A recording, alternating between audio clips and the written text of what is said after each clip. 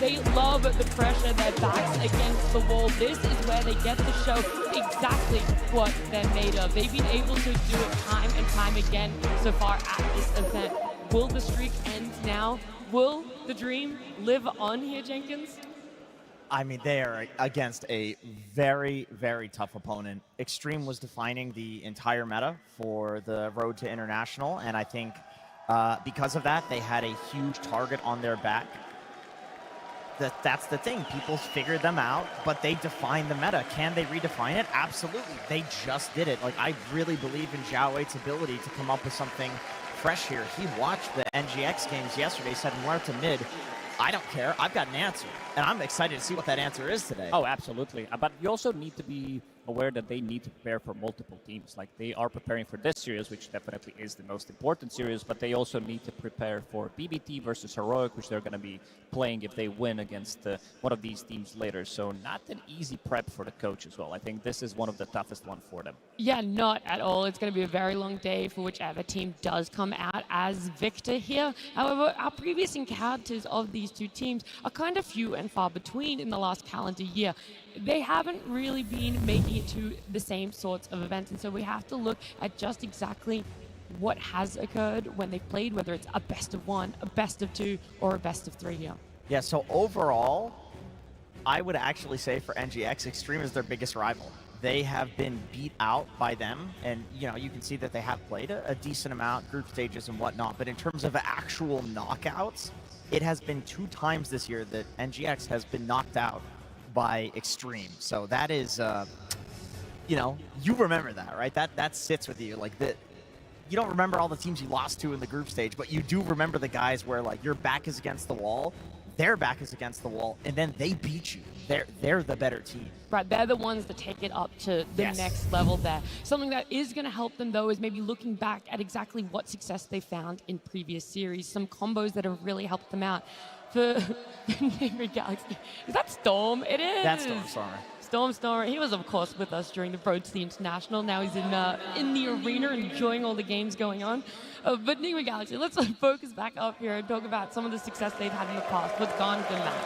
Yeah, I think they really powered up yesterday when they were playing against Team Tidebound, the strategy that they did run, not just this Muerta in the mid lane with Helm of the Dominator, but also throughout the season 2025, they had, I would say, okay-ish result. This is nothing too crazy. I think most of the heart attacks are given to the Nigma fans. So whenever you're like watching, it's very, very difficult. Like it's just a roller coaster of emotions every single time they play. And during this road to TI playoffs and the main event, Nigma is always on the brink of elimination, which makes it super entertaining to watch. And they have probably one of the biggest fan bases, which makes it even more entertaining to watch these type of games. I would also say that both of these teams, they are like playing really well in the last couple of months, so they definitely figured something out the last 2 months, and they're ready to show even more improvement here.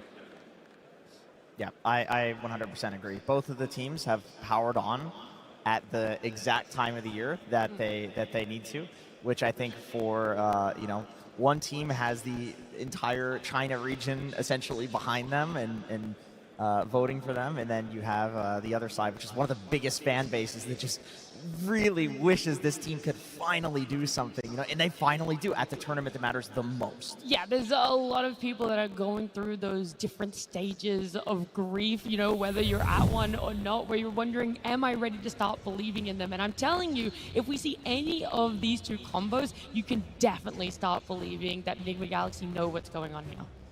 Yeah, I mean, both teams here, like they really like the Bane, but the difference is Nigma, they usually like to pair the Bane with more like team fighters, like being more aggressive, whereas for their opponents, actually, whenever they pick the Bane, it's usually to pair with like a carrier, hyper carry, like anti-mage type of hero.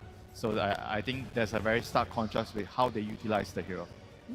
Bane is a very interesting hero to me because we've seen a lot of people try to counter it with, Abaddon, take off the grip, silencer, you global silence, and he can't Phoenix grip. And it really doesn't seem like this is the strength of the hero anymore. It does, you pick it and it makes it feel bad to pick a lot of the, mid lane pucks of the world. Like, it does have that function, but it's more like you see GH running around and making so much space with his body. Like, that's really what it's about, making space. Yeah, we've given a refresher course of people who might just be tuning in for the first time or have maybe been overwhelmed by all that data of exactly what sort of heroes we're looking for these two teams to find success. But either way, all their prep has been done and dusted. They're in the booths, and they're also in our lobby. Xtreme Gaming versus Nigma Galaxy. Game 1. Game number 1 for these two teams fighting up against elimination and each other. Let's see exactly how the draft is going to shape up. Lacoste bans that Bane. We talked about it going in, how important it was for the side of Nigma Galaxy, and XG take it out along with picking up the mask for themselves. It's a very annoying hero to deal with. Like, you're going for that one extra wave. We saw yesterday GH really punishing when they were trying to go for that extra bit of a split push, trying to make something happen on the map. BKB piercing tool, his positioning was top tier, and these are some of the heroes that we talked about. That Xtreme Gaming, especially XXS, he's one of the best Mars players in the world. They're not afraid to first pick this hero because it gives you team fight. We saw yesterday Falcons as well utilizing this hero pretty much perfectly. You can build into different items. Even Nigma Galaxy used it really well. I would say Noob had one of the better overall Mars performances. Well-rounded hero, a much stronger laner than most people do expect. It's definitely rising in value, I think, because of the build that Lacoste, I feel like you mention it every day, like people are not just going Blink Dagger Rush anymore. And also the heroes that Mars pairs with really nicely in the game, like Snapfire Phoenix.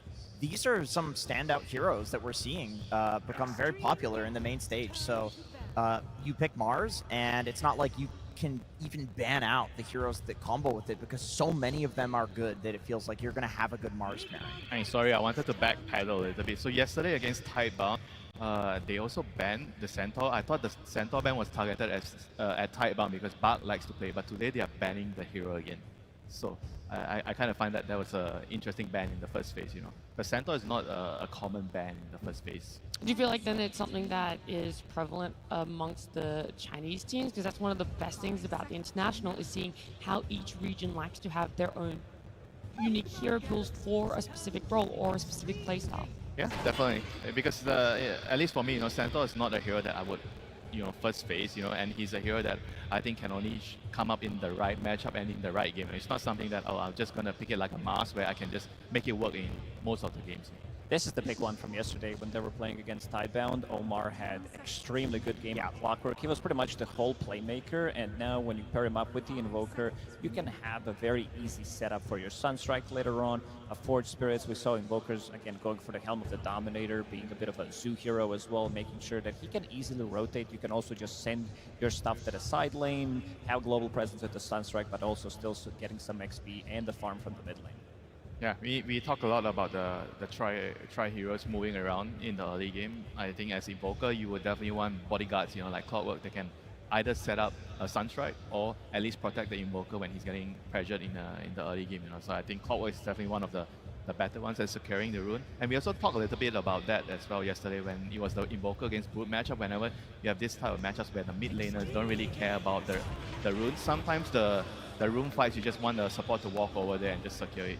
I was kind of expecting the Snapfire to come out. I mean, it's such a good combo with the Mars. Arena into Mortimer's Kisses is a free kill on pretty much any hero. You can easily double tap the Clockwork cogs with Little Shredder and get out of the cogs. And you can cookie your team out of cogs. So it felt like a really good pick here. And then Elder Titan, one of the best position 5s in the game at guaranteed securing the lane. Also something you can throw a big Earth Splitter into the Mars arena. So lots of pairings with Mars right now that look really good. And also the fact that you amplify the Snap's ulti. I think that part is probably one of the best parts about this duo, Snapfire and ET. And we always mention that whenever you're picking duos, you really want to cover all your bases, right? You don't want to have support duos where they either deal too little damage, or they don't have stuns, or they don't really have any ability in the team fight, right? So Snap and Elder Titan kind of covers most of that department, and the Mars will give them the catch. I would love to see some Pipe Wire for Nigma Galaxy from the offlane. It is insane amount of magical damage. You did mention Eteora as well, which is going to amplify it. And this is relatively easy to execute combo from Xtreme Gaming. Sure, if you miss a spear, if you use Mortimer's misses instead of kisses, that could also be devastating. But I do feel like, these are professional e-athletes. They're going to be ready to use those spells correctly. And right now, if Invoker gets initiated on with any of these spells, especially with the Arena, he's just very dead unless they're going to be picking up some safe hero from position 4/5. Yeah, but I think with the safe hero as well, right? If you have a safe hero, the Mars is just going to go for the blood spot, right? And then it's also probably going to be hard for you to You can save. rocket inside of the arena, which gives you vision, so you can save that for potential save. We saw them placing observer wards. I think the victory feast, overall, we've seen more of it because it does give you ability to get that extra bit of a heal, extra bit of a damage that lasts for a really long time. What do you guys think is the counter to Invoker mid right now with the Forge Spirit plus Dawn Brood. build? You think it's going to be Brood? Because you kind of need... Okay, well, Okay, that's the guy. That's what they think. I mean, the Sniper kind of, I think, does the same thing as the Brood, where, because I feel like the main idea why Invoker mid is very strong right now is he actually kills the tower. And Sniper defends the tower, so you can't really play the way you want to play with the Helm as the Invoker. So in terms of playstyle, I think the Sniper is a really, really good answer And against the Invoker. he can kill the Dom creep as well. Yeah. Yeah, that's And he's pretty also nice. really good against the Troll and the Pug now. Okay, he's not so good against the Clock, but I think overall this is a really, really good Sniper pick, and you know, it's XM Sniper. Yeah, He wants to play Sniper. I'm shocked they had to make it this far into the tournament for us to see, like, XG making it this far and having this be the first Sniper pick of the tournament is really goofy to me. It is, it is. I think they need to remove some of the heroes from the offlane that can get on top of this Sniper. They're removing Magnus. I think potentially Primal could be really Primal. good because you don't care about ET that much in the lane. You're caring more about, you know, any kind of stuns, anything that can Displacements. lock you down. Exactly. Like, he's very weak to displacements, you know, like Sniper doesn't want to be found in a team fight, so if you actually can find a hero to do that, like Dominic you mentioned, the Primal, the Magnus, we're probably going to see those bans. Pango can also work. Anything that can get on top of them. Yeah, actually it's a pretty good Pango game. Do you feel that Xtreme Gaming's lineup is a little too dependent on a Mars initiation at the moment, that if he blinks and it's not an arena that catches more than one hero, is this going to be a team fight that might not go in their way? Do they need a contingency in that form? I mean, they need an active carry, I feel like, because whenever you have Sniper mid, you are going to be playing for the Sniper. The Sniper is essentially your carry, right? So Ame kind of maybe would be playing more of a supporting role this game, so he kind of has to be more active to help out the Sniper. Any gate carries or someone with a stun to protect the Sniper. A lot of the heroes that are really good against Sniper from the offlane are already banned out. Lycan is out, Centaur is out, the Primal you guys mentioned. I mean, if they wanted to pull some heroic strat, they could go Pudge. Technically, does Noob want to play a Pudge offlane? I know you want to see one. I mean, it is Clockwork Pudge. This is literally what heroic does. 10 seconds remaining. It doesn't strike me as a big Noob hero. noob Yeah. hero. I mean, I think he's probably going to lean towards more like the auras right now. Like, he's going to try to buy, like you already mentioned, they have a lot of magic damage. So he wants a hero that buys the pipe, right? Yeah, I think Pango's a safe. Oh, never mind. Pango would have been very safe. Right, that's still Primal if they want to. I think it could be a decent option here against the Sniper. Yeah, I think if you're XG, you probably pick something here that's good against Primal, so that way you're making it like less appetizing to pick. 10 seconds remaining. But is that really the only potential pick that you guys see? There's more aura builders from the side of the offlane, but is there something else that it needs rather than just that potential to build into? I just think they want to jump from Xtreme Gaming because right now, like at the later stages of the game, you're going to be picking some... That's the stun. This hero has... Wow, okay, this is a very, very interesting hero here. I mean, he did get a lot of, I think, attention. Like, I want to say 2 months ago was Watson kind of popularized your hero. There's a good amount of position 4 as well. Yeah, I yeah. believe Yep. Pure was the one who wanted to play CK for a really long time. It's definitely He right definitely up his alley. fits the way that you want to play for the Sniper, right? Because you want a hero that can protect the Sniper, create a lot of distraction. But on the other hand, you know, I feel like the D-Crab is kind of annoying, you know, for the CK. But at the same time, because he's not the main focus of the draft like the Sniper, so he kind of just needs to enable the Sniper. I like either Primal or Underlord potentially. I think Underlord is a very good answer to the CK. It's because really of good against illusion, CK. So, and you also have a cleave as well on top of all Yeah. the abilities that are very annoying for CK. Yeah, but the thing is, I'm not sure if it actually solves the Sniper problem. I get it against the CK, but against the sniper, you're basically counting on the clockwork mainly, and maybe a blink, you know, either... You're eventually going to be getting the blink control, but also when Invoker. Clockwork initiates, having a bit of a global Oh my presence. god, look at that vascularity. Good lord.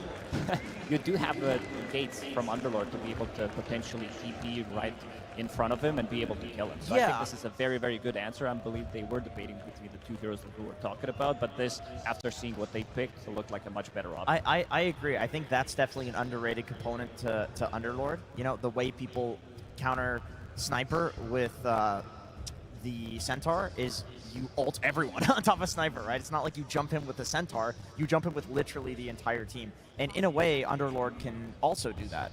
It requires some good portal positioning, but this is noob we're talking about. Yeah, but I do feel like the 3 cores on Nigma Galaxy, they tend to need a lot more farm compared to the XG side where, I mean, Mars doesn't need too much, CK doesn't need too much. True. The Sniper is the only one that needs a lot. So I feel like Nigma has a much slower early game, whereas XG is going to have a much faster early game, and that could decide the remaining of the game. I mean, we're also seeing 2 first picks in the tournament in this draft, right? The Sniper and the Chaos Knight. That's something that we haven't actually seen yet here at TI14. So that's also a big question mark. How are they going to be playing with that despite the fact that we have not been able to see those heroes? We'll see exactly, though, if that caught off guard Nigma Galaxy is at all as we head on down to the stage with Slacks. Absolutely. Hello out there. Of course, this place is packed for this series. Mr. Kuro, so good to see you. And I have to say, I think a lot of people are here for you and the boys. Got to feel pretty good, but let's get into questions. All right. Very, very mixed draft here. We got some, you know, Mars Snapfire 2021 Animator stuff, but 2 new heroes. We have Sniper and Chaos Knight. Now, I know you and me are getting kind of old. Do you remember what these 2 heroes do? Yeah, of course. We are ready for them. Are you ready for them? Do you think you're prepared? Because were you surprised when you saw these coming out? I mean, obviously some pretty standard picks coming out from them, but they haven't picked it yet. A little bit. We had an understanding what type of last pick they wanted. I thought it could have been Alk, but they took CK instead. Okay, all right, all right. Well, we do have Sumail out here on Invoker again, yet to lose a game on the main stage. Lost one in the road, but who cares about that? It was a long time ago. Do you feel like this team is performing really good with the crowd's energy? Is that why you guys can't lose on some of these heroes? I mean, crowd is amazing. People are so good to us. Like, we love it. And it's really why we're doing this at the end of the day, especially the old-timers, Maroon, Sumail, myself. This is it, you know, we come to play TI, we enjoy it, and I think a little bit nerves are natural, but not necessarily a bad thing, and we're getting more used to it. But yeah, we're just enjoying it. All right, well, I am going to be sure to enjoy this game as well. My last question here for you. Now, do you think that there's anything you could have done better in this draft? Is this the exact kind of draft that you want? Do you think that there's any kind of improvements you could have made? Depends on the outcome of the game. That's a good-ass answer. All right, Mr. Kuro, thank you so much. Ladies and gentlemen, can we give it up one more time for Kuroki and Nigma? As we head in to Game 1 of this elimination series. Thank you very much there, Slacks and Kuroki, as indeed we're ready to get into the action here of Game 1 between Xtreme Gaming and Nigma Galaxy. Folks, exciting stuff going down in the draft. Of course, Nigma Galaxy very much getting all their strengths. Xtreme getting some of their older strengths, you know, some stuff that we're not seeing here, but not, especially the Sniper, right? This is not a surprise. XM, one of the best on this hero. Still wild to see that it took this long in the tournament to have it come out when we're seeing a lot of these. I mean, some of these mid laners that do suffer, right? A lot of Puck, Invoker that can suffer versus something like that Sniper. But let's see, because I've talked to a lot of the pros here, and a lot of them have, I mean, mostly the same opinion on the Sniper. They are unsure how to really build the hero nowadays. The damage just feels a bit lackluster, but let's see what the Master is going to be able to do on it. XM, sure. But we have to look at everything else, of course, too. We have a lot of very flashy things coming into this game. We have ET, I have to mention him, one of my favorites. Love to see this hero. But ending up with the CK last pick into a lot of traditional counters. He's playing into Invoker, which literally was one of the best counters for so long versus that CK. And they get a last pick Underlord versus that CK too, which is pretty difficult. I'm very excited to see what Arme is going to be able to pull off on this hero, as it's definitely not something that other teams would be going for. Yeah, and he went for the fundamental forging. So to point this one out, you know, since we never get to see this hero, the facet, lets you get neutral items from the next tier, which could be pretty interesting if you can get like the serrated shiv, right? I think the one that most of these cores like to have early on. We'll have to see what he does prioritize with that. So far, I mean, with this sort of lane setup, what do you sort of expect for him down there on the CK? Is it an easy lane, or could we see Nigma Galaxy pushing Ame out? They could definitely put some pressure onto him too, but he does have an ET, which can soak a lot of pressure at times. Does mean the ET can get caught and die down here, but perhaps it could secure the lane a little better for Ame. But double melee into this Underlord, absolutely. Noob can have a great time. Oh, they're going to get the cogs down here. Sunstrike coming in as well. XG, they're in trouble. Nigma Galaxy, they're going to be able to clean up the both of them. Oh dear, that's not the hot way to start things. At the same time, up top, it's going to be another loss here for XG. They lose a third hero. Nigma Galaxy striking hot. Beautiful cogs coming in from Omar, catching the two of them. Noob is at plus 70 damage now. The dream to start your lane. Double melee into Underlord can definitely be problematic. Double strength melee as well, right? So that Firestorm, super effective if you can get in that type of connection. Yeah, not easy for these two to trade. No. When they try and step up. Once they hit 3 on the Elder Titan, that's when he's got his power peak. He can trade a lot easier, but versus Clockwork, Clock has traditionally and almost always been one of the better counters versus Elder Titan in the lane as well. These little battery assaults can be very disruptive, burning his mana with the cogs as well too. So let's see how XG can stabilize things after giving up a very early double kill. And just the fact that, as we saw, you know, there's always going to be that easy setup for Sumail to throw in a Sunstrike as well. So Xtreme, they've got to be very cautious down here on this safe lane. Sumail will find himself a D-ward in that mid lane, since some of the hits from XM were on the high ground. Nice one from him. And looking up at the top lane.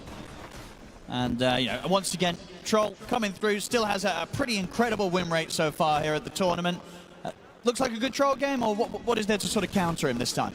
It looks like a pretty damn good Troll game, yeah. Sure, he can get kited a bit with some of the, you know, chain stuns, and there are some funny interactions that can happen with Elder Titan, of course, too, just controlling him during his entire battle trance, but yeah, looks pretty solid overall, right? Being able to switch between that melee and range form versus Mars is always going to be really effective, and mid-game, I think we've seen what the power of what the Troll can do. Although he did lose, I think it was both games yesterday, right? So after having that 100% win rate, I think we did get a couple. We definitely got this one. I know he won one of the ones later on, but it's definitely not 100% anymore. He's going to fall pretty low here. Another blast comes in. Sunstrike is at the ready if Sumail feels that he can maybe line something up. It's not even going to be needed. Yeah, GH, he's got it alone. And runs Jin-Q out of the lane. And it's really cool to point out how they did the laning setup, right? We can go back a little bit and how Nigma decided to do these lanes. Having the Pugna up here with this Troll, it's going to ensure the lane a lot easier for him. Just, I think we mention it every time with Pugna. One of the best, if not the best harasser in terms of laning phase. Even if he's versus Snapfire, who can kill his ward. Bit of a sneaky setup here. They've got the Tornado and the Cold Snap. Nice stuff for Omar to TP in and trap XM in the cogs. XM will get back up at Jin-Q. Tries to stand his ground and turn it. Brings Sumail down. Can he do it? He can. He does. He'll bring Sumail down first, XM, but will still fall. Another Omar TP. Should be able to get away from Jin-Q. GH coming in to make sure that Nigma Galaxy don't lose a second hero. So ends up being the 1-for-1. Not quite able to cancel the south there either. But yeah, for Xtreme, they get that kill first. XM able to have enough damage to bring Sumail down in time. A clever play, though, from Sumail. Usually don't see this too often, right? Getting the Wex point early, trying to get the setup. Does, of course, you know, he dies first, but just on top of things, looking for these early movements. I think we've seen this from Omar so many times from Nigma. Most of the times he's playing like the Bane, so it's a lot easier for him to just naturally rotate, but yeah, impressive stuff. Is Omar bottom, X-Nova in the cogs. See what they can do here. Ame ready to step across as well. Sunstrike coming in, finishes off X-Nova. Sumail takes him down. Stun alone, not enough damage to kill Omar. Omar's going to be fine, and Ame taking huge hits here from Noob. I think he actually saved him with that Lotus. I think it was exactly enough HP. As the damage came in from the vault. As it came in. I think it was literally split second. I'd have to look exactly again, but it almost looked perfect. Top lane Ghost. He's feeling the pressure here, but we'll get the whirling axes off, and actually able to survive against these two. Ame is, there's just a lot of stuff going on in this early game. In 6 minutes, action aplenty. Lanes already being broken as we see. Definitely in the mid though, whilst attention is drawn elsewhere. I think, you know, one of the reasons as well we saw Sumail try and go for that attempt with Omar TPing in is because if this gets left as a 1v1, the pressure from XM is adding up. Absolutely. It's much harder for sort of Sumail to step up. You know, level 3 shrapnels are online. Yeah. XM ready to keep that wave shoved in. Really strong matchup for the sniper versus that invoker, especially in this early. Of course, things have perhaps changed with this new Dominator build, because now you actually have extra armor on the Invoker, which could make a pretty big difference in terms of harassment, but XM is whittling the tower down. It's down to about half HP in the mid lane, just from him constantly poking, so could definitely see another, perhaps, tornado move come in, where they want to try for a rotation on him. And talking about Dominator builds, what are we going to see from Arme on the CK? Is it going to be standard? You think you're still just picking up the armlet? Yeah, I mean, maybe not Armlet versus all this percent damage, but something like Echo or Armlet, one of these early items. Omar's in. Here's the setup. The tornadoes. Easily now allowing Omar to close in onto XM. XM will be able to break his way out of the cogs, and he's going to be fine. Now he's actually able to maybe turn with the shrapnels down onto Omar. Here comes the assassinate. It's coming in. Bam! XM takes him down. It's at the point, right, because XM has been able to play the lane as well as he has. It's not easy to gank him, even when you get such a clear-cut setup with this tornado, cold snap, into the control and damage of the clockwork. It's not quite enough. XM survives and proving to be a very difficult gank now at this point. If it's almost any other player on Sniper, likely to die, but XM, he is the master of this hero. He pushes it to the limits, immediately just starts poking the tower again. No hesitation, half HP, who cares? Trying to bring any attention onto that mid lane. He just keeps pinging it. Yeah, he's like, I'm hitting the mid tower, guys. Look he's at this. getting a lot out of this. He's gonna bring it down eventually, so let's see how they want to react. He's actually calling for his 2 supports to play around the power rune as well. This tower is going down. See this early movement as well. They also have Ghost coming down to this bottom lane as he's come through the gates. Nice GH and Omar starting to push Arme away.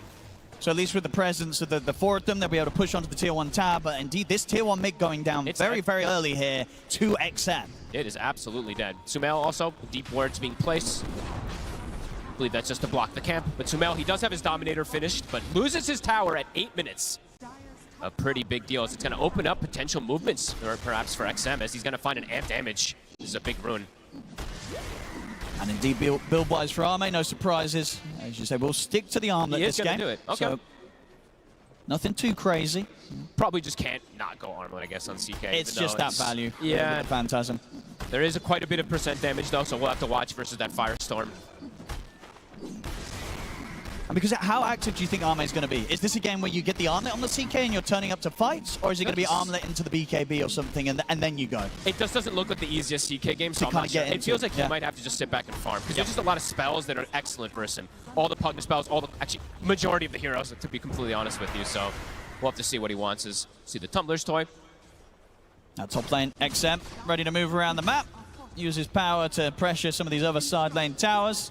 He's actually going to come back in with the TP towards the mid, as they do want to make sure that Nigma Galaxy doesn't get the chance to put the pressure in. Omar's gone a bit deep here, as XM and Xnova will quickly deal with him. Another kill for XM, as he'll now be in position to hold the defense and ensure that Nigma Galaxy just aren't really getting any damage at all, really, onto this tier 1 tower. XM being able to pressure and hold the mid very well in this opening 10 minutes. It's really interesting how they're doing this at the last 2 days of the tournament, right? Switching things up. They have, of course, the CK as their quote-unquote carry, but it does feel like XM is going to be that true carry in the mid lane, being given all the space, pretty much everything in the world. I mean, absolutely right. In these sort of fights, if it sort of ends up with Arme just being on the front lines, dying, it's not going to be the end of the world for Xtreme, because indeed, XM can be that sort of carry from the mid as the sniper. I think that perhaps is what he's maybe looking at, right? He's going to absorb a lot of attention and just let XM just peep from the sidelines. I mean, even if it's just sort of being on the front lines, right, so that the troll, when he goes to ults, he's going on the CK, right? He's not touching the sniper. Yeah, could be really, really cool to see. So Nigma Galaxy definitely going to have to find ways to get on top and deal with XM in the skirmishes. And they do have some tools. You know, they do have the Underlord Pit at some points that we'll have to see when they are just able to teleport on top of him. Sumail, we'll get the deny on his Dominator. Easy.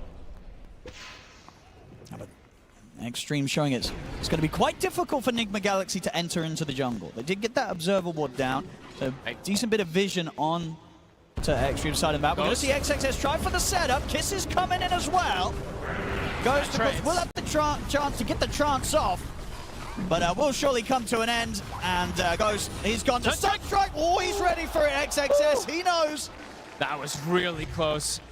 Nice sidestep. Very, very nice sidestep. All 3 laners, all 3 cores at the moment having a pretty solid time on this side Xtreme. This is going to be a very fast blink dagger on XXS. One of the scarier Mars as well. We've been seeing this hero just rise and rise throughout this tournament, looking super good in most games, and yeah, it's going to be very early timings for him. And it's literally probably the best hero in the game to protect a sniper, right? They've got 3 fantastic tools to protect him. So this type of start can be huge, especially with the way they're, making sure they don't lose their towers here. I mean, GH, he's trying to poke and prod it, but continuous protection. Coming in with a good angle from the side, gets the setup onto Xnova. It's gone. Will allow them to continue to hover around here, Nigma Galaxy. Xnova was way too far forward there. XM stepping up. There's a hook shot available for Omar. I mean, if Omar sees the chance, he will dive for this. He's thinking about it. There is backup, though. XXS is in the area. No arena, but he has a spear. I think they know. He's pinging. Let's see who's going to be first to make the move. Need the team content with looking to start a fight. How's Noob doing on his pipe? He's getting pretty close to it. Ame, they're making the move on him. They're going to get the catch here. Omar in with a hook shot. Sunstrike coming in as well. Phantasm will be there to dodge it, but Ame still goes down. Surprised he showed in the lane. I thought he was going to keep jungling for quite some time here, because it's just, if he gets caught from any of these spells, it does feel like he's just a free kill. I believe that is the pipe finished up now for Noob, so very early timing versus... The sniper's going to be able to deal a decent amount of damage in this versus this, but the Snapfire and the Mars combo could get answered pretty heavily if Noob just TPs in and pops that pipe for the team. And we're going to see Ame just going to go full in on the illusions. Wants to get the armlet into the Manta this game. Okay. Farming build.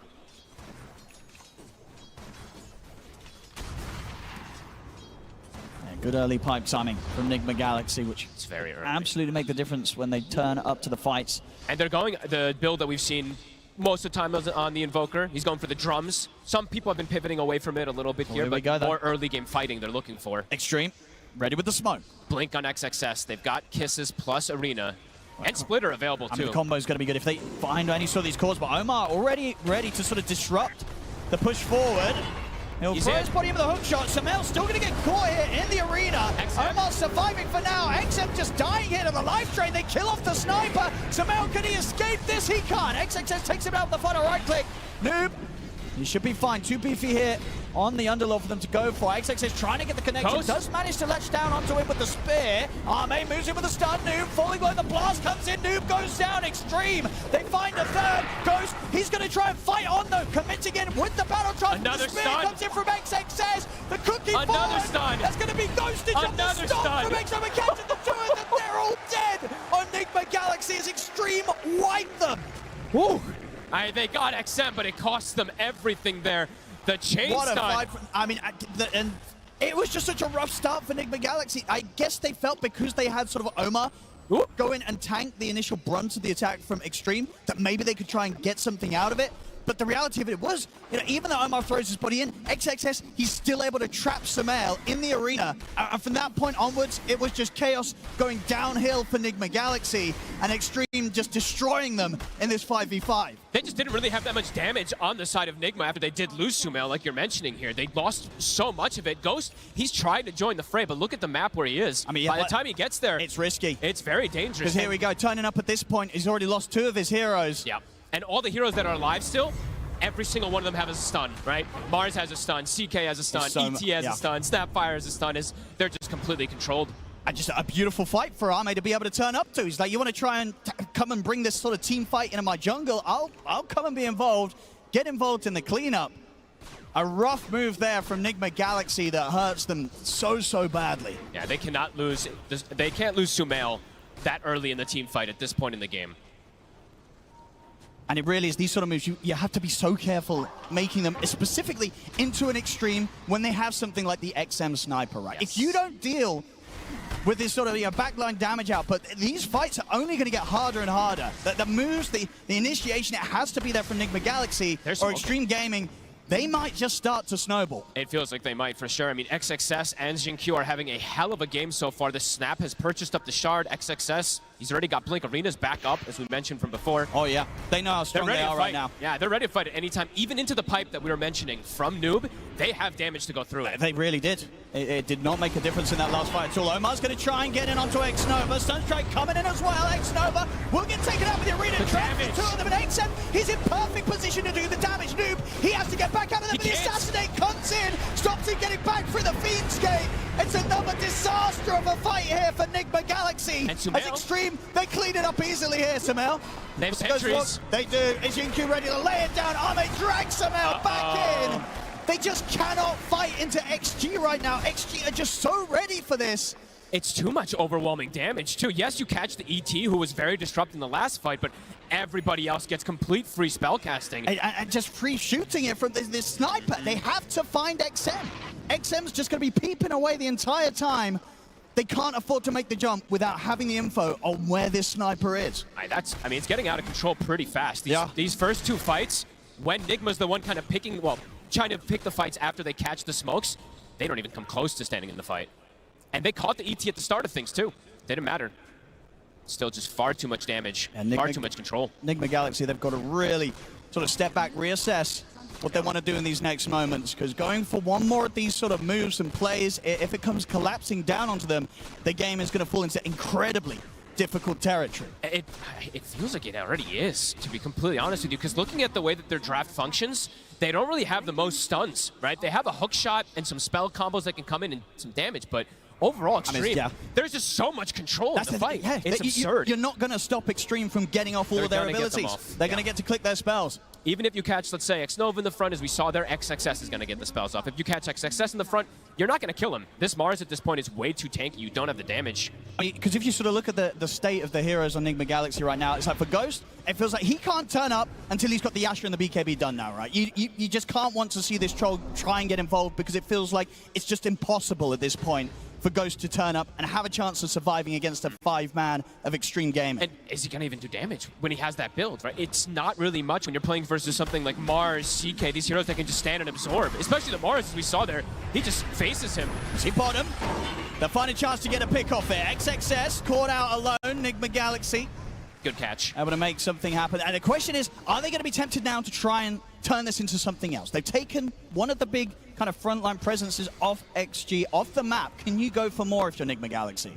I think maybe that's how their lineup just has to work, right? They do have that global threat to catch heroes split up on the side with the Clock, with the Sunstrike, plus the Pits, or with the Underlord, sorry. Yeah. But the team fights just seem way too difficult at this point. So, yeah, like you said, maybe reassess things, split the map up, try to look for these pickoffs to get an opportunity back into this game.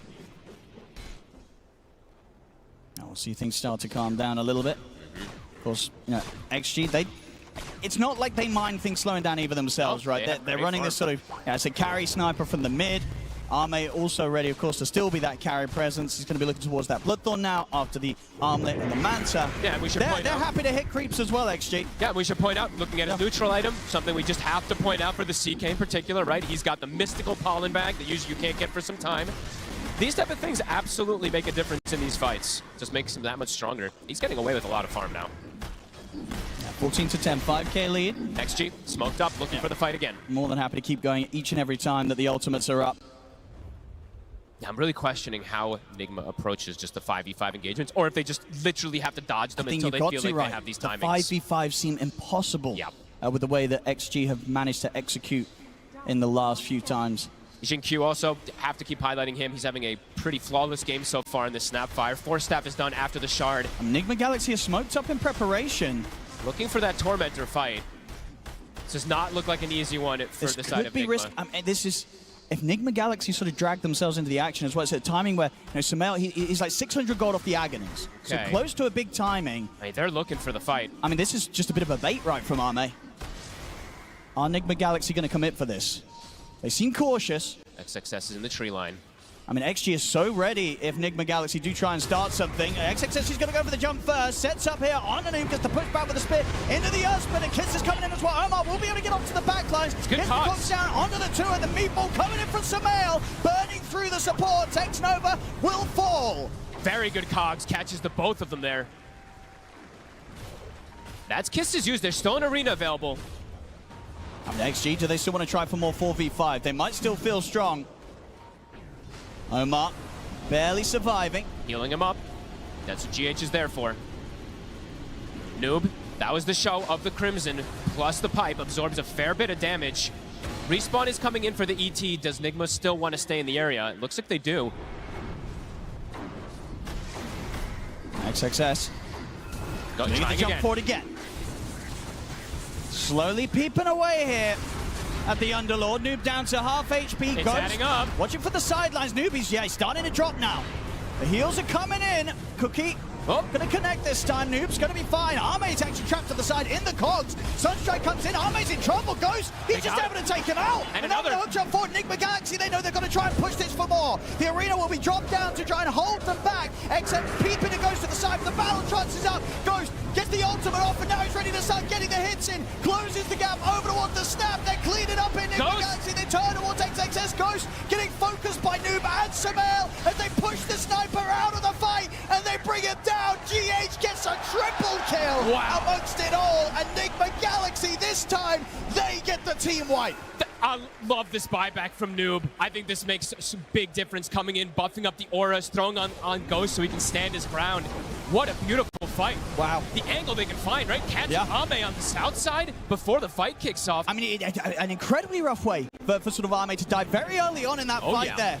Getting caught, heading up the steps. Noob, they're whittling him down, but he actually did his job, right? Absorbing so much pressure, and then Ame getting caught on the south side makes the difference here. A great buyback. We'll see it here, right? Ame heads up, but it's straight into so Ghost. Dangerous. Ghost in position, and Omar right next to Ghost there. He can be there to trap whoever headed up to the high ground, and it being Ame meant that the carry from Xtreme Gaming getting taken out so early in this team fight. And at this point onwards, XM, he is in position. He's starting to do the damage, but Ghost getting the ult off before that spear into the arena wall was there. And the buyback right meant that they had the chance. And indeed, Noob coming in to make sure that XM did not get the chance to continue to peep away at the troll, push him out of the fight, and ensure that Nigma Galaxy take all 5 down.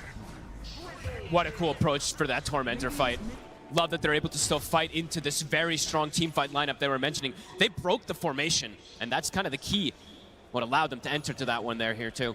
As Ags is finished up from Sumail, as we said, the Crimson in the pipe was finished from Noob, and even after the buyback, he's actually still pretty good on that net worth chart. Top up there. That was beautiful. Yeah, not an easy fight to make happen, but they managed to do it, Nigma Galaxy, setting the game back to very even territory here, 16-16. And it probably makes Ghost feel a lot better in terms of his matchup. As we saw there, even with just a Battle Fury and a Yasha, he can turn up with all those auras and all those buff ups. Oh, for sure. That was a risky call to make for him to get involved, but it absolutely pays off this time. The magic. Stars aligning. Let's see where they head to next. Starting to look towards the bottom side of the map. Ame, how's he doing on the progression? Very Still close to good. having at least the Orchid online. But completely stabilizing things on the side of Nigma Galaxy. Net worth completely back to 0. I believe they're actually in the experience lead after that fight as well, after being about 1,000 XP behind too. So XG slowing the pace down themselves, looking for those next few items. XM getting closer and closer to that Mjolnir. They do have to watch out in terms of these, at least in these fights, if they can get these, GH in particular, we didn't get to highlight him, but ending up with a triple kill in that last fight, he got a lot of healing off as well, too. So this Pugna, this pesky Pugna does have to be addressed as well. I mean, the support duo of Nigma Galaxy, we've seen it from these two before, right? And on these heroes, GH on his Pugna, Omar on the clock. They get a lot of work done. Omar on his clock has been insane on this main stage, finding both supports even earlier before the fight started, too. These type of things are huge.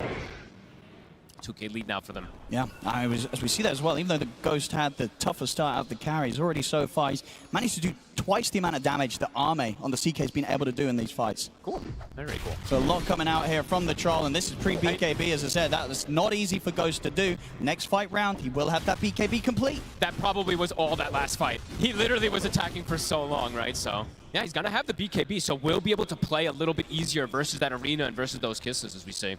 XM, of course, continues to scale very, very nicely. Full Mjolnir on top of the completed Hurricane Pike. Next timings have been hit. They have BKB on the Mars, and as you said, the Mjolnir is done for that sniper. He has to be dealt with. Yeah. Omar's got to find him, or as we saw last time around, Noob's got to be able to try and set up with the Fiend's Gate to get in the face of the sniper.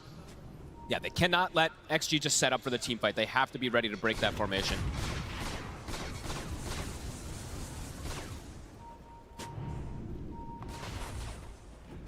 Ward will be taken out. Roche, perhaps the next point of contention soon, as it is top for the next 4 minutes. Oh, yeah, I mean, both teams are definitely going to want to have a say about that. Both teams very good at fighting around the pit, though. Yeah, I'm very good at killing the Roche. Yeah. Nice success. Omar doesn't really want to go in on the clock. He'll just take the amp damage.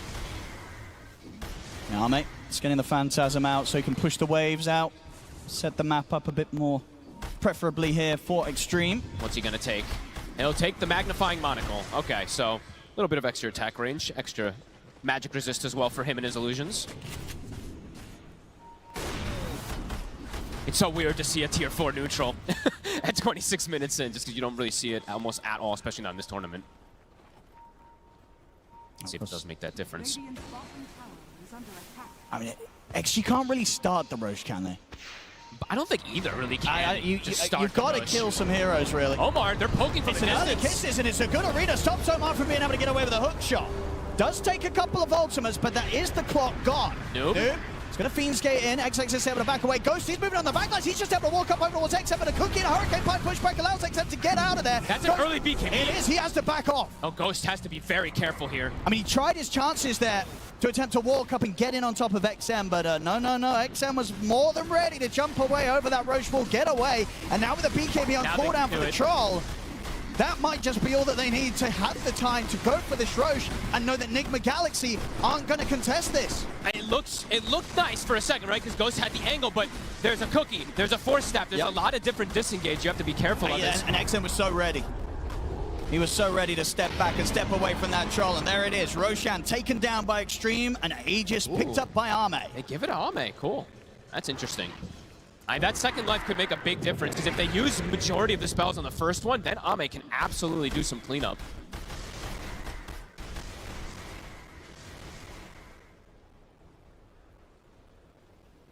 Now with this Aegis online, what do you think the call is going to be from Xtreme? Do they look to try and push this? Are they happy to still farm? And then in Nigma Galaxy, are you avoiding the action, or are you still going to try and make plays into the Chaos Knight's Aegis? I feel like for Nigma, again, they might have to just sit back and wait a little bit longer, just for that timing in particular. Sure. But still, they could look for these global pickoffs if they do see an opportunity, because they do have that availability. But I would say that XG, they're the ones that are looking to lead the charge. I said that before, and Nigma was the one that actually took the fight, but I would imagine so with this Aegis. I mean, they should feel pretty strong still, even though the numbers are close. The team fight still GH has to be very specific for the side of Nigma. Well, they're going to find him out on his lonesome here. He's going down. No way out for him. A little bit of a freebie for Xtreme. Next round of those arms getting finished off, though, for Nigma Galaxy. SNY now done on Ghost, and Sumail has got the BKB ready for the next team fight. Damage could be, if Ame is not addressed, if he doesn't get killed early in this one, it could be devastating. The Bloodthorn is done. Manta, Phantasm, Bloodthorn, if anyone gets ripped in, they are just pretty much dead. I mean, this is the thing, right? From Xtreme side of things, if they get the stun into Bloodthorn and they have sort of the sniper and the CK focusing down a hero, the ET around, like anyone will die. They even noob, right? You got to even be careful on the Underlord if you get grabbed at the start of the action. It has to be very specific conditions that Nigma has to find to be able to look for a fight here. It looks like they are perhaps thinking about something here. I'm seeing some lines being drawn. Okay. XXS, I was seeing he was debating which build he wants to go for a couple times here. He has a full Hex on the Mars. Oh, wow. Very early. That is early in the build. Yeah, so pretty devastating in terms of either controlling a Pugna who's trying to save allies and Invoker who doesn't get a BKB off. They're looking for the fight, though. Do they want to fight around this tier 2? XXS... I mean, they're getting a good wrap around it. XXS is not there. He's mid lane. He showed. Omar's going in. They're going to try and find Xnova first, as Omar's able to get on top of him. He's able to get out of the cog. Sunstrike coming in onto Xnova. Xnova will fall. They take out the ET. Now they're trying to turn for more. GH able to slide to the side with the force stuff. Now Ame sort of surrounded, of course. Does still have the Aegis. There's the back from XXS. Comes in with the arena. They're controlling Ghost. They kill him off. He's not able to get off the ultimate. That's the reveal. And now the rest of the fight, Nigma Galaxy have to run. GH barely surviving. Ame on round 2. He's ready to keep the push going. They tried for the fight, but... What a purchase.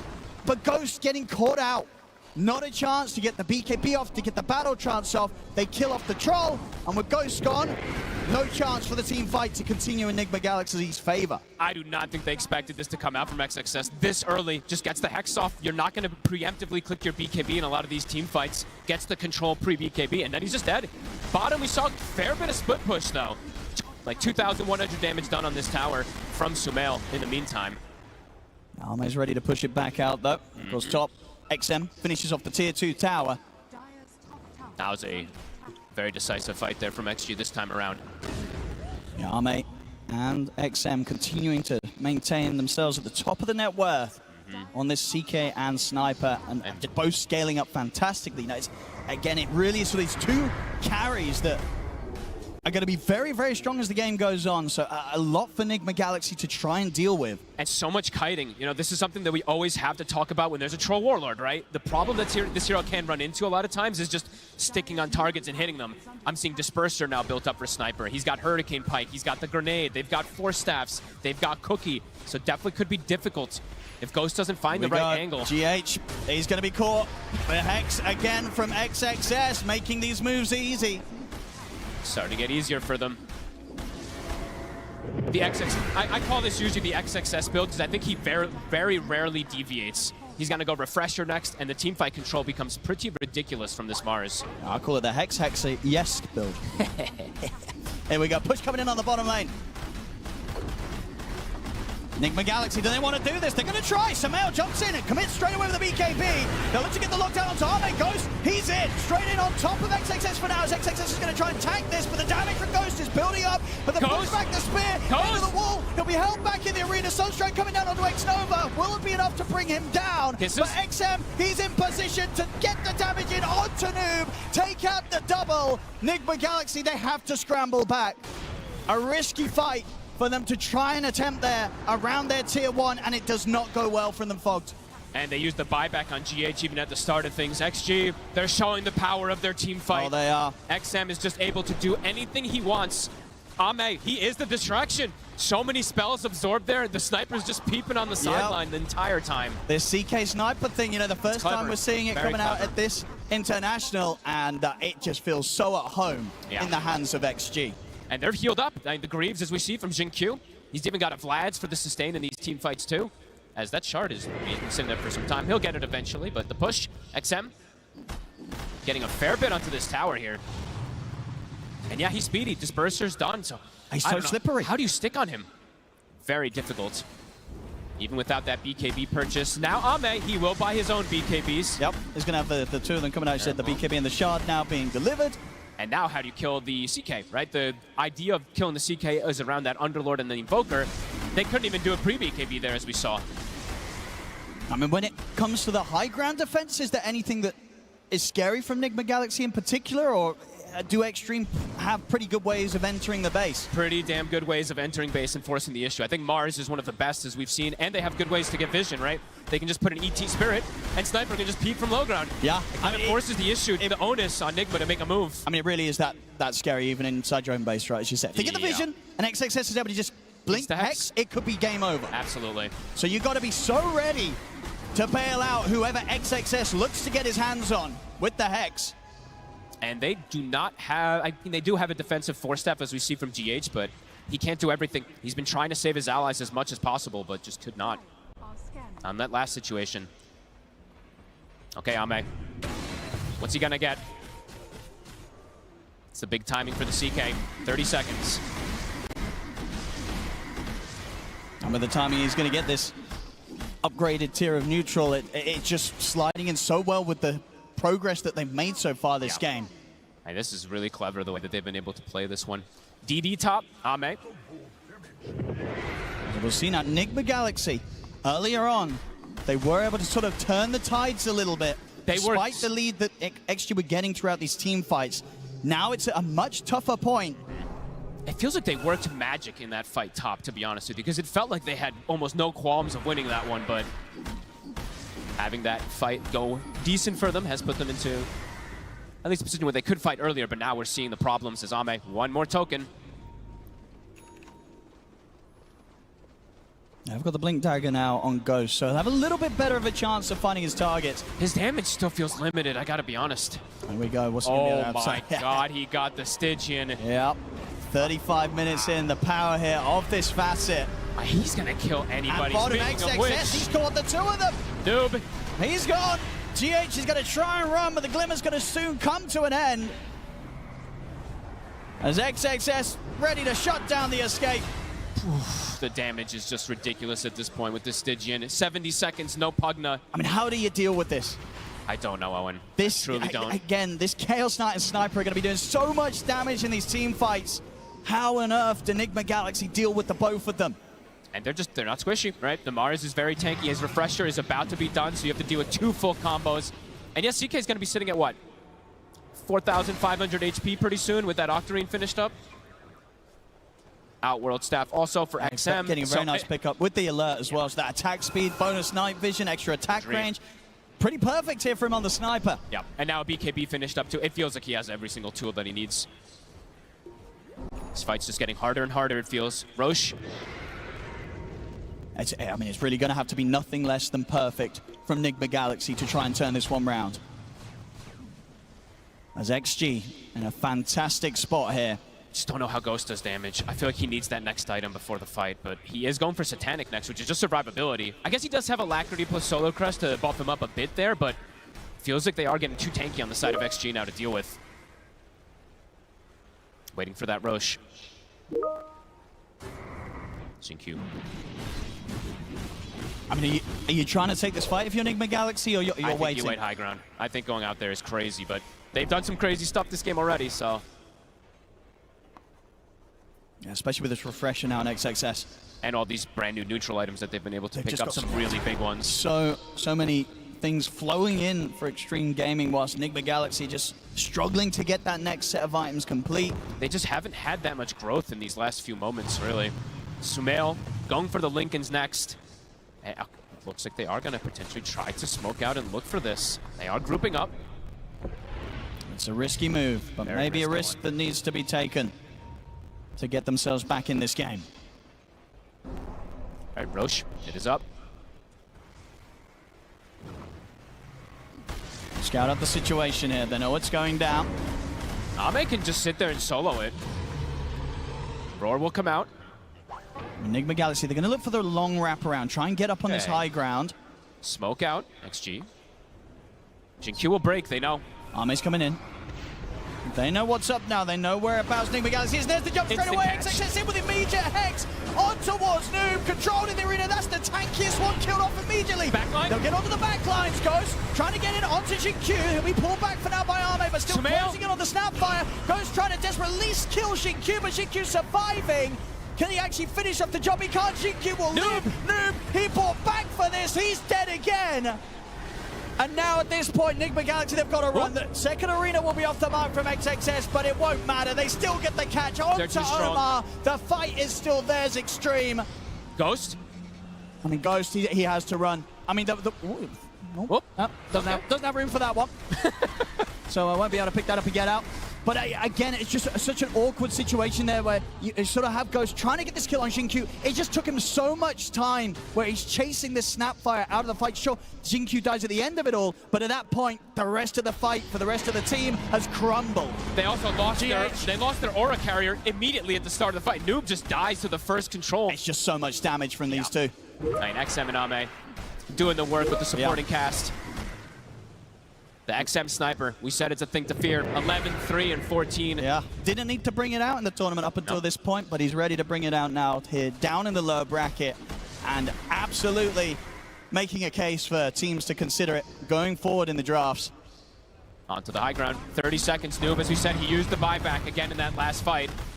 You see the damage here, coming up to 45,000 nearly, coming out from this sniper. Insane. Actually doing almost more than his entire team, just on his own. XM has been able to just sit and stand his ground. Trying their best to hold back it. Nigma Galaxy nearly having the full lineup back up. Ame will cut the bottom wave as well. XM sticking around. Level 25 has been hit. More shrapnels. They can't push him off these barracks. It's gone. That's the mid-melee rack's gone. Everybody is back up, but again, trying to make a move. Trying to make a move into the sniper still with so much time on the Aegis.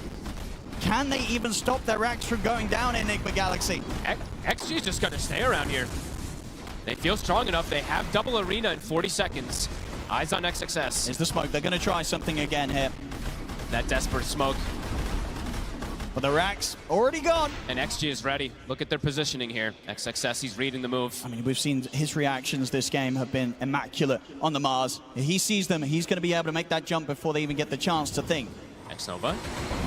Catch him first to the side, but he's able to force out X. He's in the X! The spear though, he misses!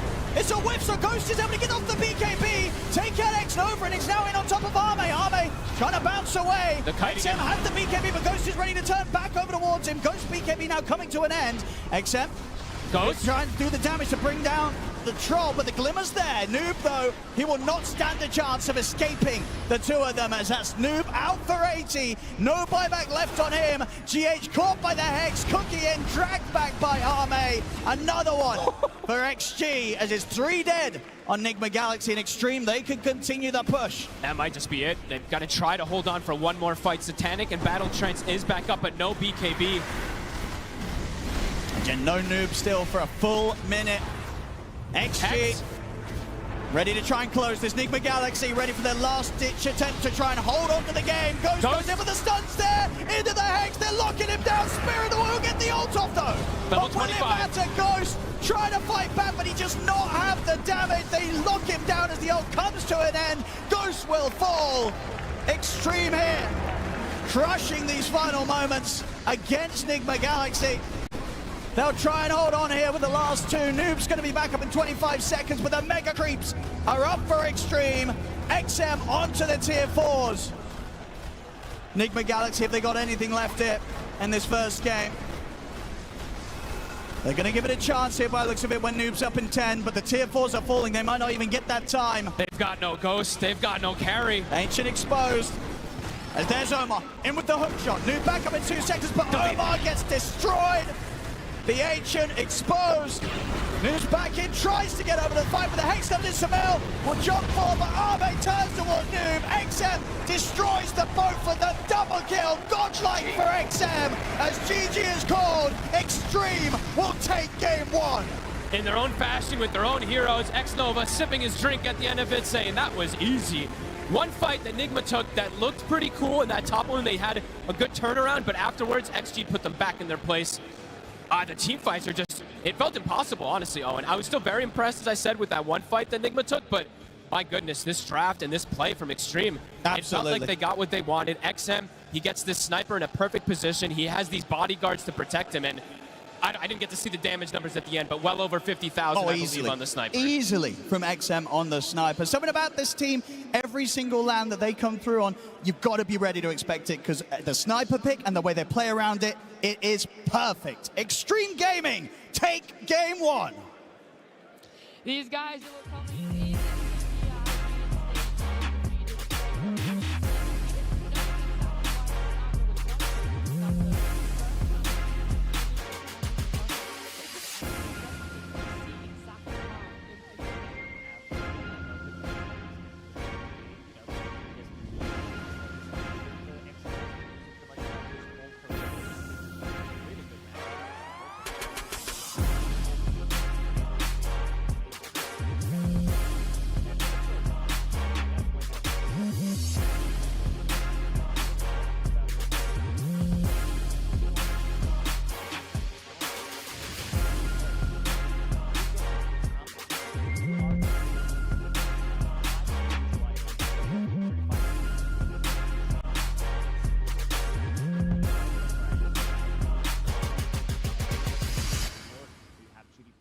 Great against Pugna, great against the Troll Warlord, so he's not getting the heals.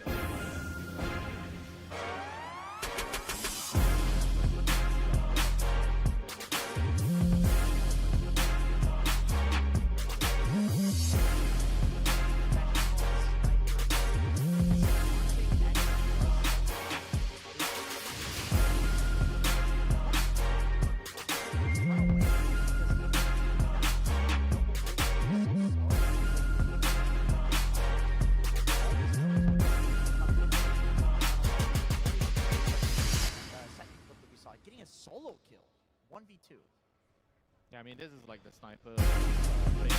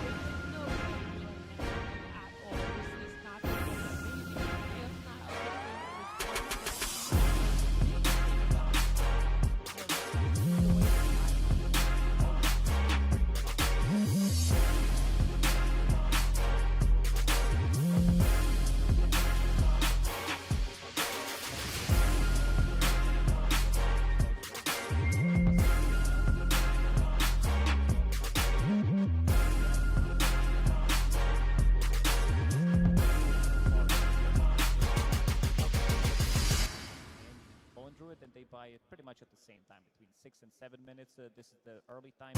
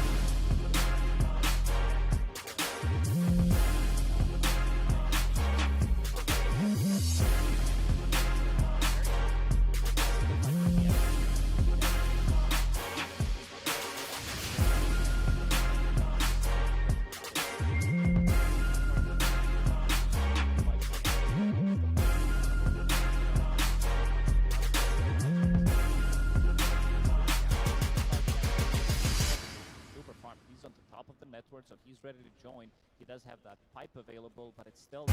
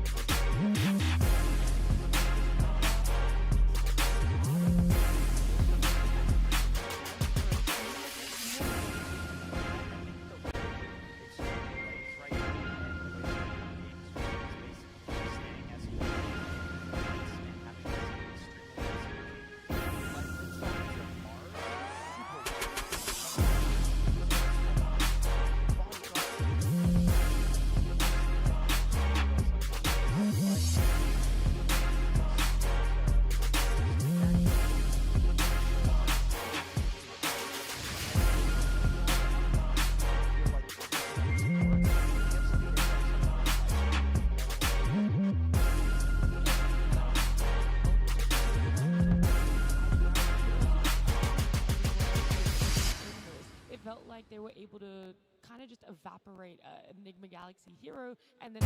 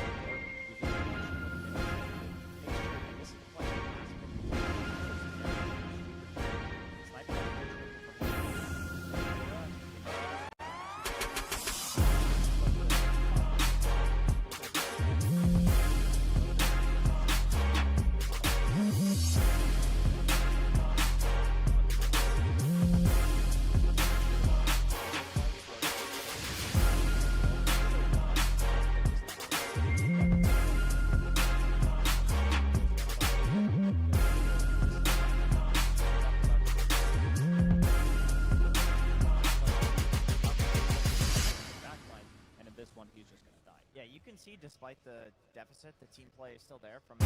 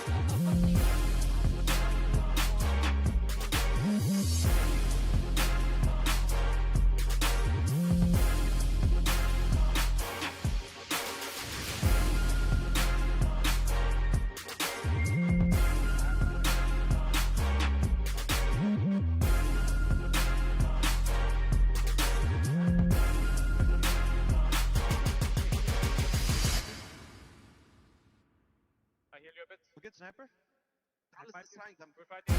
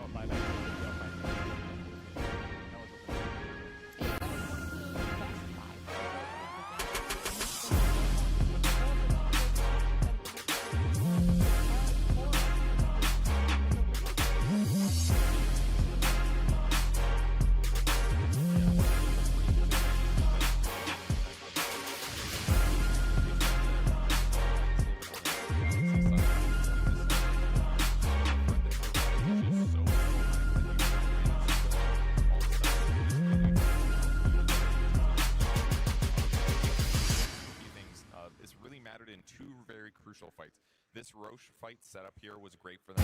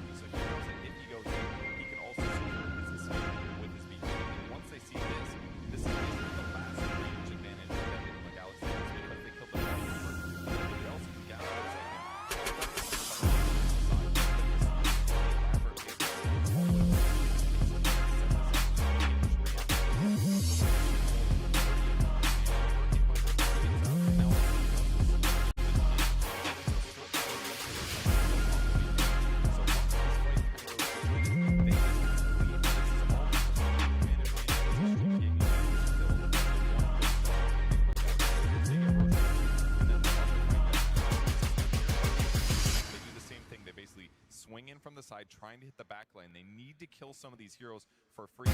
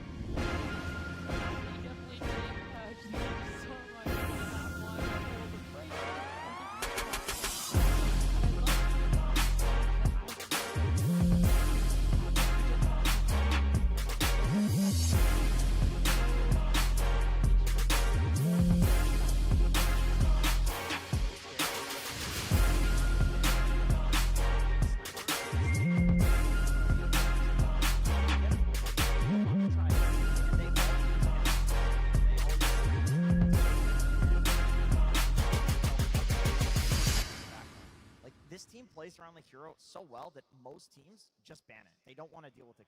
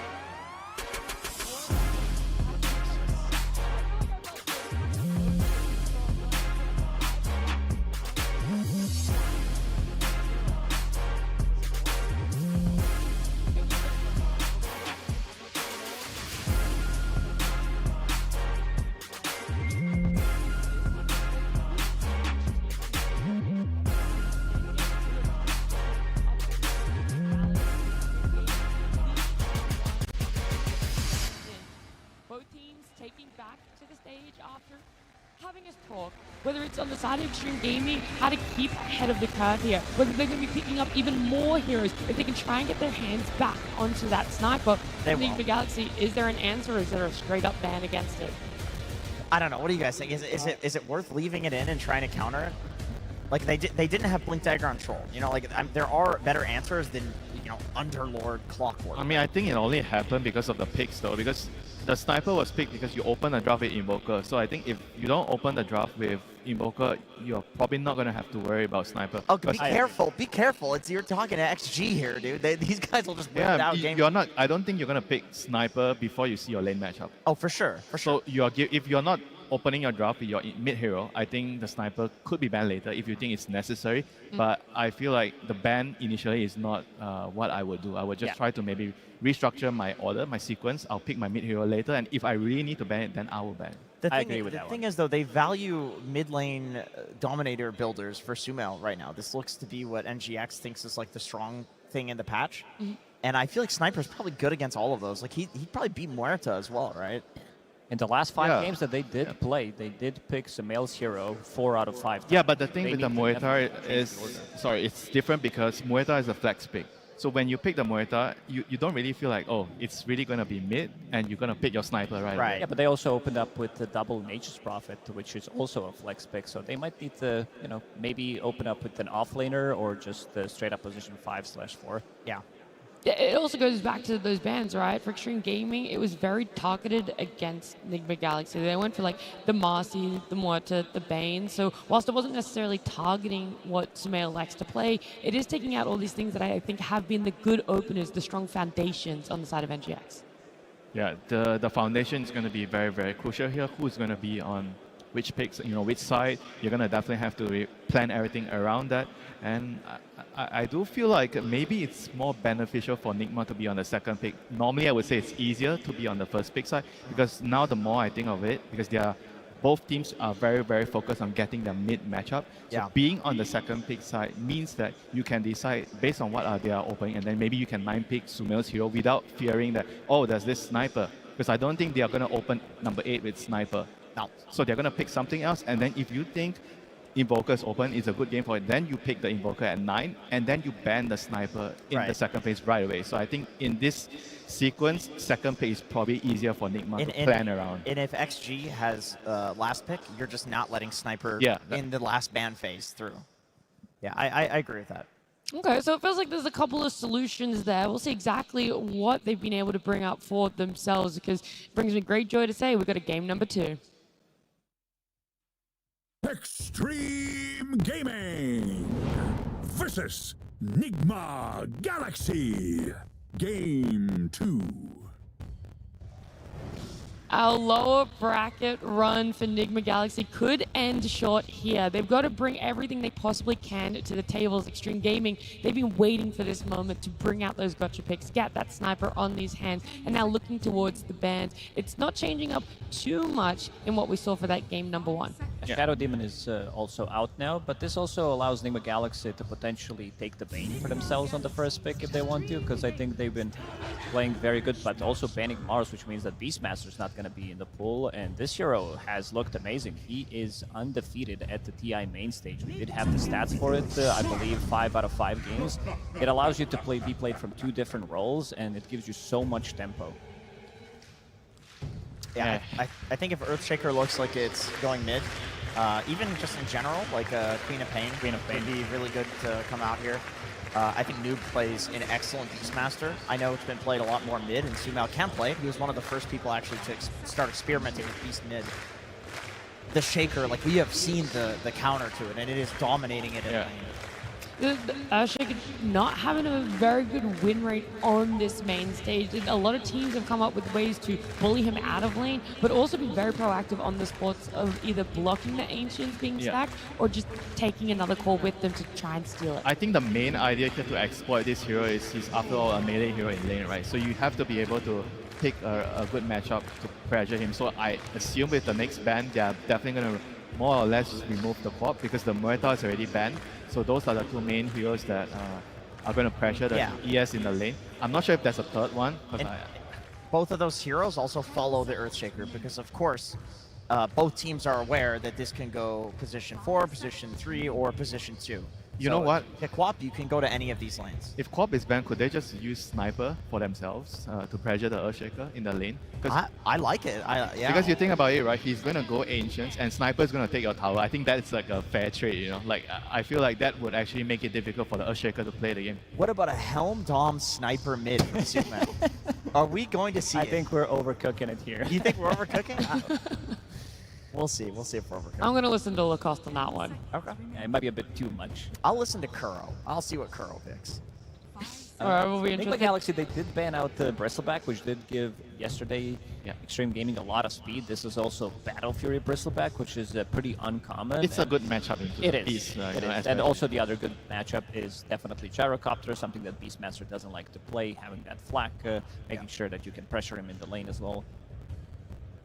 Yeah, I was looking at the past for Xtreme Gaming. It's mostly been in that off lane for this Earthshaker. So you guys are right. You kind of want to hold off a little bit about exactly how you want to open up. If you want to put all your stocks into the fact that it is going to be going a mid Earthshaker, some more bans, Gyro coming out there, Bane too.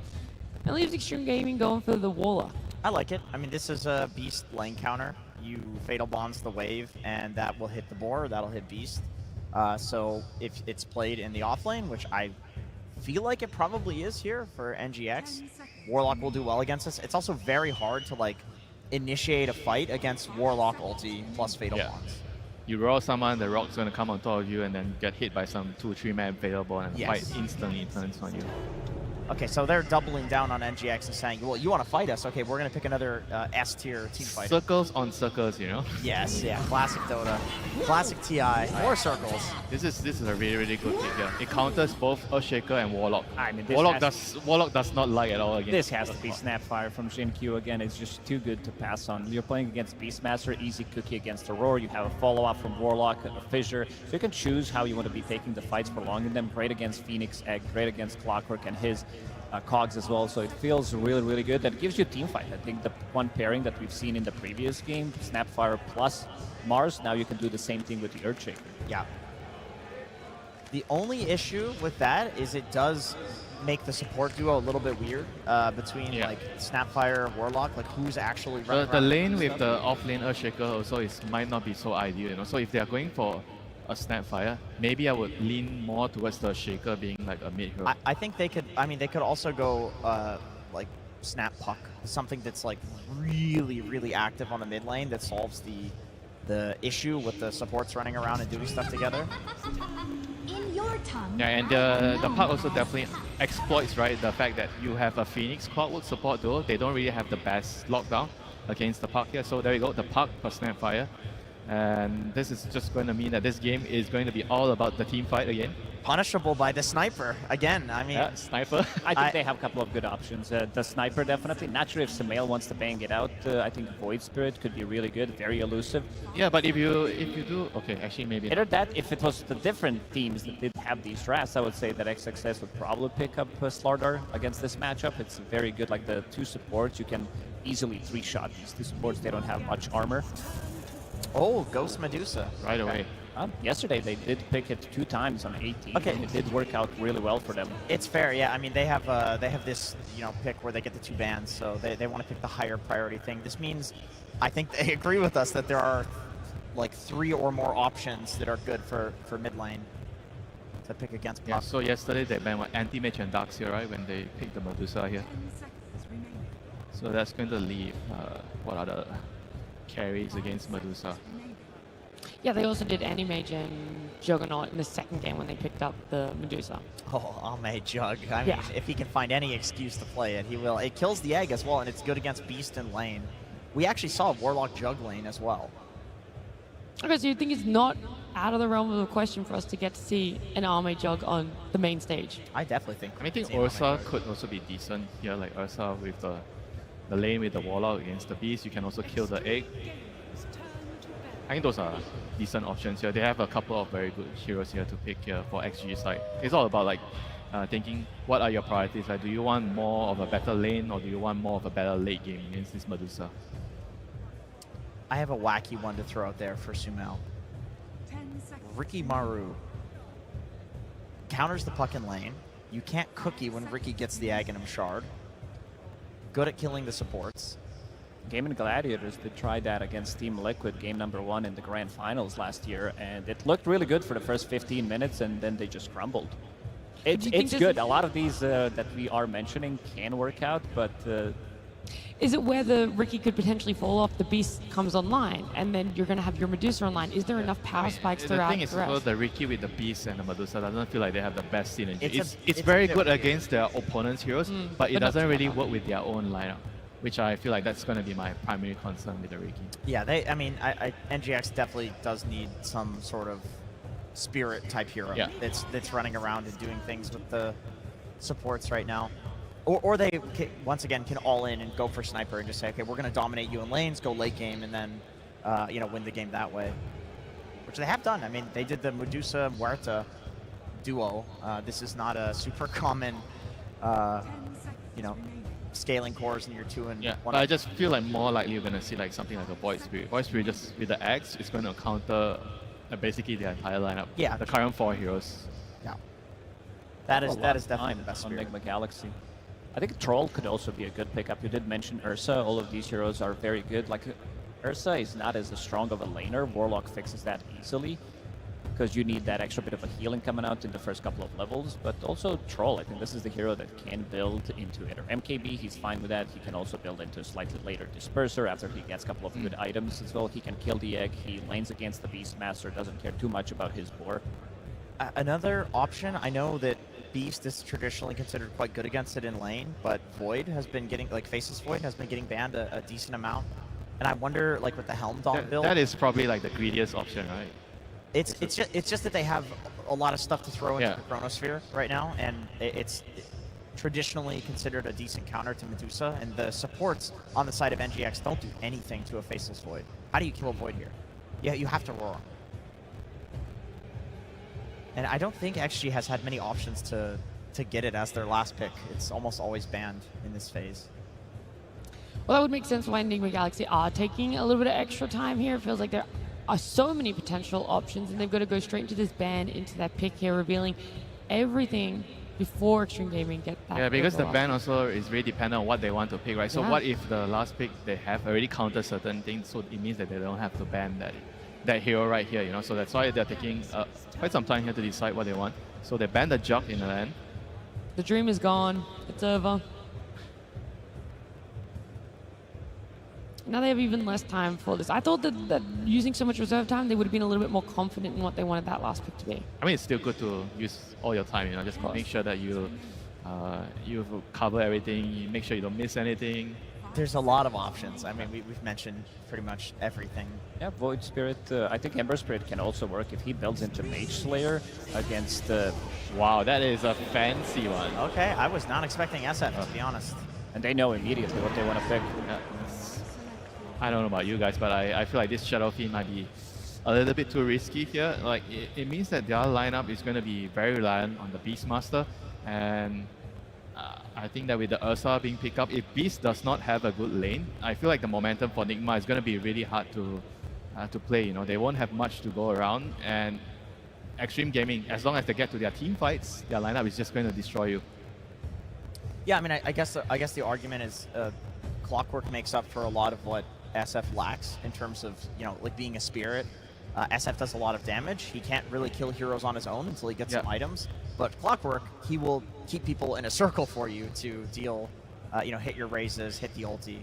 Yeah, maybe the other reason why they went for the Shadow Fiend is they're looking at the Warlock plus Snapfire duo, right? So they are feeling like, wait, they can't really gank the mid lane. Yeah, they can't really kill the mid hero, right? Because when you're playing SF, you don't want to run into some Taz, some Spirit Breaker ganking you early, and they don't have those heroes, you know. So maybe they feel like they could get away with this greedy SF pick. Now that you say that, I think that's absolutely it. Sumail has had like some of the best solo lanes mid. If he can just get a 1v1, I think he's really confident. Like, yeah, guys, I'll get to the point that I'll have the items and I'll be able to carry the fights. Sure, hoping for less resources offered from the side lanes, make them a little bit stronger to cost. Is that then going to be profitable for Nigma Galaxy? A potential that came through? I think they want a slower game. I don't think they want to rush things. They're having Shadow Fiend and Medusa. You have Phoenix. Beastmaster needs a little bit more time to come online. So again, same as yesterday when they were playing against Tidebound, I think Omar will need to do a lot of work, and he did a lot of work yesterday. I definitely hear a lot of people cheering for Xtreme Gaming, so I feel like we should quickly talk about their draft as well and what we see, how that's playing out. Very well-rounded, incredible team fighters, tons of damage. I think if they can get to the late game, Ursa can full to zero pretty much all of these heroes, maybe barring Medusa. Yeah, I think the main issue for them is the SF. If they can deal with the SF, they are going to be having a good time. Yeah. All right, all that cheering was because the coach of Xtreme Gaming was coming out of their booth, so we're going to head on down to the stage and get some words from him. Absolutely. Thank you so much. An incredible series so far. Am I right, everybody? Oh, yes. This is one of the loudest crowds I've heard in a while. So for both teams, actually. But let's get to the questions, my friend. So, a lot of confidence coming into the series. Two heroes that we have not seen picked up yet at this event, and this draft as well. Full team fight, full let's run at them, in my opinion. Where did this confidence come from after the performances that we've been seeing yesterday? 今天打这场比赛超自信，选了2个从未上场的英雄。我们想知道一下这个自信从哪里来？专门为Nigma准备的。We prepared it especially for Nigma. Oh, okay, okay. So any surprises then? I mean, the Medusa, a bit of a surprising pick in my opinion. Were you ready for that? 对面选了美杜莎，对主持人来说有一点点小惊喜，对你来说呢？预料到他们不是选美杜莎就选德鲁伊吧。With them, if it's not Medusa, then it's Lone Druid. Fair enough, fair enough. All right. Well, I did want to give you an opportunity. As I said, an incredibly loud crowd, especially over here from the fans of your team. I want to give you an opportunity to say something to them cheering you on. 现场那么多粉丝在支持，为你们呐喊，想有个机会让你们就是跟粉丝说一些。谢谢大家支持，我们会冲上去的。Thanks everyone for your support. We will go all the way up. All right, well, let's see if they can do it again in this game as we get into game number 2. And as we get into the action, first blood, it's going to be going the way of Sumail as he's ready to step up to the mid this game on his Shadow Fiend, of course, coming through as that final pick from Nigma Galaxy this game, folks. And it feels like he does have to do quite a bit, right? Especially with Omar making that quick early little swing around, finding XXS. They've got their early game prepared. Look at the double ward block as well, looking to get themselves to an advantage at the start here, giving Sumail a good time versus XM in particular. So let's see how he's going to be able to do with a pretty much free bottle right at the start of things. So Sumail is going to be going toe-to-toe with XM here.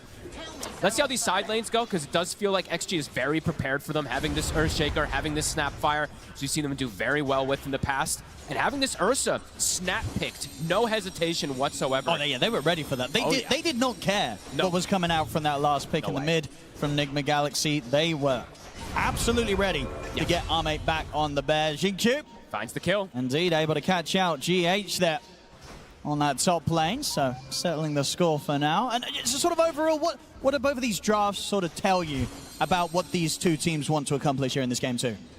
For XG, feels like similar to last time, just team fight, team fight, team fight, right? They have so much that's going to be coming together. For Nigma, a little bit more of a slowdown, but pick and choose your battles around that egg in particular, and if Omar can find the catches. But I do have worries, I gotta be honest, just because their only real team fight early is gonna be coming from the Phoenix, and there's a Snapfire. So that egg is going to be addressed in almost every single situation, and looking back to what happened in that last game, control became a bit of a problem too. And again, the stuns are lacking for the side of Team Nigma. I mean, that XG has a lot of stuns, and Nigma does not have that many.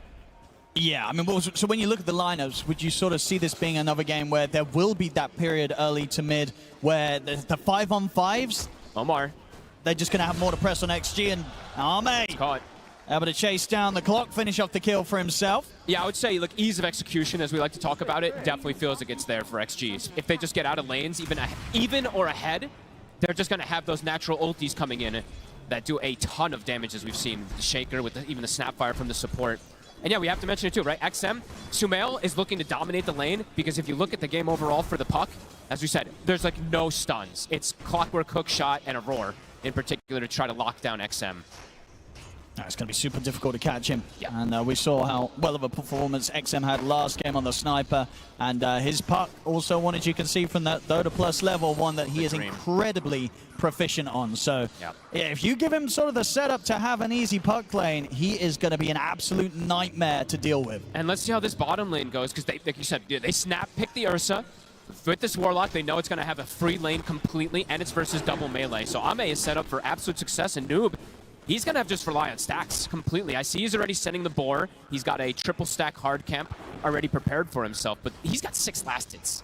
He's getting next to nothing down here in terms of CS. Yeah, very good control there from XG so far. And overall, do you sort of see why they were as confident as they were with picking up this Ursa? Do you sort of like how this hero matches up against a Medusa lineup in time, in terms of sort of timings and strong points? Yeah, no, for sure. It gives you Roche, it gives you Tormentor, it gives you itemization that you can do later on if you want to get a Disperser or anything, but also just straight hard damage, right? The longer that fight goes versus Medusa, you will be able to bring him down. And yeah, so much control. That's just the big thing I'm looking at. An unbelievable amount of stuns for them to stick on targets. We'll see how the mid lane so far is going here between Sumail and XM. 27-5 on the SF against the 20-1 on XM. I mean, how does this sort of play out as they level up? Is Sumail going to be able to maintain a good lead with denies, or as a puck, are you normally able to set up the wave so you can nuke it every time? He can still get a fair bit, but Sumail having this, level 1 bottle, getting that first blood, definitely will have him a bit of an advantage. The problem is, I've seen so many games for Nigma, when they have Sumail with an advantage, Omar can swing over and get kills pretty easily with him. Omar can't do that this game. A lot of damage coming in there. Xingqiu wants him, can't quite get him. The level 2 Shredder is very devastating in the laning phase. As we see there for GH, very low armor. Gets brought down incredibly low. Especially if there's ever a situation where XXS is able to get him with a right click from the enchant totem. Oh yeah, that almost shouldn't happen though. Right? Sure, yeah, you got to keep that distance. In the lane, later on, of course, that's going to happen, but... GH still very, very low. And Xingqiu is just going to be able to shoot him down. That's twice that he's been able to pretty much do this, almost on his own. Yeah, rough couple of deaths there. GH getting caught out. Xingqiu last game played it pretty flawlessly. This one too. He gets the kill, blocks the camp as well while he's retreating. So a pretty perfect play coming out from him there in this top lane. Yeah, it's just going to continue to maintain the lane in a position where XXS is very freely able to farm and get a good amount of denies in against Ghost's farm.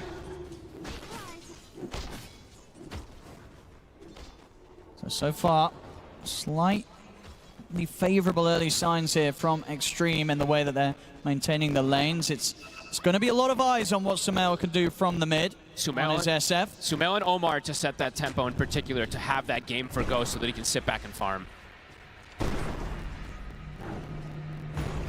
Constant fissures. Yeah, proving difficult now for really GH to have a sort of say in this top lane.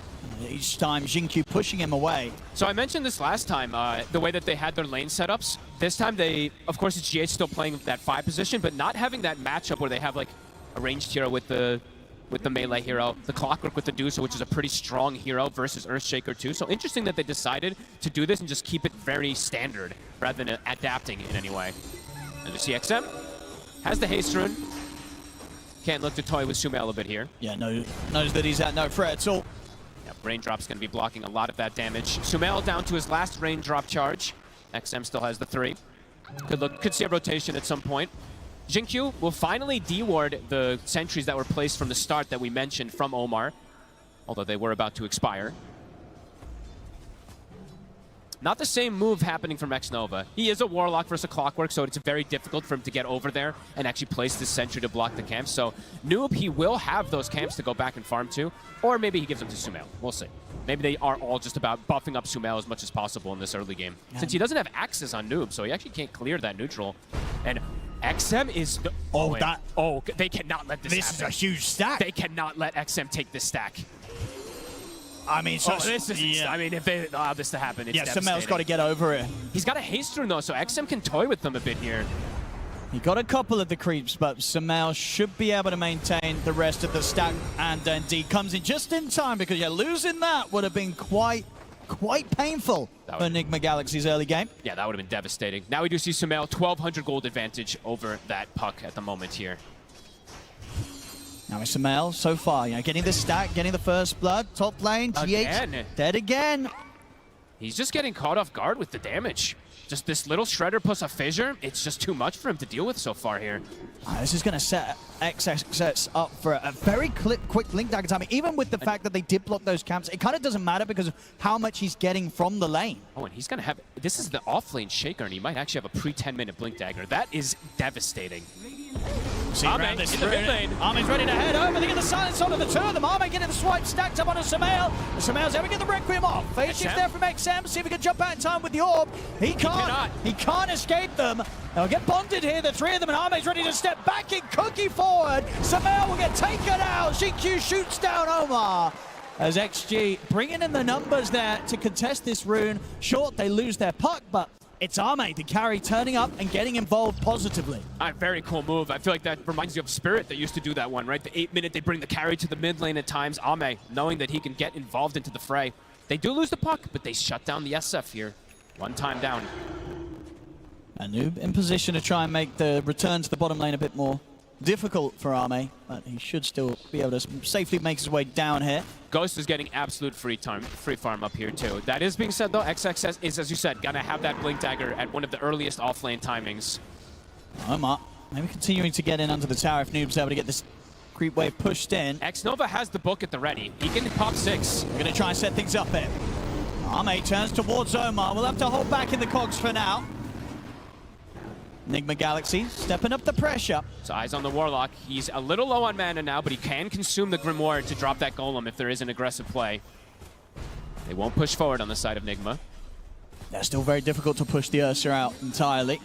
Smoke play now to be coming in, so they want to continue to just bring more numbers down to this bottom lane to try and take this tower off the map as early as possible and potentially find kills on top of it. But Xtreme, he's consumed it. They're going to turn up for the defense. There's the setup. Straight away they go for Noob. They'll get the roar up, but the enrage is there. Noob continues to run, but the kisses are coming in. The final hit connects. Noob's gone. Xingqiu landing the shots perfectly to bring down the Beastmaster. I mean, Xingqiu also kills the Dominator. He also cookie saves Xnova. What more can this man do? He's doing so much in this early game on the snap. 4-0-2 already. Insane. A flawless opening here from him on the Snapfire. And I think perhaps Nigma was maybe saying, hey, Warlock's not quite 6 yet, maybe we can make a little aggressive move. He eats that Grimoire, has the Golem, drops it, and as you said, the last kiss touches on top of the Beastmaster. Lands every single one of them there, Xingqiu. In the meanwhile, Echo was used on those neutrals. XXS, Blink is done, also 900 gold up on him. Top of the net worth for this Shaker. Oh, nice touch there, GH. Easy 100 gold. Yep. Very nice. Has got the 6 now. So Supernova to rely on, but as you mentioned, it's not an easy game to get that egg off successfully. No, Xingqiu, especially with the start he's having, right? He's going to have good positioning in most of those fights to go for that egg. Mid tower, getting whittled down. I mean, they're trying to hold it, but it's a lot of damage already being done here by Xtreme. Kisses in 40. XM, he knows he can push the limits because he's playing versus no stuns. And GQ will claim that tower last hit. It was a very rich Snapfire. At the same time, the pressure will continue from Nigma Galaxy on the bottom lane. They will take the tower there. Sumail has to make that trade. Since he did end up, he can't go back to that mid lane because very likely could get set up on. Does go bottom, gets the tower at the least here. We'll see where XM wants to go next. Starting to shift his attention up towards the top. Kisses in 20. Ghost does show himself. He has a big wand, so it does feel safe to show himself up there. Should be ready with numerous TPs though, Nigma Galaxy, if they do want to try and turn up and defend if the dive comes in. Omar needs that 6 very badly for the team. He needs that hook shot available for them to have an initiating force at the moment, because for them to actually walk into fights at the moment, very difficult. They literally would just have to walk into them, while XG, as we see now, have 3 different ways to start fights, especially with that Blink Dagger being done. Both carries, though, continue to be in pretty perfect form, right, for the opening of this game. Ghost and Arme getting the entrance into the action. Oh, nicely done there from Omar. As they would hope for in terms of the timings. We've got the Battle Fury pretty much done here on Arme. So 12-minute Battle Fury for the Bear. And as you can see on Ghost net worth, he's in a perfectly fine position as well at the moment. A few hundred gold ahead of that of the Bear. So both carries should be pretty happy. Both having the dream, essentially. And they look for a setup. It looks like they're making a move bottom. It's right on Noob. They get the setup, and Xingqiu straight away ready to bring in the damage. They just drop the Echo as well. No hesitation. He wants that extra money. Xingqiu gets the last hit again. Mega kill for the Snapfire. I mean, the way this top lane's gone, sure, we talk about the fact that Ghost has still managed to find the farm out of this lane. But the amount that the duo of Xtreme got between the two of them is set up for XXS and Xingqiu to just really get the ball rolling between the two of them. The supports are very rich on the side of XG. And Xingqiu, we saw what he was able to do that last game with early timings, early shard plays. So far, having a very flawless performance. The support's definitely struggling on the side of Nigma. XM still falling behind a little bit from the mid lane. Absolutely. Despite also just being able to take out that tower rather early on in the mid. Hasn't quite found as many opportunities as he would hope for himself to get involved with the Dream Coil. Whereas on the other side, Sumail on the SF, that step ahead and ready to look for opportunities himself as they're coming in with the smoke again. They want to try to set up perhaps for a tower push here, but it is into a lot of ultis. Kisses are still cooldown 50, same thing for Echo, but the Golem and the Coil is at the ready. Here's the smoke. Goes to Noma in position. XXS is going to step up, but easily able to back off as soon as he's aware of what's going on. They turn towards Arme instead. They'll get the Enrage off. Starts to stand his ground against Omar. In fact, they're just able to kill Omar off. So Nigma Galaxy seeing if they could sort of trip Xtreme up, but Xtreme were pretty ready for them to turn up in that position. They got the tower at the least, right? So showing up for that, but do end up losing Omar again here after that first hook shot reveal. Ame will take that. Almost a Blink Dagger finished. Starting to get these scary tools versus something like that Shadow Fiend, who is very vulnerable to heroes jumping him. Double Blink's going to be finished.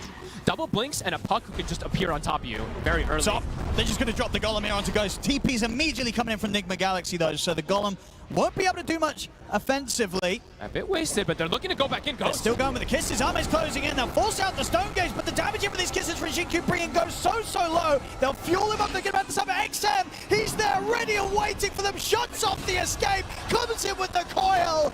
Oh, they were so ready for that. He doesn't get the wand off. Ghost got stunned. Now GH, we'll see XM look to chase him down as well. He's not going to go completely in for the dive play. He's already got what he came for there. I mean, that was just so smooth from Xtreme. They had no idea he was coming from that angle. Really starting to build up the early lead now. Xtreme 11-2, 4K lead, taking out these towers. And that blink is done now for the Ursa. Sumail's game just feels so difficult, Owen. Unless he can do some type of crazy position plays, but versus double blinks and a puck does feel incredibly complicated. Especially with these timings Ame's hitting, because so once that bash is online, right, it's going to be so difficult for Sumail to turn up and get the combo off. I mean, even if he does, right, he can always get the enrage, right? Like, you can never, it's very difficult to ever Requiem an Ursa, Requiem at the puck, perhaps on the Shaker in some situations, but there's stuns, right? It does feel very hard in this early game for Nigma with the way that XG has prepared, with the way these lanes went down in particular, too, as we keep saying, the supports, almost level 10 on the two of them.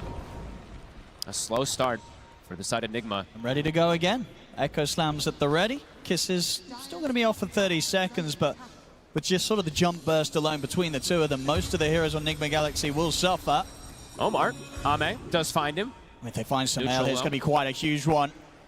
He's just a free kill. They're on top of him, it feels like. They've got enough control and burst. Here comes the silence from XM. Nothing to be done there by Sumail. Uh-oh.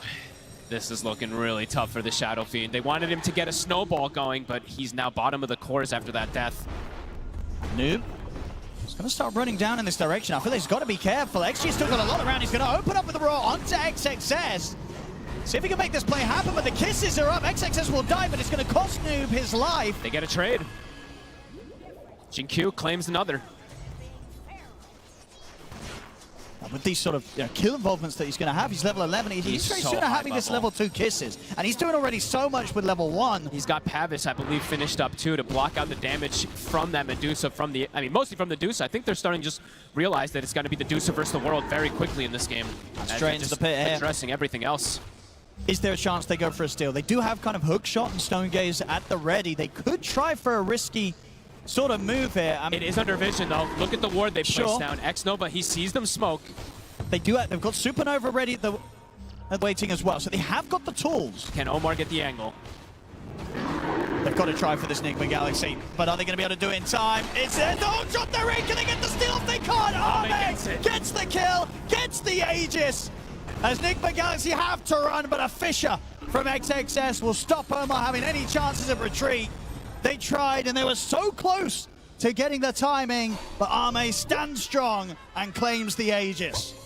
It's one of the cleanest early games I've seen from XG. Just pretty much no mistakes coming out from any of them. Quick moves, super early Roshan, pre-Tormentor as well. And Ame, as you said, that Basher, it's pretty much so done. early. Dusa, SF, like these heroes, if you can get on top of them early, very difficult, but if you have Bash as well, they can't even turn and stand their ground. Ghost starting to also fall behind. A 2K difference almost between him and Ame now. Sumail just yet to be able to get really involved. He, of course, has that one kill from earlier, but besides that, just difficult for him. So much magic damage. He's going for the blink next. It feels like he has to go all in, but maybe does have to change the build a little also. We'll have to see what he wants to do. And it really is just, as you mentioned earlier, so much pressure on either Noob or Omar to find some sort of hook shot or raw setup. Because without that, there's just no stop. You can't make the plays. You can't have a chance of trying to take down a puck. Another freebie. It's a beatdown so far. Hook shot trying to catch somebody here, but off the mark. 60 seconds cooldown. How on earth do you catch this puck? I mean, he has Blink Dagger now. Max phase shift. He almost has to make a mistake for you to get any type of catch. And Noob, he will lose the Overlord. Jinkyu will claim that 250 gold. That's the Solar Crest done as well. Shard plus Solar Crest done. 706 on this Snapfire.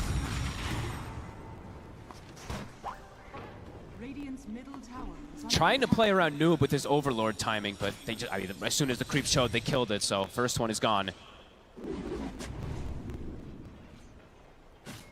30 seconds, that Tormentor play. XG already starting to prepare themselves for it.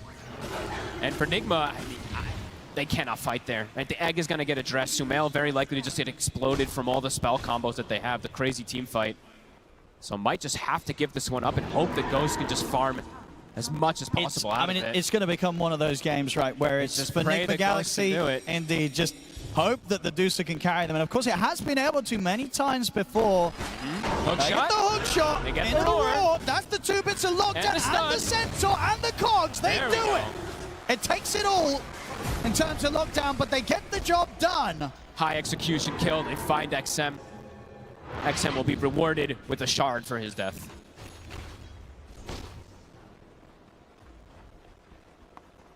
Arme ready to continue to push on. 2 minutes on the Aegis. Not a lot that he fears right now.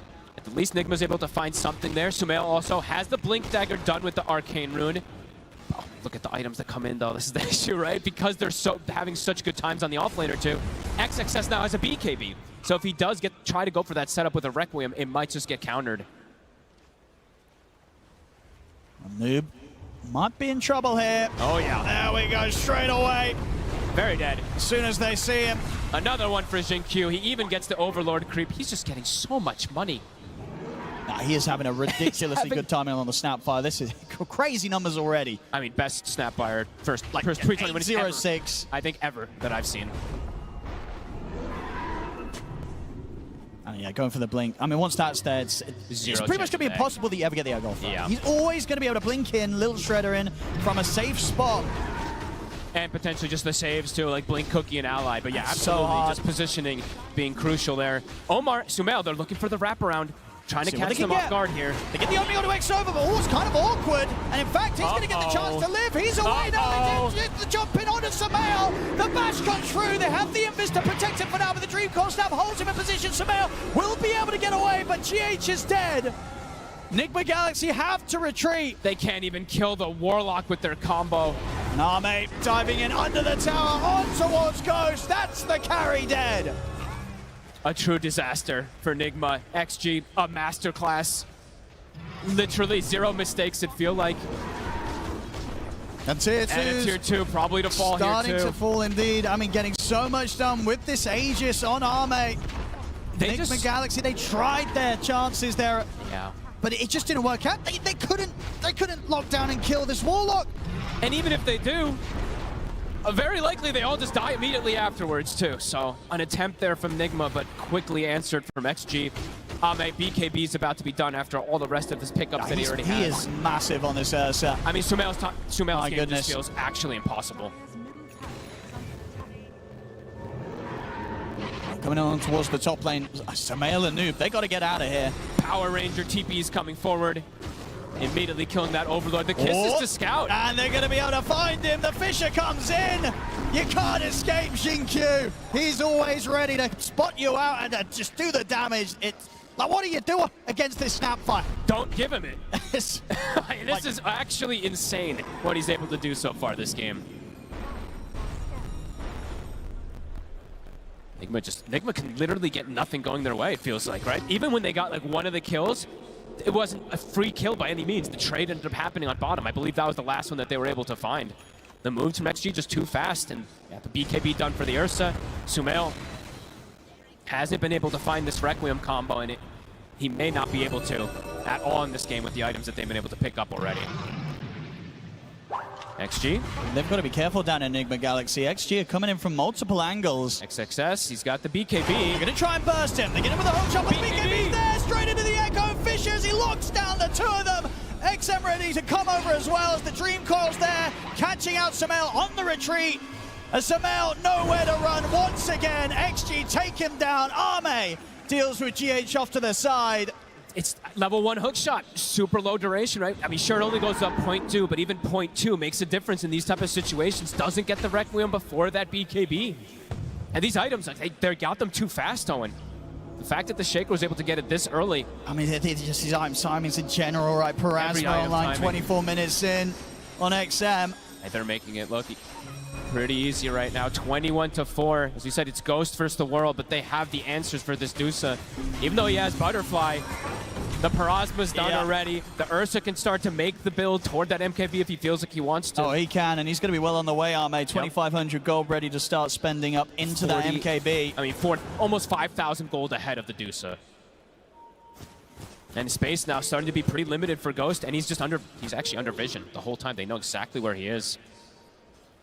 I know, just needs to get so many items online to be able to have a chance in this one. I don't know how many he's going to need.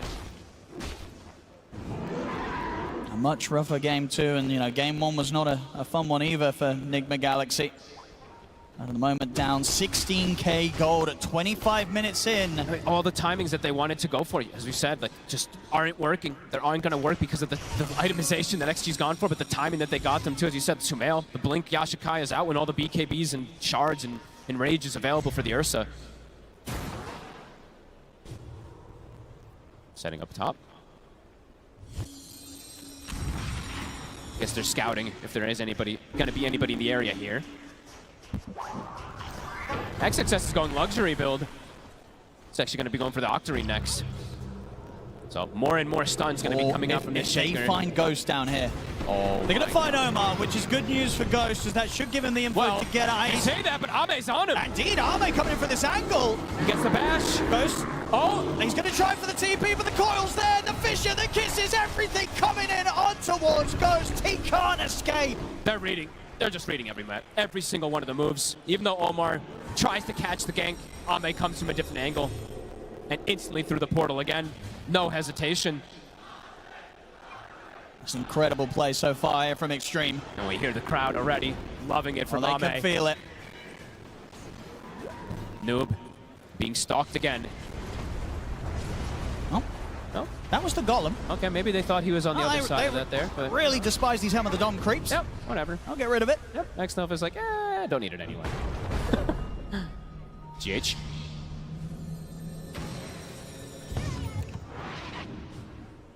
There we go, as you say, Octarine, 26 minutes in. One of the fastest ones I think we've seen. Has to be, I think, around these off-lane shakers. Because usually they build, Kaya in between. Usually it's a mid-shaker as well, too, so... Yeah, there we go. No surprises there. 2 minutes faster than you've seen it before. Crazy timings. Again, now Roche back up so quickly. They're getting everything. MKB's done too, so approaching this fight, impossible. XG, they've got many options on how they want to continue this. Yep. They can keep farming it up. They can try and run it down the lanes. They're that strong right now that whatever they do, for Nigma Galaxy to find something to do in response, it's just going to be so difficult. It feels like this is one of those games where Ame is unlikely to die. 7-0 so far, set up for absolute success. 6K over the next core. And we saw a fair few of those games earlier on the road to TI from Ame, and he's bringing them out now on the main stage. Yeah, road to TI, he had 3 deaths total. Of course, the next day, did end up having 3 deaths in one game, but showing what he can do when he's been given a free game. Yeah, and just showing as well why they so quickly picked that Ursa.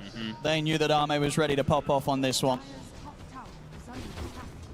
Shao8 said it. They came very prepared, and we're absolutely seeing that.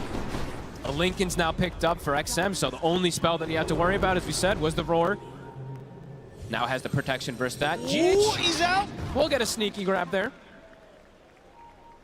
A little bit of something there. They need every little bit of something they can get. Now let's see.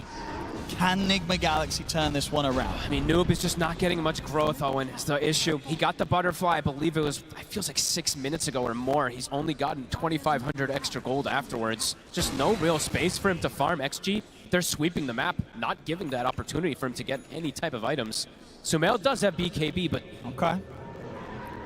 He'll be able to get the Requiem off, but there is... These bashes, though, still right. Yeah, he is just very likely to die. If Ame gets in and kind of... probably needs to get the bash on the first or second hit. He'll be able to put a stop to that. True, and there's a Golem, actually, so they probably still can interrupt that as well, too, but... We'll give him at least a little more protection versus the crazy amount of magic damage that's also in the draft of XG. But one of the more uphill battles, it feels like, for Nigma, as Ghost just now getting surpassed by the offlaner of XG as well. They still just have to do their best to avoid Xtreme Gaming completely. Try and build things together so that they can scramble together some sort of semblance of a team fight and defense on the high ground, despite this huge lead that Xtreme have against them. That feels like it has to be at the high ground. Anywhere else, I mean, even at the high ground, it feels almost impossible at this point, but that just has to be where they look to pick that fight. Ame, he's in. The banner's down. Really looking to get damage done. Still 2.5 minutes on this Aegis, so a lot of time for Xtreme to amp up the pressure. Stopping that Sunray. Nigma Galaxy, yeah, what have they got? It's 2 minutes still on this Aegis. The Ursa's fully buffed up. Trying to hold on here. in the competition. And at the moment, just having to watch Arme tear apart their barracks.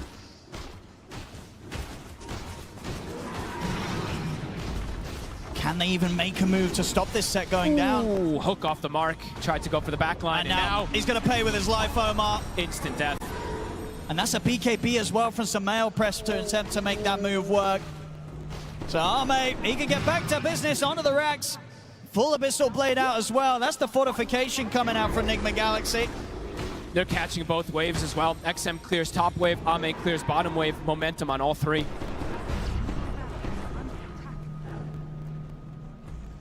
Backdoor will kick in, but the top wave coming in shortly. The jump. And he's ready to dive! Instant kill. They're truly making it look easy, Owen. They really are. They definitely seem set to make quite a run potentially in this lower bracket, XG, if they keep up this level of performance. And how do you stop? There's still a minute left on the Aegis. You have no BKB for Sumail for 40 seconds still. Ghost steps up. At any moment, it feels like XG is just ready to close this. Yeah, they know how to push their advantage very, very well here. XG not getting slipped up at all. Kisses. And they get the catch in on the tree line. They look towards Noob. The Ghost Scepter will buy him enough time to back off. So he'll survive the jump this time round. Ghost. Another tier 3 gone, Arme. Moving in onto the Medusa. Ghost has to be careful. Mana's falling low. Buildings are dropping. Arme, Aegis, 20 seconds. Trying to slow him down here with the Fire Spirits. And the range tracks is gone. Got what they came for. Looks like they are going to respect the fact that Nigma Galaxy are all up and that Arme's Aegis shortly about to leave his hands. Just playing it as safe as possible. They just got a ton of money pretty much on everybody. Almost a full Aghanims on the puck. Arme, soon the Swift Blink. How close is Ghost to sort of the next item? He's still not close, Owen. He's not farming. He can't. 800 gold or so until he has the Skadi complete. Just even then, he really needs that Daedalus on top of it to have the chance of doing enough damage to scare or threaten any of Xtreme's lineup. And speaking of Xtreme, the fake back. Oh, they're ready to go again. They're looking to close this game out. Samael might just be caught here. Stepping up straight away. Abyssal Blade into the damage. Samael's out for a hot minute. No buyback. Godlike for Arme. It's Xtreme. Claim the final, well, sorry, the second set back. They've still got the bottom lane to deal with, but they're ready to sweep around and go for that straight away. Just clinical. And no need to head back right now as Xtreme coming up to 30k gold lead, coming up to 1,000 gold a minute in this game. One of the bigger and earlier advantages that we've seen grow on this main stage. At 30 minutes in particular, right? Having that So almost early. 1k per lead is crazy. Arme. GH won't find him this time. The tower's gone, the final set of barracks exposed. They jump into the tree line again. XM catch the silence in on towards Omar. Not enough damage to kill him off. Ghost starting to push forward. Attempting to hold them back. We'll get them off the racks momentarily. 10 seconds until Samael's back in. Ghost was able to at least finish his item. His damage still not quite there, but at least something to give him a bit more protection. And Xtreme continuing to play it careful. They know how close they are to moving on here. They don't want to let this slip away from them, regardless of how far ahead they are. I mean, they can still look to just play the Constrict game, right? Look at the ward coverage that they've got. They see absolutely everything. So if Nigma does want to step outside, they will know instantly. And Arme, yeah, look at this, 9,000 ahead of Ghost in that net worth. The Swift Blink is finished up. Immediately goes to the Tormentor. Maximum efficiency coming out from XG. And all Nigma Galaxy can do is sort of wait. He did step outside. They are very well aware that he's done this, so he will have to get back soon. Arme rejoins XG. Oh, this smoke could be the killing blow. Ready for the move. XM has the Aghanims. Is there any way Nigma Galaxy can outplay? Oh, they're sneaking in. Kisses. See Noob.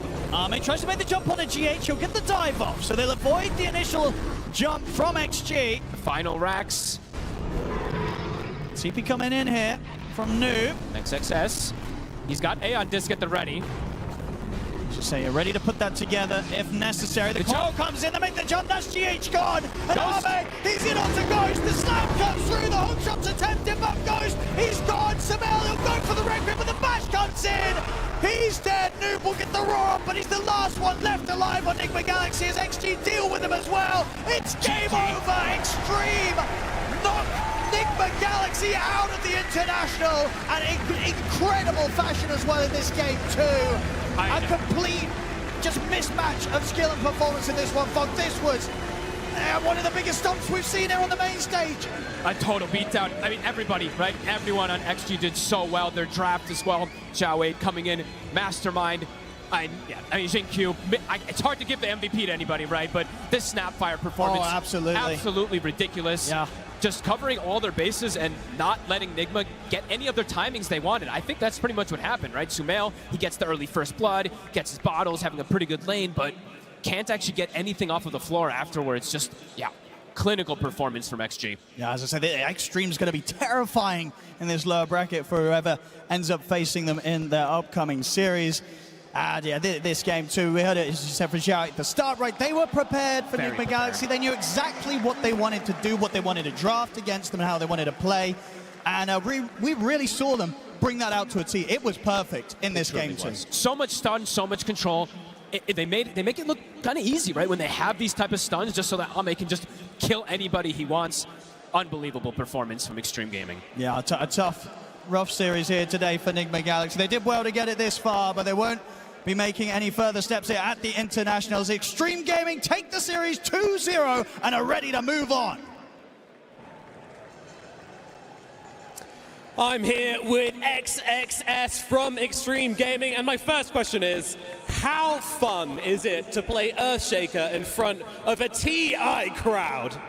首先，恭喜获得本场比赛的胜利。我们想问一下，在主舞台上，在 TI 的观众面前玩旱地者小牛有多爽？我觉得现场的氛围太好了。当牛头选出来的时候，大家都很兴奋。我很喜欢这种氛围。I think the atmosphere in the stadium is awesome. I love the atmosphere when we picked Earthshaker. Everyone's clapping. I love it. Brilliant. I mean, you guys came so well prepared for this series. Why did this aggression just work so well versus specifically Nigma Galaxy? 能看出来本场比赛之前做了很足的功课。你觉得这种非常暴力的打法为什么针对 Nigma 特别有效呢？我觉得我们只是拿到自己比较擅长的阵容，发挥的比较好，所以赢了他们，就这样。I think it's more of us picking our comfort heroes and making our strategies work. It's more of that. Worked extremely well for you guys. And I want to ask as well, what did you learn yesterday from your series versus P Vision that you're able to take into this one and just take it so dominantly? 我们还是想问一下，从昨天的比赛，在 P Vision 上面有没有学到任何东西带入了这场比赛当中呢？昨天我觉得 PV 的带线，然后把我们搞得有点晕吧。然后我们今天比较注重一下带线和就是一些处理。I think we were a bit knocked off by P Vision's lane pushing yesterday, so today we learned from that and we took care of it. Excellent stuff. XXS, you played so well in this series. Hamburg, China, they may be down, but they are not out as they stay in the International. Make some noise for XXS and Xtreme Gaming! The arena having a lot of fun.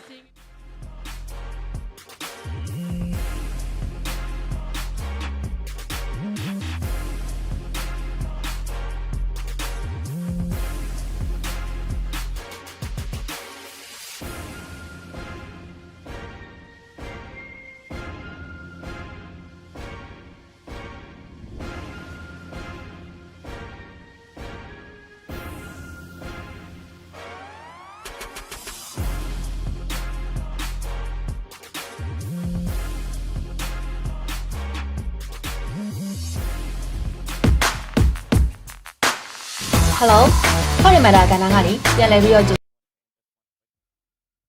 禮拜。現在嘅e-sport 我嘅嘅爆發嘅就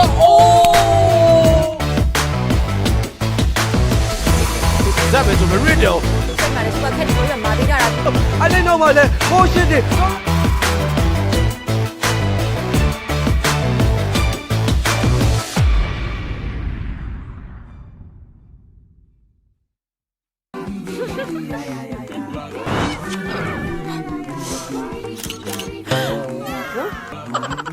吹南ထွက်လို့စိတ်ညစ်နေပြီယုံကြည်မှုကိုနှစ်ဆတိုးမယ် Power Code 吹南ဆိုကလမ်းဆောင်မှုရှိစေမယ် Sport Active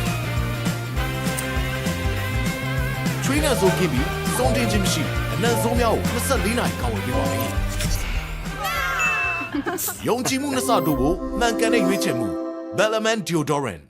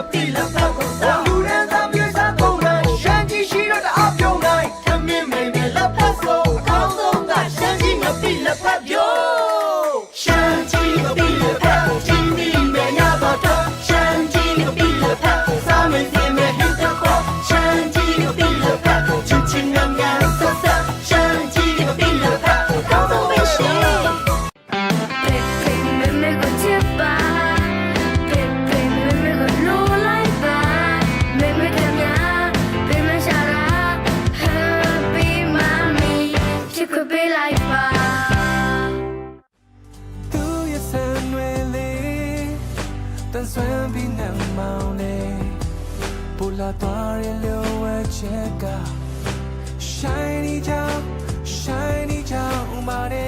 Shiny, အစ်နဲ့အောင်စီမွေး Shiny အောင်စီရဲ့အဝလိန်အဝပြောကန်ဆယ်မဲအစီအစဉ်လေးလာပါပြီ Shiny အောင်စီဘူးတွေထဲမှာ MPT ဖုန်းပေကန်ဆယ်မဲလေးထည့်သွင်းပေးထားပြီးဘူးမှာပါတဲ့ကက်လေးတွေကဖုန်းပေပင်နံပါတ်လေးကိုတစ်ခါလေးထည့်လိုက်တာနဲ့ချက်ချင်းဝယ်ချက်ချင်းဖုန်းပေကန်ဆယ်မဲပေါက်မဲ့အခွင့်အရေးကိုရရှိမှာဖြစ်လို့ဒီအခွင့်အရေးကိုလက်လွတ်မခံပဲအခုပဲနီးစပ်ရဆိုင်တွေမှာပြေးဝယ်လိုက်တော့နော်ဆန်နွယ်လေးရဲ့အာဟာရအကြောင်းကိုသိပြီးကြပြီလား Shiny ကနေဆန်သားတစ်ချောင်းချင်းစီရဲ့အာဟာရကိုဖြည့်တင်းပေးနိုင်မယ်ထောပတ်သီးစီကိုအသစ်ထပ်မထုတ်လိုက်ပြီနော် Shiny ထောပတ်သီးစီကထောပတ်သီးစစ်စစ်မှထုတ်လုပ်ထားလို့ဆန်သားရှိအစိတ်တောင်များကိုဖယ်ရှားပေးပြီးပုံမှန်သုံးစွဲပေးမယ်ဆိုရင်ဆန်သားကိုတန်ဆွမ်းထူတဲ့စီကပျော်ပြောင်းနှူးညံ့စေတဲ့အပြင်ဆန်သားမွေးချောက်ပစ္စည်းခြင်းမှလည်းကာကွယ်ပေးပါတယ် Shiny ဆန်သားအဖြစ်ထောပတ်သီးနှစ်စီ local နဲ့ international က e-sport tournament ပွဲတွေကိုမကြည့်လိုက်ရတဲ့နဲ့လွတ်သွားတဲ့ဘော်ဒါရှိတာ professional player တွေရဲ့ strategy ကြကြ rapid တွေ jungler တွေရဲ့ a master retriever တွေရင်ကုန်ဖို့ကောင်းလာတဲ့ game game ပိုင်းတွေစပါလွန်လာတဲ့ high moment တွေကိုတစုတစည်းနဲ့ပြန်လည်တင်ဆက်ပေးသွားမယ်မဟာ e-sport ရဲ့ tournament throwback တွေ့ပြီ rich creamy နောက်တစ်ခွက်ပေးပါအားလုံးကြိုက်တဲ့ rich coffee ငါတို့ပေါ့ကွာဘူးမပေးနိုင်ဟောဗျာပါသွားပြန်ပြီ Coffee rich creamy Together no yada ချိုစိမ့်ကြိုက်သူတွေကောင်းဆုံးပဲကွာငါလေးအကြိုက်ဆုံး rich creamy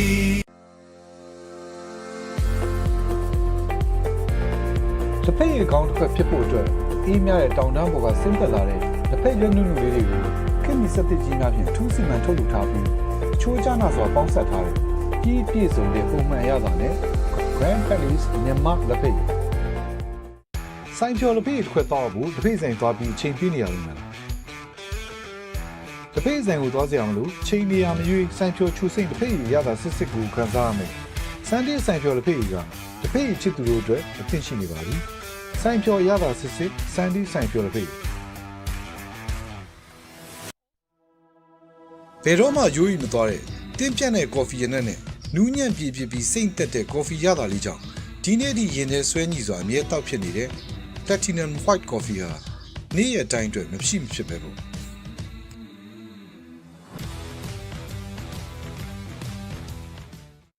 ဆန်ဒီနက်ကော်ဖီဟာကမ္ဘာအကောင်ဆုံးအရေးသွင်းမြင့် Arabica ကော်ဖီစစ်စစ်နဲ့ထုတ်လုပ်ထားပါတယ်။အကောင်ဆုံးနီးစနစ်တွေနဲ့ကြိတ်ခွဲထားတဲ့နူးညံ့တဲ့ကော်ဖီမုန့်တွေဟာတောက်လိုက်တဲ့အခါရှားပေါ်မှာကျန်းရှားမနေပဲနူးညံ့ပြည့်ပြည့်စေပါတယ်။ လူညံ့တဲ့ကော်ဖီမုန့်တွေကြောင့်အချိန်ကုန်ခံနှက်စရာမလိုတဲ့အပြင်အနက်အရသာပြည့်ပြည့်စုံတဲ့အာရီဘီကာကော်ဖီစစ်စစ်အရသာကိုခံစားရမှာပါနှက်စရာမလိုတဲ့နှက်ကော်ဖီဆယ်ဒေးနှက်ဖြော်ကော်ဖီမဒါရဲ့ဟီးရိုတွေကိုစပြီးခိုင်းတော့ပါလားအိုင်ဒန်လေးဆက်တာမလို့ရောတင်းမိတ်တွေစုတာခံရတော့လား Mobile Legends တွေလိုတာဆော့ရဲ့ပြည့်သက်တွေဆိုတော့အိုင်ဒန်ကဗီဒီယိုကိုင်းနဲ့အသစ်ထွက်ရှိလာတဲ့ patch တွေကိုနောက်မကျစေဖို့အခုတင်ဆက်ပေးနေရတော့ My Sport TV Channel ကနေထုတ်လွှင့်ပြသတော့မယ် Hurry better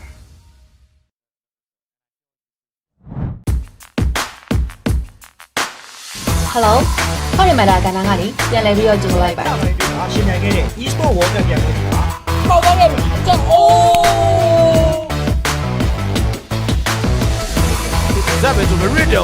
ဆက်မှာလည်းစပတ်ခက်တွေမှာတေးကြတာ။အဲ့ဒီနောက်မှာလည်းဟိုးရှစ်တွေ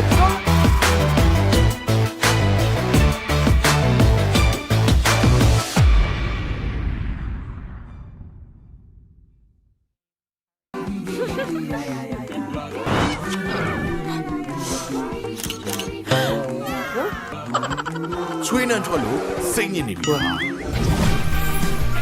ယုံကြည်မှုကိုနှစ်ဆတိုးမယ် Power Code ချွေးနှံဆိုပြီးလမ်းဆောင်မှုရှိစေမယ် Sport Active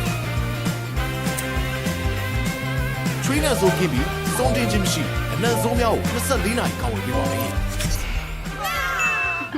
ယုံကြည်မှုနှစ်ဆတိုးဖို့မှန်ကန်တဲ့ရွေးချယ်မှု Bellman Deodorant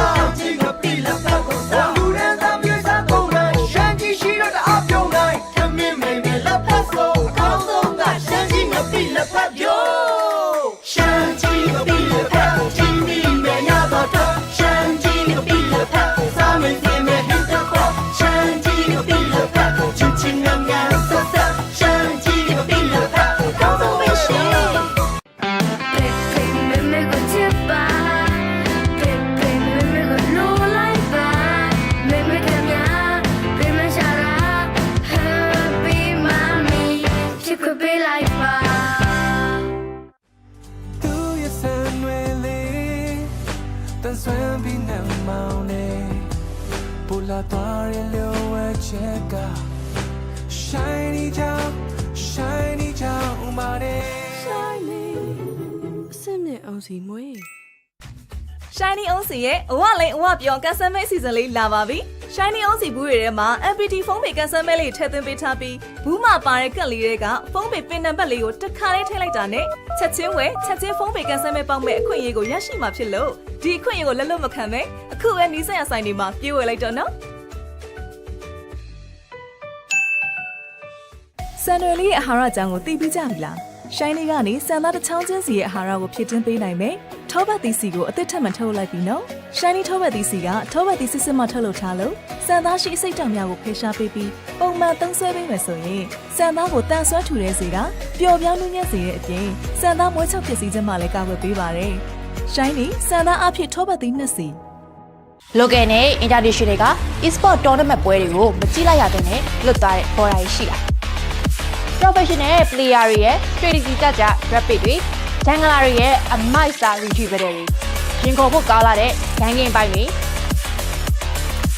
စပါလွန်လာတဲ့ high moment တွေကိုတစုတစည်းနဲ့ပြန်လည်တင်ဆက်ပေးသွားမယ်မဟာ e-sport ရဲ့ tournament တို့ပဲ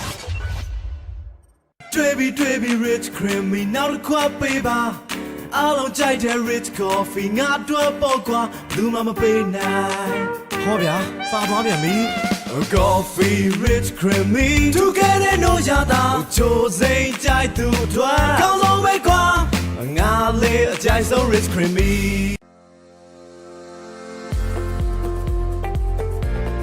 တစ်ဖက်ရဲ့ကောင်းတစ်ခွက်ဖြစ်ဖို့အတွက်အေးမြတဲ့တောင်တန်းပေါ်ကဆင်းသက်လာတဲ့တစ်ဖက်ရွက်နုနုလေးတွေကိုခင်မီစက်တစ်ကြီးများဖြင့်ထူးစီမံထုတ်လုပ်ထားပြီးချိုးကြနာစွာပေါင်းဆက်ထားတဲ့ကြီးပြည့်စုံတဲ့ပုံမှန်ရတာနဲ့ Grand Palace မြန်မာလက်ဖက်ဆိုင်ကျော်လက်ဖက်တစ်ခွက်တော့ဘူးတစ်ဖက်ဆိုင်သွားပြီးချိန်ပြနေရလိမ့်မယ် တစ်ဖက်ဆိုင်ကိုသွားကြအောင်လို့ချိန်နေရမရွေးစိုင်းဖြိုချူစိမ့်တစ်ဖက်ရတာစစ်ကိုခံစားရမယ်စန်တီစိုင်းဖြိုတစ်ဖက်ကတစ်ဖက်ချစ်သူတို့အတွက်အသင့်ရှိနေပါပြီစိုင်းဖြိုရတာစစ်စန်တီစိုင်းဖြိုတစ်ဖက်ဘယ်တော့မှယူရီမသွားတဲ့တင်းပြတ်တဲ့ကော်ဖီရနဲ့နူးညံ့ပြည့်ပြီးစိမ့်တက်တဲ့ကော်ဖီရတာလေးကြောင့်ဒီနေ့ဒီရင်ထဲဆွဲညီစွာအမြဲတောက်ဖြစ်နေတဲ့ Platinum White Coffee ဟာနေ့ရက်တိုင်းအတွက်မဖြစ်ပဲပေါ့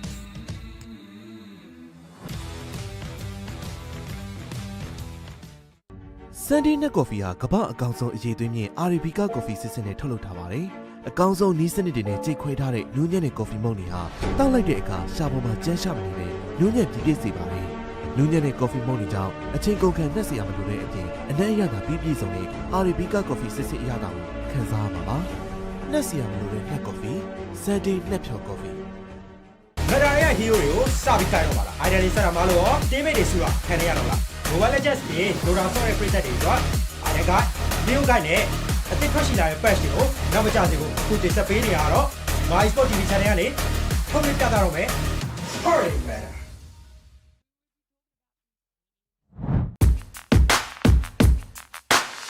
Hello ဟောဒီမှာဒါကဏ္ဍကနေပြန်လည်ပြီးတော့ကြိုလိုက်ပါရှင်မြန်ခဲ့တဲ့ e-sport world cup ပြန်ဝင်တာပေါက်သွားခဲ့ပြီကြောက်အိုး That was a radio ဆက်မှာစပတ်ခက်တွေမှာသေးကြတာအဲ့ဒီနောက်မှာလဲကိုရှစ်တွေ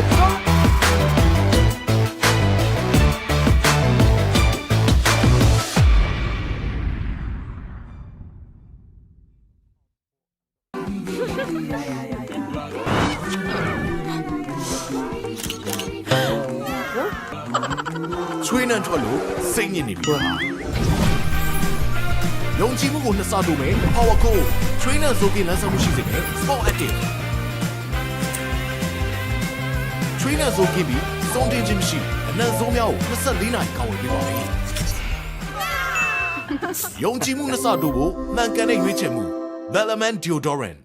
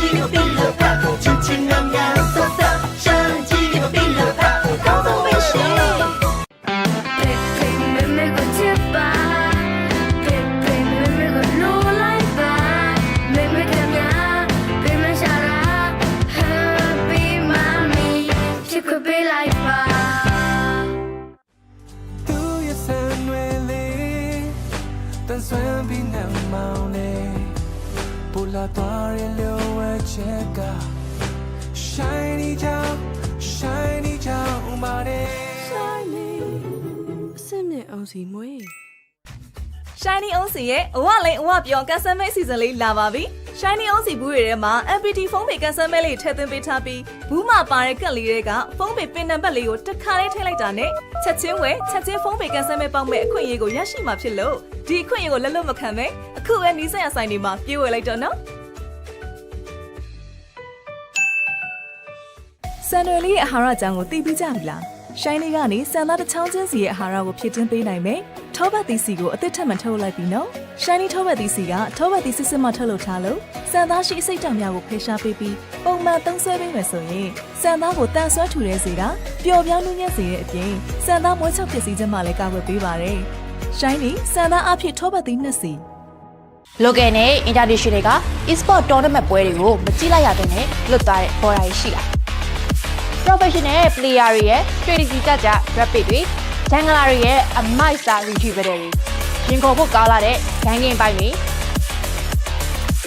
စပါလွန်လာတဲ့ high moment တွေကိုတစုတစည်းနဲ့ပြန်လည်တင်ဆက်ပေးသွားမယ်မဟာ e-sport ရဲ့ tournament တို့ပဲ တွေ့ပြီ rich creamy နောက်တစ်ခွက်ပေးပါအားလုံးကြိုက်တဲ့ rich coffee ငါအတွက်ပေါ့ကွာလူမမပေးနိုင်ဟောဗျာပါသွားပြန်ပြီ coffee rich creamy together no ရတာချိုးစိမ့်ကြိုက်သူအတွက်ကောင်းဆုံးပဲကွာငါလေးအကြိုက်ဆုံး rich creamy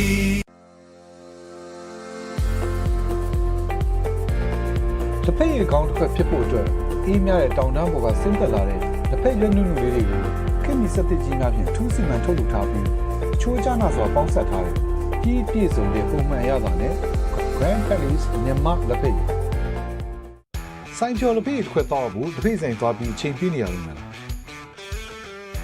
တစ်ဖက်ဆိုင်ကိုသွားစရာမလိုချိန်နေရမရွေးဆိုင်ကျော်ချူစိမ့်တစ်ဖက်ရည်ရတာစစ်စစ်ကိုခံစားရမယ်စန်တင်းဆိုင်ကျော်လက်ဖက်ရည်ကတစ်ဖက်ရည်ချစ်သူတို့အတွက်အသင့်ရှိနေပါပြီဆိုင်ကျော်ရတာစစ်စစ်စန်တင်းဆိုင်ကျော်လက်ဖက်ရည်ဘယ်တော့မှရိုးရီမသွားတဲ့တင်းပြတ်တဲ့ကော်ဖီရနဲ့နူးညံ့ပြပြီးစိမ့်သက်တဲ့ကော်ဖီရတာလေးကြောင့်ဒီနေ့ဒီရင်ထဲဆွဲညီစွာအမြဲတောက်ဖြစ်နေတဲ့ Platinum White Coffee ဟာနေ့ရက်တိုင်းအတွက်မရှိမဖြစ်ပဲပေါ့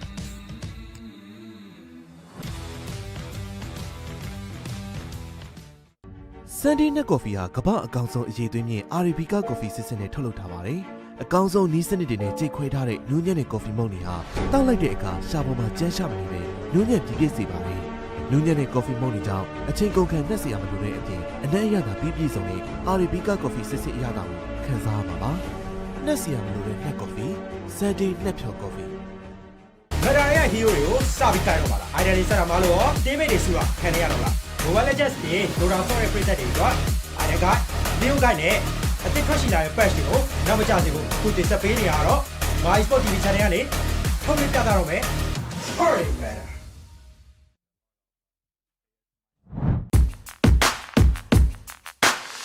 Hello ဟောဒီမှာဒါကဏ္ဍကနေပြန်လည်ပြီးတော့ကြိုလိုက်ပါ ရှင်နိုင်ခဲ့တဲ့ e-sport world cup ပြန်ဝင်ပါပေါက်သွားခဲ့ပြီကြောက်အိုး That was a radio ဆက်မှာလည်းစပတ်ခက်တွေတော့မာပြီးကြတာအဲ့ဒီတော့မှလည်းဟိုးရှင်းတယ်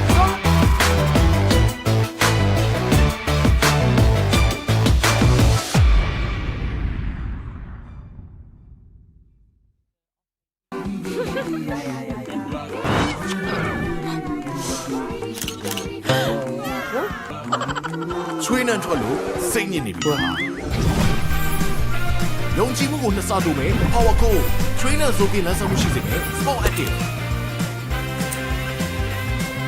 ချွေးနှံဆိုပြီးစုံတင်ခြင်းမရှိအနံ့ဆုံးများကို24နာရီကောင်းဝင်ပေးပါမယ်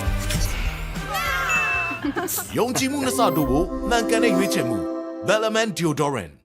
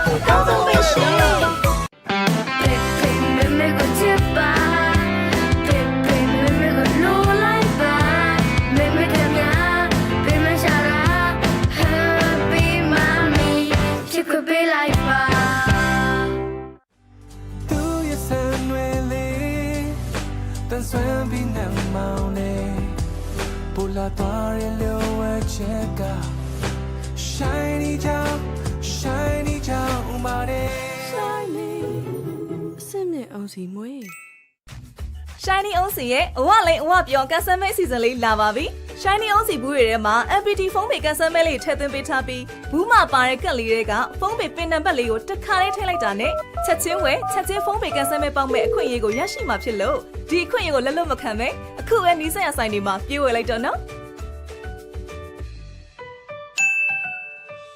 ဆန်နယ်လေးရဲ့အာဟာရအကြောင်းကိုသိပြီးကြပြီလား Shiny ကနေစံသားတစ်ချောင်းချင်းစီရဲ့အာဟာရကိုဖြည့်တင်းပေးနိုင်မယ်ထောပတ်သီးစီကိုအသစ်ထပ်မထုတ်လိုက်ပြီနော် Shiny ထောပတ်သီးစီကထောပတ်သီးစစ်စစ်မှထုတ်လုပ်ထားလို့စံသားရှိအစိတ်ဓာတ်များကိုဖယ်ရှားပေးပြီးပုံမှန်သုံးစွဲပေးမယ်ဆိုရင်စံသားကိုတန်ဆွမ်းထူတဲ့စေကပျော်ပြောင်းနှူးညံ့စေတဲ့အပြင်စံသားမွေးချောက်ပျက်စီးခြင်းမှလည်းကာကွယ်ပေးပါတယ် Shiny စံသားအဖြစ်ထောပတ်သီးနှစ်စီ local နဲ့ international တွေက e-sport tournament ပွဲတွေကိုမကြည့်လိုက်ရတဲ့နဲ့လွတ်သွားတဲ့ဘော်ဒါရှိတာ professional player တွေရဲ့ strategy ကြကြ rapid တွေ jungler တွေရဲ့ a master retriever တွေရင်ခုန်ဖို့ကောင်းလာတဲ့ ganging ပိုင်းတွေ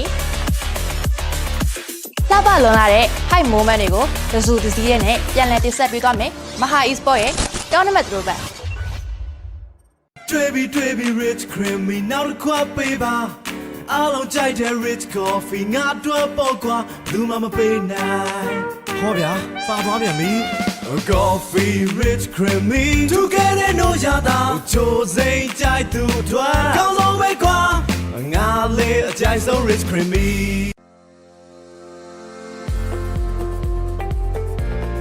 တစ်ဖက်ရဲ့ကောင်းတစ်ဖက်ဖြစ်ဖို့အတွက်အေးများတဲ့တောင်တန်းပေါ်ကဆင်းသက်လာတဲ့တစ်ဖက်ရွက်နုနုလေးတွေကိုခင်မီစက်တစ်ကြီးများဖြင့်ထူးစီမံထုတ်လုပ်ထားပြီးချိုးကြနာစွာပေါင်းစပ်ထားတဲ့ပြည့်စုံတဲ့ပုံမှန်အရသာနဲ့ Grand Palace မြန်မာလက်ဖက်ရည်ဆိုင်ကျော်လက်ဖက်ရည်တစ်ခွက်တော့ဘူးတစ်ဖက်ဆိုင်သွားပြီးချိန်ပြနေရလို့မလားတစ်ဖက်ဆိုင်ကိုသွားစရာမလိုချိန်နေရမရွေးဆိုင်ကျော်ချူစိမ့်တစ်ဖက်ရည်ရတာစစ်စစ်ကိုခံစားရမယ်စန်ဒီဆိုင်ကျော်လက်ဖက်ရည်ကတစ်ဖက်ရည်ချစ်သူတို့အတွက်အသင့်ရှိနေပါပြီဆိုင်ကျော်ရတာစစ်စစ်စန်ဒီဆိုင်ကျော်လက်ဖက်ရည်ဘယ်တော့မှရိုးရီမသွားတဲ့တင်းပြတ်တဲ့ကော်ဖီရနက်နဲ့နူးညံ့ပြည့်ပြီးစိမ့်သက်တဲ့ကော်ဖီရတာလေးကြောင့်ဒီနေ့ဒီရင်ထဲဆွဲညီစွာအမြဲတောက်ဖြစ်နေတဲ့ Platinum White Coffee ဟာနေ့ရက်တိုင်းအတွက်မဖြစ်ပဲပေါ့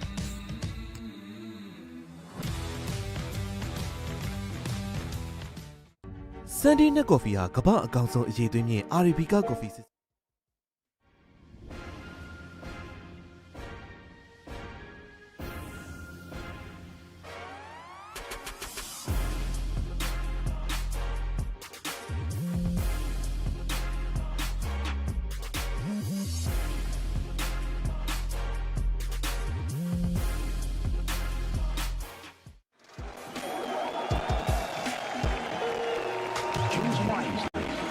These 5 players are striving for their best result at an international, not just personally, but for the South American region as well. Top 6 is where they currently sit after this best of 3. If they can get a win, a top 4, that is the best we've ever seen from these players and from that region. A lot is on the line for them, a lower bracket run. It's definitely possible. They showed up yesterday. They can definitely show up again today, Lacoste. Oh, they definitely can. This is a team that is super explosive. And when we talk about South America, Thunder Awaken, they did reach that 5th, 6th place at the TI-11, infamous 7th, 8th place Beast Coast, Heroic TI-13, and Beast Coast and infamous during TI-9 and TI-11. So for the region, this is pretty massive. Having a team that is doing so good at the TI main stage is just pretty impressive and doesn't seem like they want to stop. I also think that this matchup might be a bit of a different one for BB team because I mean they did meet a couple of times throughout this year. BB team did win every single time, but I think Heroic powered up. This is the team that learns a lot from their mistakes after the loss that they did have earlier, and all I'm seeing is a completely different mentality and a completely different play style than any other team that we still have left at TI. Yes, for these players, you know, their best results at previous TIs as well, but also how many they've been to. So quite a lot of them playing at 4 TIs, including this one, Miro. This is his 3rd one. So there has been so much growth already in previous placements for them. But Pure, he's the standout one there in terms of having achieved so much already. I feel like he's one of those players that just would not be happy going out here now. This elimination, I think, means more than anything to he wants to make it to that final day is essentially what I'm saying. Yeah, he did reach that with Tundra, but also I don't think Pure has reached his full potential yet at TI here because in the previous performances, this guy is the dominating factor. He's the one controlling the tempo of the game with his Monkey Kings, with his CKs. He plays Lone Druid as well, but I don't think he's playing to 100% yet. It really feels like BB as a team, they live or die off of the back of Pure. This is what we saw in the series yesterday where he was rotating on anti-mage, you know, level 2, level 3. Oh yeah, that mid rotation. It was really interesting. Like, he has very creative ideas when it comes to the game. He has a lot of confidence, but as a result of that, you can have these games where it's very volatile. Like, either he's 18-0 or he's 0-18, which makes for very interesting Dota. I mean, on top of that, I think it's very rare nowadays to see a carry player leading the team as the captain. Yeah. Like, usually you see it come from the support, or maybe sometimes from the mid player, because a lot of the plays come from the mid, or maybe sometimes in Tandra's case, you know, the 33, you know, the offlaner is the captain, you know, but you rarely see nowadays players from the carry role actually captaining the team, because on the carry side, there's a lot of responsibilities on your own, right? You have to really focus on your game, your itemization, your laning, what you have to do in the game. So having to hold that extra responsibility with the draft and taking care of the team aspect is something that is really, really big. He does have a lot of interesting ideas as well. This is the guy that during one of the Valakias, he was pretty much the only one who was playing Lifestealer, so if he sees something is good, he's definitely going to try to push it. I believe he had 90% win rate on the hero, 9 out of 10 games. He played Hoodwink carry too. He did play Hoodwink carry. You did mention that they are playing a lot of Hoodwinks from position 4. Got to be careful about that one. When you're playing against Heroic, Meepo can always come out. Guess what? Guess who also plays Meepo? Yep. Not so far at TI, but he loves to run it. See, this is the thing you have to be worried about if you're Heroic, is that the way that BB is making their way through this tournament, the way that they're changing every game, the way that Pure is trying things, and yes, he has some games where he doesn't look so good. Guess what? This is exactly what they did in Wallachia Season 5, and they won. They won the entire thing by doing this. Yeah, I think you also had a great point yesterday about BB Team Jenkins, where you were talking about how they are under people's radar. Like, they're sliding right underneath. Nobody's talking about BB Team too much. You know, we're talking about Heroics, Xtreme, you know, P-Vision, and Falcons. But BB Team, I haven't seen people talk too much about them in terms of, like, being the hot contenders to potentially lift that Aegis. That's the thing, is they're always expected to, it's like, oh yeah, they'll get top 6, they'll do fine, but they won't win. This is what everybody thought in Milwaukee. And guess what? Yeah, and guess what? Something will happen. They didn't throw. Something happened, Pure goes 0-17, and still, the next game, he comes back. The next series, he comes back. But GPK, like you mentioned, he has been so stable for this roster, where it even feels like in games where his team is not doing well, he is like 16-0, and sometimes they win games off of the back of that, and usually it's his Puck. I remember after Wallachia Season 5, the entire community was gaslit that there were no bad matchups for Puck, and Puck was getting brutalized mid because of this in every other game for every other team, and it was just GPK was so good at the hero that's what it looked like, but it wasn't right. I mean, it's not just a hero. I think he's also one of the best laners, right? I think in this specific matchup between BB Team and Heroic, the lanings are going to matter a lot. Because if you can actually take control of the lane early on, you control the runes, you make sure you don't give it away. I think it's going to be very hard for Heroic to do their chaotic style of Dota if they don't actually get a decent start of that, you know. So I think BB Team actually matches up really well against Heroic because of how they play the game in the initial stages. So here's a question about the matchup then, because Analog, historically speaking, like literally when the guy came onto the scene years and years ago, he has always been I am going to cheese pick you mid. I will pick Broodmother. I will pick Batrider mid. This is what he's playing in the tournament. Monkey King, destroy you in a melee-to-melee matchup. Is this something that is actually going to matter against GPK?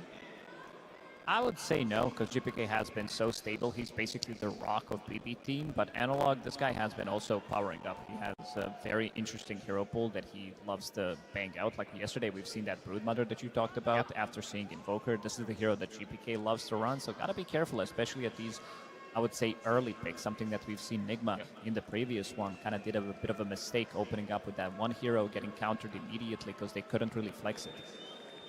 I want to see their past encounters, because we've talked about how it's always been slightly favoring BB Team, how in tournaments when they're sliding under that radar, they're able to go the distance, go on to even potentially win it there. But for Heroic, this is just something that doesn't feel normal in terms of a tournament for them. There we have it. It's been hugely favoring BB Team. Right. So yeah, it's not been looking good for Heroic. But this is months ago that you have to factor in. There has been a lot of significant growth for Heroic. It may be months ago, but it really comes from, I think, the root of how both teams actually play. Because when I was watching their games, right, I feel like Heroic likes to play on the side lanes more. They prioritize Whisper's game a lot. So they tend to give a lot of rotations towards the side lanes, whereas I think against BBT, if you don't control the runes and if you don't pressure GBK, he's going to try to snowball the game from there. Then after that, if Miero gets pressured, he doesn't mind coming to the mid lane, or even Pure, for example, he's rotating to mid lane to help the mid laners get runes and make plays, and that doesn't really happen the other way around when Heroic, they are going for the mid runes. I don't really see Whisper come down as much because he prioritizes his own game a lot more. So I think the dynamic is what makes a difference there. Yep, and in the draft he's also prioritized. So you might end up with Analog not having a extremely good matchup to 1v1 against GBK. So I do agree. However, this version of Heroic is not really the same, because I feel like for the oh, come on. Take that phone away. That's a good way to... Whoa. The arena was definitely vocal about what Where's they the thought security? Escort him out of the arena. Do either of these teams pick Tinker? I don't think we have... No Tinker Wait, okay, mids, when at you least. say No that, Tinker mid. I was going to say, they're not necessarily like Tinker experts, but I do feel like there is one person on almost every team. They're not going to bang it out. Anyway, Heroic has powered up in this tournament, and I think every other tournament this year, barring the Parker PGL Wallachia, when they had him, they have pretty much played to their expectations. They don't beat the good teams, but they beat all the bottom tier teams, and then they just get knocked out by when they face their first good team.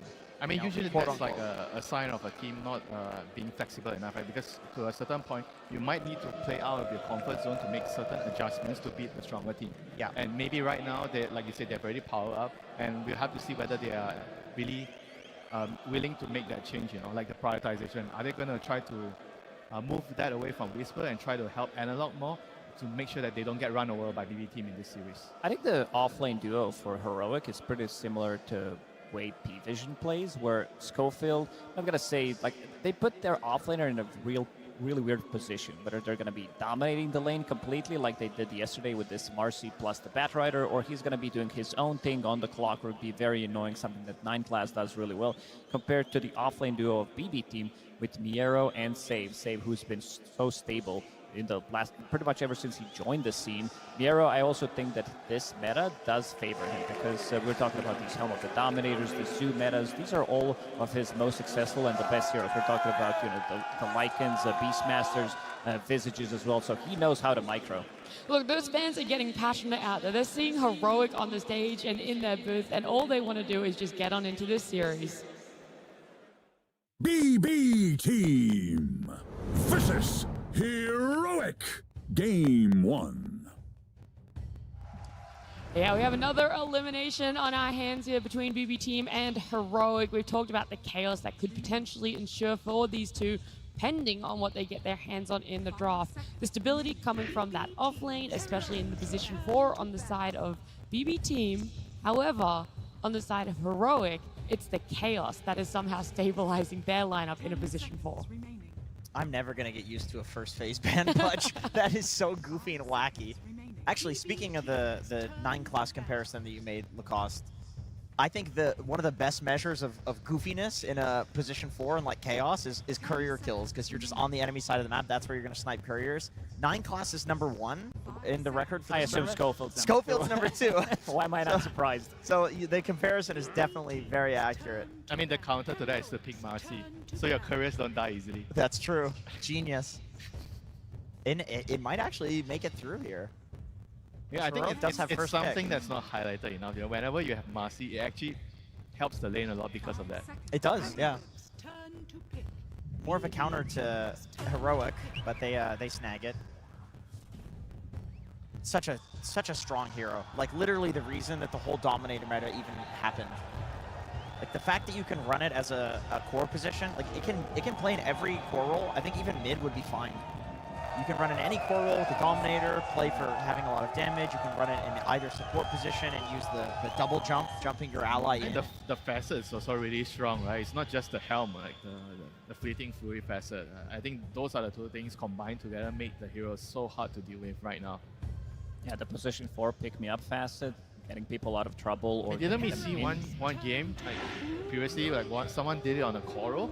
I think it was Omar. Oh wow! Oh, support facet for the damage. Yeah. I think that's fine in some games. If you feel like if it's all ranged cores that you have, you don't want to jump them in, and you don't feel like there's anything good to save from, or you can think you can scale, it's definitely okay. Yeah, so we are seeing a trade here between Marcy and Lycan. Yeah, the crowd definitely is cheering for the Lycan. They love the howl that he's been doing. I don't know if you guys were tuning in last time he was playing. It's a lot of fun. I do wonder if Heroic are going to get their hands on the Shadow Demon though, because that was something that was a big factor in their series yesterday. I mean, I want to see like how both teams deal with the helm, right? So both teams got the helm hero, and you have to kind of build the draft to deal with it. And I would always kind of favor the Radiant side a little bit more because of the fact that you get the earlier Roshan access and the Tormentor. So I feel like you have to like really plan your draft around that, whether you can actually stop it if you're on the dire side. Is there any way of having heroes that can actually stop it from happening early on?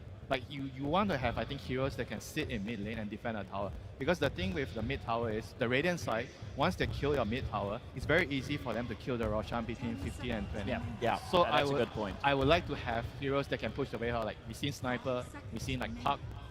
All these type of heroes I think are really, really good at defending the tower. And that's an interesting ban. Heroic removing Dragon Knight. Not many people wanted to play Dragon Knight. It's a but GPK BBT, specialty. they did play it on Pure as well. It takes yesterday. the tower, you know, so I feel like it has a lot of, it doesn't really defend the tower as well, but it takes your tower, so I think it can make it difficult for the Radiant side to get that early Roshan also. There's a lot of like thought behind this ban here. And BB team taking out the Meepo. Not gonna let Yuma get his specialty. Some teams will wait and ban it in the last phase, but they're not willing to risk it. Heroic does have the pick out of phase for the last pick. Yeah, this one not really being too much of a surprise. The Hood will win. He should. Yeah, I was going He to say should. the crowd. He's Yeah, good. put it up for Thompson, you know? Who knows? There might be a return. Hey, there's one day Divide for him. Llama on the back. I saw Divide Llama there. We're seeing everyone in the crowd. Shoutouts to Divide Llama. Yeah, awesome. We're going on to Heroic. And their pickup here with the Chen. So this is a different sort of take that KJ can go for.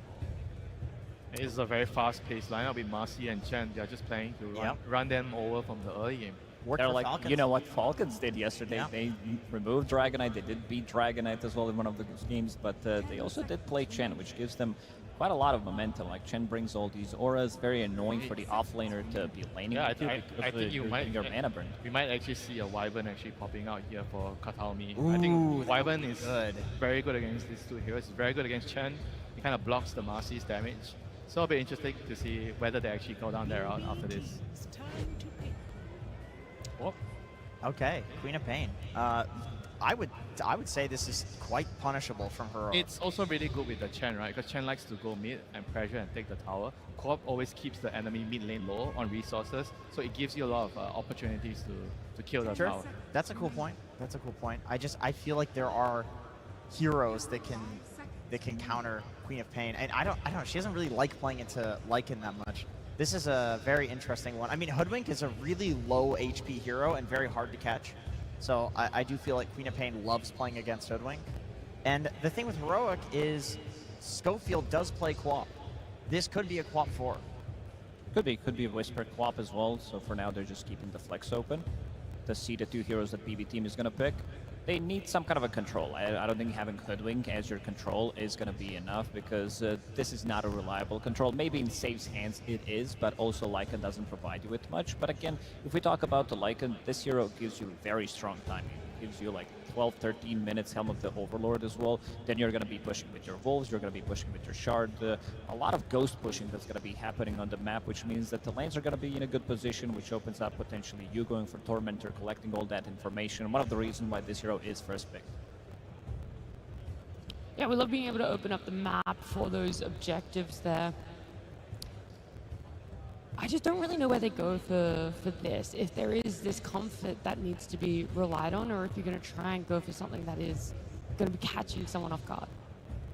I think BB kind of have to just like pick their heroes. They don't really know the lanes, right? It's very Yeah. hard to tell what's the lane, but they have to pick their position 5 and their carry, right? Because they're picking twice in a row. So I feel like they just pick a really strong lane. I'm trying to think, like, what can they pick that will hype Casual Disruptor, I think, is fine. Good for catching the Queen of Pain, because you're going to be having vision. And this is going to be the hero for GPK. So they're deciding to pick the mid lane right away, which I mean, we already discussed. Maybe the co-op is not a mid laner, so it might not be the lane that the Void Spirit is expecting to go in here. So, but they are putting more stock on keeping the carry hero until last year. Probably because he doesn't see the lane, so he doesn't know what he wants to play yet.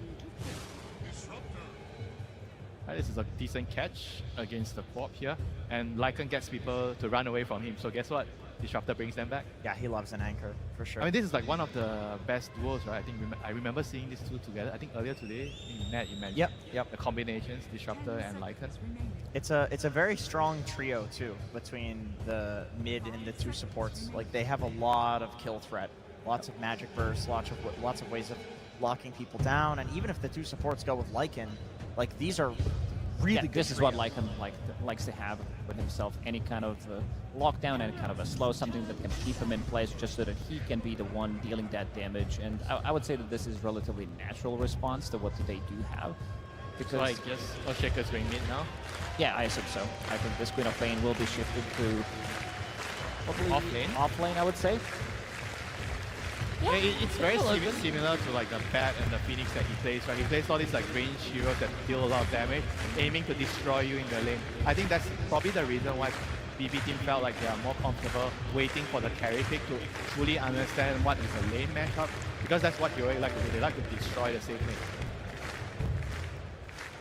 They do. They're always having that strong offlane. That's what we guys talked about coming into this one. And so it does make sense that they're looking to try and hold off, give Pure the best game, because he hasn't really been having the greatest showing. He has a lot more potential than what he's been bringing to the main stage so far. So we'll see what exactly gets taken out from the side of Heroic. What are you worried about? What is a Pure hero that could do so much damage to their lineup? I feel like if you know you're playing into Queen of Pain in the off lane, Lifestealer, Abaddon?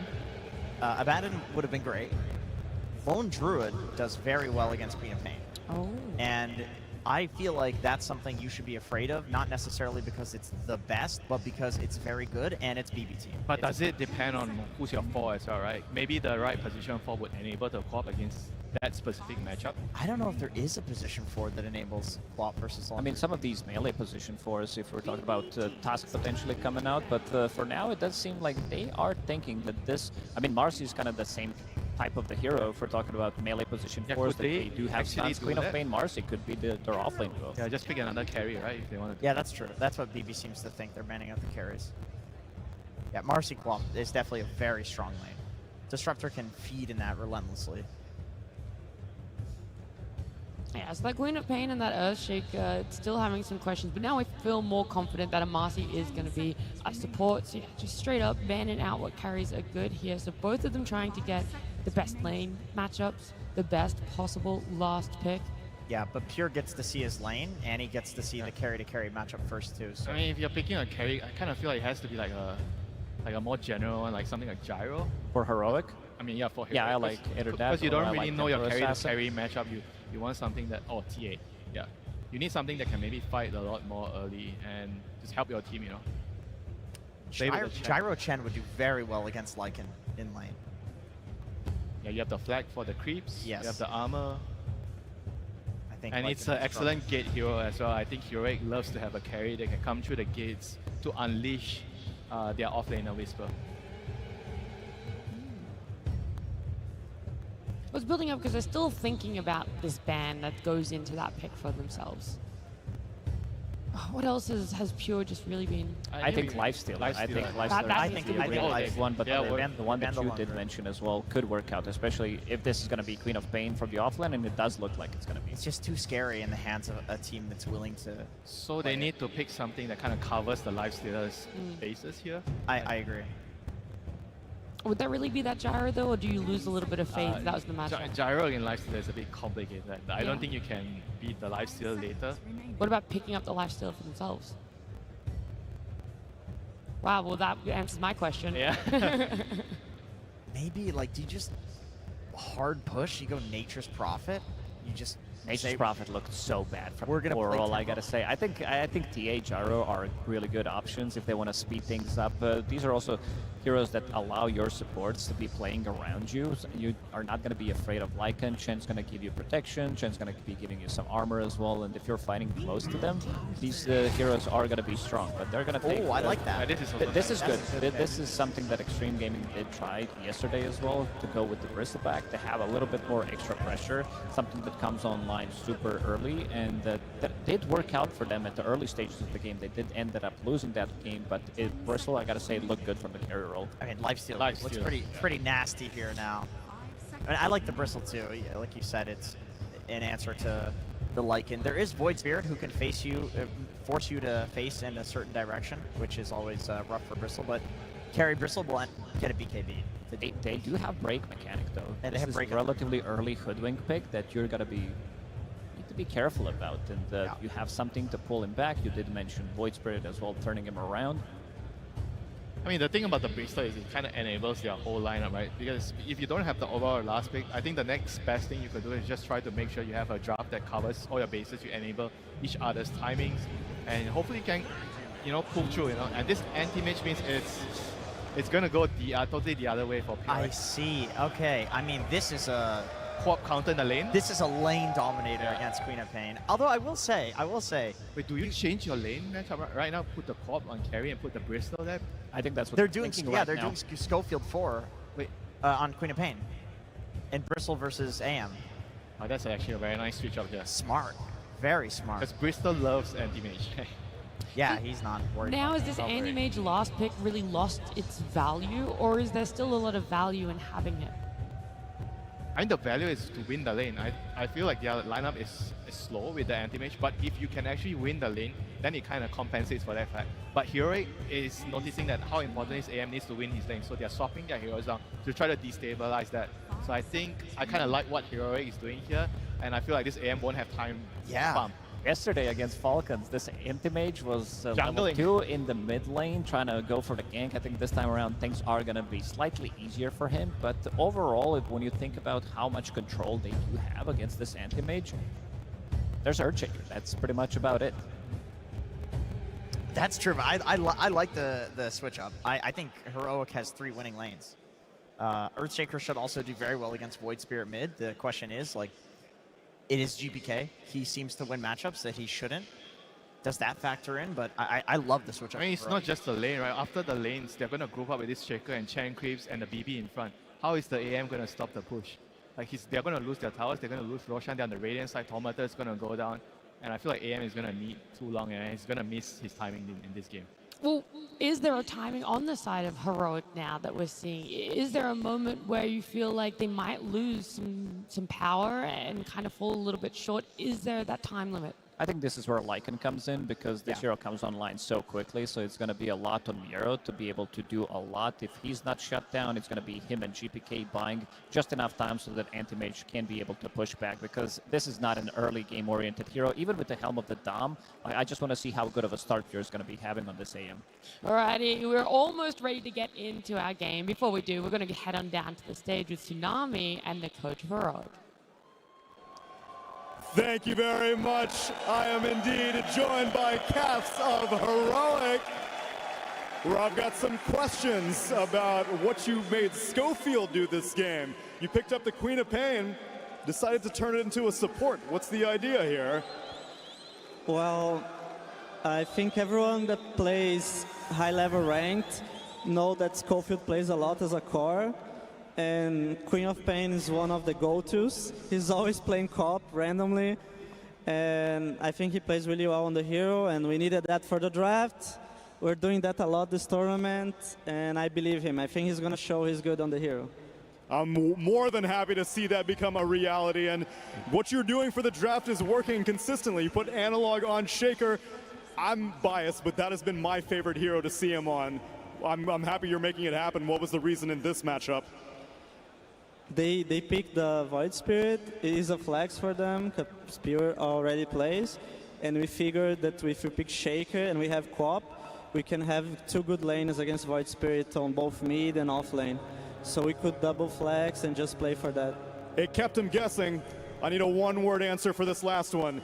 Anti-Mage, 25th, 24th pick. Are you scared? Yes or no? Nah. He's not scared. Let's see if it happens as we get into game number 1. And you cannot afford to be scared going this deep into the international. Elimination on the line, but no matter which way this series goes, history is about to be set, Avery. We either have BB Team outdoing their previous performance in 5th, 6th in 2023, or a South American team top 4 for the first time in the history of the international.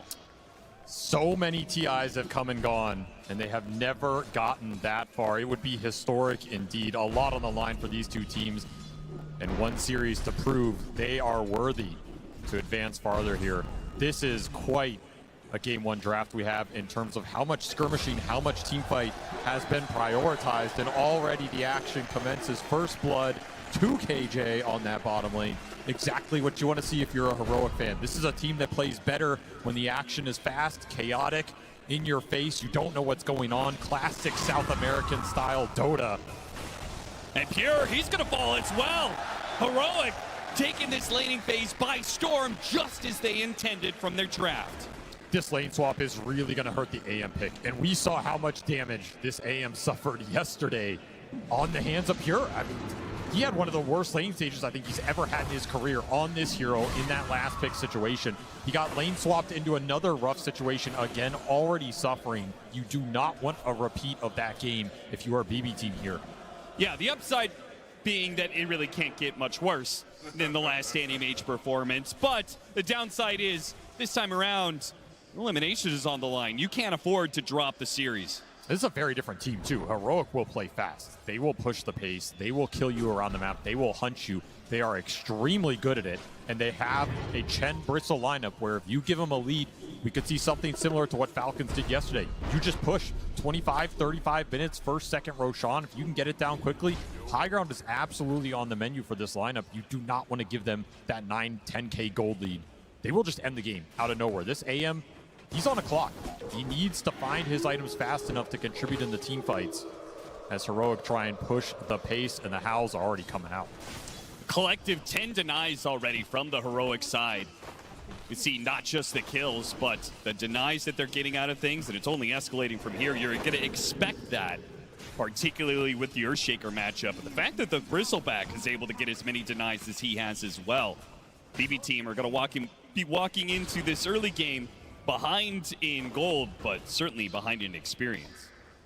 Heroic got the lanes they wanted. They should be confident pulling ahead in this laning phase, particularly with that Shaker matchup mid. You have Shaker against a melee hero. You should absolutely free farm. You should get the denies. Fight for the Lotus will go BB Team's way here. KJ, he's going to try and hold on. It seems like Pure, he'll take some damage, but in the end, gets that Lotus. And how did that fight with the Chen? I have to imagine KJ, actually, he was able to sit there. He was able to force BB Team back, so he got the Lotus on the safe lane. Big win for them. Putting mana into these two side laners for Heroic, really important here between the Bristle especially and the with the jump. Yuma, he's going to make expert use of that mana. Pushes Miro out of position. A healthy amount of damage. The Bushwhack, the only thing that saves his life there. Putting the pressure on these Helm heroes always feels good. You just delay it a little bit, it counts for a lot down the stretch. If you can pick up a kill on this lane, it would be amazing for Heroic. Extra experience going into this Chen would go a huge way for KJ in this game. Get those auras up, your team fight's a lot stronger. Another jump, another rebound, another toss. Beautiful double hit the Lotus. Bit the heal going the way of the Lycan. Will survive to the Helm though, flying out now. Feels like Miro got through at least the tough early portion of this lane. Analog feeling heat of his own. This glimpse is coming for you, just out of range. Almost got him. Has to hit him with the Remnant, does manage to do so.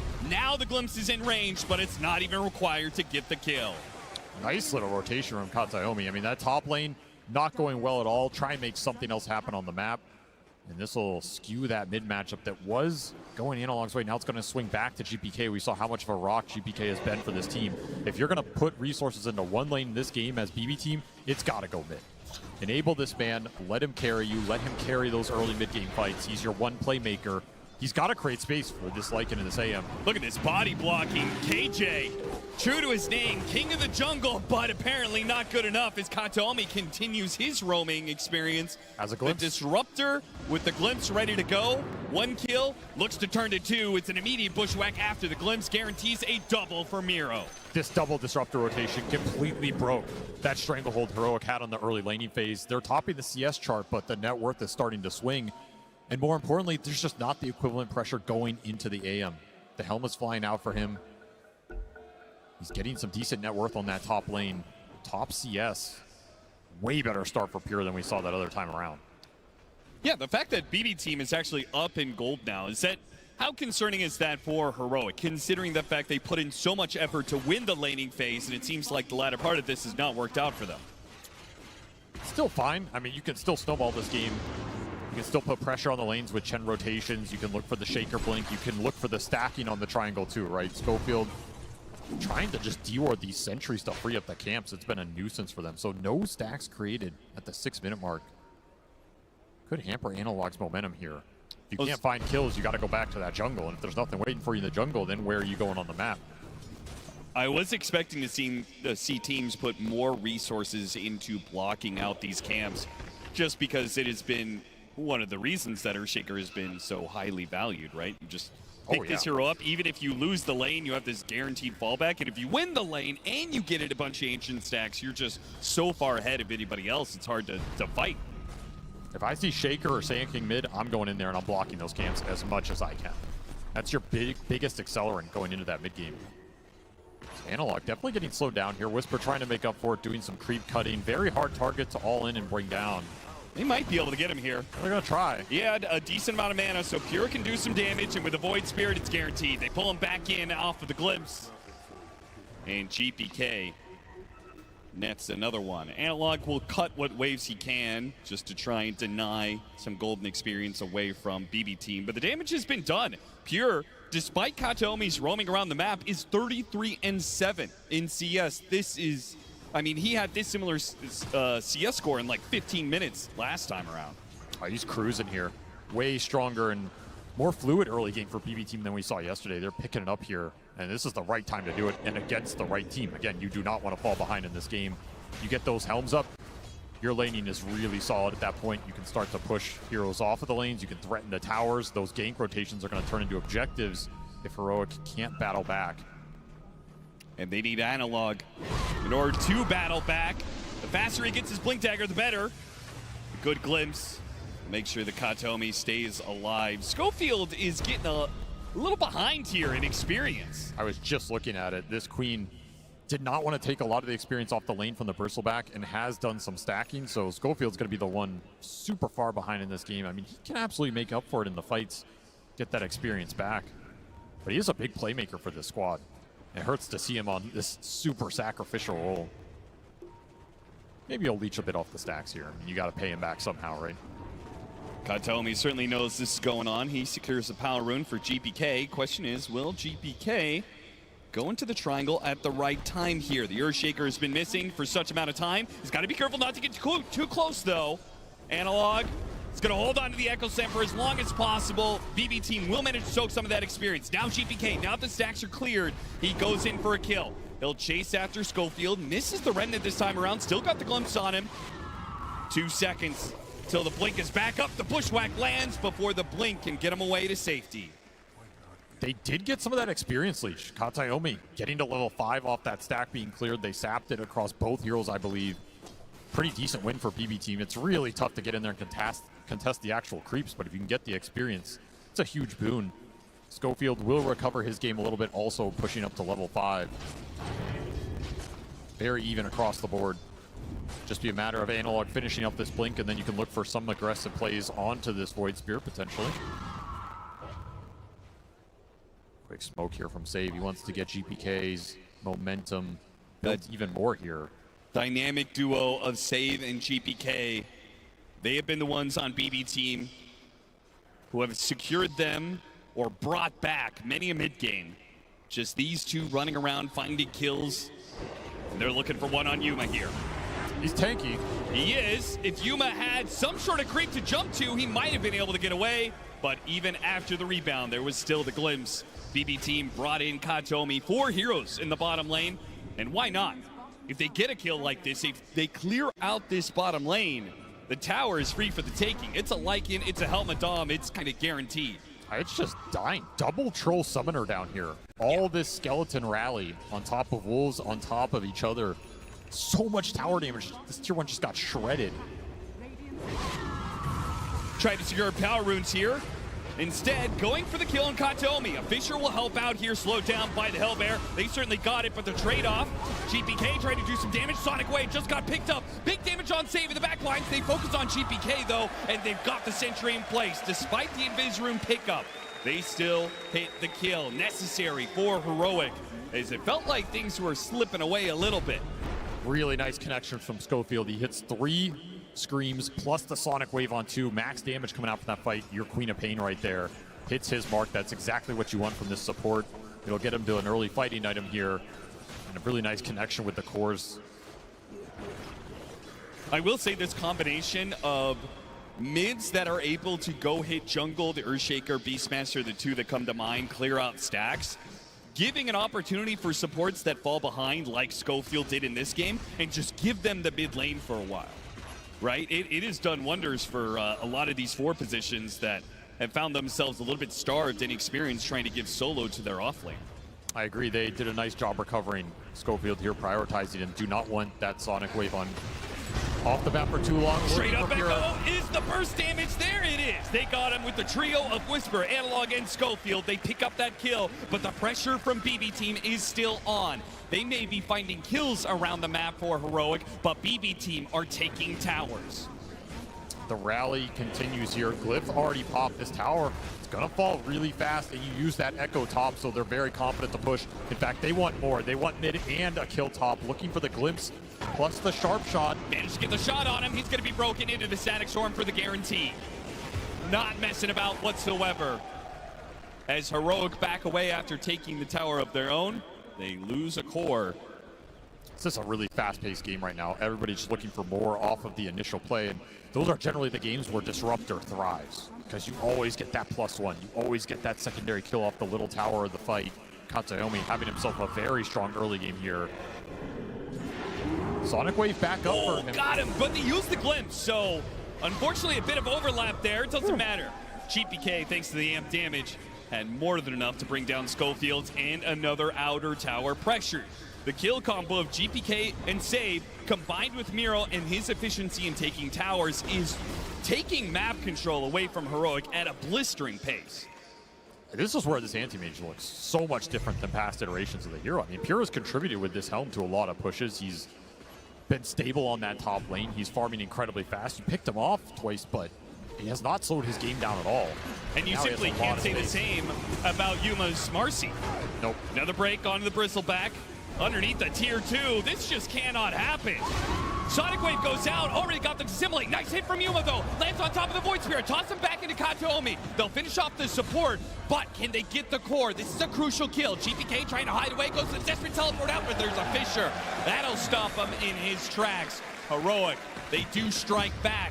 Just about to point out the fact that Yuma, despite having top net worth, has not really been an active force in this game, but he shows up at the perfect time. The points he has chosen, though, have been very good. That mid-fight where he helped them get extra kills, and now this top lane, you help pick up the Void Spirit again. He has shut down the Void Spirit's momentum off of the carry roll. Can't really ask for more. He's had himself probably his best tournament ever. I think that is easy to say. He's continuing to put the pressure on here. Quick smoke from Heroic. The pace just does not stop. They want to free up some space to finish the Marcy BKB.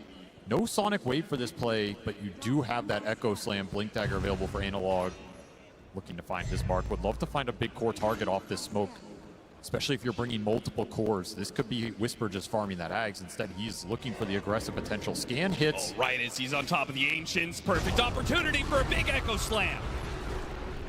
A ton of damage. Miro, he's going to go for the shapeshift, and they don't have enough stuns. In fact, they're going to turn back around. The Earthshaker's in trouble. A Static Storm on 2. The Quap runs out of it, but the cores are stuck inside.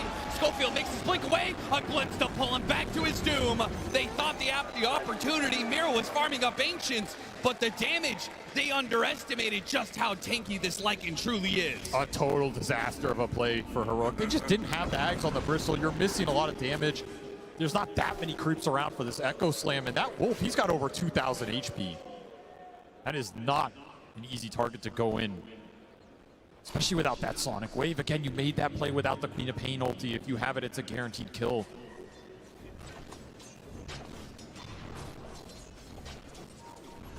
With the Lycan coming online, this Helm of the Overlord, with the Void Spirit picking up a shard soon. We've seen the way that this is just kind of clears out waves or neutral camps wherever he lays this Aether Remnant. And all these outer towers gone. It feels like Heroic is just going to be shoved into, their own little 1/3 of the map. And it's going to be BB team owning everything else, which is really scary to think about when the Battle Fury is completed for Pure. Right? He's just going to be hoovering up the entire map. And their catch is really limited. This is a great catch team, but you only have so many spells to try and find this AM with. And as you said, there's a lot of units that are going to be on this map from both teams. A lot of Doms in this game. You have Chen Creeps, you have Lycan Wolves, a lot of scouting potential to help you rat if you really want to. And that is part of BB Team's game plan here. They want to free up the space for the Lycan and the AM to just get these side lanes in. They're going to be ghosts on the map. You're not going to be able to catch them. This next 10 minutes could be really difficult for Heroic to find the type of team fight they're looking for. If they can find that fight, though, the BKB on Marcy it's good should right now. ensure they win it. Like, I feel like they do win on 5-on-5. It's just unlikely they get the initiation for it as BB Team continues to pick them off around the map. Schofield shot down right in front of his mid-tier 2. Not even the middle of the map is safe. And this is the issue. This kill team can play around that mid lane. You're going to have issues shoving it back out unless you commit multiple cores here. And the whole time you're worrying about this situation, AM's farming out top, Lycan's farming out bottom. Side lanes are getting pushed back in from units. This map is not fun to play right now. Analog will be able to match the Void Spirit's ghost shove that he's able to do with his own Fissure spam. Yeah, but look at how clumped they are. Afraid to go on GPK. I mean, especially with the shield rune, he's just unkillable right now. Yeah. But you're getting corralled. A lot of heroes by this bottom tier 2. You have to regain some map control here. Either smoke out, get some wards, look for the pick off, or back each other up to get these lanes out. You have more information to play off of right now. This is turning into a lane shove game where the AM has free reign, and that is not the style of game you want with this Heroic lineup. No, not at all. Here's that smoke. They have everything available. Sonic Wave gives you the extra damage right now. And that BKB timing on Yuma, really powerful if he can just lay into some cores. It feels like if this smoke doesn't land. I mean, how do you land this smoke, though? This is the issue. You just got to go blind. But if it doesn't land, I feel like they are almost going to be forced into late game scenarios. Right? It just doesn't feel like they're going to ever get enough map control to take over the mid game the way they want to. This might land. Smoke from BB going straight into them, unaware of the positioning. And it's 2 supports, but they threw it inside the Fissure pit. They do not hit the 2 supports that are on the side, but thanks to the Bristleback cutting in from the side, they should be able to still get them. Schofield makes this blink away, but he's still going to take out in the end. Pretty clumped. Miro's going to chase after him here. Echo Slam attempted, but GPK's already jumped away with it to Dissimulate. He's got a haste rune here. Oh, they're trying to blow him up with the Marcy, though. The Fissure goes out. They've got the damage. 2 swings from Yuma, 2 rounds of that ultimate. And the Void Spirit, he may be tanky, but not enough there. Winning a fight right outside the Roshan pit. You couldn't ask for a better situation for Heroic. Very awkward start. They thought the smoke broke because they were doing Roche, so you had to kind of blink in blind. But it gets the job done. This Shaker's just such a menace in these early team fights. And both the supports going down for BB Team early means you lose all your control. Your cores are not that useful if you don't have stuns to back them up. The Lycan's a threat here. It does force a buyback out of Schofield, but Schofield's happy to commit this buyback to get a fight into that Roshan. It's just such a big win in this game when you were getting ratted onto these side lanes. And Pure not confident enough to go in here with limited resources. Not great mana void targets this game. He doesn't want to be dragging these fights right now. He'd rather have the game just be split up across the map. He was having a great time. Now all of a sudden Heroic pick up some steam. They're going to get another aura on the Chen as KJ will finish mech on top of the drum. A lot more sustain coming into this already pretty tanky lineup with the 2 brawlers on the front line plus the Marcy, who now is an Aegis. Momentum shifting back over to Heroic side after that team fight. The smoke, it worked out beautifully. Now it's time to see if they can actually be a little bit more on the offensive, if they can actually get some of that map control back. Some of the ways they're trying to address this, they've got Schofield going more lockdown in the Rod of Atos. Here, he got hit by the stun, pushed back in. So much burst damage. Beautiful connection there. That's a very limited window to hit that. They hit it absolutely on point. Yuma making his presence felt again. And that was pure getting a little greedy, trying to kill some Chen creeps and Dom creeps. He actually man avoided them too. It just shows you how much it takes to get some of these off the map sometimes. Oh yeah, he's been man avoiding neutral creeps probably every 2 minutes or so. Yep. He hasn't done it off cooldown, but he has been done it a number of times this game. Probably feeling like if he can just get to the late game, he'll be able to win it for his team. But farming that area in particular, I think, is dangerous because you know that Heroic, considering they have the Aegis, they're going to go for the Tormentor at some point. They're going to play to that side of the map soon. Straight into the Queen of Pain, rewarded for the buyback earlier, and a nice shard to pick up. Silence could be really influential in this game, especially against the AM, against the Void Spirit. This is a super nice game for the Queen of Pain shard, especially when you're on support. Like, you can just aggressively blink in, go for the silence. If you trade your life for a core, that's a win. You're not a core Queen of Pain, who cares? Found the Disruptor. BB team maybe trying too hard to get control of the map. The Disruptor very far forward there. Oh, their momentum has been killed in this game. Heroic starting to take a lot more control than I expected. Sage spots KJ, trying to take some Lotuses, and he's got no allies in the area. He's definitely going to die. And BB team know it too, thanks to this lane ward they have at bottom. Awkward area to end up as the Chen. Yeah. He's getting farmed though. You gotta remember this Chen lineup. That like 30-35 minute mark, you get that third aura item on him, you have Hand of God to back it up. That's a lot of HP for this BB team to get through. They have pretty good single target focus, but their AoE teamfight is really lackluster. So they have to pick their mark very well. They have to all in that first core that they see. Potentially even reset the fight after that. Getting one kill is not going to get them a teamfight victory here. Sade getting a bit of information. Spotting some heroes, maybe trying to block any potential smokes. Coming off this ward. I would be surprised if BB want to fight right now. It just doesn't look possible. I mean, the way that Katomi is playing into Heroic, I don't know. It's a little different. You know, 5, 6, 7 minutes ago, yeah, BB team had full control of the game. They may be able to pick off Analog here. As, yeah, he is shot down, just too much damage. Playing around that one ward they have down there, super nice find. Felt confident with the shield rune plus Hand of God, but the Vessel off of GPK will negate a lot of that potential healing to come through. It gives you confidence to go for these pickoffs, and that's where this lineup will thrive. Just keep finding solo kill pickoffs. Don't let Heroic group up and take objectives or force the team fight. You're going to be a lot happier around the map. We see what the anti-mage is doing top. He'll instantly get pinged.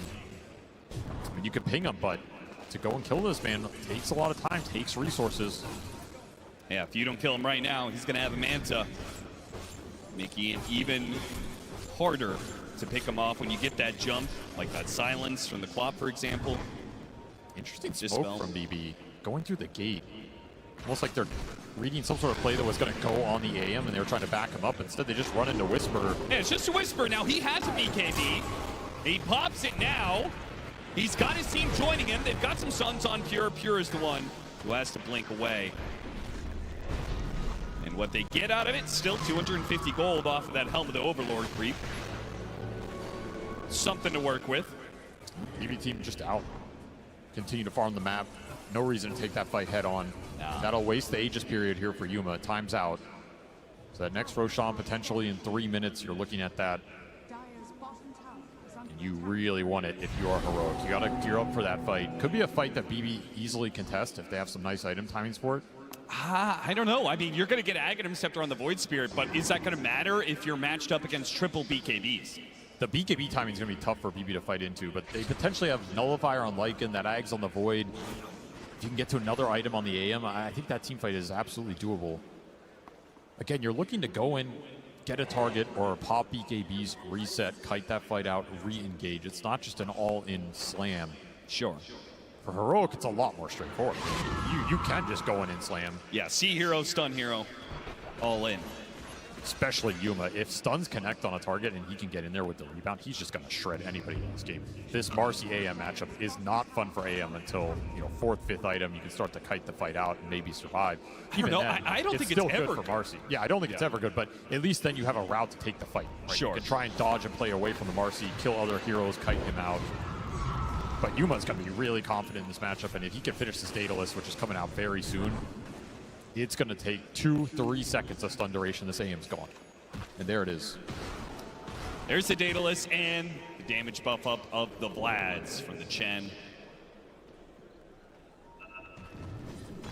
Could also potentially find an Alpha Wolf in this game. You could buff his damage considerably here. Yeah, and Bristleback won't say no to that either, right? We have 2 big physical damage hitters. And because we see this Bristleback scale up, we've unfortunately seen a Battle 3 Bristleback even, but the Seeing Red facet is no joke going into the late game. And even the Earthshake, a lot more magic damage out of him, but that Enchant Totem still hits pretty hard. This AM is not going to be protected in this game. So I think you have to almost go 4 or 5 items on Pure before you take the head-on fight. I just don't think he can enter it. Maybe you get a really nice Mana Void target after BKBs are out. They know he's here, but the Fisher just a little shy. GPK able to get a jump away, and now Schofield is an easy pickings for BBT. Their long-range poke and kill is so nice with this trio.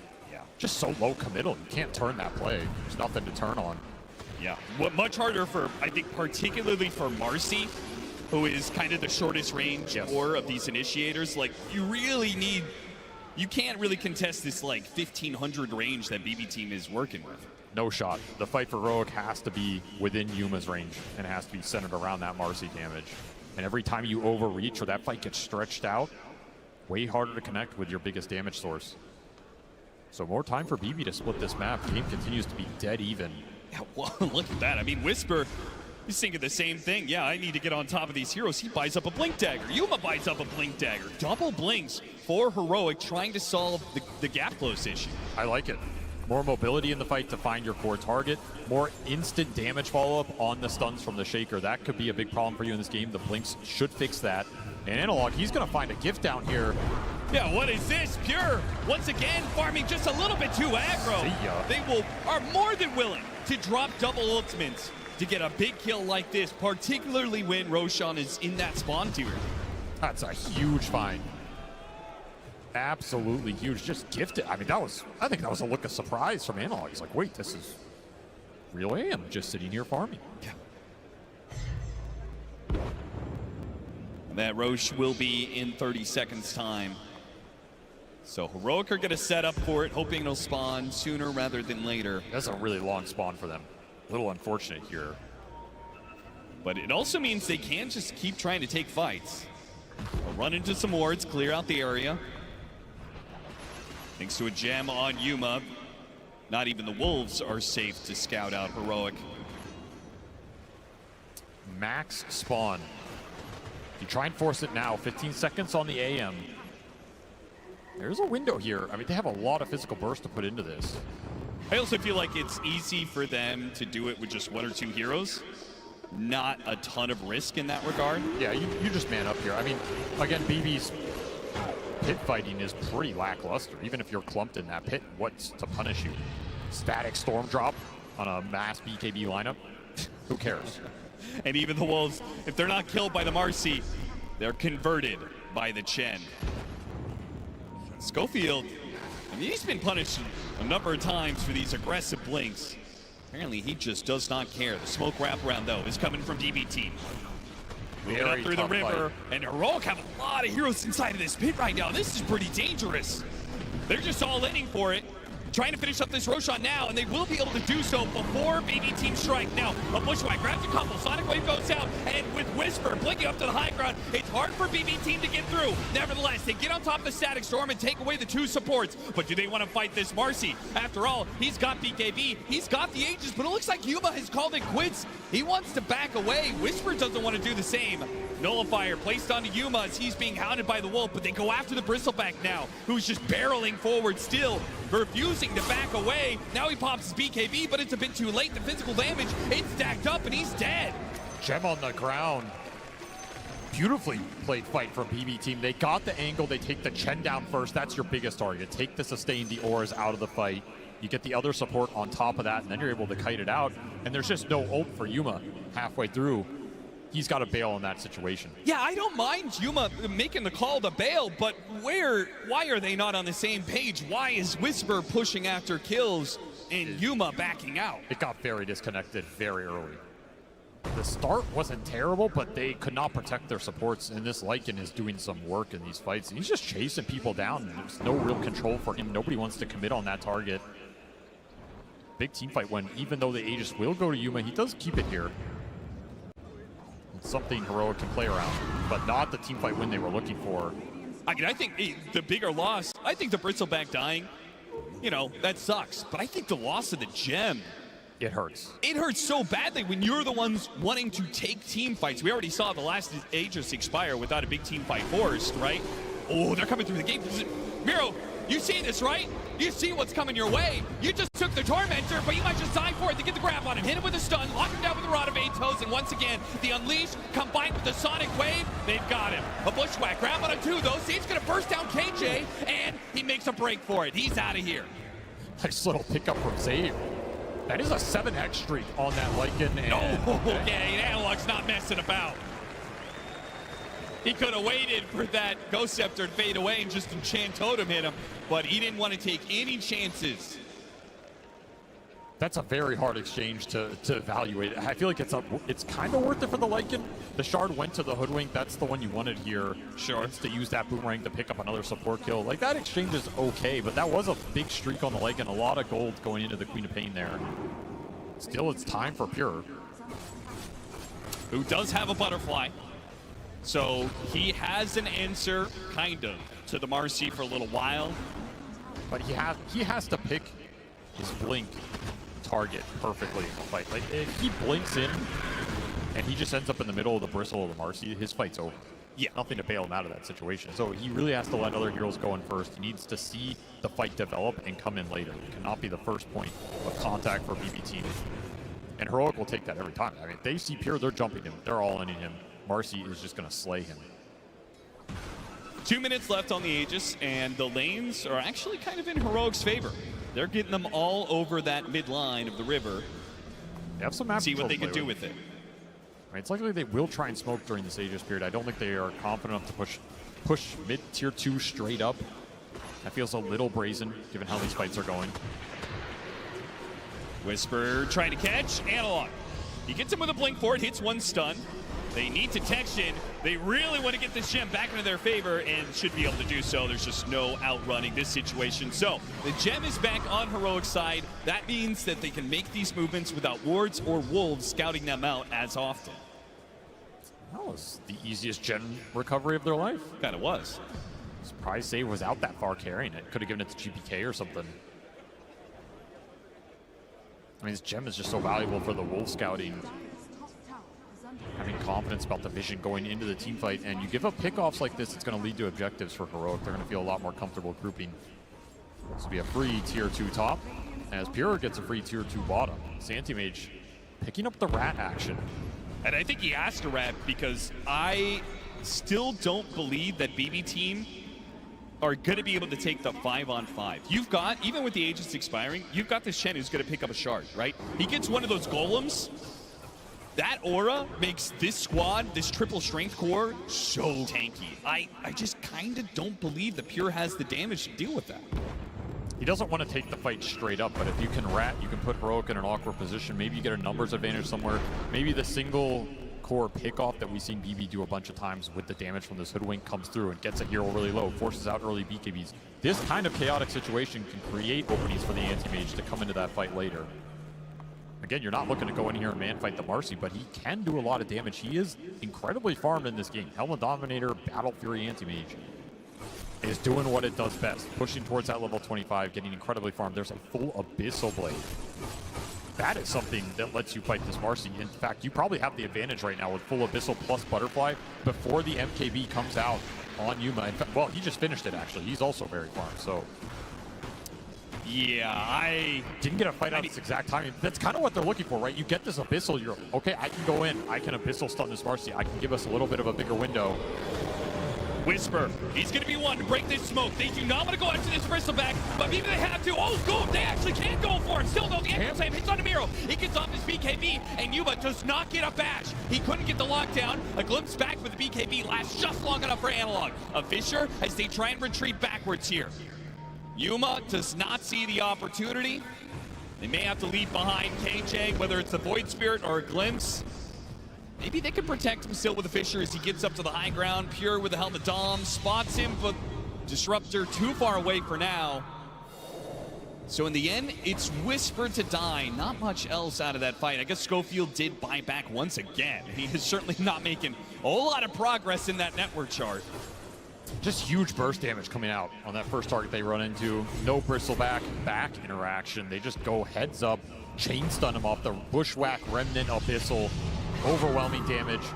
Trying to pick up Save again. Yeah, Save once again not expected. Ooh, at the Sonic Wave. He tried to push him back into his team. That's okay. All is forgiven as long as the outcome is still income for Heroic. The crazy thing is they took that Bristle down, they have Heroic on the run, and you're still hesitant to straight up chase with the AM. Because you don't want to blink into this Marcy just yet. Will be 25 for Pure. And that'll be Mana Void cooldown. Nice little talent for him.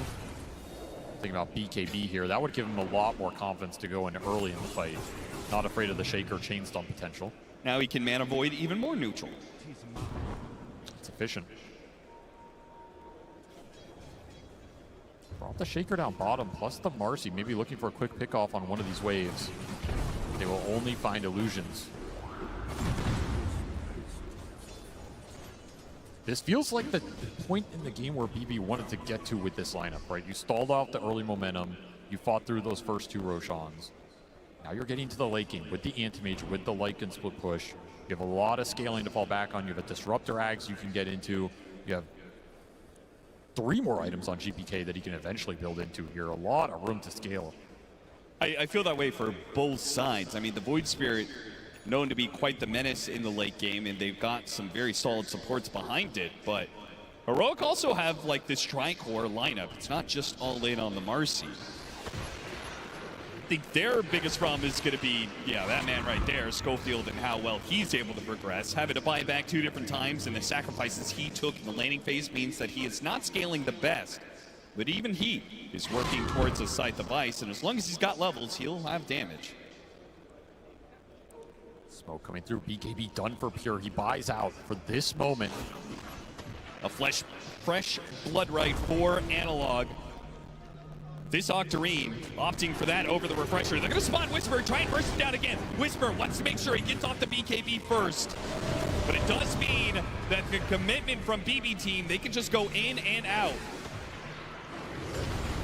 Oh, the Echo Slam whip there. Analog takes a bit of damage from somewhere, stopping his blink forward. He got clipped. Covers them with the Fishers. Miro. Okay, they just get the glimpse back. And all in for the Earthshaker. The Mana Void is ready to go. Pure will use it, puts it to use, brings down the mid laner Heroic. Now Schofield in some trouble, looking for his blink back inside the base. Heroic again losing the fight, but also still limiting their losses to 1 or 2 heroes. These fights, they just are not clean one way or the other. Can see what PB team are trying to do though, right? Go in, get that target, kite the fight out. They threaten the Chen, you have to BKB Lycan, he gets out of there. There's just no clear jumper target for Heroic. If that Echo Slam lands, it could be a very different story. But Analog is really struggling to find the window here. It's just units constantly on him. There's random damage sources. It's not clean.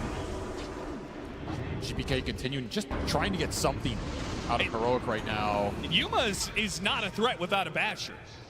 Nope. Like this Void Spirit and this Lycan just keep on going into the fight, and there's nothing to control them during their BKBs. You have to get that BKB piercing disable for Yuma. I think there's no other way. You have Hex on the Queen now. I mean, most of the control that Heroic have, especially with the Hex online now, is them initiating. Them finding the first target and letting the Marcy go in on top of that. I don't think we've seen that for probably 20 minutes. I think it's always difficult to do, right? That is one of the advantages that Lycan gives you. 100%. All these Helmet Dom creeps plus the Wolves, they just always seem to have vision over you. Combine that with the Disruptor. You have to just smoke and jump off the smoke. That's your best chance in this game. And this may be the perfect opportunity. BB team very brazen in their attempts. It is going to be interrupted by GPK here, but if they get the jump onto GPK, got him with the ankle slam. A response from Conte on me. It's not good enough. He got a good static storm, but the BKBs are already out. Pure, he's going to go for Whisper once again. Hits a big mana point. Whisper, not dead yet. Gets a little bit of heals out of the Chen, and he's staying alive for now. Pure, he has to back away. Miro's right in the middle. They solo jump in, but Echo Slam, no, it doesn't do much. Pure, he finishes off Analog with the lock-in. Rodamatos, and BKB is gone for Miro, and so is his life. 2 cores down on the side of BB team for the one of Heroic. Heroic have the advantage for Roshan, but now it's switching over to the other side. Oh, got a shield rune. Right in front for Heroic. The Scythe of Ice doesn't stop the rune grab here, but they do have the nullifier. Oh, what a beautiful bushwhack on a 2. They try and blow up Yuma. Not quite. He blinks after him, hits him with another bash, and finishes him off. Now Whisper, he's up next. Rodamatos holding back for now, but he's got to blink up. He'll chase after Whisper. And save once again with the bushwhack. A glimpse back, pulling him back to his demise. Here working him through. A Scythe of Ice and a buyback. This has to work for Yuma, and he gets it. A monster kill on the enemy. Stops Katomi as well. And that means Heroic. It was a risk, but it pays off. They have control of the pit. Sick bushwhacks from Save, but BB end up overextending into the Marcy buyback, not ready for Yuma round 2. And Whisper dealt so much damage to that anti-mage. She bursted him down with the Quills 11 stacks, 2,000 going into Pure. He just could not survive the physical onslaught. The buyback, I think this is coming too late. Oh, GPK, Dre jumps inside the pin. Can he grab it? He's got it! GPK, he rips it away from Heroic. And now, it came at a cost. It cost them the buyback. If Yuma dies here, he's in trouble. He got BKB unleashed. Now it's Pure. He's in trouble. Gets off the man to hit by his stun. An Abyssal Blade goes off. A Fisher to try and stop him, but he's away. And now, danger time. BKB not up for Yuma. He's a dead. A dieback. 2 minutes. Heroic have to fight on without him. With just 1 core to do it. And being pounded by the Wolf. Miro chases after them all the way back to their fountain. All the way back if necessary. They will find that 3rd core. And Heroic now on the brink of death. They've been cleaned up all over, and BB team had full control to push as many buildings as they want. What is there to say? One time and time again, this team goes to GPK to make the plays. Absolutely salvaging that team fight, steals the 2nd life away from Yuma, destroys his presence off of the buyback. Will it be enough? The chase down. They pass Cheese over to Pure. It was a beautiful itemization usage. Gives him the strength to keep pushing on, and they just want the game here. As always, Pure has called to end the game. And it's going to be an Earthshaker buyback to try and hold it. Without the Marcy, though, it just feels impossible. No Bristleback buyback available. They simply just do not have the damage. Nothing will stop BB team at this point. Try as he might. He tries to go in with his BKB. They pop the cliff. But it is delaying the inevitable. BB team, they have routed you, they have outfarmed you, and they will take game number 1. What a game 1 it was. These teams are just here to brawl. There's a lot of creep action going around in the map. I'm sure it's very uncomfortable for Heroic to play, considering how they would prefer to play this game, but that is what you're up against. And this BB team is just, they're weird, man. Like, they have these games where it looks like a struggle, and then at some point, the switch gets flipped, and they are just in zone. They are hitting every spell. They are routing you in the fight. The game just ends instantly within 2 minutes. We saw this yesterday in that game 1 they played. I don't really know what's causing it. I don't know if the early game is just so awkward it slows all their pace down, but once that switch gets flipped, this team is on, and they are terrified. 35 minutes of farming. The Animage has come out of the jungle. He says, I'm done farming. It's time to end the game. And Pure does just that. The acceleration from BB team closing out this game.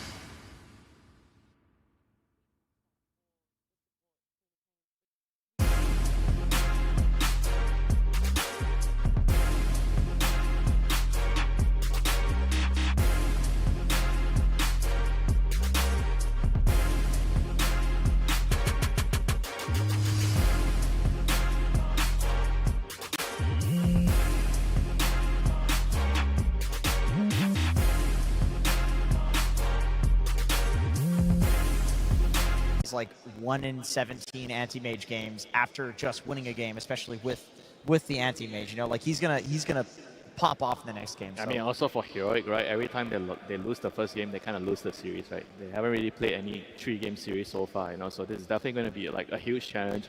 How are they going to overcome this BB team here? Yeah, but that's funny because BB team right now on the main stage, all they've had is 3-game series. So it feels like what exactly is going to win out here in these two teams? Because BB team, there is the confidence that carries over. 100% agree with you there, Jenkins. But sometimes it's a little bit of overconfidence. Maybe they try and think a little too far ahead. Yeah, it's possible it's a blunder against Heroic because Heroic does like to play chaotic. If you play overconfident into that and you give them some openings, they will definitely take it. One scary thing about BB team is whenever we talk about them, this is the one scary team that has an extremely good early stages of the game. We haven't really seen that so far at the TI. I would say that this is something that they've been lacking, but if they can start doing that as well, that they've been doing ever since they've been formed pretty much as a squad, this is going to be a very, very scary team. They already are, but imagine if they can really push the limits, win the laning stage, have that 5k gold advantage 15 minutes into the game. Yeah, you're right. This is the team that is extremely aggressive and knows how to close out the games early. Historically, they've dominated lanes and then snowballed that into a dominating game, but that's just not how it's been so far.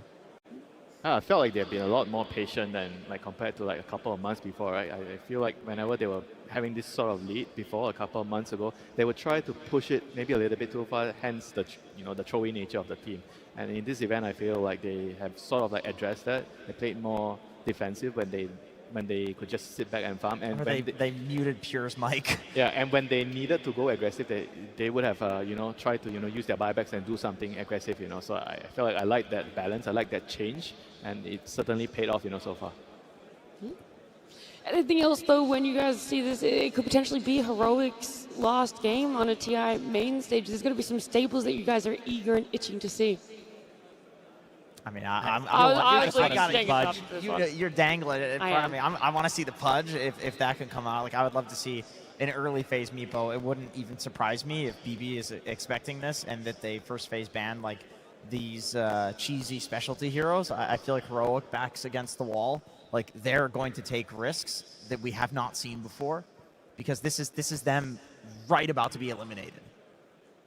Yeah, if they have to play like a normal game, I think it's going to be difficult for them. They have to throw things off the balance and try to surprise them. Just first pick the Meepo. Just whip it out.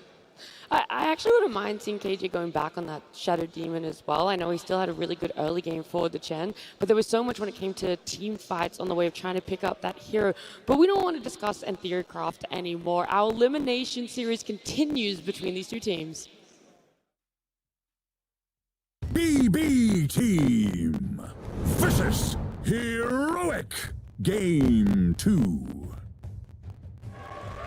With BB team up 1 game, they're feeling confident. They're in a good position. Our draft has already begun, and the bans and first picks coming out already, where we're going to see a Nature's Prophet for the side of BB. And of course, here we have an Earthshaker up for the side of Heroic. They're going back for it. They feel like they've not lost confidence in it.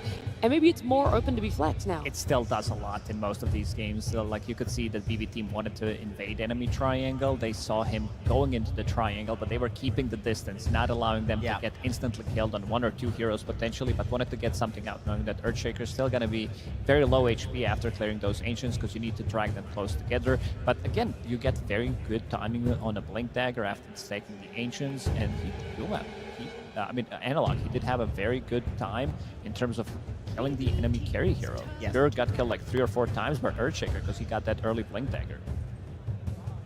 Nature's Prophet to me is such a classic Game 2 hero, because especially if you win Game 1, because I feel like BB thinks that they are just simply the stronger team, and if they can win the lanes, win the early game, they can absolutely up the tempo with this hero.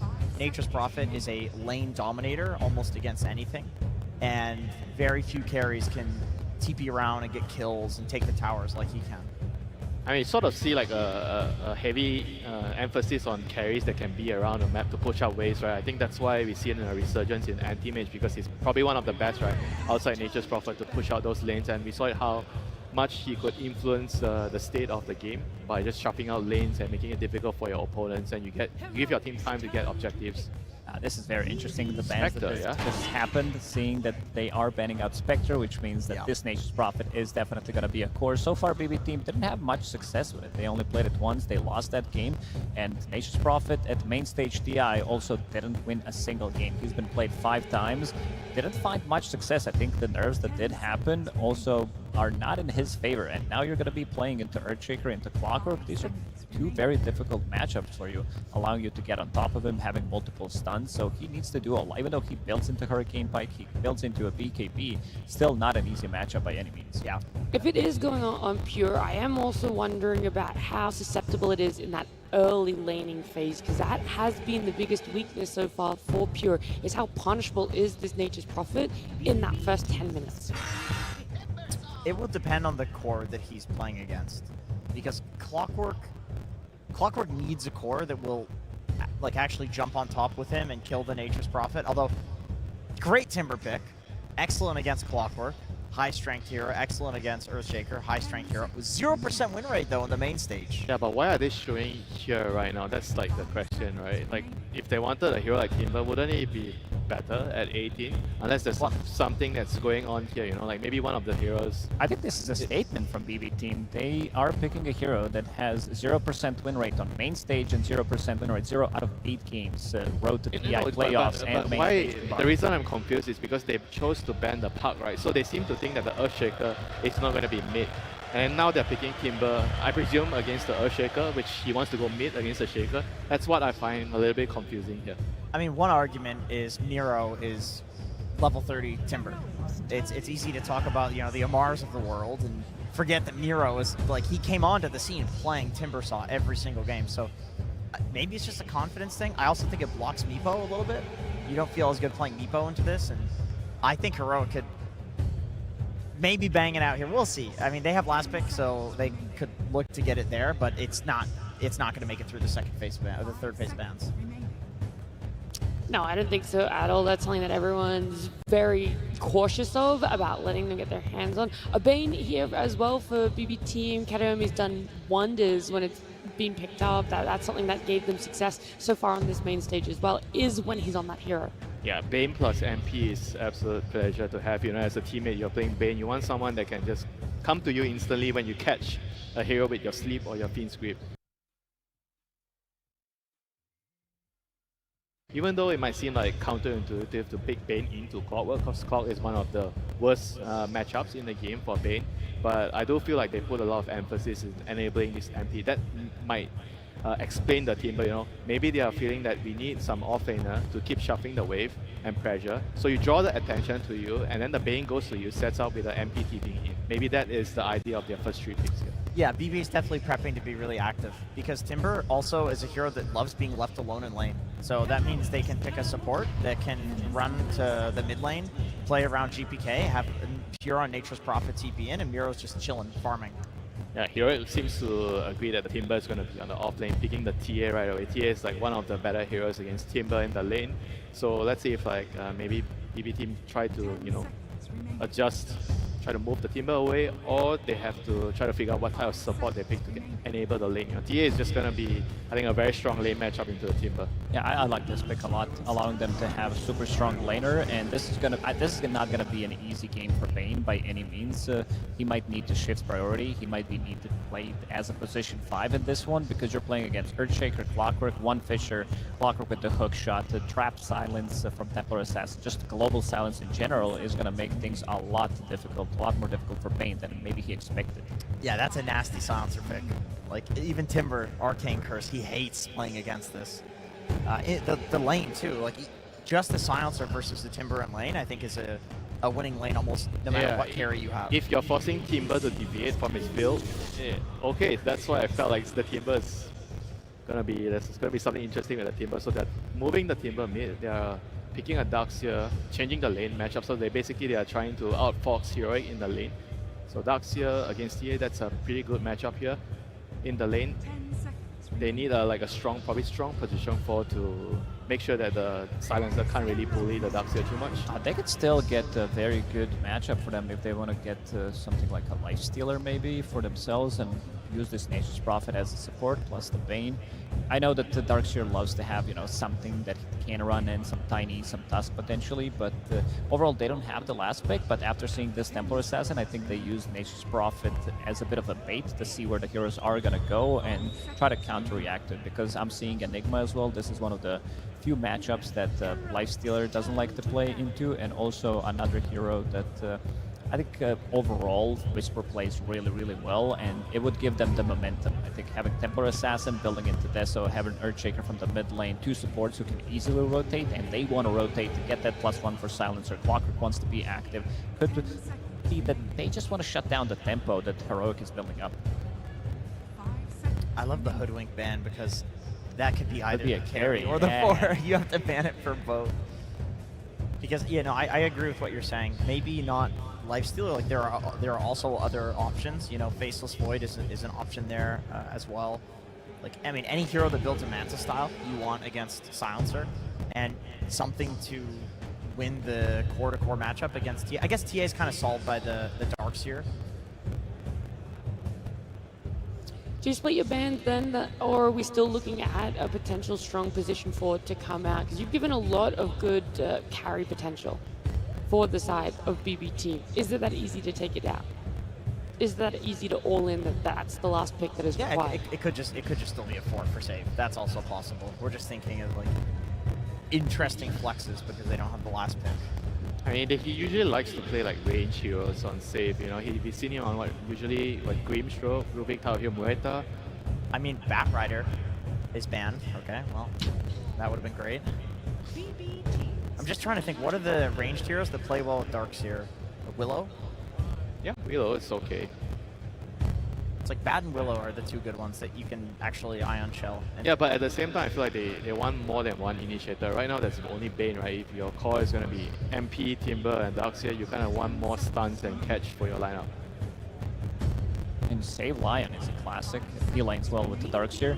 Yeah, Lion's actually really nice for their overall composition here. You have the vacuum into stun combination. So it's going to be the Dark Widow. So you have the, instead of the stun, you have the vacuum into multiple brambles, which can be really nice in the laning phase. Yeah, peels through the TA refraction eventually as well, between the brambles and the Willow ult. Not a very conventional hero right now. No. Yeah. It was prior to the international happening. Pro level pubs, people were spamming this. That was before the nerfs, I think. She did take some nerfs to the Shadow Realm. The regen in the Shadow Realm, yeah. Doesn't feel as broken as it did before. So what is she offering in the lane? Because you guys said that needed to be something that was really going to help the Dark She's a pretty strong laner at level 1. One of the best level 1 heroes. I was wondering where this hero's made. The mid Leshrac, it deals so much damage. The Link Dagger, you just jump in, suicide. It's like, I'm going to kill you or you're going to kill me, or maybe both. Oh, they definitely upgraded the draft from the previous game. This draft kind of plays itself out. You're never going to be lacking damage. You have enough stuns. You have a global presence. You have very good scaling. You have heroes that come online super fast. Lashrak going for the Blink Dagger. You have Templar Assassin with your Dragonlance Deso. So it does feel like they're going to be ready relatively early on to be able to punch back against what BB Team is bringing in this one. What I love is that they have 3 extremely high burst cores with a Silencer. Like, if they cover a jump with the silence, they will kill like 2 or 3 heroes potentially. This is very strong. I think the pipe timing for Miro on Darkseer will be very important. Like the pipe in Crimson aura timing. Yeah, they have to make sure whenever the Silencer global comes out and with the Earthshaker jumping, they need to survive the initial burst. If they can actually do that and make the fights drag out, then it'll be really good for the Timber and Darkseer. But overall, I feel like execution-wise, it's a lot easier for Heroic here. I feel like their team fights are just pretty straightforward. Laning phase also pretty straightforward. They're very, very solid lanes. So I think we are actually going to see a game 3 here. Winter, I feel like you changed your viewpoint. You went from not sure if Heroic were going to be able to bounce back in the series to loving exactly what they're bringing in game number 2. Yeah, you gotta love if someone gives you something you like to see. You know? What do you love so much about this one, Lacoste? I like that they are shutting down the cores as well. I feel like with the picks that they do have, it gives them a lot of momentum as well. And PV team, they are picking heroes with very low win rate. These heroes are low win rate or have no win rate whatsoever for a good reason. Ace Prophet didn't win on the main stage. Timbersaw didn't win a single game, and they're really trying to push the limits. This is also a bit of a test. If they are going to be managing to win this one, it's also a bit of a statement for the rest of the teams that are still left in the tournament. Yeah, I like that you're bringing up those statistics. It hasn't been working for other teams on at least 2 of their cores on the side of PV team, and so I feel like we need some answers exactly what that coach and how this draft is going to play out. And I can make that happen. And that, yes, I am joined by Bulk of BB team, where I do have some questions about your draft. Timbersaw gets picked up. I don't know if you know this, 0% win rate in this tournament. It has been picked 8 times so far. Why do you like it? Тимберсона на этом турнире выбрали уже 8 раз, но у него винрейт 0%. Почему вы продолжаете его выбирать? Мы захотели исправить эту ситуацию и поправить этот винрейт. We wanted to fix that win rate. No more 0% win rate after this game. Makes sense to me. Last game, I asked Cass if he was afraid of your last pick anti-mage. He said no. Are you afraid of the analog last pick Leshrac? В интервью тренера после прошлого пика он сказал, что он не боится вашего антимага. Боитесь ли вы их Лешрака? Нет. No. I'm sorry, I didn't get that. What was it again? Нет. No. No. Oh, no, that's what it was. I see. Well, then, let's see if it happens in this game number 2. Good luck, Bulk. And luck may be needed here. It seemed like the panel liked the changes that Heroic made to their draft. I personally like to see that Whisper is going to be taking over the Earthshaker, and they got Analog a Leshrac pickup. That felt like a nasty last pick here, Avery. There's a reason Timbersaw has been struggling this tournament. Now he's going to have to go up against another hero that can just absolutely burst and chunk him down. I'm looking to Analog to step up his game in this game too. I think he struggled the most in that game 1. It wasn't all on him. It was just a really tough game to find the angles for those Echo Slams against so many summons, so much scouting, a long-range poke lineup. You're against the anti-mage. Not the easiest Shaker game here. He gets the priority in that last pick. They put him on a super high damage dealer that can just get in the fight, play against a lot of heroes that he can just take down instantly. Looks like a great game for the Leshrac, and he has the silencer to cover him. I mean, what a silencer game. You're against Timbersaw, Darkseer, Dark Willow, Bane. This curse is going to hurt in the team fights. The global silence can bail out the grip. Looking at those 2 heroes for Heroic to have big games here in game 2 and force this into a game 3. And if you're BB team, as the panel mentioned, you are trying to play some heroes that have not been too successful so far. Doesn't mean they can't work here, but they have been struggling. Save in some trouble. Over to use the Shadow Realm. Unless he can juke through the trees, he is gone. That's going to be first blood to Yuma. And that is quite the boon because the off lanes on both sides are suffering. Schofield will end up going down. Both supports will die, but it's Heroic who walk away with the extra bounty in first blood. And there's some money tree action going on. Wait, Nature's Prophet looking for the gold bags. Not a facet we see a lot, if at all. But if you start snowballing with it, it's definitely a little extra income. I did not have this on my TI bingo card. No, I didn't either. I do remember that it was so bad they had to buff it up.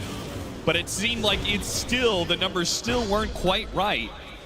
I guess in this matchup, it does kind of look like a free lane for them. So if you don't need the extra lane sustain out of the heal, why not, right? It's a double range matchup against a double melee matchup. Like, surely you should win this scot-free.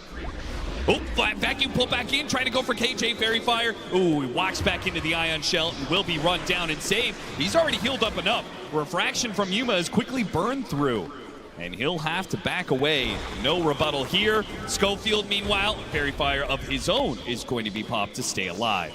This double melee offlane's really suffering against the double range, plus the presence from this Furion. Look towards Pure to have a big game for BB team. He can set the pace, he can drive tempo around the map, he can TP into all these plays, give you the extra gold off the money tree sprouts. Those can go either way too, you know, anybody can pick up those bags, so you really want to snowball off this facet if you can. True. Have some bigger presence in the earlier team fighting. particularly if the other lanes are going to be a struggle. This Darkseer lane is not going the best for PV team. And Yuma has had an incredible start on this TA. Despite some of the early skirmishing going both ways, he's absolutely free farming down there. And they picked up the early kill. So it's going to be another strong laning phase for Heroic. The Leshrack's going to free farm. The TA is pretty much going to free farm down there. And if they can get something out of this double melee off lane, it's another really good start to a game where they can pick up the pace. Be very interesting to see who rotates supports into mid lane first in this game as well, because you are really eyeing these 6 and 8 minute power runes, and this is an explosive matchup. Start taking some of these later points in Edict, just so much damage on isolated targets fighting for those runes, or if you get an early haste or arcane, Leshrack can be devastating with it. And frankly, if your Shaker is already kind of struggling, and he can maybe do some Fisher shenanigans to pull the lane back, why not move the Clockwork, say, into this mid lane and try and help the Lesh win that matchup? I think Schofield has the most freedom here to decide what he wants to do. Trying to deny the water rune. Miro chased down. The teleport will be canceled. A little bit surprising there. They were a bit low. Schofield brought low by the Nightmare. Katomi continues to menace this opposing support. He just cannot seem to use his cogs effectively at all. Every single time he tries to go for the cog hit, he just gets nightmared and hit a whole bunch. Getting outplayed in this early game. Will at least deny the water rune out from GPK. It's a little minor win on that mid lane. That was his goal here, but another slow start for Schofield. Once more have to make it up, and this is not a game where you're going to get a huge amount of stacks up with this Clockwork and be able to fall back on that. You have to find some action around the map. Action continuing in this lane. KJ not respecting the Shadow Realm Ion Shell combination. Maybe Yuma can, if he gets the kill on the core, it will all be worth it. But it's taking a lot of time off of lane. He still hasn't got to put the treads pick up. That'll help give him some extra movement speed to get the kill, and he does not get caught in the brambles. Perfectly manages his way through. Whisper, alone in lane, does not die. He still had some stick charges and a Lotus to burn through. Third kill on this lane for Heroic, and a lot of solo experience going into the TA. Honestly, I think KJ, he's more than happy with that exchange. His TA is going to be ginormous. Already almost level 5. Level 6 on the Leshrack mid as well. I mean, it's Whisper being sacrificed up here a little bit, but this lane was going to be the toughest lane no matter what. You pick these heroes for the mid game, not their laning prowess. You just have to survive through it here.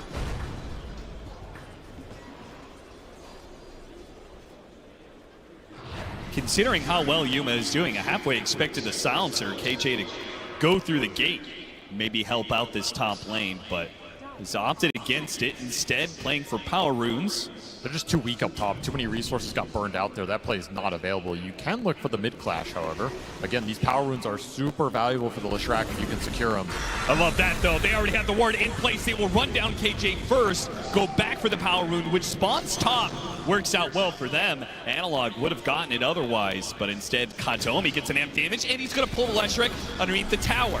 Now it's going to be the Clockwork who wakes up that Leshrack. Leshrack going back in with the dive he's doing massive damage onto Katomi. One kill and trying to get out. No stuns left. Save has already blown everything there, so Analog will be able to get away. Support for support trade-off. Money bags collected for Pure. He's happy about that. Analog, did he overstep into the river? He certainly did. Not having dive he's in trouble. Sounds goes out, though, and now GPK is the one who has overextended himself. Analog, he'll take out.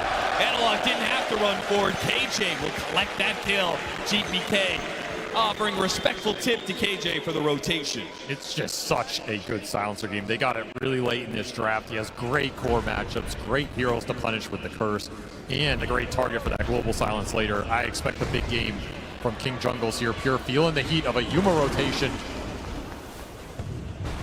Rocket Flare gives a little assist. Yeah, a bit too late. If it had caught him as Pure ducked away to the trees, maybe they could have killed it, but now Whisper has been baited to go for that Pure kill. Templar Assassin can't jump into this, not with GPK. Timbersaw is showing. Analog still going to show up, though. He is so strong right now. He's going straight to Pure. That's a guaranteed kill. What else can you get out of this one? GPK tries to pick up a Yuma real quick. The refraction, blocking the damage, and missed the Timber Chain. Meanwhile, Analog, he cuts him down with that long-range Chakram. The Facet comes through in the clutch for GPK, and he still has plenty of mana to work with. No more Diabolic Edict, so GPK has free reign of things. A triple kill for him. Yeah, that's the kind of fight you wish you had that Silencer involved in a little bit more. 3 points in Curse. He could do some serious damage to GPK in these skirmishes. He thought he was going to get involved there. Instead, Nightmare pulled into the Chakram. Analog, he goes for the pure kill again, but around these ancient stacks and 2 heroes behind him, Analog can't go for another kill on this Nature's Prophet. Pure trying to get nice and aggressive. They know the ward's up there on the high ground, thanks to the Nightmare from earlier. And Whisper comes to defend these stacks. Does not want to lose anything. Does not want to split the experience. He needs this Echo Slam to recover. He will get it here, uncontested. Yep, Schofield's going to block out Katomi. No way that he ever gets close enough. In fact, if he tries, he'll just add more experience to Whisper's coffers. Slowed down by lightning a bit. The hasted timber. Oh, yeah, that's a little scary. Oh, that's it for the Shadow Realm. Not good enough. GPK. He wants Are you going to try for it? Timber chain up, and he runs him down. GPK, boss, gets that steal in game 1, and he is off to a 7-in-1 start here at the 8.5-minute mark. Just pure destruction coming out from this mid laner right now, who is on a warpath in this tournament, man. Yeah, is there any doubt? He has to be the team, the player that is carrying his team the most in this tournament. He is MVP in my mind right now. BB team are not here without his plays on the main stage. He'll have to go back to heal, but man, what a start for him. Playing into some tough heroes too. These are not easy heroes for the Timber to skirmish early. He really just played the fights well. You end up inside the cogs, you end up against the silencer spells, you end up against chain stun from the Shaker or the burst damage from the Lesh.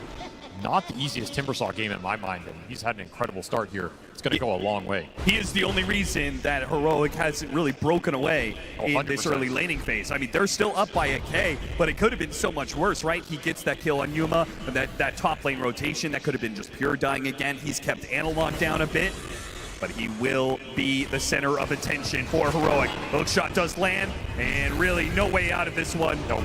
The cogs lock him in a cage, and the silence prevents any spells. Analog, he knows that he's going to have to stay one step ahead of this Timbersaw if they want to push this to a game 3. And these smoke plays are so strong. They're not going to have a lack of damage like we saw in that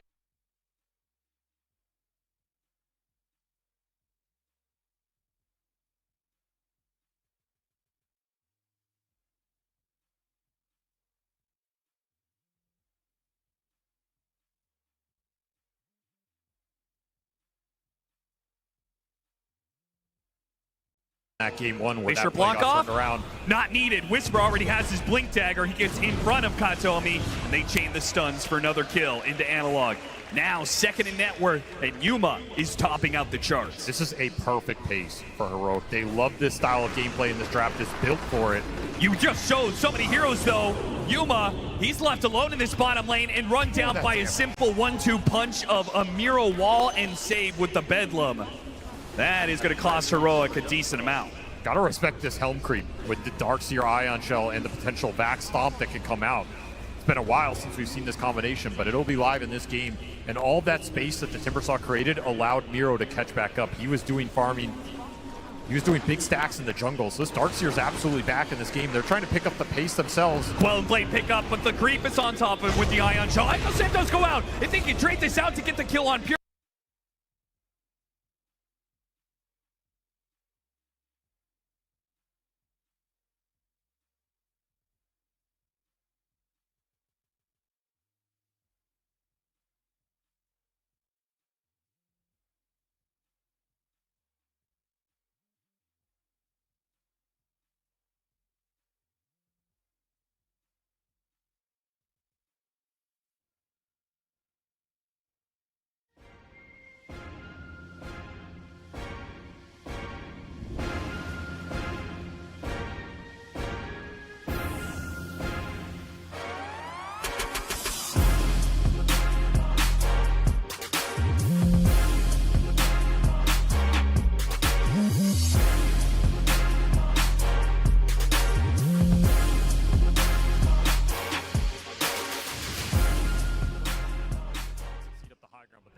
Nice flank. Yuma just not expecting 2 supports to be taking him down, but Wrath of Nature gives you that extra damage on all these plays.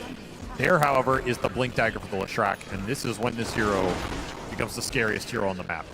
You pop the Edict, you blink on anybody, they're just gone. It's way too much damage for an isolated target. Expect a quick smoke out from Heroic. Still have that Global Silence to back him up too, so if you go in super aggressive as Analog, you can take that kind of fight. You can rely on KJ to bail you out of a really tough situation or some grip deep in the formation. Did he have that global for the Fiend's grip on Yuma earlier?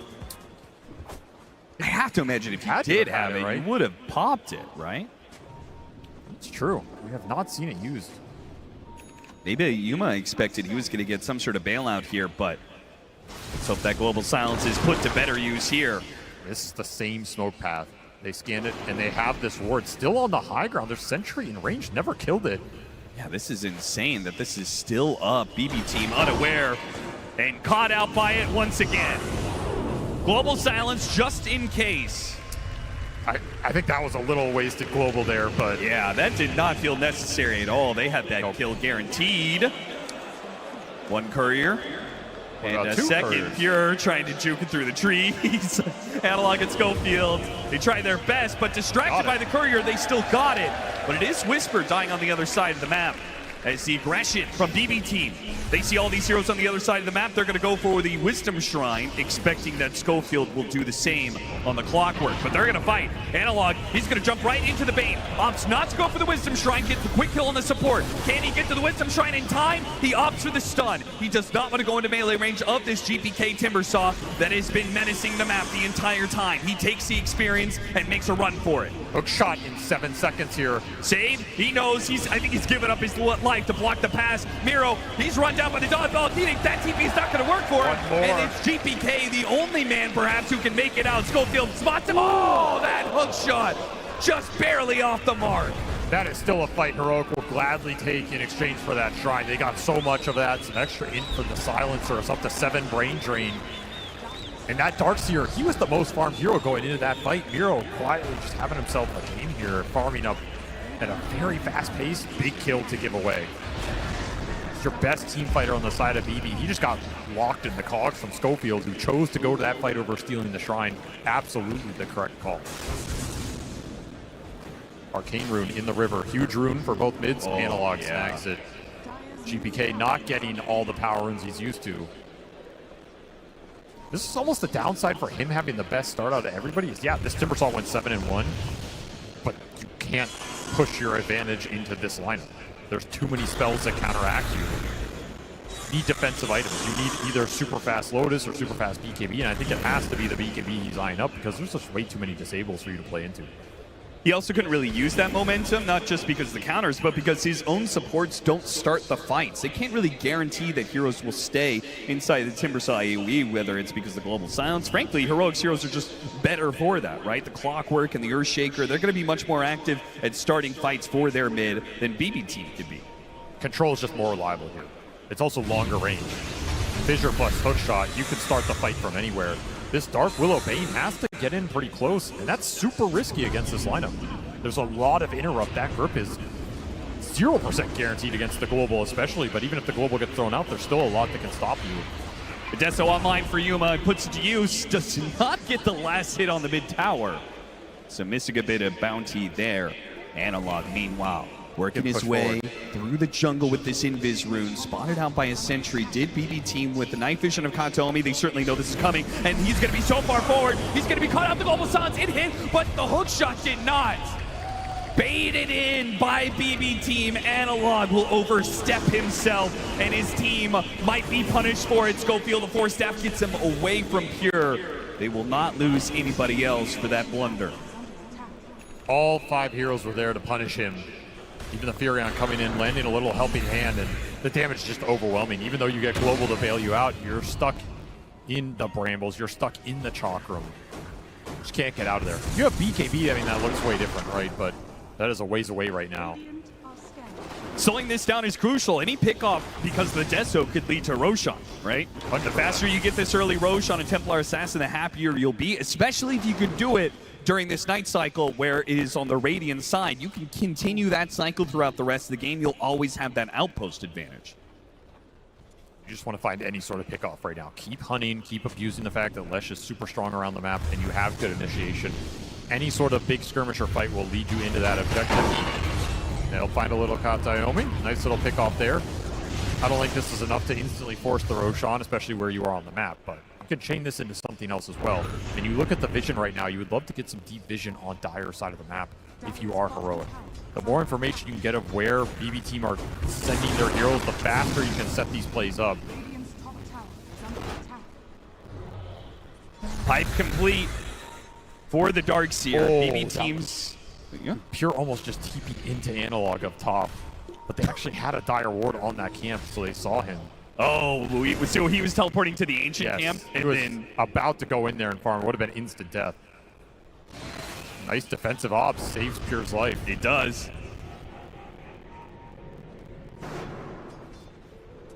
Now that's the sort of pickoff that could have led to a Roshan scenario, but as it stands, Heroic, with the team fight item complete of the pipe, you can't just force this. The game is beginning to slow down. Very strong pipe game. The TA is your one solution to that pipe, but the TA is also not the hero that wants to go in and just be in the middle of all the Ion Shells, the Brambles, the Dark Willow, Chakram damage. Like, it's a little overwhelmed, so you can take the fights with confidence and ignore a lot of the damage coming out from both lineups, because both lineups are going to struggle against early BKBs here. You're negating a lot of control and a lot of spell damage. Huge amount of survivability to come out. Both teams playing a little scared right now. Clumped on the map. Again, there's just a lack of deep vision on either side of the map. You see how many sentries were spammed through these jungles. Yeah, it's ridiculous right now. It is. It's just both teams are kind of playing blind, looking for the next objective, which will be this Tormentor up top. BB camping it. They're a little early to the party, but... I mean, better to be early than late. That's what it feels like Heroic's going to be. Are they not... Do you feel like they're at a disadvantage for contesting BB Team? I don't think so either. I'm surprised they're playing so passive right now, but as we say that, both teams are going to go for their own smokes. Not going to be met, not going to be surprised on a Tormentor. Instead, they will clash inside the dire jungle where BB Team do have the ward advantage with the initiation. It's going to be jumped onto the Darkseer with the golden sounds over the top. Two are wiped off the face of the earth, and now Heroic want more. Can they get that? Whisper, he's going to chase after him here. The silence wearing out. GPK, he gets the Timber Chain out of there, and Heroic call it quits. Good enough for them, I think, to do the Tormentor. Gotta take it away right now. This area is entirely Dire's vision control, so you win fights here, it's super nice. Get a chance to D-Ward, get a chance to take that objective, save.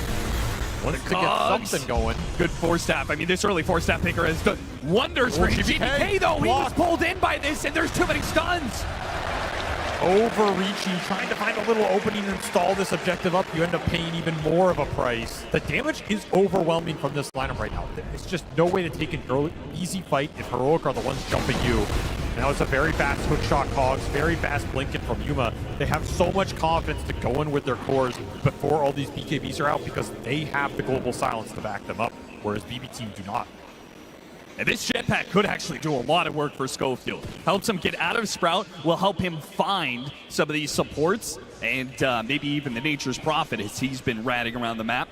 BB Team going to play to try and take this Wisdom Shrine. This is a crazy play. Schofield, he'll be Fiend's Grip right off the start. Still gets it. He still gets the Shrine. He will die. That's going to be triple ultimates used to kill this Clockwork. I think Heroic's perfectly fine with that. If they can dodge fights when Global's on cooldown, that's the MO. And that's why BB Team were getting aggressive. They want to fight when the Global's on cooldown. Massive opening for them, but we're just seeing, just dodge them on this cooldown, then you can regroup. When you have it up, you should have BKBs by then too. Though I say that, and Yuma opting for Daedalus instead, just wants more damage. Feels like the Global will cover him enough, especially with his other cores going in besides him. There is a trade-off. I can see both sides of this, but do you believe this is the right item choice for him? Honestly, yeah, the way these fights are going, I think if you get the BKB on the Lesh, he can go in, the Shaker can go in, you have the clock to create space. The grip should automatically be canceled every fight. You're not too worried about that. I think just ramping the damage faster here is going to be amazing, especially if you get an Aegis on this TA. That's when it will pay off, right? If you get 2 lives on Yuma and he went this Daedalus over the BKB, he is going to be an absolute beast in the fight. It's a very scary item for BB to play against because they just don't have the physical mitigation right now. You don't have like a Shiva's on Timber. You don't have an AC on this Furion. You can dice these heroes up. GPK backs out right as Heroic. Oh, No, the Echo Slam starts things off and he's gone. too easy. If they have your Shaker and the Leshrac on one target, it doesn't matter who it is. Schofield finds the extra. He's going to jetpack, keep the vision on save, and eventually these Blink Daggers should catch up to him. There's the Fisher. And a Shadow Realm trying to dodge. They're actually maybe thinking about fighting this one. Miro's going to try and TP in. This is a little crazy, though. They still have the global silence. Yeah, what is he doing? And now Miro's in the middle of no man's land with nobody to help him. He tries to go for his own wall. Dead again. BB team, what is going on? They're bleeding out hero after hero in fights that should just be simple pickoffs. That is a massive blunder. You're going to feed some heroes away while Roche is on this side of the map. That is an instant draw for Heroic. They will claim this objective, and that is why this Daedalus build is going to pay off. Yuma, he knows they're stronger right now. He knows they can win the fights into the Roshan, pick the Aegis up, scale the damage. Way too fast for BB Team's lineup right now. They are now in a position where they have to find a way to stabilize this map, slow this game down, get the split push going, get some pickoffs going. That's 8 Deso charges on a minted Daedalus Templar Assassin at the 24-minute mark. That is not a hero you want to run into right now. It's just baiting the rune. This Lesh pick has been nasty this game. 9-2 for Analog. He's absolutely struck back, and there's just no clear answers to it in the short term. Now, you could maybe outscale it with Furion and Ultra late, but with Global to protect him against the limited control you have, I don't see anybody taking down Analog early in these fights now that he has BKB. And if he gets more items here, he just becomes an absolute god. I mean, you're looking at that Sanjin Yasha, you're looking at Shiva's guard, you're going to prevent a lot of the physical coming out from Pure. This Disco Pony dancing it up here. He's getting strong, and BB Team are forced to concede parts of the map. Something you never want to hear if you've got a Nature's Prophet carry on your team. You have your aura timing right now. That was Greaves done on Miro. He has Greaves plus the pipe. I just don't think Pure, he's willing to fight against an Aegis, especially without his BKB. Oh, no way Still needs without another 750 for that. But even then, you're still not winning this man fight. Yeah. So you still have to find a solution to Heroic's team fight. Or just continue to rat the game out. And if you're Heroic, you would now have options because of that team fight dominance. You can leave Yuma alone with this Aegis. He's not going to be a target they go for. You can let him push. You can look for the smoke gank across the map. You can try and hunt the Furion. You can also just force the high ground and make BB come back. Doesn't mean you have to commit to that high ground, but you can get a lot of information off this and then go for that same smoke play. You have so much catch between the clock and the Shaker. These kind of moves are easy. And you still have this tier 1 mid.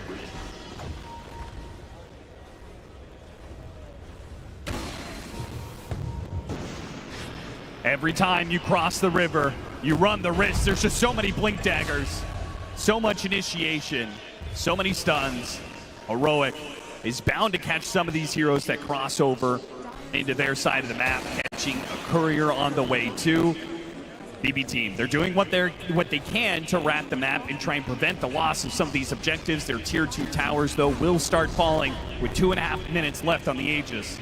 Is there any world that Heroic would ever hit the high ground to see how BB Team respond, or are we just going to systematically work our way tier 2 to tier 2? Rather get the tier 2s off the map right now, but you can absolutely hit that high ground and try and force some heroes back. The thing is, Pure is always going to be farming. So you have to weigh this economic advantage you're gaining versus what he's going to take off the map. If you can catch him, I mean, that's the dream. Catching any core out on the map right now. Schofield, does he have a read? It just slips right past Miro. That's insane. Still, Yuma taking matters into his own hands. Kills. The Terrorite goes out. Timbersaw will try and take advantage of this. The first life of Yuma, they're burning through this refraction. BKB goes out from Analog, and a quick echo slam for Whisperer. Knock it down 2. Miro, he gets a force tap to save his life. Analog's fighting up against the physical damage. Pure pops going BKB. down. He makes the commitment to Leshrac, and he gets it. Meanwhile, Yuma, on his second life, almost dies here. Goes back against Pure. Knows that BKB is going to wear out. Knows that the stuns are coming in with the cogs pushing him around. They do have this nightmare in the back line, so Yuma just can't get down to this cliff. Schofield and Whisper, the 2-man tag team of stuns. They can't get the kill on Miro right away, but they'll get it on Pure, and Yuma cleans up both. The control tag team from Heroic getting the job done where the damage falls. This Shaker was massive. Double Echo Slam coming out from Whisper off the minted refresher. absolutely feeling himself right here. Just decimates that fight that was once looking good for BB. Gets turned around with overwhelming damage from this offlaner. That's a buyback on the Bane for no result. And there's a little high ground poke. That was a scary fight for Heroic, though. They got caught on that ramp choke point into some wall illusions off the TA. The Darkseer Ion Shell was doing a lot of work there. Pure had a pretty good early start to that fight, bringing the Leshrac down with some decent damage out of this Furion. That got a little dicey. They were able to kite around this Templar Assassin a lot, but this was your one shot. This was where Yuma was maybe a bit out of position and doesn't have that BKB. You won't have another opportunity like this. The BKB is going to be done by the next time you go for a team fight like this. And a lot of that echo damage did go into the Darkseer who had that pipe, so Miro was able to tank it. At this point, kind of, if you can get out, it's an okay-ish outcome, but man, the control from Heroic is just overwhelming, and they will always catch you. Power of the clockwork here. Schofield's just in the middle of you, causing chaos. Not a target you want to focus. Sets up the return from Yuma. Collects some more Deso charges here, up to 16 off that fight. Oh yeah, he's huge. Analog. Oh, he runs into him and duels. Save. He's faster than Analog. The BKB will be forced. They got to get out of here. Save. He does manage to get a helpful force staff to get away here. GPK is going to go for it. Now that Analog's BKB is on cooldown, but the global sounds over the top of that BKB. GPK, he is left with no offense, no bite. Whisper has an Echo Slam here. I can't believe they're right next to each other. Jesus, what is happening? A Fisher goes out, and Whisper is getting some stuns and Echo Slam on the two of them. GPK is in trouble. He got baited into a fight he was not prepared for. Not with Yuma. 1,000 damage crits raining in on BB Team. Another stun. That'll stop the Bane. There goes the Dark Willow. And BB Team on the ropes now. They managed to hold on with their barracks left alive because of the glyph before. Now there's nothing left to protect their base. This is a lane for sure. Yuma's going to clean house here. Another great Echo Slam from Whisper.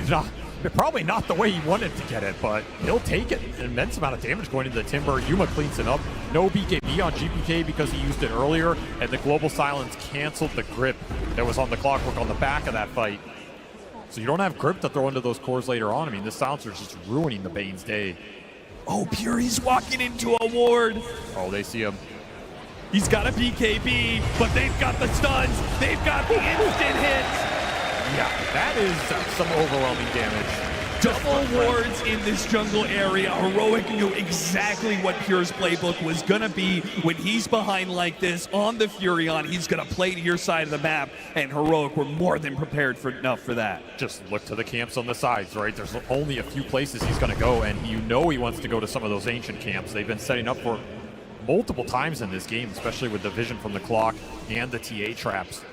Put wards on top of that, and you have a lot to play with. This game is firmly in Heroic's grasp right now. All that's left is to get another Roshan, and then you can start to think about ending things. BB Team, I mean, if you're on their side of the equation, what are you looking at? What is the opening that could possibly bring them back into this game? Baiting out early usage of BKBs or Global Silence will create an opening in that team fight. That is very difficult to do without getting punished, though, because of the range on the catch, right? The other opening is Massive Vacuum. Yeah?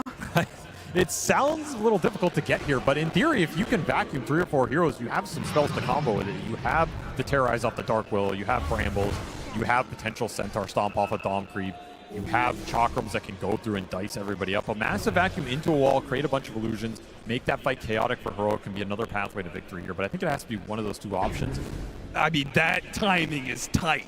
Vacuum into Terrorize? Yeah, it's not easy against the BKBs that are now available for Heroic. And Heroic will lay claim to that Roshan and that Aegis. That'll allow them to go high ground once again, take the outpost as well. Every little thing you could ask for is going the way of Heroic for this next high ground push at 33 minutes. Man. All that's left is another pickoff to make it that much easier for them. I've been watching Pure TP, and his TP decision making is not easy. You look at how much Radiant Vision is on some of these camps. It's like pick your poison. You have to pick the one camp that is not spotted. then try and get out. That is not the one you want to pick. That's not the one. That's not the one. That's not the one. Whisper. Oh, this could be the death blow. Back-to-back side of the map pickoffs on Pure. Read him like a book. It's just nowhere to go. It's just playing Minesweeper out here.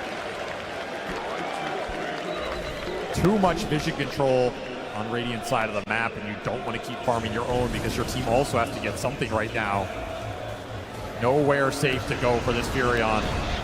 Nowhere safe for GPK either. He's going to be forced to pop BKB. No teleport available. Is already canceled. GPK knows his life is forfeit. Does a little dance. Whisper, he's going to be chased. You do manage to catch him before the Blink Dagger comes back up. He turns around the Echo Slam, does what damage he can. His team is making their way here. KJ's now here. He slows him down. Thanks to the 4-step, Whisper can turn back around. The BKB will last long enough, but save. Big hit there, and a Fissure to finish him off. They couldn't get the Earthshaker. They'll catch both Save and Katomi. Worse comes to worse. They're losing their tier 3. They're losing their second lane of barracks, while Pure is still dead for another 30 seconds. And there's a refresher on the silencer. Why not? If one global silence caused you problems, how about two? This game has completely spiraled out of control for BB Team. They had some brief windows in that early game, but since Analog has been playing decisive, it has all been heroic. No hope in these team fights. No chance in the skirmishes. No ability to contest Roshan, and this game is just going to end before the 35-minute mark. You went into the Coliseum with heroic. Next time, you better come prepared, because this is not the team you want to come with less team fight against. Heroic say you want to play that early game brawl. We'll match you every step of the way and beat you with experience. They have pummeled BB Team to a pulp on this one. And BB Team are not equipped to be able to stop this one. If Fiend's grip up 3-man Quags, why not? Schofield, plant things in style. We are going to game 3. This has been a really fun series to watch, and game 3 is going to have it all on the line. When the pressure is at its greatest, who will step up to lead their team to a historic finish between these two squads? You have to remember how much is at stake here. None of these players have made it to a top 4, and you are one game away from making history, potentially for your entire region. It all comes down to this. They've been here before. Game 3 on the line for top 4. What is going to happen when we go to game 3? Well, let's first break down game 2. It is a game 2 SA fans around the world are going to remember. They were one game away from elimination. Now they're one game away from making it to the top 4, the highest placement for these players. And what fashion they do this game 2 in. It felt like there was just nothing stopping them from all of their heroes doing exactly what they needed to do. I agree. Completely incredible showing. They went from playing against a team that made them look like they were getting pub stomped to pub stomping BB Team. Analog ran around on less track.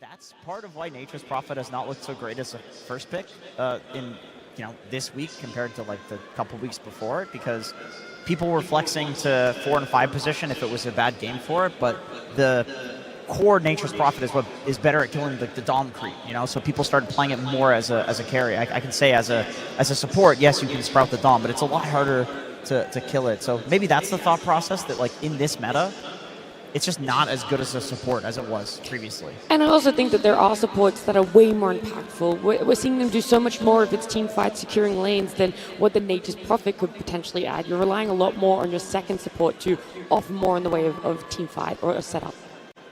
Yeah, and also to go back to your point about Help with the Dom and Nature's Prophet, you're playing against Heroic. This team is an honest team. They will only buy Dominator on ADC. Heroic is an honest team? They are. What do you mean? When it comes to Helm of the Dominator, they want to win it by picking the heroes, team fighting. They want the constant brawl. They want the chaos. This is what people want to see as well. I can't believe you're calling a Meepo team an honest. They did not get a single Helm Dom that game though. That is quite impressive.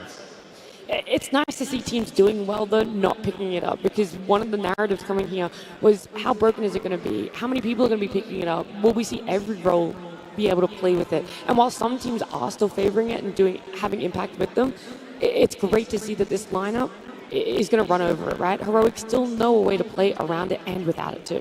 Yeah, they have their own style. And, it's exciting to see that their style matches up so well against a team like BB, who has, for this whole year, been incredibly dominant. And as we saw, they've been incredibly dominant against Heroic this week. So it's like Heroic kind of stuck to their guns, and they improved it, they refined it to the point where now we have a very interesting and fun team to watch. We do this series as well, going to a Game 3. This is actually the first time in TI and Road to TI that we're seeing Heroic go to a Game 3. Every other series they've played has been either that 2-0 or that 0-2 to a win or to a loss for them. So it's like, now how are they going to be managing the energies, the expectations, the pressure of an elimination Game 3? Do they have the stamina for it? I mean, they've only played for a couple hours here or there. Now we're getting to that 3-hour limit, especially if this game goes long. Who knows?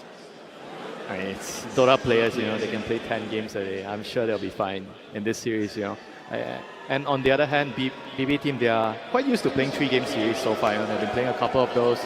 They've come out on top of those. I'm sure they know what they need to do to just calm down, make sure that they can play a clean game in the last game of the series.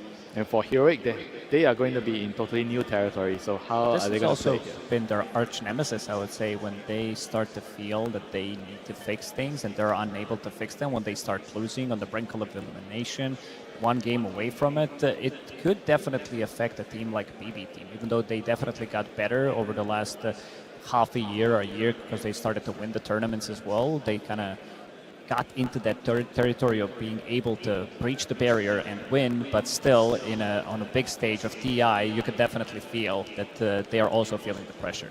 Yeah, the main stage series, when it has gone this way, if they won Game 1, they ended up losing the series. If they lost Game 1, they ended up winning it. And I wonder if that trend continues, or if there is going to be that reverse. How are they going to be able to bring it back from here? Is it as easy as being like, way too early? Sometimes it's not just like about fixing, right? Sometimes you just have to remember, in the games that you win, what did you actually do correctly in those games, right? And you just go back to those games and just do it again.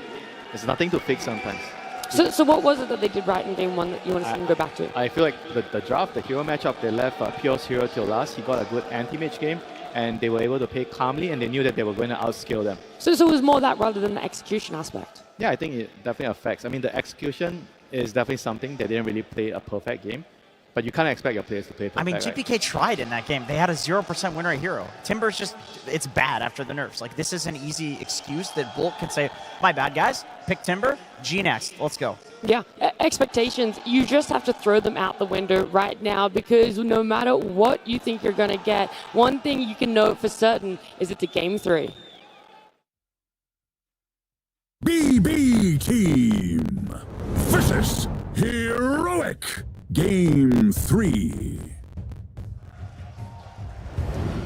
Is Is it going to be the same from BB Team? Confidence coming in, it's sticking to their guns about what happened in Game 2. Do they just straight up open for something that is not a conventional opener? The answer is yes. A Queen of Pain is going to be the first pick. I think this Queen of Pain is just a statement. We want you to pick Earthshaker, and our Queen of Pain most likely is just going to be following wherever your Earthshaker is going, make his life miserable, use that Shadow Strike, try to push him out of the laning stage, maybe try to, invade the enemy triangle in terms of not getting killed by Echo Slam, but try to block them, try to be annoying, stop those stacks from going off. Maybe position 5 can go into the triangle, try to battle it out with a position 4 on the enemy team. But yeah, Queen of Pain, even on that position 4, Schofield did look good in the first game, but his damage was pretty much on par with the Earthshaker. But we'll see where it's gonna end up going. I do believe that is the best role for Queen of Pain right now, is to follow a hero and just dominate it in lane. There's a reason I think that she's fallen off since the Dom meta has, sprung into Dota. I honestly don't mind Queen of Pain against Templar Assassin. As long as you win the Sentry battle in lane, a lot comes down to those supports, because otherwise she can meld dodge the Queen of Pain dagger. If you're winning the Sentry battle, then TA gets destroyed in this matchup. If you're winning the Sentry battle for TA, then Queen of Pain gets destroyed in this matchup. So a lot of pressure on the supports here between these picks. Yeah, the support heroes are going to play a really, really pivotal role. Like in the first game, I felt like the BB side were able to kind of rotate around. Remember the first game where Disruptor was running around 4 minutes, he ganked mid, he ganked bottom. It's all because of the hero lane matchup that allowed him to do that. So if I'm BB team, I'm going to try to replicate that. I try to have maybe the pop, keep them guessing where my pop is going, and then try to figure out a way how do I get a favorable lane matchup so that my supports can move around. I mean, this TA is definitely a very good answer to it. Like Andrew did say, you have a lane matchup where you're not worried that the pop can pressure you, and you're daring them to put the pop in your lane. They are removing Silencer. He did one hell of a job, even though they didn't have too much of a team fight to break the team fight. Not even a waste to start a fight in the previous game, but they're going to give it more respect to this one. Disruptor is still available. You did mention it. I think this could be very good against Queen of Pain in general. It makes your life so much more difficult to play. One bad blink into Static Storm, then you can get pulled back again. Unless you have some kind of a save, it could be very difficult. Are you surprised that they still banned the Earthshaker? Because I was with you with the way you rationalized why they first picked the pop, right, to kind of block the Earthshaker, but right now they're still blocking, they're still banning the Earthshaker. Probably thinking about it and maybe deciding it's better to remove it. Don't give a whole second phase of picks to also protect the Earthshaker. Because I do agree, I think it's worth being worried about it in the first phase, you get some bans out, but BB Team, they are one of the first teams that was using Queen of Pain offlane. So I feel like if this as a pick, it doesn't just have to counter Shaker. Yes, you can use it as a tool to not have the first pick Shaker come out, then ban the Shaker because it was too good in both games, and then later on you just have Queen of Pain and Mira plays it. It's one of his best heroes. And do you think it tells you that Quad might be a support? That's why they're banning the Shaker, because they don't want to go mid? I don't think for BB Team. I feel like it's almost guaranteed going to be Mira playing it, unless somehow GPK in the end of this draft still has a good matchup for Quab, then he'll take it. BB will make these plays in the draft. Well, now with these teams picking up their supports, we thought the Disruptor could have been good for Heroic against the Queen of Pain. We saw its impact. However, BB Team are going to go back for that Hoodwink, picking up saves hero a lot earlier in this second phase, along with the Disruptor. So double support showing here. Do you like the lane though, if Pop's going off lane with the Hoodwink with the double range? I was thinking about that. I think it's fine. I don't think double range is that bad. Quap as an offlaner honestly acts as a tank anyway. You get the strength talent, you blink in with Blade Mail, you tank. It's a lot of damage, a lot of cheap damage on low cooldown inside of BB Team, so they can keep fighting. If they want to be matching the aggression that Heroic did bring in the previous game, that's also doable, because we have seen them kind of lacking that in the previous one. When there was no Diversaw, they couldn't really help out when the Heroic was running at them. And this is also relatively cheap, long distance, low cooldown abilities that can stop Bane's ulti from going off. Disruptor with the Glimpse, Hoodwink with the Bushwhack as well could easily stop it. Queen of Pain later on with the Shard. There's a lot of things that the Pain doesn't like to play into. I do think BB needs a mid that is more like an offlaner. Some DK, Void Spear, Hangolier type hero. Turns out it doesn't matter what you guys like. The audience is enjoying this Enigma pick. Everybody loves Enigma pick, you know. It's an explosive hero, very strong team fight. One of Very Whisper's fun. best heroes, too. Oh, where did this hero go the whole time? Is that a position for Dawn? I think Dawn in any position is good against Enigma. So maybe and Silencer is out of the pool, so maybe they pick it to block the Dawnbreaker coming out as a response to the Enigma. And it's also a pretty good lane here. Dawn plus Enigma. You're gonna have a very, very strong lane setup here. I think even if the enemy has a gyro, the lane is gonna be tough. I like what Jenkins is saying a lot, because you're asking where this hero went. In the road to the international playoffs, Dawn had an abysmal win rate. It was something closer to 30%. It was below 40, and it was struggling so much. And that's because people were leaving that silencer in the pool. I think the counters to Dawn are such hard counters. Like the two big ones are Silencer and Nyx Assassin. Anything that can stop her from ulting in. The next one is not even that easy when you get the X, because it's so quick. Sometimes you just don't get it in position in time to stop it. But Yeah, it's true. And you can get a BKB on Dawn. So it's not like impossible to play. Silencer, that's a hard one. Yeah, that's very difficult. But we do see the gyro here, so like standard hero against Enigma. But Heroic definitely had some plans towards dealing with the gyro. They probably feel like with the Dawn, the lane is strong enough to handle the gyro and disruptor. It's a super strong lane. Enigma plus Dawnbreaker, you have the slows for your Eidolons, you have multiple stuns plus the blood grenade. If someone's getting caught in that lane, either disruptor or gyrocopter, they could be definitely getting the kills. And with Enigma, the lane is going to be closer to your tower, so you can kind of always play aggressive. Yeah, BP does have one problem, which is they lack a melee hero. They Frontline. They do not have a guy to just run in and be tanky. Queen of Pain is not terrible at it, but it's also, you're still an inch core. Like, her stat gains are really good, you build a lot of stat items, but it's not like a Brewmaster, for example, or a Bristle, which have both been banned out. Yeah, they need like some sort of aura frontline hero. Underlord kind of hero, someone to stand in front. Tidehunter, something like that. Centaur maybe, you know, someone that can actually be a frontline for the gyro, buy some auras. Gyro loves heroes that buy auras and can be the mid shield for you. So I think those are the heroes probably we would maybe see from BB team here. I think they need a Blink Initiator. I think they need somebody to win and just stun people, because starting a fight is going to be a bit hard, something that they did struggle with in the second game. Sure, you have Queen of Pain, you have Disruptor, Gyrocopter. He wants people to be kept inside of a certain area to be able to go in and just you know, keep them in a place, so that the Gyrocopter with the Flak Cannon, Queen of Pain, Centaur is getting removed. This is, I would say, one of Nero's better heroes. I would say that potentially Mars is okay, but you have Enigma, you have Dawnbreaker, Sanking. There it comes. Sanking is the hero that could give them that just Blink Initiation on lower cooldown. It kind of does both. It gives you a hero to run in and be tanky and start things off, and then also be a Blink Initiator and a team fighter later on in the game. Yeah, I like this a lot. I also like the lane setup a lot more here. Yes, with the Hoodwink. It's a hero that plays much better with the Hoodwink, and honestly, any like tri pairing of the heroes on BB has a lot of damage, a lot of stun, a lot of catch. This is a very solid draft, very magic dependent.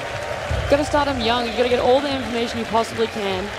Give them all the lore. Know that they've been to all the TIs. Have you heard this one before? I didn't know Arteezy was in the audience. That's gonna enjoy that one. That's a classic. That's a classic right there. I mean, do you guys like a Dragon Knight here? Dragon Knight against Quark, and then you have Dawn with Dragon Knight. Good call. An amazing prediction from Winter. What are some of the key reasons that you wanted to see it being picked up? Lane matchup against the Queen of Pain, and it's also really good with the Dawnbreaker ulti. It's a good setup. I think it allows them to play together as a unit. I also think if he's going to be going for a Blink Dagger, potentially Mage Slayer, you have Mage Slayer plus Pipe coming out from the off lane, and so good. You might be having a lot of issues in terms of dealing with damage. This is something that Sanking really hates to play against. There's also going to be Queen of Pain. Sure, she does have some pure damage, but most of the damage that they do have is going to be magical early on. Yeah, I mean, it's pretty much all magic damage. Even Gyro doesn't like playing into a Mage Slayer plus Pipe combo. I'm looking at where these heroes are going for Heroic. And it's the Enigma position 5, which I feel like has not been seen as a support in so long for competitive. It doesn't work most of the time when you see it. It doesn't work. It's like a Chen, right, in a way. It's a weaker version of Chen. Yeah, if someone's going to pull it out, it's either Insania or King Jungle. I mean, so basically they're doing this to avoid the Enigma against Gyro matchup, right? They're trying to improve their odds of winning the lane, which I can understand why, but it means that their whole draft is slower, a lot slower, I think, with the Enigma position 5, because you don't really offer much to your team early game. So then how are the lanes going to be looking if we feel like this Enigma might be good in lane, but not towards the later part? How important are we going to see BB team focus on having those lane wins? I think this is solely because they have this DK plus Dawnbreaker ulti combo in the game. They want to accelerate the game, give Dawn a core role, so they can keep doing this when they get the X early and just keep finding pickoffs on the map and play around that. I think they're hoping that would actually carry them through the game. They have very good counter initiation as well. You have this Dawnbreaker, Aghanim Scepter is pretty much your core item. You have Dragon Knight who can blink in, Enigma. Eventually you're going to be getting the items as well on this position 5 Enigma, because you can always go to jungle, try to get some farm. Maybe stay in the lane a little bit longer depending how that lane's going to go. But you know, we always talk about Sanking not being the strongest laner. I want to see how much he's going to be able to get out of that lane. And some final thoughts from you, Jenkins? I think in that lane, he can get a lot. Against TA, you peel the refraction charges off. You got a hoodwink in lane with you too. You're against Enigma 5. It's pretty easy. All right, with our game number 3, we've already talked about how important this game is. It's elimination for Heroic. If we see them advance, it could be the best placement South America has had. Before we get into the game, of course, we're going to hear from their coach, Caps. Thank you very much. It is time for game number 3 of this elimination series. Caps, you seem pretty pleased with the heroes you got on the board. Tell me about what you got. Or we can just soak this in. Guys, are you ready for this game number 3?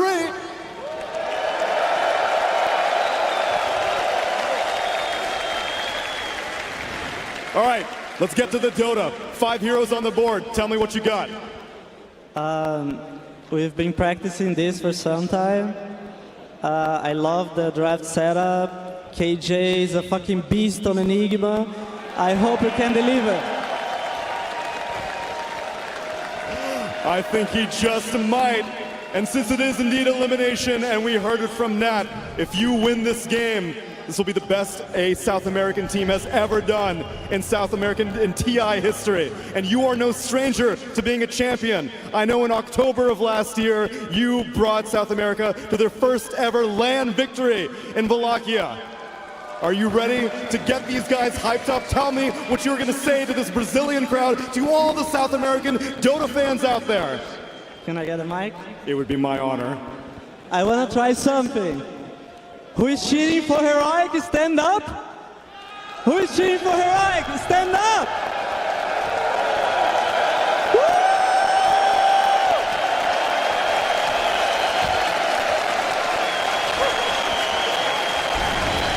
I think we got more than 50%.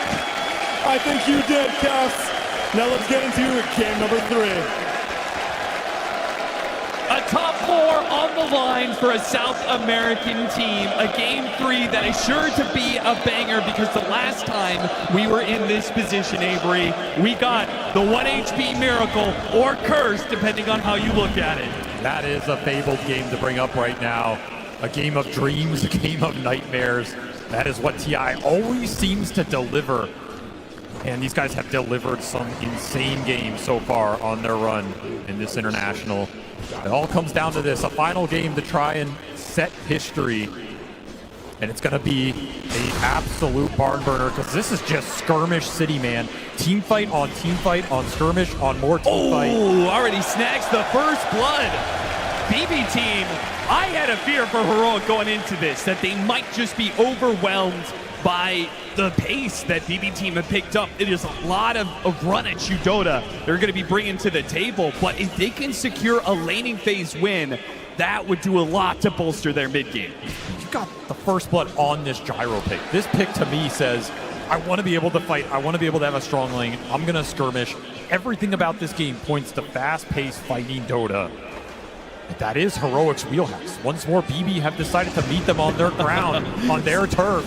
Schofield does everything he can to teleport away. They got the damage. Very BB close. team will return the favor, kill for a kill in the top lane. I don't think Pure wants to... almost falls as well. Turns Malphus back around on the Sand King. Does end up going down to save in the end. There's going to be a lot of kills this game. It's already really fast. These teams are just going to go at it. And I love it. I mean, we might not even see some Helmet Dominators here. Dare I say it? Everybody just wants to fight. They want to take the team fights. Very low cooldowns in this game. I would love to see some of the early magic resist items for Heroic. The panel talked about the pipe, the potential Mage Slayer on the Dragon Knight could be super influential against BB. And if you're BB, you want to get this gyro online so you can contribute to the team fighting, and you want to make sure that GPK has a big game because, man, this guy has delivered it and time again. Last game, I think he was way too stifled from the draft. This time around, he has a very strong hero in that Queen of Pain that can always scale, can always find teamfight impact. Can he deliver one more time?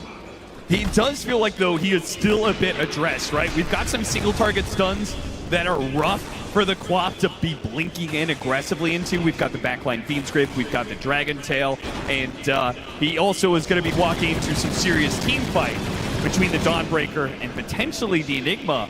Now, this Gyrocopter's pulled out of position a bit. Whisper conserving his mana for now. I mean, this is a offlaner that wants to get kills, but you've got to be very careful in how you use your mana. Still has that Lotus victory, though. That'll go a long way for this Dawnbreaker in the offlane. A lot of resources at Whisper's disposal. Schofield tanking a lot. If they don't go soon, Schofield's just going to die without anything in return for Heroic. The momentum now beginning to shift into Pure's favor in this safe lane. And I love seeing BB get aggressive on their safe lane for once. It's felt like they've just been trying to survive in this lane for almost 2 series now. Yeah, pick a hero like Gyro that has Barrage. Run at your opponents, deal the DPS.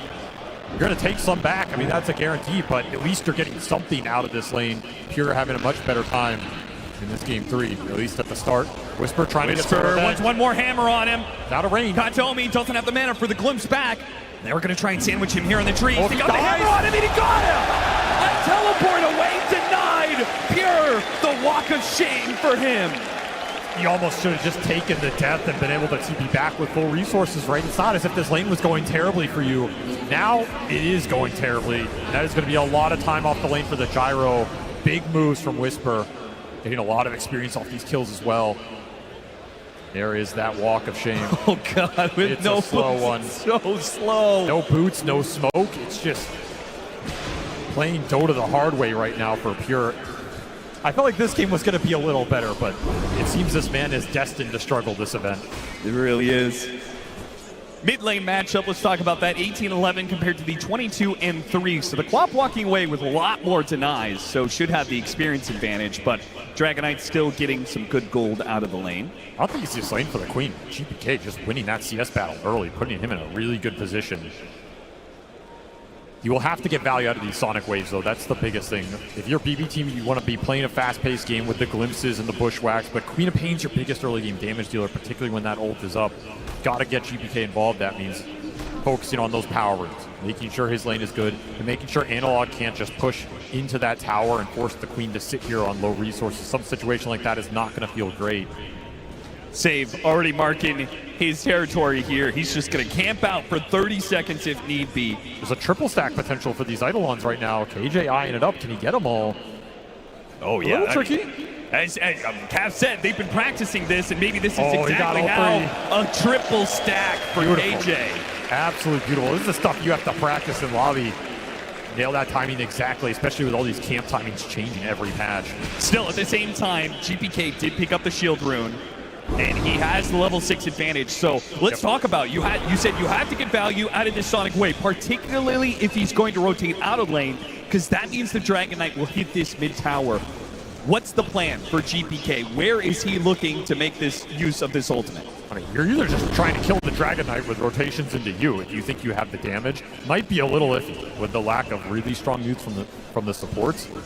Otherwise, you wait out this Dragon form, and then you can maybe TP turn around one of these aggressive plays from the Dawnbreaker. That's kind of what I'm looking at. Like, punish Whisper if he tries to go on Pure again. AJ, what are you up to? Sneaking his way in. Is he going to go for the Wisdom? No, he's not. He's already got the scan on them, so he knows not to contest that. Instead, just plays to make sure that they can invade the triangle when the time comes to contest this Gyrocopter. Blocks the camp, gets vision up, trade out the shrines. This will pay off later. especially if these get stacked up for that Sand King. You can go in there and contest it with full vision.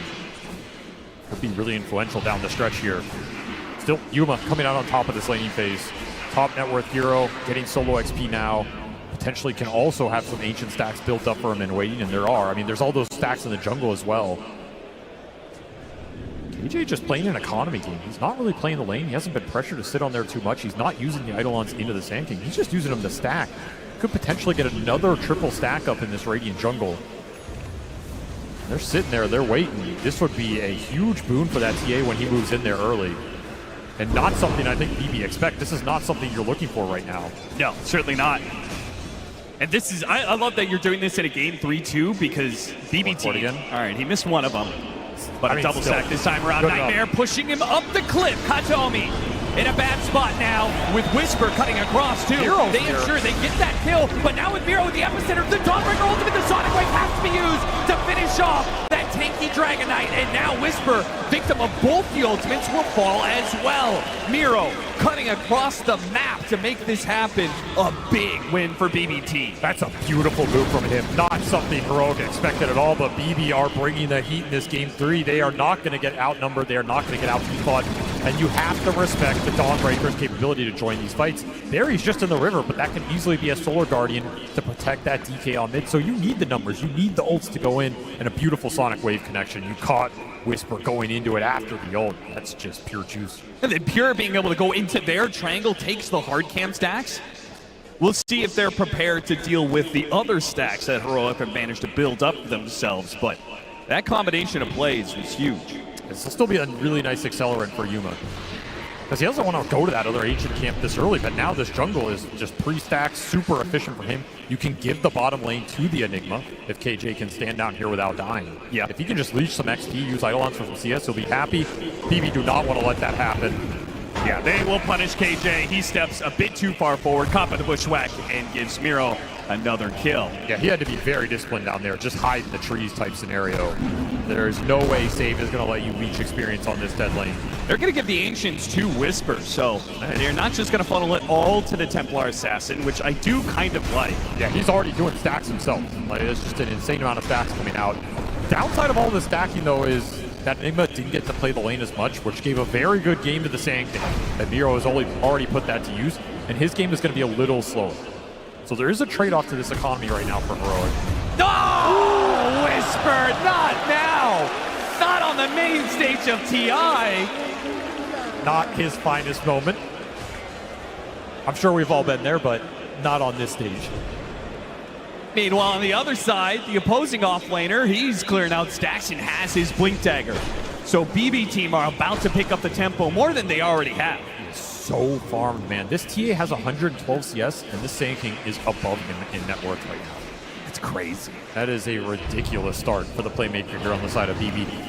Maybe they insta-smoke with this and try and look for the play, because he has Epicenter available as well. Max Sandstorm, strong. You would love to fight around one of these tier 1s to transition into an objective. If you combine the Queen of Pain plus the Sand King right now, you can win any fight. It's an overwhelming amount of damage.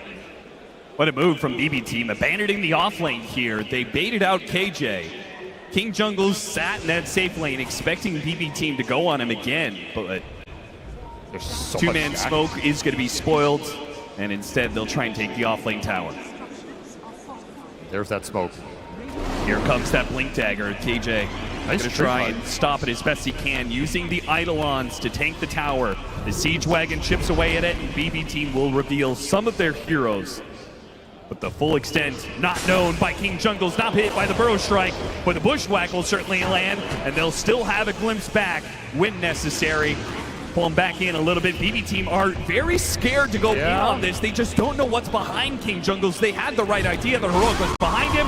They finally commit. A bit of an overcommit with GPK dropping the Sonic Wave. I mean, maybe he just wanted the kill, but he didn't even get it. That was a lot overcommittal. I mean, this is a super important spell in this early game. If you don't even get the tower out of it, you're going to feel a little bad with that usage. Nonetheless, you did save the Epicenter, so you can continue to move Miro around this map. Turn him into a massive threat, and another double stack on this triangle. Just gotten out of control. There was the early ward placed there. Still up, by the way. This never got dewarded on the cliff. Is Heroic capable of contesting, though? It's tough. I mean, you have Bane and Nigma. how do you get your supports in here and let them do anything, right? And your cores are not really contested. They're going to smoke for it. They're late to the party. Schofield, he shows himself first, trying to get Katomi. Instead, the Static Storm for him. But the smoke wrapping up the side, that's going to be the bigger move. Miro committed its epicenter to kill this Bane. Dawnbreaker ultimate still coming in. Schofield somehow is still not dead, while the heroic backstab does not land yet. They're still searching for these heroes. Okay, they managed to find save up here in the jungle, but at the same time, oh, the black hole is going to whip on GPK, and here comes Pure. A host of magic damage that should bring to the Dragon Knight to his knees, and KJ soon to fall. Such strong cores for BB to skirmish around a defensive choke point like that with their tower and support coming in. Pure can easily clean these fights up with overwhelming spell damage. And you just glimpse the Dawnbreaker out. It's such a big factor. Whisper, he joins that fight. Looks like maybe you can turn off of his strength. Glimpse straight back to top lane. You're just missing numbers. Yuma's not in the middle of that, giving you overwhelming physical damage. The Deso's not done yet. Felt like that was just a bit of a forced engagement. Yeah, you see them taking the stacks. Yeah, you want to contest this, but your heroes are just not built for it at this point in the game. And you got to respect the damage this Gyrocopter can output. This is a fighting carry. Particularly since you had another option that was very clear, right? You've got a Dragon Knight. If they're going to back off and take off, their jungle, their stacks, then you've got a Dragon Knight to pressure these towers. But instead, the tier 1 mid and the tier 1 safe lane are still up for BBT. You're also just close to big items. Like that Blink just arrived for the DK. That's a clean initiation when he runs up the hill in the Queen of Pain. You can maybe make a play off that. Instead, it arrives now after that play. You were closing on the Deso. It just felt like the wrong time to try and strike BB. Gain a little momentum off that team fight. Save looking for more. Yeah, Katomi, he tried to go for the Wisdom Shrine, see if he could sneak a Nightmare play. But he will be caught and killed on that. Amp damage rune top as well, GPK. Pick it up for free right here. Closing in on that level 12.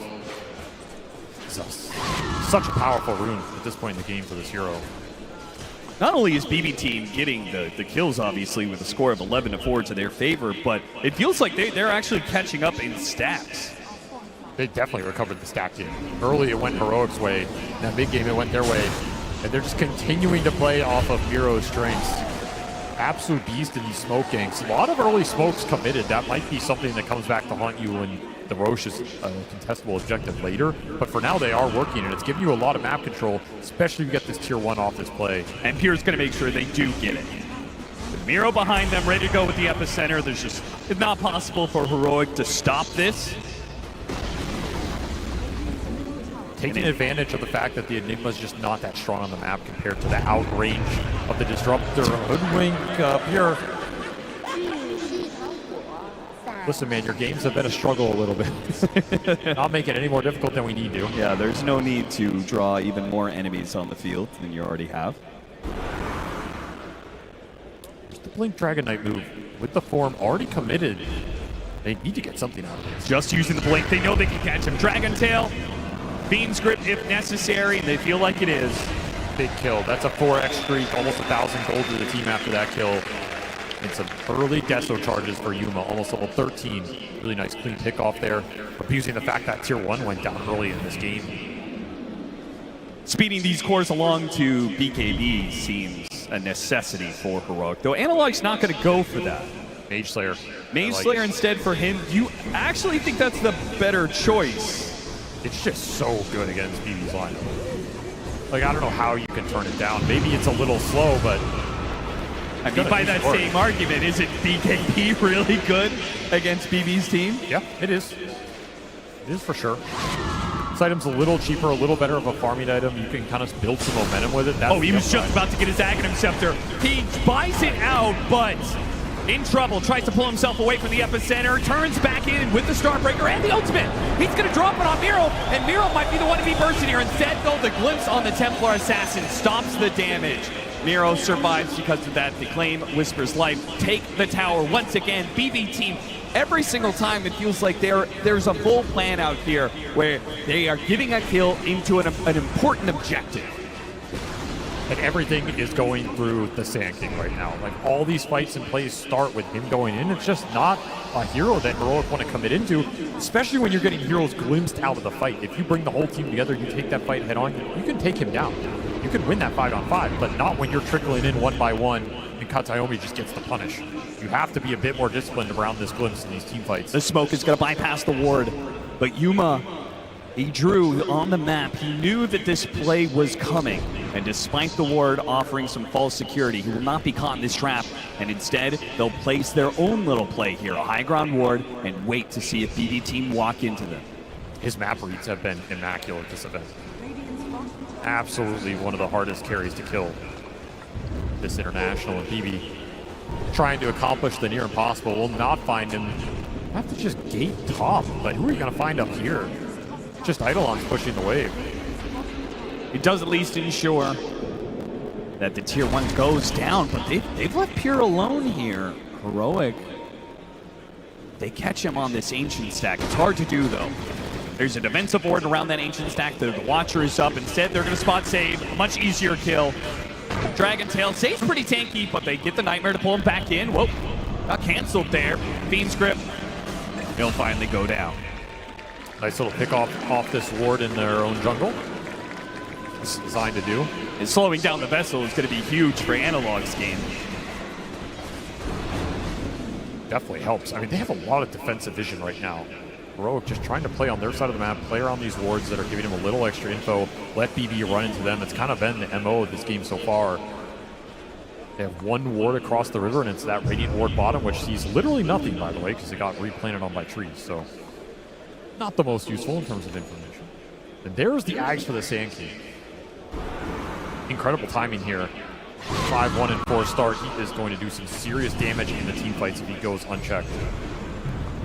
And I don't really know how you stop him unless you get the initiation, which Heroic hasn't really managed to do in this game. Yeah, it's really dangerous to try and counterplay this team against the glimpse, against the AoE damage. There's just so much waiting for you when you drop in. Maybe the one upside for Heroic here is if the game slows down, like their team is the one that can kill Roshan very quickly off the TA, whereas it's a lot slower for BB. Yeah. They're a lot more magic damage AoE oriented. That Rosh is not so easy to bring down, so it's a little difficult to force objectives right now, even though they feel like they have the team fight advantage. They will likely take Tormentor here. That's the one they can do. There's BKB for the Templar Assassin. This is contestable. I really thought they were just going to accept that they would give up Tormentor in exchange for, I mean, look at playing for farm, but the item timing, right? You got BKB on the TA, you got the Mage Slayer on the Dragon Knight, and you have Blink Dagger on King Jungle. This could be a super pivotal item. The first fight where that Enigma has Blink, sometimes you clump a little too much, he gets that big black hole. BB team are not doing the Tormentor. They're waiting and waiting. Patience may just pay off here. Schofield, he's going to be the one to break. They got the vision on him, trying to get a ward up there. Does manage to spot out at least the Sand King. Analog blinks over the initiation. He got the Dragon Tail stun. Into a little bit more of the Shortbreaker on the JPK, but it goes away. And JPK, not dead yet, gets off the Sonic Wave and stays standing. These glimpses have destroyed them in the fight. How do you stop them if you don't have BKBs on all your cores? Still a black hole here. He's still got here. Black hole goes out, but immediate glimpse. Still the Whisper. He hits the Starbreaker. Oh, it's pure. One more metal cannon. They've got him. Whisper. He runs headlong into BB team, accepting that this life is forfeit. He'll help get Yuma out of here. Will Yuma complete the escape? KJ, he'll make sure that Yuma backs away. Yuma, you got to get out of here. Oh, he's turning and fighting. This is insane. He's got Schofield trying to help out, trying to blow up the save. Meanwhile, the Fiend's grip on GPK. GPK does end up going down. Yuma fighting for his life underneath the sandstorm and winning with the buyback coming out from the Heroic support. They'll find another. Two down. Making a third. What the hell was that? Yuma and Schofield make the call. A 2 versus 4 to turn the whole damn game. You have to play with confidence at TI. You have to go for the big plays. Yuma says, I don't care if we lost the fight. I'm going to make my own. I'm going to win my own. What a turn and what a call from the Heroic carry. They're going to get this Tormentor. That could have been the game just being over for Heroic. Instead, they've given themselves the lead in a game 3. Such a difficult call to make, and they played it perfectly. And this black hole, that's as much as you can get there, right? It goes off just long enough that you're able to secure that gyrocopter kill. That's what you want. You're going to have to pay some price to bring him down. But man, I was like, why is Yuma lingering here? This is There's nothing left to be done, but the Bane coming in with grip is just enough to give you confidence to go for this play, and nobody could cancel it. Yeah, what happens if Miro was able to, if he had Burrow strike up to stop that Fiend's Grip in the first place? It could have been such a different fight, but instead, Heroic. Now they've got quite the lead. 2,000 net worth up. Schofield, he'll be picked off by BB Team, who were threatening the Roshan. Schofield got some information on that. Get it? Looking for the glimpse? Not quite. I mean, they were threatening Roche, but this is a very slow Roche. Yeah. Again, they can't force the issue when they feel strong. That is the good news for Heroic. And man, Yuma is massive now. Level 18 on this Templar Assassin, 12 Deso charges. He gets this Daedalus, he is going to cook them in the fight. This lineup has a big weakness in it, which is the man fight potential. The ability to stand there and fight a BKB carry. The Gyro cannot deliver in that department for some time, which is why he desperately wants this Aegis right now. It's slow, but BB Team confident that they can still win the fight. No! What a fast reaction from King Jungles! Pulled back in, but he's completely whipped out on that Static Storm. Still though, wait, TBD's in trouble once again. Do we see this one before? But the Bushwhack saves him this time! And an epicenter demolishing Heroic right in the middle. Still though, Yuma had a chance, couldn't kill Miro. BKB TP out, Whisper dies as he gets run down. Same as Schofield. BB Team, they hit right back. Saves Hoodwink is so goddamn good. It is ridiculous. He has delivered time and time again on this hero. He always finds the Bushwhack at the exact moment BBT needed in the fight. They get a swift Roshan into a team fight victory. The momentum swings back their way up 2K, and now this Gyro can take the fight to the Templar Assassin because he has 2 lives to do it. Ags online, Manta online, and then Ags delivered for the Queen of Pain. That will be GPK's item of choice to try and scale into this one. Could be pretty nasty against this lineup that's already a little clunky and doesn't have that much mobility along all 3 other cores. You get hit by these daggers, it's just going to kite you out. It's going to make your life miserable. You're going to be stuck in the sandstorm. This team fight is not getting easier for you right now. You have a black hole available. Go for a quick solo pickoff. I mean, the Sand King is everything to BB Team. So when he's dead for this 45 seconds, it does give Heroic free reign. Nice find. Absolutely drop this Enigma ultimate to take a core off the map. That's a lot of time to recover, get the farm back up. But I will say Analog's road ahead of him looks difficult. I mean, this Dragon Knight 1-4 start. He went the Mage Slayer, didn't get the team fight victories out of it. Yeah. Now this item feels like he should have gone for something that's going to scale a bit harder. Very tough position for him to be in. He's just going to have to play on the front line, use his strength and tankiness to deliver a teamfight victory for Heroic while Yuma cleans him up with the damage. Do you think that that the Dragon Knight's lack of scale right now is why the game favors BB Team so much? I mean, they've given it a 70-30 matchup. Well, why do you think that is? Their cores are out ahead, and they're going to be able to kite the Dragon Knight out. The Dragon Knight's not delivering enough damage. This Dawnbreaker's not delivering enough damage. They have some decent sustain, but BB can push through that, as we've seen, especially Queen of Pain with an Axe build. She delivers a lot of sustained damage over the course of a long fight. That's why Heroic can put so much effort into killing this Quav at the start of every fight. But that last Bushwhack was saved so GPK's game, though cut out by the Fiend's Grip here. Beautiful catch. Heroic finding some openings on this map right now. This Aegis period has not been clean for BB. In fact, I think they're losing net worth lead. The solo ultimate pickoff game between these two supports is amazing if you can just continue to do it. There's nothing global to bail you out. There is no Dawnbreaker ult. There is no global silence. Found some big ones here. And Yuma's been involved every time, which is the one hero that's continuing to scale and power up for Heroic. Level 20 now in this Templar Assassin. It's about to finish Daedalus. Continuing to find the Deso charges. It'll be a fast butterfly for Pure. Try and bring some evasion to the field against this TA, who's not going to have MKB for a while. Would be a really nice timing to get it online. You combine that with a Satanic later, you're going to be very tanky. But Heroic definitely recovered this period. I thought this was going to be a lot worse for them. Instead, they just took the lead. They found 2 big pickoffs. You're almost to an Enigma BKB here. That's crazy. They have nothing to stop that. Nope, it is a free Enigma BKB black hole game, and that is the terrifying part of this pick. I think KJ has itemized absolutely correctly. You could have gone for some auras. You could have, tried to build a pipe or something. No, just go BKB Blake, get in there and deal the damage. If you're in a situation where you can black hole the Queen of Pain or the Gyrocopter, that can just be the team fight over. Yeah. You're taking so much damage out of BB's lineup, which is another reason why they have to continue to scale 3 cores here. You are up against some very strong debuff piercing ultimates between the Bane and the Enigma. You cannot rely on one hero to be the say-all, be-it-all. You need to get in there with everybody and deal damage across the board. BB team, with less than a minute left on this Aegis, want to take the tier 2 top, completed a butterfly. A lot of timings coming together here. And Pure likely to just brute force it, level 20 as well. You have to get something out of this Aegis. You have lost around 4 or 5k net worth lead. It will also be the Wisdom Shrine. Another big win. See, Whisper, he's going to try and stop Miro on the other side, but Miro gets there other first. one. And that means they're going to chase after the Gyrocopter. Unable to find the stun. Could have Solar Guardianed into that. That was a dangerous play for Pure. That was. KJ playing with fire on the back line here, just taking camps away, getting wards out. Yeah, look at all the vision he's gotten down and placed that lane ward up top. Like, they know what the game plan is. KJ, he wants to just wrap the map as much as possible, and he's doing a good job of it with his Eidolons. Yeah, the wards enable that.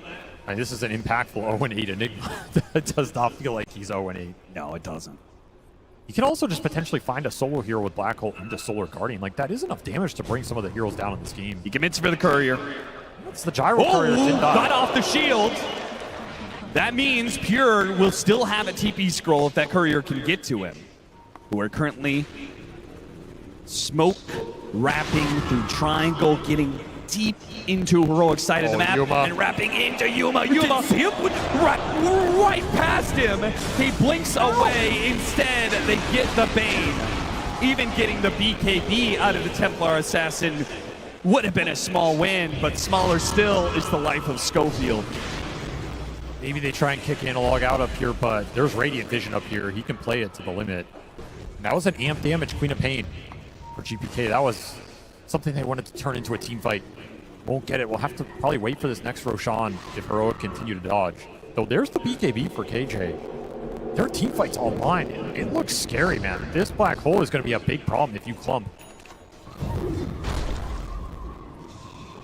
I think it's always scary when you have the rat combined with the clump punish, because you're so busy running around the map that sometimes, maybe discipline, it wavers a little bit and you don't maintain that positional, distance between each other to make sure you don't get black hole. You're so busy chasing after the Enigma or the Dragon Knight who are ratting you out that you may find yourself in a turnaround situation. Or you may not expect the move to come into you because you've been on the chase for so long. Now you are the chase.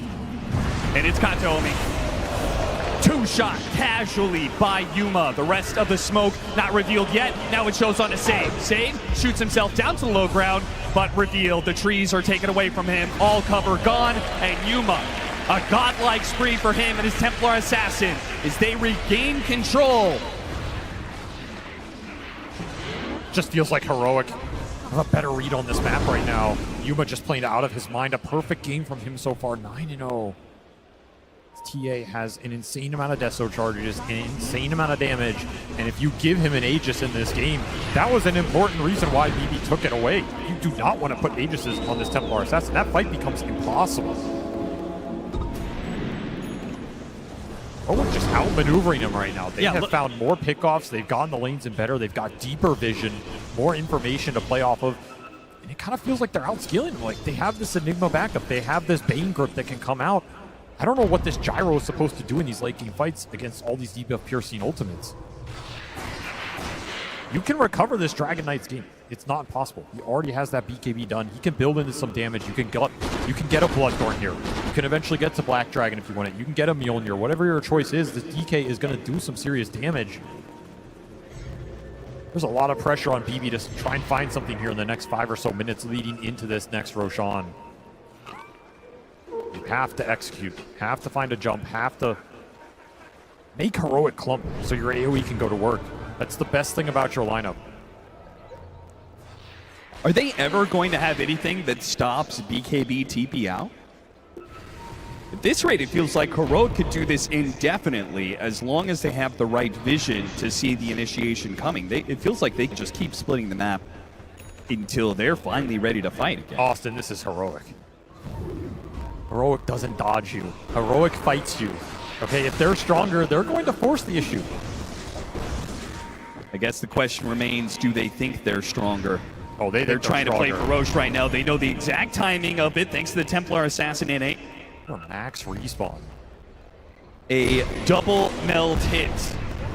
It's fast. It's going to be so fast that BB Team, even if they were to move right now, they wouldn't get there in time. Such a big win. I mean, it's not just a win because you get an Aegis on a TA. It's a win because there was never a team fight around this point for BB. That is one of the places they could have gotten a clump out of Heroic, just naturally doing the Roshan. Their lineup could have punished that. That fight never happens. You missed that opportunity. Now that team fight's going to happen in terrain that is far better for Heroic to fight around. I will say this, without a doubt, BB Team just looked more scared.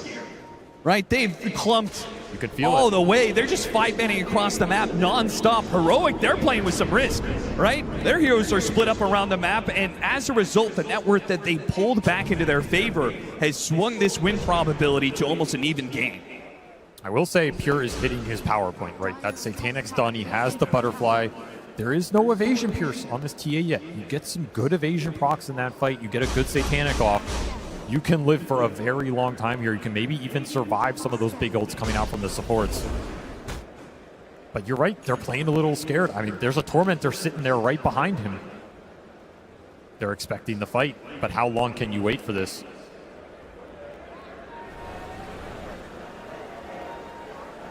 Everybody waiting for the fight to come to them right now. This is what happens in a TI elimination game. You do not want to be the first to pull the trigger. BB Team, how long are you willing to sit here? You got to just do this Tormentor, right? They're trying to bait it a little bit. But what if Heroic never want to contest? What if they just want to farm? This is where patience can be rewarded. They just walked over that Observer Ward, BB. They got information. That's what they wanted. They saw two cores up here. Can you get the jump? A little bit out of sight. They spot Yuma. Yuma's right underneath the ward. Can Miro get this initiation? They've got to chain the stuns. Yuma's walking into them. Oh, wait! They make a little bit of a jump there, but this gets Yuma. They don't want to go after this Aegis hero. But they want Analog. That was your option. They go for Analog. Miss Burrow! And the BKB goes off from Analog. BB Team, can they recover this? Instead, they find Schofield. But Dragon Knight, he jumps into the back line, and that gives the opening Whisper. Hits on three. A massive ultimate. And now a black hole! Sidewave over the top of Solar Guardian. That will be the nail in the coffin for BB Team. You clump against a lineup that punishes you so damn hard every time. The confident jump from Analog, knowing his team will back him up even with the BKB expiring. You have Aegis to play with. Let Yuma frontline. BB saw no good targets. They got pushed into a corner. And they had no answer for the teamfight supremacy that was double Solar Guardian Black Hole. That ult from Whisper stunned everybody just on the edge. Heroic break this game open. They are going high ground. 11k gold lead. 2 minutes on the Aegis. No buyback available for this gyro for 40. This should be one lane, maybe two, guaranteed. And a potential top 4 for the first time in Dota history for a South American squad. The spirit of an entire region behind Heroic, and they're playing like it. They're playing with that aggression, with that fearlessness. And now they've got full, firm control over this game. 13,000 net worth lead, and an Aegis still for a minute and a half. A banner still for another push if they want to try for it. BB Team, they push outside of the base. They find Schofield, something small to work with. Heroic, say you can have him. Let's die back on the Bane. At least you get some time to regroup here. But how is the team fight getting better for you? That's the big question BB have yet to address. You can put your gyro on the front line. You can maybe just say, okay, we messed up that Burrow Strike. We lost a lot of the Sand King's damage, but there are BKBs on the side of Heroic. There's double Solar Guardian to help you sustain through it. And the Black Hole threat is just immense right now. You don't have a clear answer to it. You can sense the frustration. You can sense the dire situation BB are in right now. This is just a nasty fight. If the TA isn't there with Aegis, that's a very different story, right? That ward was extremely good. You had the angle, but you didn't want to jump him, and you can't blame him. And then Analog gives the opening for Whisper, and both Pure and Katomi. Pure stuck in the Lotus pool and didn't have a way out. Just land a black hole on 3. Throw the other Guardian on top. That Lotus pool did him no favors. They just got stuck in it. Whisper, over 5,000 damage being done. And he knows he might have just won the series for them. So clutch. Level 25 for Templar Assassin. Level 25 for the Dawnbreaker right around the corner. Big talents. Absolutely massive talents. You're even going to have the level 18 on KJ for the level 3 black hole. That's a significant damage upgrade. And you have the Bloodthorn on the Dragon Knight. All the late game scaling coming in for Heroic ahead of BB. You still need BKB on the Queen of Pain here. You need Refresher on the Sand King. These are the biggest items that BB need right now. Just getting to him a little slower. If that fight breaks out before you have double Epicenter, it looks near impossible. I mean, this could be a game where you might just have to go Divine Rapier on the Gyro. Like, it doesn't feel great, but you are going to need some overwhelming punch in the fight. There's nowhere else it can come from. BB team, they've had some crazy comebacks before in this international. Their backs are against the wall on this one, and it's beginning to show. Miro's failed jump on that Burrow Strike. The nerves are clearly playing a hand here in this game for BB team. The pressure cooker that is TI. You will not experience more intense situation as a Dota player than this. You can't practice for it. You just have to hope that decades of experience go the distance when it matters most. It's what it means to be clutch. You either got it or you don't. For Heroic, they're just getting so much right now. Analog's game completely recovered. Level 25 available for the Dawnbreaker and the TA. Yuma runs right into Pure. Hello. Not afraid at all. Some damage off that sharpshooter. Yeah, he did get pretty low. And they will Solar Guardian just to make sure he does not get jumped in this instant. Miro trying to go for it, but a double BKBs, and he's met with a Dragon Tail, a Fiend's Grip over the top, and once again, the initiation is denied. That was bizarre. They just let him sleep there forever. I don't know if that was a bait or just, it was so janky, but BB fell for it. They ended up losing their Sand King, who's on his way to that refresher. Sonic Wave trying to push away. Here with the Satanic, he's keeping himself up. 1 versus 4 for them all. Trying to take down one of these cores. He's fighting up against Analog, and he's getting the life steal to keep himself up. BB team on the edge. But they will hold off that fall just a little longer. Satanic Butterfly gets a couple evasion procs. The Dragon knocked on. Satanic Butterfly gets a couple evasion procs. The Dragon knocked, beautiful execution here. Sonic Wave lands exactly when you needed it on all 3 cores. Look at Yuma up. Oh man, pushed up to that high ground. What can you do? And the daggers are just flying from GPK the entire time. They took such good advantage of that Dragon Knight being isolated in the kinetic field static storm, pulling a teamfight win out of nowhere. BB do it again, and they're going to get Roche off this. This is going to be another Aegis for Pure to play with. Refresher Shard in the pit, Banner in the pit, to take all of that away from Heroic. That would have been a game ender. The game has slipped through. They were in control. They were marching their way to victory. Aegis, you're getting close to that gold. You're running out of slots. This man has done it before at TI. It's not uncomfortable for him, and it might be what you need to win this game. Let's think it's Swift Blink. A refresher for Miro. So if they can find that initiation, Pure will be able to jump right into it, as will the Disruptor potentially. Now that Burrow Strike, it's a lot more deadly if it's an Ag Static Storm over the top of it. These are the opportunities BB need to win these fights. Didn't exist 4 or 5 minutes ago. They exist now. You have an opening. You can go in with this Burrow Strike and threaten any of these cores because that Ag-Static Storm will be dropped on top. And there is no way to bail that hero out other than committing more with the Solar Guardians on top, with a black hole in the middle of everybody. It could work out for you. It could be an absolute disaster. Yeah, the more you throw it at, the higher the risk is, right? Maybe that Solar Guardian doesn't save you. Maybe you're just running into that Static Storm, and BB team on the hunt. 3.5 minutes left on this Aegis. Sweeping across the map, keeping that same 5-man formation. They say, if we're going to go down, we're going to go down together. And Pure, he disassembled that butterfly for Swiftblink. Felt like the MKB was incoming for Yuma, which would have been his next item, but he doesn't have it yet. Kind of interesting to give up that evasion. You do have 2 lives off the Aegis and that Satanic. Especially since that evasion was entirely what saved him in that last engagement. Absolutely did work. Look at this base ward right here. This is incredibly nasty if you get caught on it. Something interesting to work with. You get a little information on the Dawnbreaker.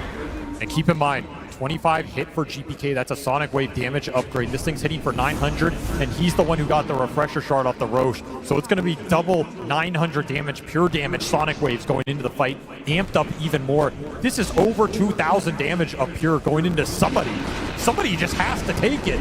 Heroic have to get the jump. It's the only option, and Pure is going to put them in a very uncomfortable position. With the banner drop and a swift linking into the base. You do not want to dive too deep, though. This is still a lineup that can look at the cut. This is big.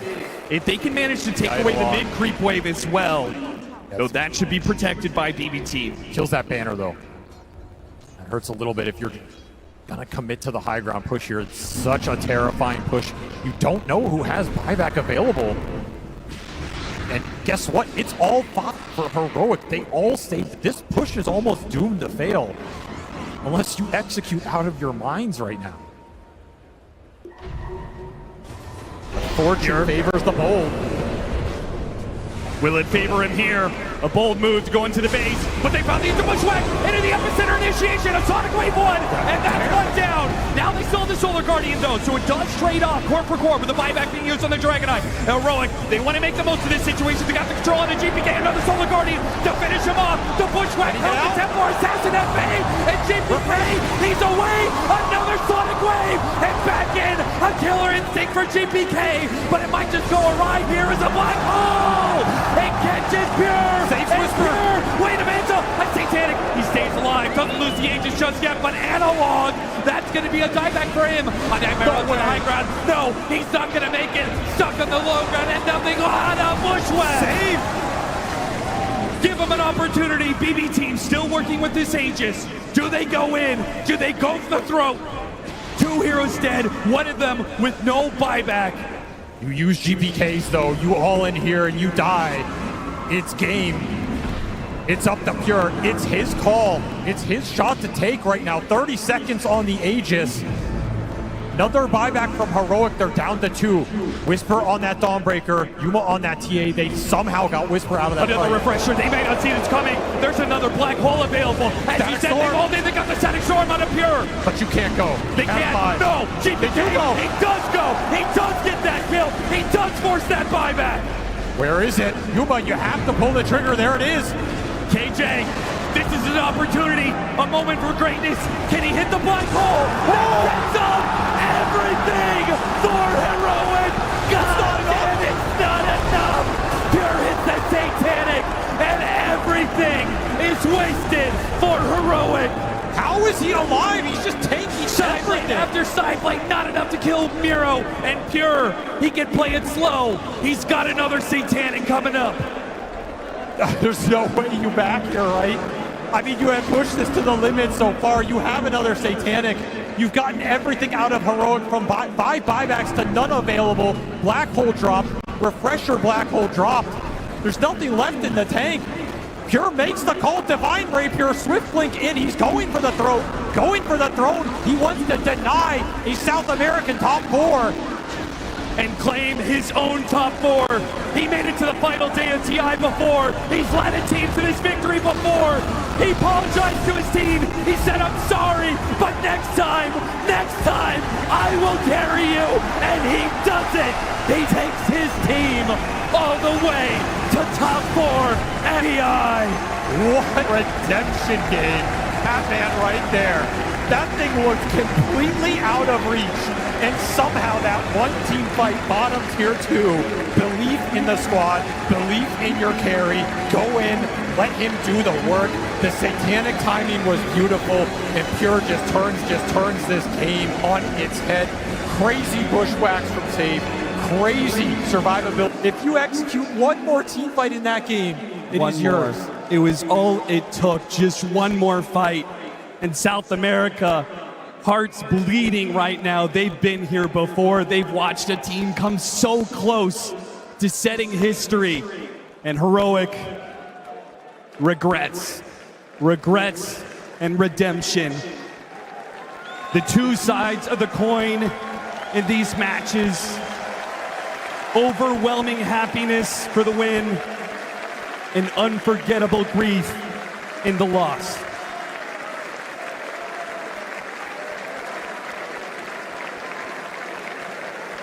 Man, what a series for these two teams. That is what a long time. So much on the line. So many clutch plays. So many insane team fight victories off the spellcasting alone. In that last fight, that base defense, you land the black hole of your dreams. You cannot ask for more, and it is not enough. Let's talk to the man of the hour. He did it.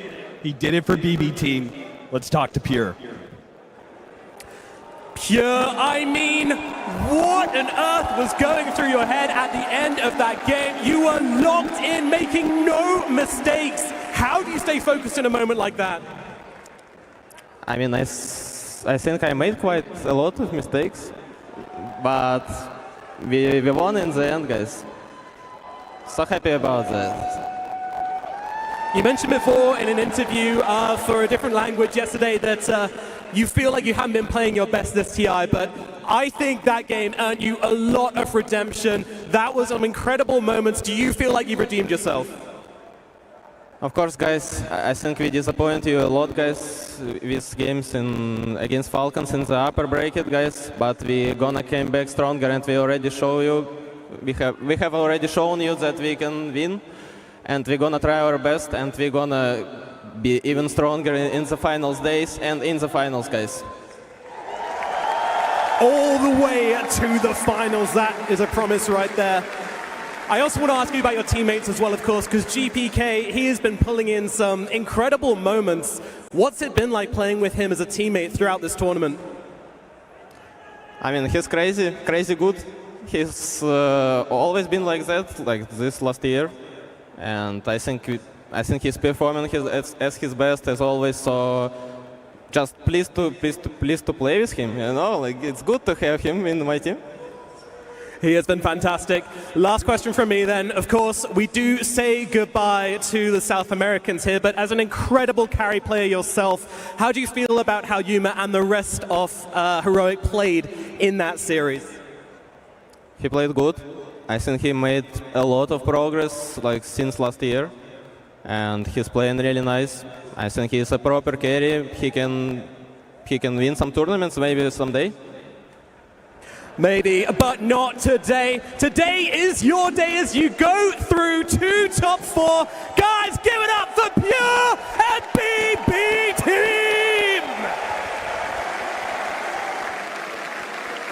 What a series that we have been treated to here. It was elimination for BB Team or Heroic, and the way that this Game 3 played out.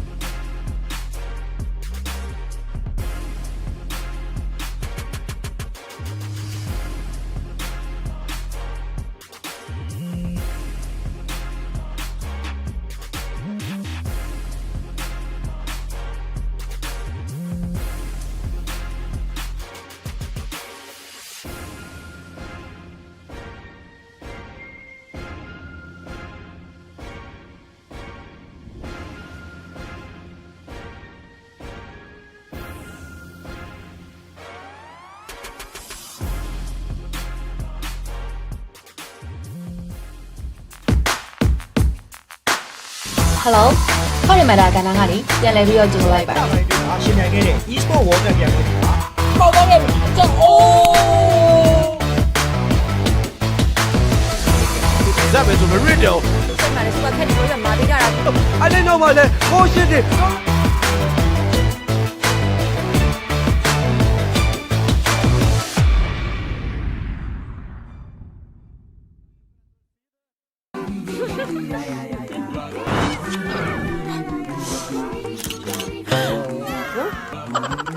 Trainer ထွက်လို့စိတ်ညစ်နေပြီ။ယုံကြည်မှုကိုနှစ်ဆတိုးမယ် Power Core Trainer ဆိုပြီးလမ်းဆောင်မှုရှိစေမယ် Sport Active Trainer ဆိုပြီးစုံတင်ခြင်းမရှိအနံ့ဆုံးများကို24နာရီကောင်းဝင်ပေးပါမယ်။ယုံကြည်မှုနှစ်ဆတိုးဖို့မှန်ကန်တဲ့ရွေးချယ်မှု Bellman Deodorant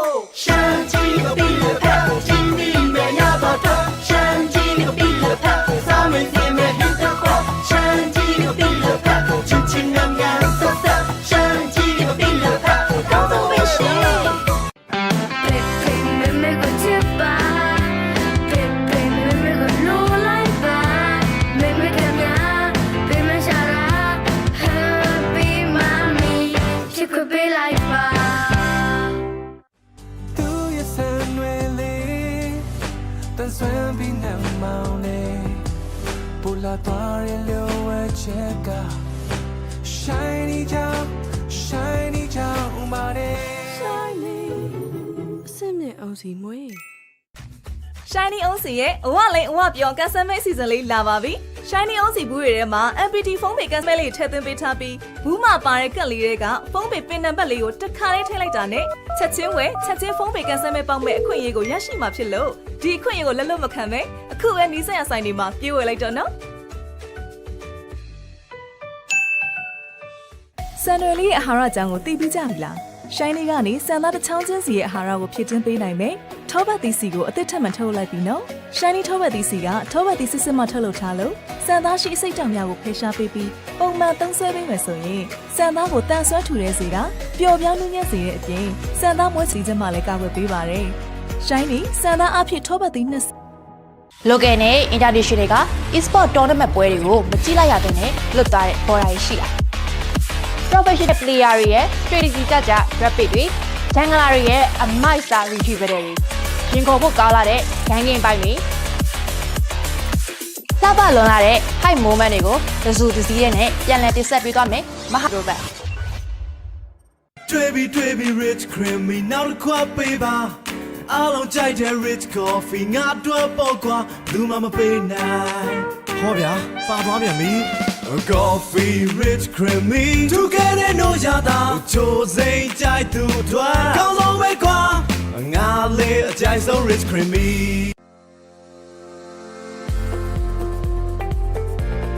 တစ်ဖက်ရဲ့ကောင်းတစ်ဖက်ဖြစ်ဖို့အတွက်အေးမြတဲ့တောင်တန်းပေါ်ကဆင်းသက်လာတဲ့တစ်ဖက်ရွက်နုနုလေးတွေကိုခင်မီစက်တစ်ကြီးများဖြင့်ထူးစီမံထုတ်လုပ်ထားပြီးချိုးကြနာစွာပေါင်းဆက်ထားတဲ့ကြီးပြည့်စုံတဲ့ပုံမှန်ရတာနဲ့ Grand Palace မြန်မာလက်ဖက်ရည်ဆိုင်ကျော်လက်ဖက်ရည်တစ်ခွက်တော့ဘူးတစ်ဖက်ဆိုင်သွားပြီးတစ်ဖက်ရှိနေပါပြီဆိုင်ကျော်ရတာစစ်စစ်စန်ဒီဆိုင်ကျော်လက်ဖက်ရည်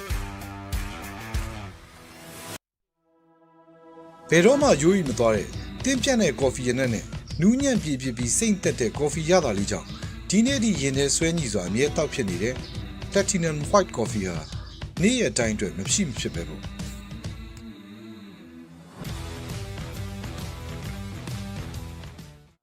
စန်ဒီနက်ကော်ဖီဟာကမ္ဘာအကောင်ဆုံးအရေးသွင်းမြင့် Arabica ကော်ဖီစစ်စစ်နဲ့ထုတ်လုပ်ထားပါတယ်။အကောင်ဆုံးနီးစနစ်တွေနဲ့ကြိတ်ခွဲထားတဲ့နူးညံ့တဲ့ကော်ဖီမုန့်တွေဟာတောက်လိုက်တဲ့အခါရှာပေါ်မှာကျန်းရှာမနေပဲနူးညံ့ပြည့်ပြည့်စေပါတယ်။ နူးညံ့တဲ့ကော်ဖီမုန့်တွေကြောင့်အချိန်ကုန်ခံနှက်စရာမလိုတဲ့အပြင်အနက်အရသာပြည့်စုံတဲ့အာရီဘီကာကော်ဖီစစ်စစ်အရသာကိုခံစားရမှာပါနှက်စရာမလိုတဲ့နှက်ကော်ဖီဆယ်ဒီနှက်ဖြော်ကော်ဖီမဒါရဲ့ဟီးရိုတွေကိုစပြီးခိုင်းတော့ပါလားအိုင်ဒီယာတွေဆက်တာမလို့ရောတင်းမိတ်တွေစုတာခံရတော့လား Mobile Legends ပြင် Dota ဆော့ရဲ့ပရိသတ်တွေအတွက်အားရကဗီဒီယိုကိုင်းနဲ့အသစ်ထွက်ရှိလာတဲ့ patch တွေကိုနောက်မကျစေဖို့အခုတင်ဆက်ပေးနေရတော့ My Sport TV Channel ကနေထုတ်လွှင့်ပြသတော့မယ် Sorry man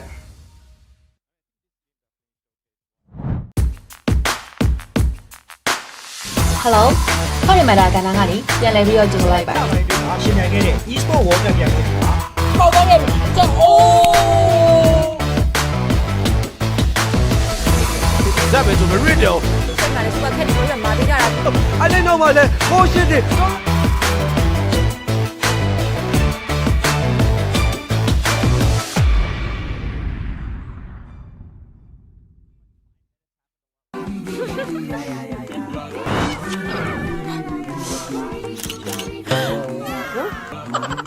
ချွေးနှံထွက်လို့စိတ်ညစ်နေပြီ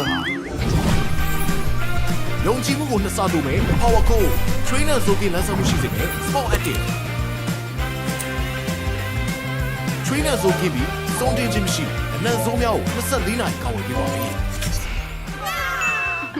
ယုံကြည်မှုနှစ်ဆတိုးဖို့မှန်ကန်တဲ့ရွေးချယ်မှု Bellman Deodorant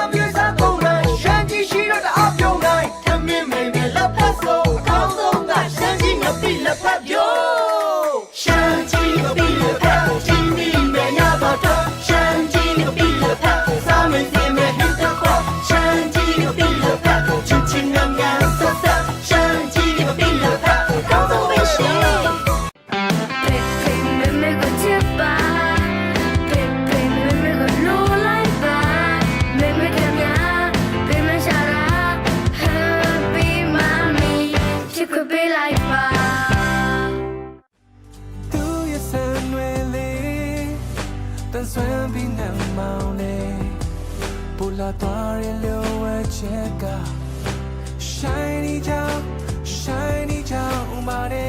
Shiny, စနေအောင်စီမွေး Shiny အောင်စီရဲ့အဝလေးအဝပြောင်းကန်ဆယ်မဲအစီအစဉ်လေးလာပါပြီ Shiny အောင်စီဘူးတွေထဲမှာ MPT ဖုန်းပေကန်ဆယ်မဲလေးထည့်သွင်းပေးထားပြီးဘူးမှာပါတဲ့ကက်လေးတွေကဖုန်းပေပင်နံပါတ်လေးကိုတစ်ခါလေးထည့်လိုက်တာနဲ့ချက်ချင်းဝယ်ချက်ချင်းဖုန်းပေကန်ဆယ်မဲပေါက်မဲ့အခွင့်အရေးကိုရရှိမှာဖြစ်လို့ဒီအခွင့်အရေးကိုလက်လွတ်မခံပဲအခုပဲနီးစပ်ရဆိုင်တွေမှာပြေးဝယ်လိုက်တော့နော်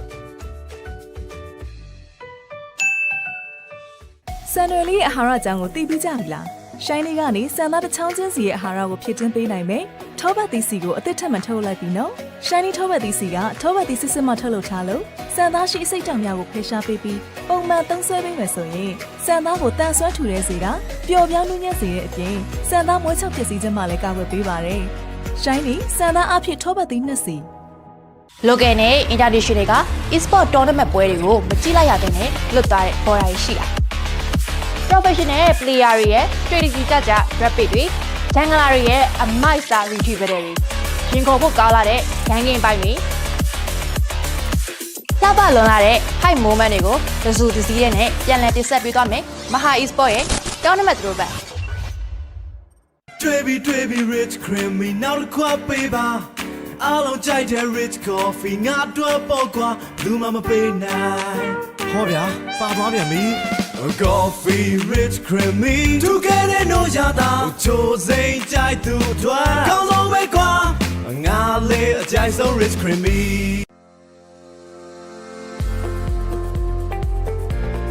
တစ်ဖက်ရေကောင်းတစ်ခွက်ဖြစ်ဖို့အတွက်အေးမြတဲ့တောင်တန်းပေါ်ကဆင်းသက်လာတဲ့တစ်ဖက်ရွက်နုနုလေးတွေကိုခင်မီစက်တစ်ကြီးများဖြင့်ထူးစီမံထုတ်လုပ်ထားပြီးချိုးကြနာစွာပေါင်းဆက်ထားတဲ့ကြီးပြည့်စုံတဲ့ပုံမှန်ရတာနဲ့ Grand Palace မြန်မာလက်ဖက်ရည်စိုင်းဖြော်လက်ဖက်ရည်တစ်ခွက်တော့ဘူးတစ်ဖက်ဆိုင်သွားပြီးချိန်ပြနေရလို့မလား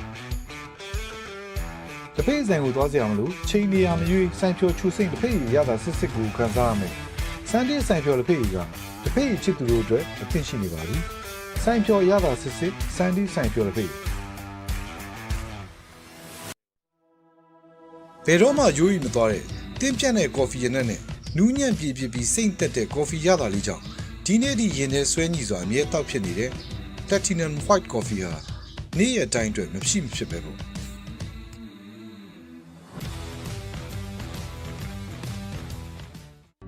ဆန်ဒီနက်ကော်ဖီဟာကမ္ဘာအကောင်ဆုံးအရေးသွင်းမြင့် Arabica ကော်ဖီစစ်စစ်နဲ့ထုတ်လုပ်ထားပါတယ်။အကောင်ဆုံးနီးစနစ်တွေနဲ့ကြိတ်ခွဲထားတဲ့နူးညံ့တဲ့ကော်ဖီမုန့်တွေဟာတောက်လိုက်တဲ့အခါရှားပေါ်မှာကျန်းရှာမနေပဲနူးညံ့ပြည့်ပြည့်စေပါတယ်။နူးညံ့တဲ့ကော်ဖီမုန့်တွေကြောင့်အချိန်ကုန်ခံနှက်စရာမလိုတဲ့အပြင်အနက်အရသာပြည့်စုံတဲ့ Arabica ကော်ဖီစစ်စစ်အရသာကိုခံစားရမှာပါ။နှက်စရာမလိုတဲ့နှက်ကော်ဖီဆန်ဒီနှက်ဖြော်ကော်ဖီမရာရဟီယိုတွေကိုစပြီးကိုင်တော့ပါလားအိုင်ဒန်လေးဆက်တာမလို့ရောတေးမိတ်တွေစုတာခံနေတာMobile Legends တွေလိုတာဆော့တက်တွေဆိုတော့အားကဗီဒီယိုကိုင်းနဲ့အသစ်ထွက်ရှိလာတဲ့ patch တွေကိုနောက်မကြစေဘူးခုတင်ဆက်ပေးနေရတော့ My Sport TV Channel ကနေထုတ်ပြပြတာတော့မယ် Sorry better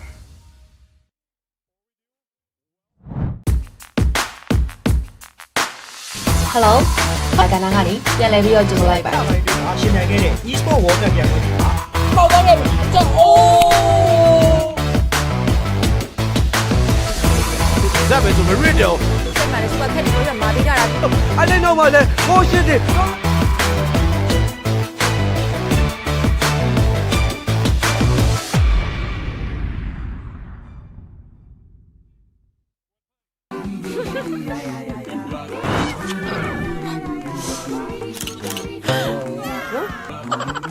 ချွေးနှံထွက်လို့စိတ်ညစ်နေပြီယုံကြည်မှုကိုနှစ်ဆတိုးမယ် Power Code Trainer ဇိုကင်းလမ်းဆောင်မှုရှိစေမယ် Sport Active Trainer ဇိုကင်းပြီးစုံတင်ခြင်းမရှိအနံ့ဆုံးများကို24နာရီကောင်းဝင်ပေးပါမယ်ယုံကြည်မှုနှစ်ဆတိုးဖို့မှန်ကန်တဲ့ရွေးချယ်မှု Bellman Deodorant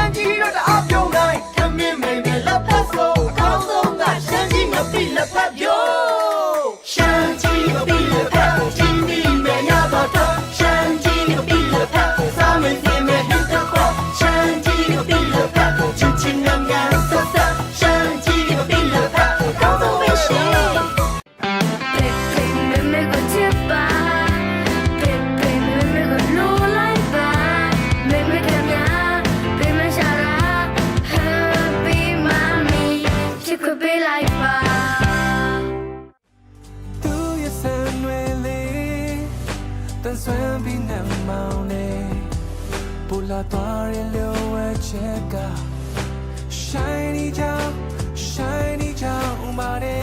Shiny, အစ်မြင့်အောင်စီမွေး Shiny အောင်စီရဲ့အဝလိန်အဝပြောကန်ဆယ်မဲအစီအစဉ်လေးလာပါပြီ Shiny အောင်စီဘူးတွေထဲမှာ MPT ဖုန်းပေကန်ဆယ်မဲလေးထည့်သွင်းပေးထားပြီးဘူးမှာပါတဲ့ကတ်လေးတွေကဖုန်းပေပင်နံပါတ်လေးကိုတစ်ခါလေးထည့်လိုက်တာနဲ့ချက်ချင်းဝယ်ချက်ချင်းဖုန်းပေကန်ဆယ်မဲပေါက်မဲ့အခွင့်အရေးကိုရရှိမှာဖြစ်လို့ဒီအခွင့်အရေးကိုလက်လွတ်မခံပဲအခုပဲနီးစပ်ရဆိုင်တွေမှာပြေးဝယ်လိုက်တော့နော်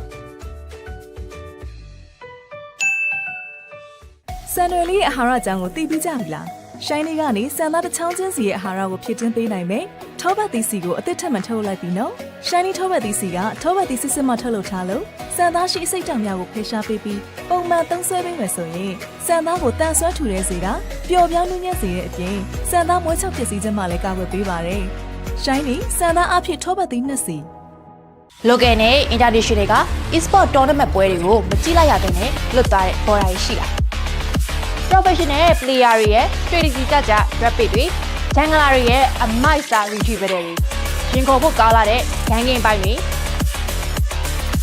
လှပလွန်လာတဲ့ high moment တွေကိုတစုတစည်းနဲ့ပြန်လည်တင်ဆက်ပေးသွားမယ်မဟာ e-sport ရဲ့ tournament တို့ဘက် Baby Rich Creamy နောက်တော့ပေးပါ အားလုံးကြိုက်တဲ့ rich coffee ငါတို့ပေါ့ကွာဘူးမမပေးနိုင်ဟောဗျာပါသွားဗျာ coffee rich မပေးနိုင်ဟောဗျာပါသွားဗျာ coffee rich me together no ရတော့ချိုးစိမ့်ကြိုက်သူတွေကောင်းဆုံးပဲကွာငါလေးအကြိုက်ဆုံး rich creamy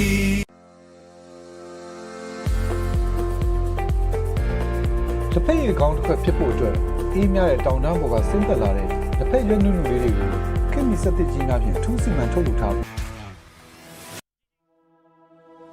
တင်းပြတ်တဲ့ကော်ဖီရနက်နဲ့နူးညံ့ပြည့်ပြီးစိမ့်သက်တဲ့ကော်ဖီရတာလေးကြောင့်ဒီနေ့ဒီရင်ထဲဆွဲညီစွာအမြဲတောက်ဖြစ်နေတဲ့ Platinum White Coffee ဟာနေ့ရက်တိုင်းအတွက်မဖြစ်ပဲလို့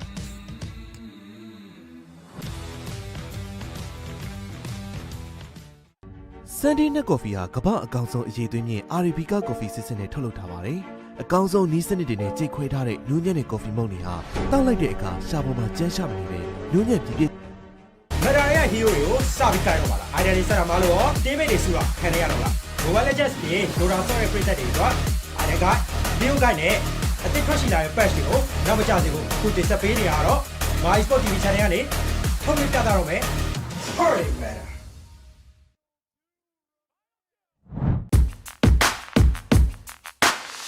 Hello ဟောဒီမှာဒါကဏ္ဍကနေပြန်လည်ပြီးတော့ကြိုလိုက်ပါရှင်နိုင်ငံ Sport World ပြန်ဝင်ပါပေါ်ပေါ်ရဲ့ကြောက်အိုးဒါပဲဆိုမရစ်တော့ဆက်မှာစပတ်ခက်တွေတော့မာပေးကြတာအဲ့ဒီတော့မှလည်းကိုရှင်းတယ်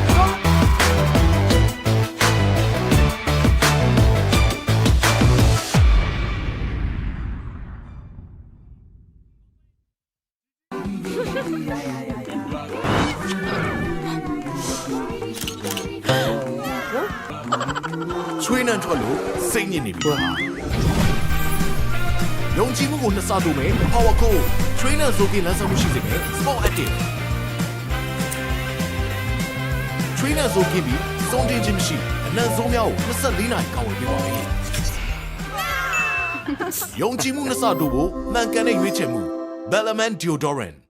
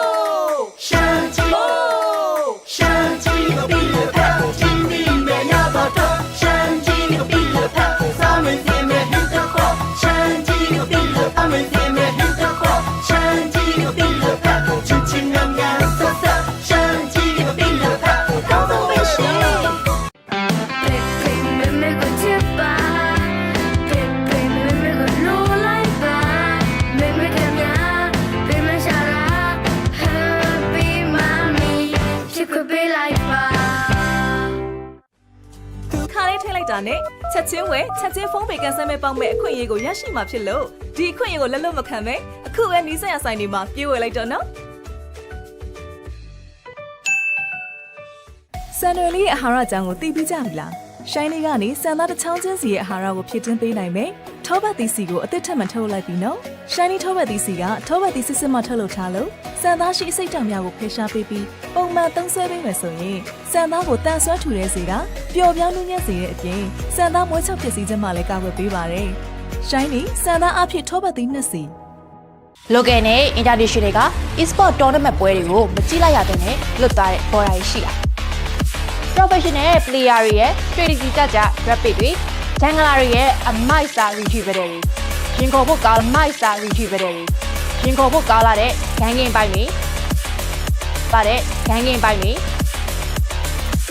စပါလွန်လာတဲ့ high moment တွေကိုတစုတစည်းရဲ့နဲ့ပြန်လည်တင်ဆက်ပေးသွားမယ်မဟာ e-sport ရဲ့ tournament တို့ပဲ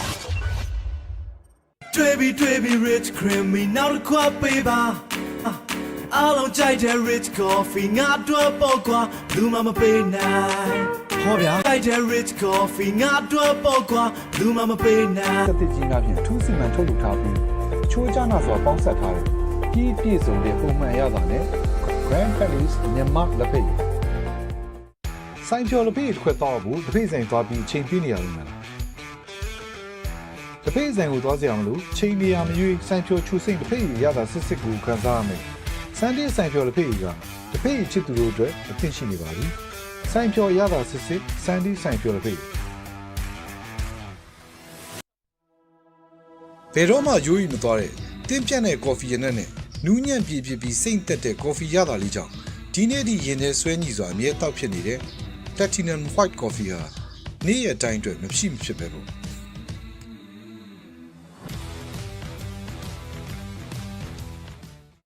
ဆန်ဒီနက်ကော်ဖီဟာကမ္ဘာအကောင်ဆုံးအရေးသွင်းမြင့် Arabica ကော်ဖီစစ်စစ်နဲ့ထုတ်လုပ်ထားပါတယ်။အကောင်ဆုံးနီးစနစ်တွေနဲ့ကြိတ်ခွဲထားတဲ့နူးညံ့တဲ့ကော်ဖီမုန့်တွေဟာတောက်လိုက်တဲ့အခါရှာပေါ်မှာကျန်းရှာမနေပဲနူးညံ့ပြည့်စေပါတယ်။နူးညံ့တဲ့ကော်ဖီမုန့်တွေကြောင့်အချိန်ကုန်ခံနှက်စရာမလိုတဲ့အပြင်အနံ့အရသာပြည့်စုံတဲ့ Arabica ကော်ဖီစစ်စစ်အရသာကိုခံစားရပါပါ။နှက်စရာမလိုတဲ့နှက်ကော်ဖီဆန်ဒီနှက်ဖြော်ကော်ဖီ မဒါရဟီးရိုးတွေကိုစပြီးကြိုက်တော့ပါလားအိုင်ဒီယာလေးစတာမလို့ရော team mate တွေစုတာခံရရတော့လား Mobile Legends တွေလိုတာဆော့တဲ့ပြည့်သက်တွေဆိုတော့အားရကဒီဥကိုင်းနဲ့အသစ်ထွက်ရှိလာတဲ့ patch တွေကိုနောက်မကျစေဖို့အခုတင်ဆက်ပေးနေရတော့ My Sport TV Channel ကနေထုတ်လွှင့်ပြသတော့မယ် Hurry man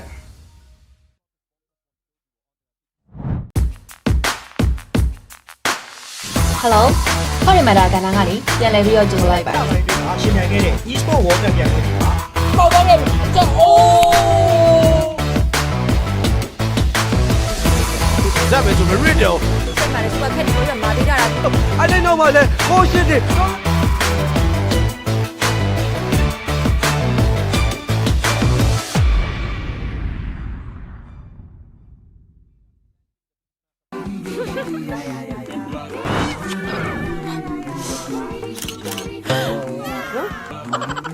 Train and follow. Sing in it. ယုံကြည်မှုကိုနှစ်ဆတိုးမယ် Power Code Trainer ဆိုပြီးလမ်းဆောင်မှုရှိစေမယ် Sport Active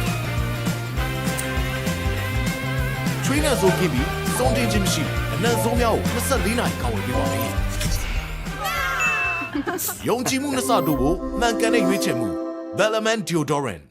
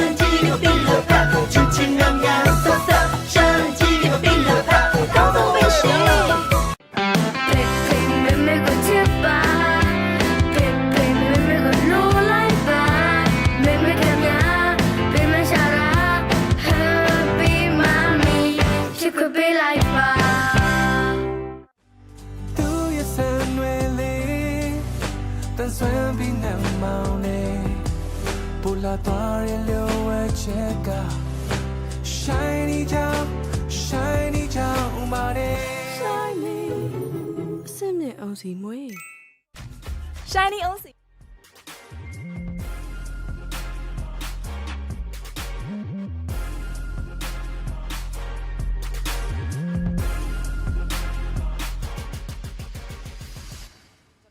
To get to this point, obviously both from the upper bracket, so nothing but victories. That's good. P-Vision has 2-0'd both their opponents, where Falcons we saw yesterday drop a game against BB Team. Anything in particular that we can learn from that loss that they suffered, Kezu? Maybe something about the mid game, because if I remember correctly, they were also doing very well in that game too, and then they kind of let it slip away. And that's not the first time I've seen that. That did happen to them in the road to TI as well. So maybe P-Vision overall feel like a little nicer. Maybe that's something they want to exploit, like this potential mid game pressure and threat, try to force them into a mistake. But like we've talked about, and also the coaches, they're so experienced. They're going to have looked at this, AOI and Destiny. They're going to talk to their boys. Guys, remember this. Let's do this. And yeah, they're going to be ready for this. It is kind of fun to see only one hero that both of these two teams have in common. That's kind of unusual, isn't that right, Effie? It is unusual, but like I said, these are very stylistic teams. They have their own way of playing, and ATF in particular, like he was the hero specialist. His hero pool has expanded quite a bit, but every few patches he'll fixate on a handful of them, and for this patch it just seems to be the Mars and the Bristleback. Those will be the most contested. I think we still may have potential for the Timbersaw to come out, something like the Huskar we've seen yesterday, but for the most part that Mars has been his bread and butter. Yeah, and definitely one of the heroes that will be contested in the upcoming game. And speaking of that game, guys, upper bracket finals, one of these two teams will be guaranteed a TI finalist of this year's international. A lot of pressure. Let's see how the teams deal with that in the draft. PV versus Team Falcons, Game 1. Here we go. We got Falcons on the Radiant side for this first game. PV on the Dire side. First pick also going the way of PV, and that does mean that Falcons has overall last pick in this draft. Definitely one to look out for. And the Mars, we already touched upon a couple times, out of the picture. We're going to see a couple of regulars removed as well, with the Naga Siren as well as the Lycan. And other than that, it's all up in the air. The two big questions for me when you draft against Falcons is, one, are you letting through the Sand King? Do you have a plan for it? Two, are you letting through the Chen? And do you have a plan for that? That's really what we have to think of today. Yesterday, we did see the Sand King be let through by VB team. They did end up beating it with a Hoodwink plus DK combo. Maybe that's something that PV looked at today and thought that they could recreate. That's also something interesting, because a few of the heroes like that we didn't see on the graphics. So Chen is very important for Falcons.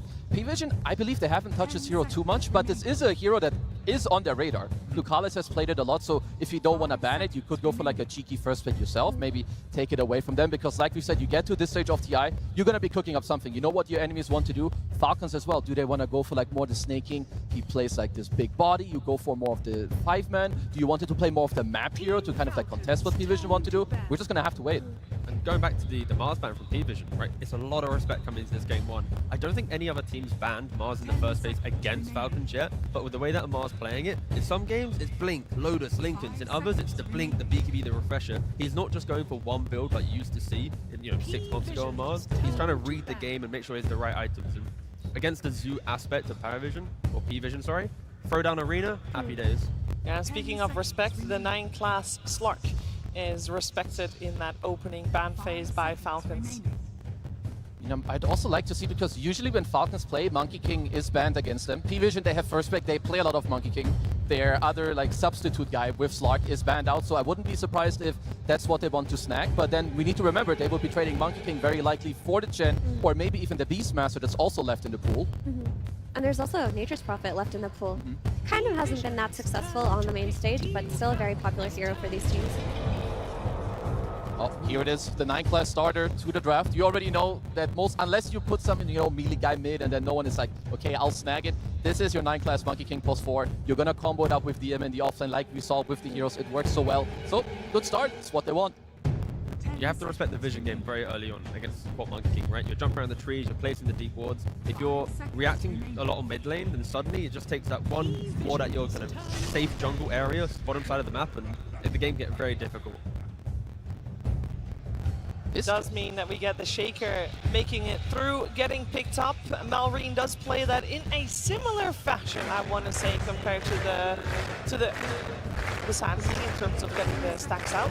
Yeah, it's been one of his most popular picks. It just follows the archetype of just going into that triangle, like using an Echo on a big ancient camp, getting that Blink Dagger early. With that Blink Dagger, you go secure a kill on that enemy safe lane, and you play off of that.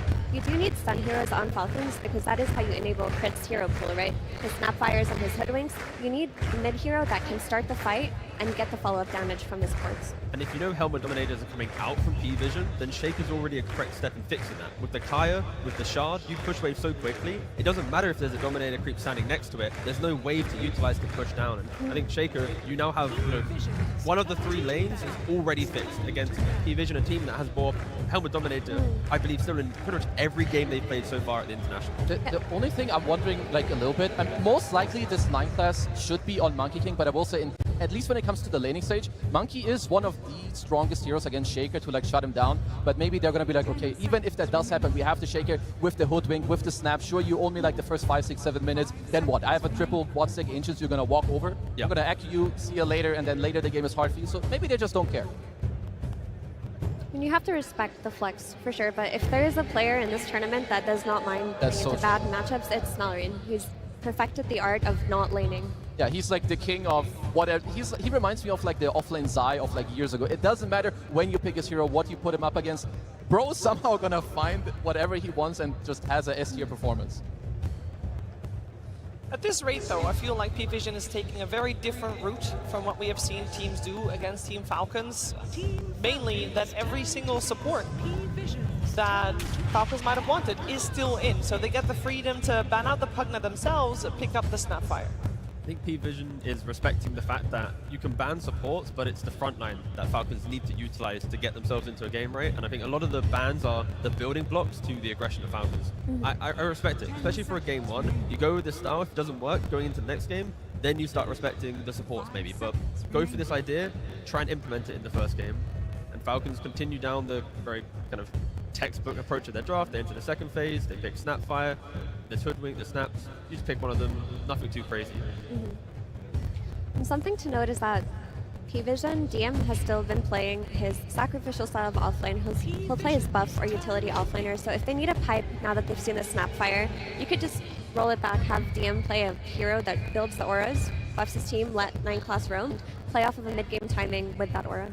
That will definitely already be quite good, right? You see the Shaker, you see the Snap, you know it's overwhelming magic damage that's coming out later. I will say I love this pick from P-Vision. First, not only does Monkey play well with Bob, it's a lane that's playing aggressive, you can actually gank it early, you abuse like the map, you both push, you can kill with each other, but also it's one of the better heroes alongside Monkey King to pressure an Earthshaker in the lane. They're trying to make sure this Earthshaker does not have a good time, right? During the combo, you've got Oracle, any of his defensive spells, you throw them out, that's going to combo break the Shaker. Like Kezu just mentioned, the laning aspect of the Queen of Pain, the rotation of the Monkey King, they really want to make sure Maureen cannot enter this game. Yeah, P-Vision have assembled a very strong middle lane here. They're going to get the rune prediction from the Oracle, the roaming Monkey King to play with this Queen of Pain. Like, they should have these runes on lock. If you're taking away the power runes from this Earthshaker, you're kind of relegating him to just farm for a while. He's not going to be able to rotate. You're going to have to deal with the pressure that is coming out of this no-one Queen of Pain. And I like this a lot too. Like, you can't just blindly pick, like, at least most teams, you can't just put a Monkey King first pick and be like, okay, see you later, bro. You do your vision thing. Like, you have to still play and pick forward. So with the squad, with the Oracle, they're absolutely doing that. So I want to see for Falcons, do they want to get like a secondary stun, like maybe some Centaur? Because Swap Oracle is currently kind of scary for you. You have a lot of backline yourself with the Snap and Chen, but what are you going to do against P-Vision? 5-0. I mean, the battle's sustained, right? You've got the sustainability of Queen of Pain, the elusiveness of the Monkey King, Oracle, of course, as well. And now Falcons go, you know what? You've got all of this. We now have our Chen. Whoever you go on, we can push forward. And I think Falcons, they need to pick up another initiator so it isn't the Shaker having to go in first. I think if someone can develop the fight, provide information, and allow Maureen to then layer on top, that's when their draft will come online, be it from Skidder or from ATF. It also gives them the ability, after they've hit a few of their key item timings, to just group up. If you look at Monkey King plus Queen of Pain, what they want to do is they want to have Monkey King scouting in the tree line, Queen of Pain instantly following up. They want to just look for pickoffs on these side lanes, take advantage of Falcons playing their tri-core and scaling. With the Chen, you just group up early. You're not even worried about this Monkey King and Queen of Pain picking you off. And with the Snapfire pick, it is protecting Doom from that flexibility of the Monkey King that you guys mentioned, because if the Monkey goes into carry, you've got Snapfire the cookie, ways to displace and kind of keep the Doom alive. Sure, it's not going to be a great lane, but I think they respect the Monkey flex, but they don't really care. They just want to get their items, get online, and play for that mid game. Yeah, that wasn't a good Doom stat for Falcons, though, I will say, with 0 and 2. How does it fit into this draft? Is it a good fit? Are we happy with this? They don't have perfect lockdown, right? If it's a Shaker combination or a cookie, you're not really relying on a Centaur stun from Snake King. So find Hero Doom Hero, Find hero, black hole hero. That's what I like. This is normally banned against PV. Yeah, this is because the DM hero. is a monster. Like, they don't really get their hands on this hero, and it goes into like their script, right? You've got the Monkey King with the Enigma, the weaker guy with the stronger guy. I get you out of the lane. You do your thing. I will say Chen is considered one of the nicer heroes, at least in lane early on. You can like steal an Eidolon and like fight back. But yeah, both teams getting a lot of the things, honestly, that they were looking for before the game even started. I think for P-Vision, they're really leaning on the pacing of their lanes, right? If Quok, we know Quok's going to have a good time against Shaco. We know Monkey's going to open up the map. Enigma should be able to open up bottom, especially if he's not laning into a Gyrocopter or a Dawnbreaker carry. But Skidder, I believe he has been dabbling with Dawnbreaker carries, and that is a good counter to Enigma. I think if the Enigma lane can be shut down, there's life to Falcons. If you don't shut down the Enigma, I can see this map getting absolutely broken in the first 15 minutes.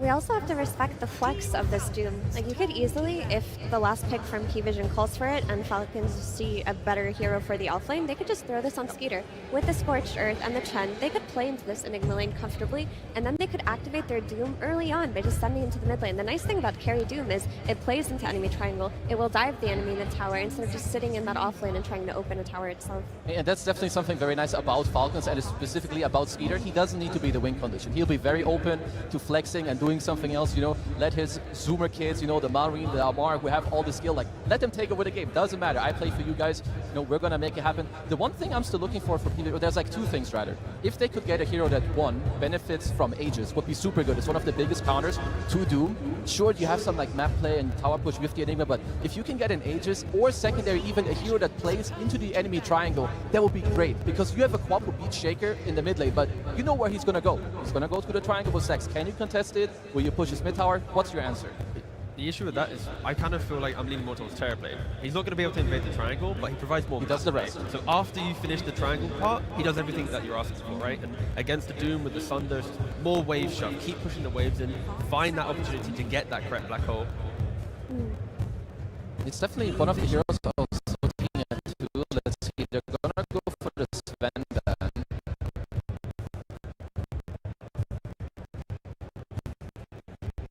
And I had something else in mind, but I am blanking. I mean, it is a... You have to consider that you're in the lane with Oracle. You would like to free up the hero. It's also not the strongest in the lane itself. How much pressure? I have to pre-pick the anti-mage in case the Medusa comes.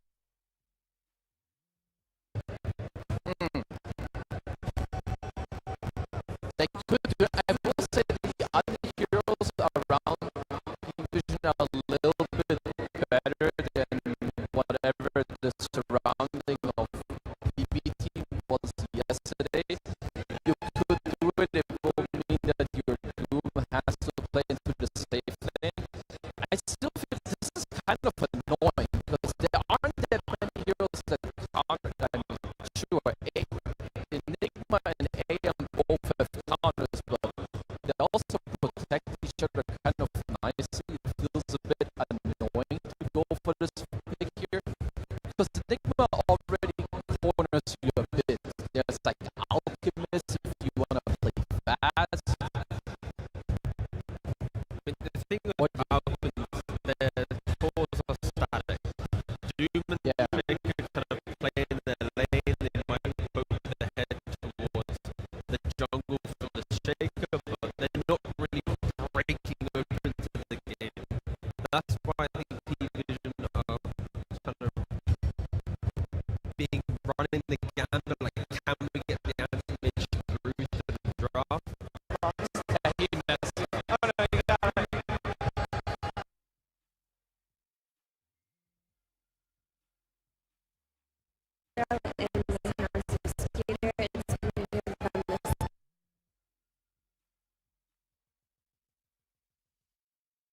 Es la pregunta, porque hasta ahora siento que es muy lento, ¿no? Lo que tiene que... You put Quap, Monkey King, and Nigma in the early game, the pressure they apply is insane. If Falcons can just stabilize that, then we have a game on our hands. But there is a chance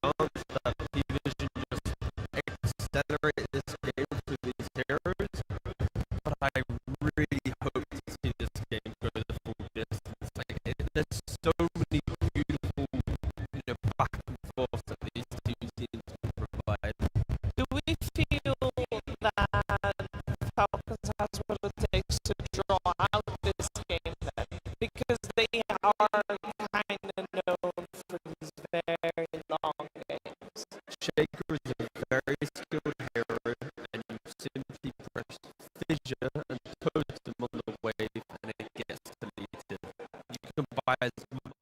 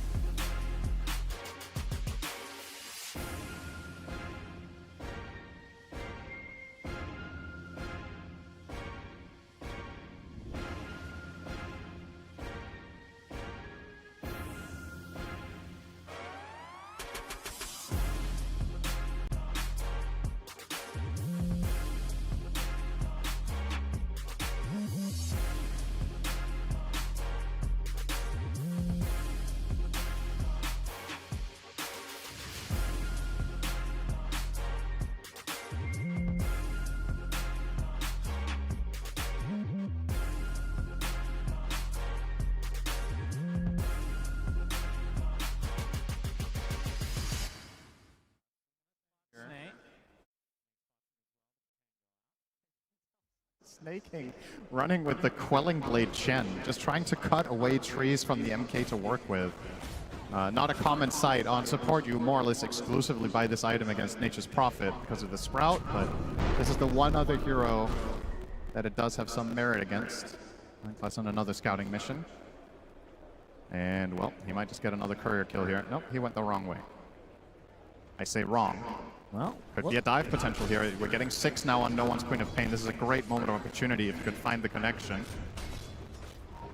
Now, let's see how patient he wants to be. You're right. Sonic Wave at the ready as Malrine getting pretty close to having the Echo. We have to pay attention if they're going to start stacking these the triangle creeps. So far, the big camp is blocked, so that's not going to happen as Crit will run into Ducalis, and here's the Monkey King from above. Looks like another kill going the way of PVision. So 2-0 start. Make sure that there aren't any ancient stacks as 9 Clash just all over the place, which means that bottom lane kind of just left alone for DM, who we've talked about so many times before, one of the best Enigma players in the game. It seems like a big part of the equation for this PVision team when they're running the Monkey King is help bottom for a couple of waves and then make sure whatever hero DM is playing can be independent for a while. Enigma, a good one for that. You get level 3. If the lane is terrible, you can always jungle. You can maybe pull the waves with an Eidolon if you're clutch with it. And, yeah, I think overall, PVision probably quite happy with the start here. But as we say that, you look across the chorus, everybody's got pretty good last hits on the side of Falcon, so I don't think they have any reason to be too concerned. Oh, Fred, a little bit of a misstep there. Might actually fail the stack. He stopped his attack animation. Ooh, yeah, that is unfortunate. Narrowly failed, not blocked, but now he might come to the conclusion that it is blocked and waste a sentry too, perhaps, if he thought he was on time there. But yeah, a little bit of a mess up. Well, Wisdom Shrines for both sides, so no stealing shenanigans this time around. This looks like a kind of juicy Echo. Yeah. Oh, yeah. Well, okay. Actually, Monkey King gets a little bit of damage as applied to that as well, half Imagine HP. He was next to the creeps and he just dies. He's just an innocent bystander, you know, no big deal, just looking from above. Snake King will now be taking some experience in the mid lane while this is happening. He's going to take a Shadow Strike for his troubles, though, as no one has the Sonic Wave, but doesn't want to use it. Not quite enough damage. Yeah, there was a healing Lotus and Snaking. I think otherwise no one might have gone for that one, but just enough healing in the tank. And I gotta say, relatively unsurprising, a quite slow start. These two teams are not generally all that explosive in the super early game, but they like to ramp it up when they get their first major items on all 3 of their cores. Gonna take a while for Amar. He's going for the Phase Boots double bracer, so it will be some time before he gets there. And in classic Amar fashion, has of course queued up the Hand of Midas. At least on Doom, it's kind of normal. Yeah. Just sell that bad boy later. One of the more interesting facets in the game for sure. 9 Class, shadowing. No one is there with the shield rune. Crit, nice cookie into the tier 2, will survive. Creates a little bit of space, but a lot of rotation from PVision. Ducalis makes his way over as well. You want to talk a bit about him in just a bit as Amar completely out of mana. Now TP from said Ducalis comes into play. Just needs to get into range as no one joining the party as well, but Amar just simply walking away, although Satanic. Is he going to continue? No. That is very... Honestly, just a pretty poor rotation from PVision there. They don't have anything to connect on the Doom with. They're obviously hoping to land a Fortune's End and then follow through. But Satanic could not stick on top of the Doom specifically because Amar has the ice armor creeps. This is counteracting. The slow of Anti-Mage does not slow him down enough comparatively, so he can still run away with Phase Boots. Of course, the Kobold Cup. So this will fail. Still, PVision sporting a 1k lead, which effectively means, in the grand scheme of things, nothing has changed since the runes at the beginning of the game. It's okay. Things will ramp up eventually. I mean, these teams late game are absolute beasts. 9 Class runs right into Snaking, but an entire army of Zoo creeps greet him on the high ground. He will be able to walk away safely, though, because he is a monkey after all. That's also an animal, in case you're wondering, Cinder. And so talk to me about the Oracle as we see a massive Troll Summoner push. This is a lot of rally damage applied to this tier 1, but this Echo Slam could be insane if he gets close to DM, perhaps. Doesn't have the blink yet. He will use the Echo to clear out the creeps. That must have felt incredible. Yeah, would you back have to thought, farming. would you have thought the first 2 echoes go on creeps, yeah, and he still doesn't have blink? That's true. He's not quite there yet. But honestly, can you blame him? I think this is a good echo. You just need to keep stalling out this push. You know you're going to eventually lose this tower. Yeah. Falcons are just playing the waiting game. They have a very greedy lineup to start. And they know that what's going to allow them to get across the finish line is to hold the towers as long as possible. Hand of God for Skitter. Yeah, try to stay alive. Has that ult activated. Trying to apply all the pressure to DM right now. Balance strike from below the 9 class. There's the first doom of the game. It's going to be applied to the Enigma, but Skeeter dies first, and now Amar has to run away with no mana whatsoever. Are they going to continue to chase, though? And Amar attempting to get out. Centaur Stomp does hit. Very nicely timed, Amar. Looks like he's going to end up dropping. So that ends up being a 2-for-1 in favor of P-Vision. Looks like DM did get picked off there. Yeah, this is a lot of pressure now to the tier 1, though. A lot of First space. black hole of the game goes on Troll. In the meantime, you're also split pushing top, and you're forcing that response from Falcons. Just immense pressure from these helms right now. Enigma helm, the anti-mage helm, and now Monkey King soon will also have a helm.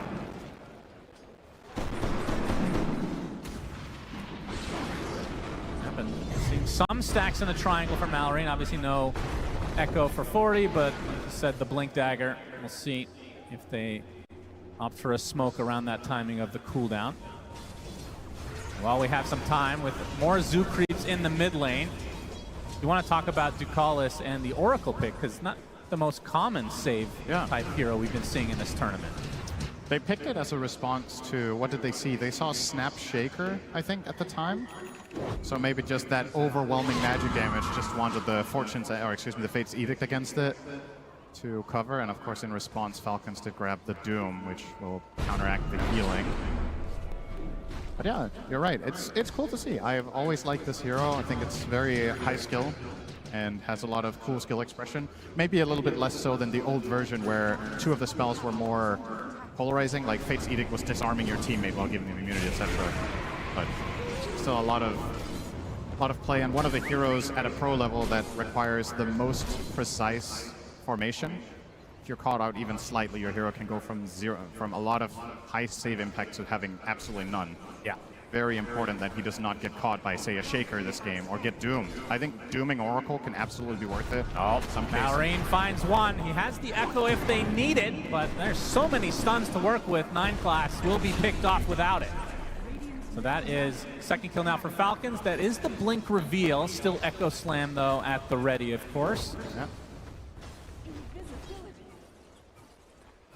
And while all of this is happening, Satanic just having a completely free game on that anti-mage. Picked it as a response to the Doom, one of the harder heroes to Doom, of course, with the Reflect, and you're going to naturally buy Manta. You could even buy additional protection later in the game if you need to. And with this early start for Satanic with the early Dom, he's now going for that Battle Fury. Imagine he will have in about 3 minutes. That'll be a very respectable timing. Usually a 16-minute Battle Fury for AM is very slow, but you add a Helm in there and it's very good. Well, Skeeter has a respectable time of 14 minutes. It's more respectable because he did not go Helm, because as AUI said yesterday, his team is very low skill and cannot control creeps. Yeah. You too can make top 3 at TI if you feel low skill. Clearly Falcons are proof of that according to their coach. Yeah, the only one to be able to micro is Snake King, but I think Helm of Dom generally won't make sense on his heroes. Maybe one day we can Just aspire more to creeps for Chen, why not? Yeah, true. Might is pretty close for Amar, as Battle Fury, like we talked about, onto Skeeter is online, so we'll be looking for that second item to be able to start fighting in all likelihood. I mean, do you want to go BKB super fast this game, or does it feel a little bit underwhelming? You do have the Black Hole, Sonic Wave, a lot of ways to get through it. He is queuing it up. I kind of like Sanjay Nyasha here. As you said, what are you really countering? Oh, Satanic, he actually blinks right into this. Malrine has everything at the ready. Amar as well. Mortimer sketches, there's the Echo Slam.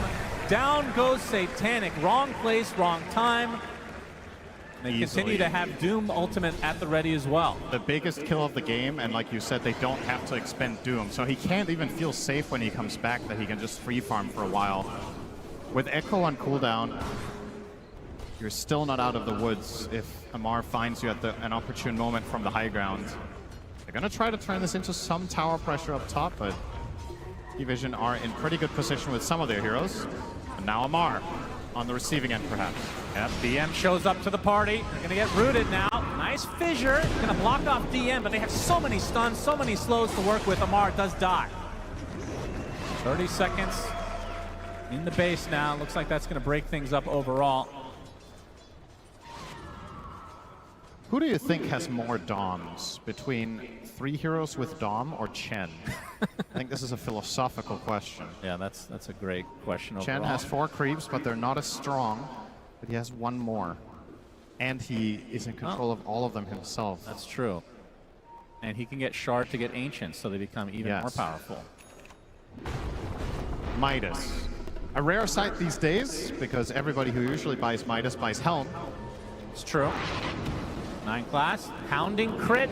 Wukong's command is there. No one with the blink. This will be an easy pick-off for P-Vision. Trying to get control of this area for the eventual Tormentor, but that's in 4 minutes. Through the gate they go to maybe try to bait Satanic, although he goes into the triangle, so looking for a lowly Skeeter. Yeah, he's going to be a tricky kill, though. They don't have much to kill him with except the Black Hole, which is part of the reason Troll is such a good pick this game. They're going to try to rotate on him. You may need to probably bring 3 or 4 heroes to make it happen, unless Black Hole is one of the abilities. And even then, there's still Hand of God. Going to see the tree. At half HP is the Monkey King. Ducalis in the area, though. That's going to force Malrine back. That's still a lot of information, though. And there's the Battlefield that you talked about with the Helm for Satanic. 17 minutes. And that was after his death, so he would have maybe got it at like 15 and a half. Still looking very healthy. He's going to get stuck with the Echo Slam and Mortimer's Kisses. This isn't enough damage, though. Satanic getting stuck. It's going to be close. Blinks out to safety, just barely survives. Zeus ult! Well, how do you think that would be? Close call, but the 4 points in counterspell necessary there. If he had gone for a 4-4-2 build, he dies in that situation. That's probably what most players in his shoes would have done. But just recognizing how much of a magic damage threat there is on him. Wow, this is quite the Roche attempt. Yeah, they lose Echo Slam. They're like, hey, let's Roche. No big deal. Amar, no one in the area. DM as well. They're going to try to hound him. Prevent that Black Hole coming, but Amar with the Doom upon the Quap. He's in a lot of trouble now, trying to walk it up. They're going to try to get the Roach first, as Skeeter continuing to pound into him. There's the first Black Hole of the game onto the Earthshaker, but they do get the Aegis onto Skeeter. Malrine falls for this. Sonic Wave and P-Vision trying to take advantage of this timing. Boundless Strike on the Snake King gets slowed as well. Looks like this is going to be the second kill for P-Vision. Does cost him the Aegis, although Snake King is super tanky. Finally, the Satyr Hadouken takes him out. So in the end, 2 loss for Falcons, but a very surprised Roche. Yeah, considering they had spent those abilities on AM without killing him, the confidence to go there, I kind of like it still. And it did somewhat work out. I don't really know who you want to say came out on top there, because the Shaker kill is big, and most of the time I would favor the team getting the Aegis for that 2-hero trade. It's just a matter of, can Falcons actually even use it this game? I think it's going to be difficult. You're playing against a lineup that is a really big part of why P-Vision has done so well in this tournament. They're extremely good at constantly pushing out these waves, and it's not a surprise that they've run these triple Helms this game. They're just going to keep the pressure up, making it that much harder to get that 5-man group up for that Aegis push with Chen. Probably going to just expire. Yeah, we'll see. 3.5 minutes to make it worth their effort. I mean, at the same time, they are taking away from P-Vision. Not that they really have the greatest Roche taking capabilities anyway. Yeah, P-Vision were not going there. That's for sure. They're not ready to take Roche at all. Now DM rocking a pipe, so even more magic protection, of course, for the AM, but this time for the entire team as well. Falcons line up right now. It is heavily magic dependent until the Troll really gets there. Oh, that's some nice cleanup from Crit. The Shard plus... There's only 2-point Scatter Blast. When that gets to 4, he's going to clean up these waves no problem. Yeah, Tier 1 being pressured now by Falcons. Will P-Vision try to defend? It looks like they're going to back away and concede it with this Aegis advantage on the Falcon side. Of course, this will create more opportunity for Satanic to just continue to farm that close with that next item. This is the bigger value of the Roach, is that you are in prime position to take this Tormentor. There's nothing P-Vision can do about this. And that was the bigger reward, because I think looking to push more than this would have been tough.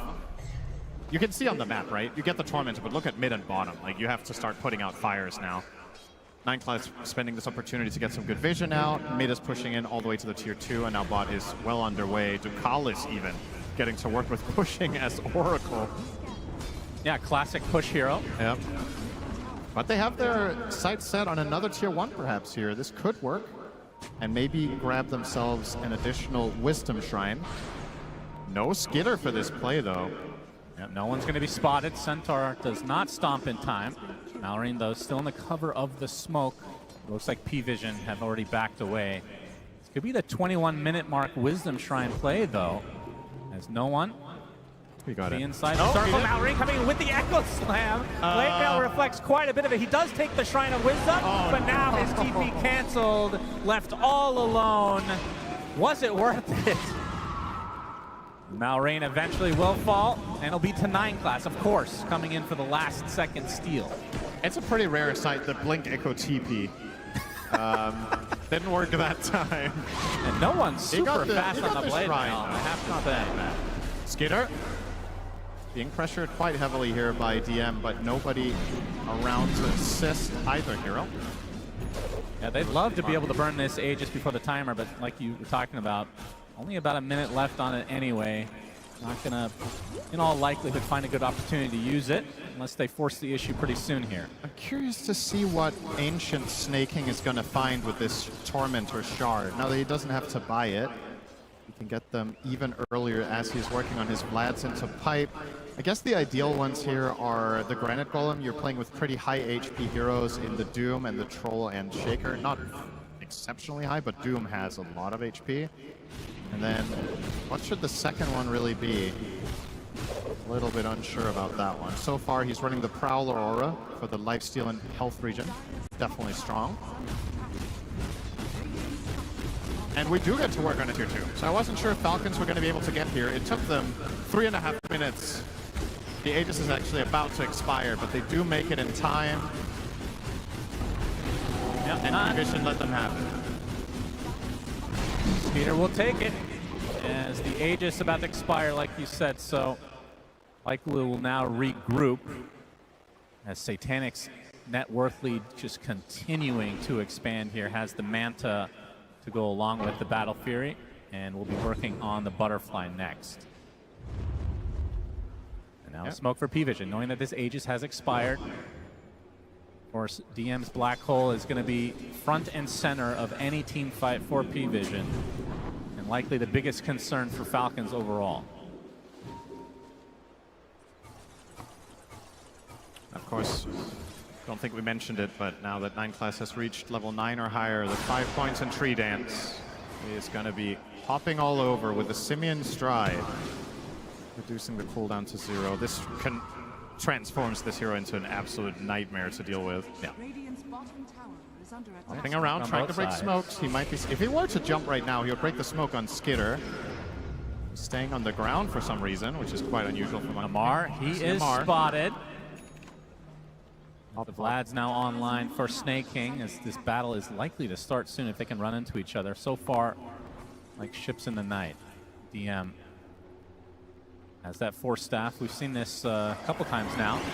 Doesn't really feel like P-Vision have any incentive to fight for the next 10 minutes. The way they've constructed their lineup, they are happy to go super late against Falcons because there's no reliable counter to the BKB Black Hole Enigma later down the line. Anti-Mage wants to get 2 or 3 more items before he really feels comfortable fighting the Troll.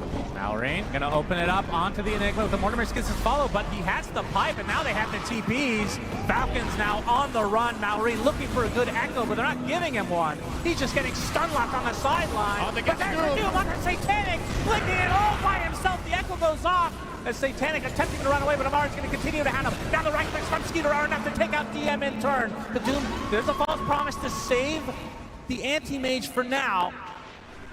And it looks like he will survive. In fact, close to full HP, so could rejoin the fight if they want. Amar forced the BKB, and now in full retreat mode as Satanic is leading the way. On the high ground, Satanic still has that Mana Void at the ready. Nice balance strike onto 2 as Falcons just scrambling to get away. But there's the big man avoided. Skeeter completely out of mana now. 2 dead in this fight. And 3 overall for Falcons. Make it 4 as crit tumbles. So P-Vision, great response overall. And the fact that Satanic lived is kind of crazy. It's just so clutch, right? He gets doomed, and that looks like a very promising setup for Falcons. They use the troll ulti, but Skitter not quite close enough to fight him in melee form, so he starts fighting at range. And as they're about to get him in kill range, the Force Staff from DM, he just walks in and pushes AM to safety, gets protected by the Oracle. And as soon as that false promise goes out, the fight is lost for Falcons. You just have to try to cut your losses, but that's the thing about this Monkey King 4. How the hell do you get away? Yeah.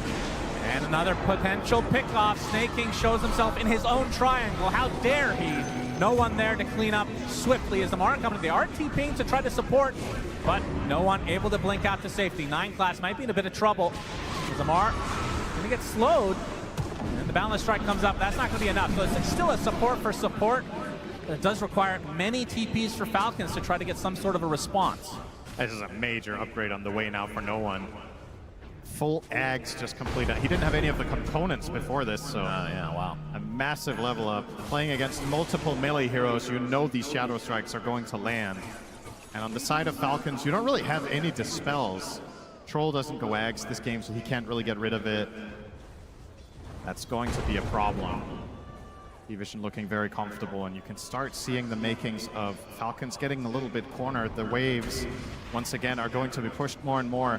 And with this Battlefield, or excuse me, Butterfly and AM, yeah, they have to bring 3 or 4 heroes to kill him. Even then, if Ducalis is in range behind him with the Blink Dagger, how do you kill AM this game?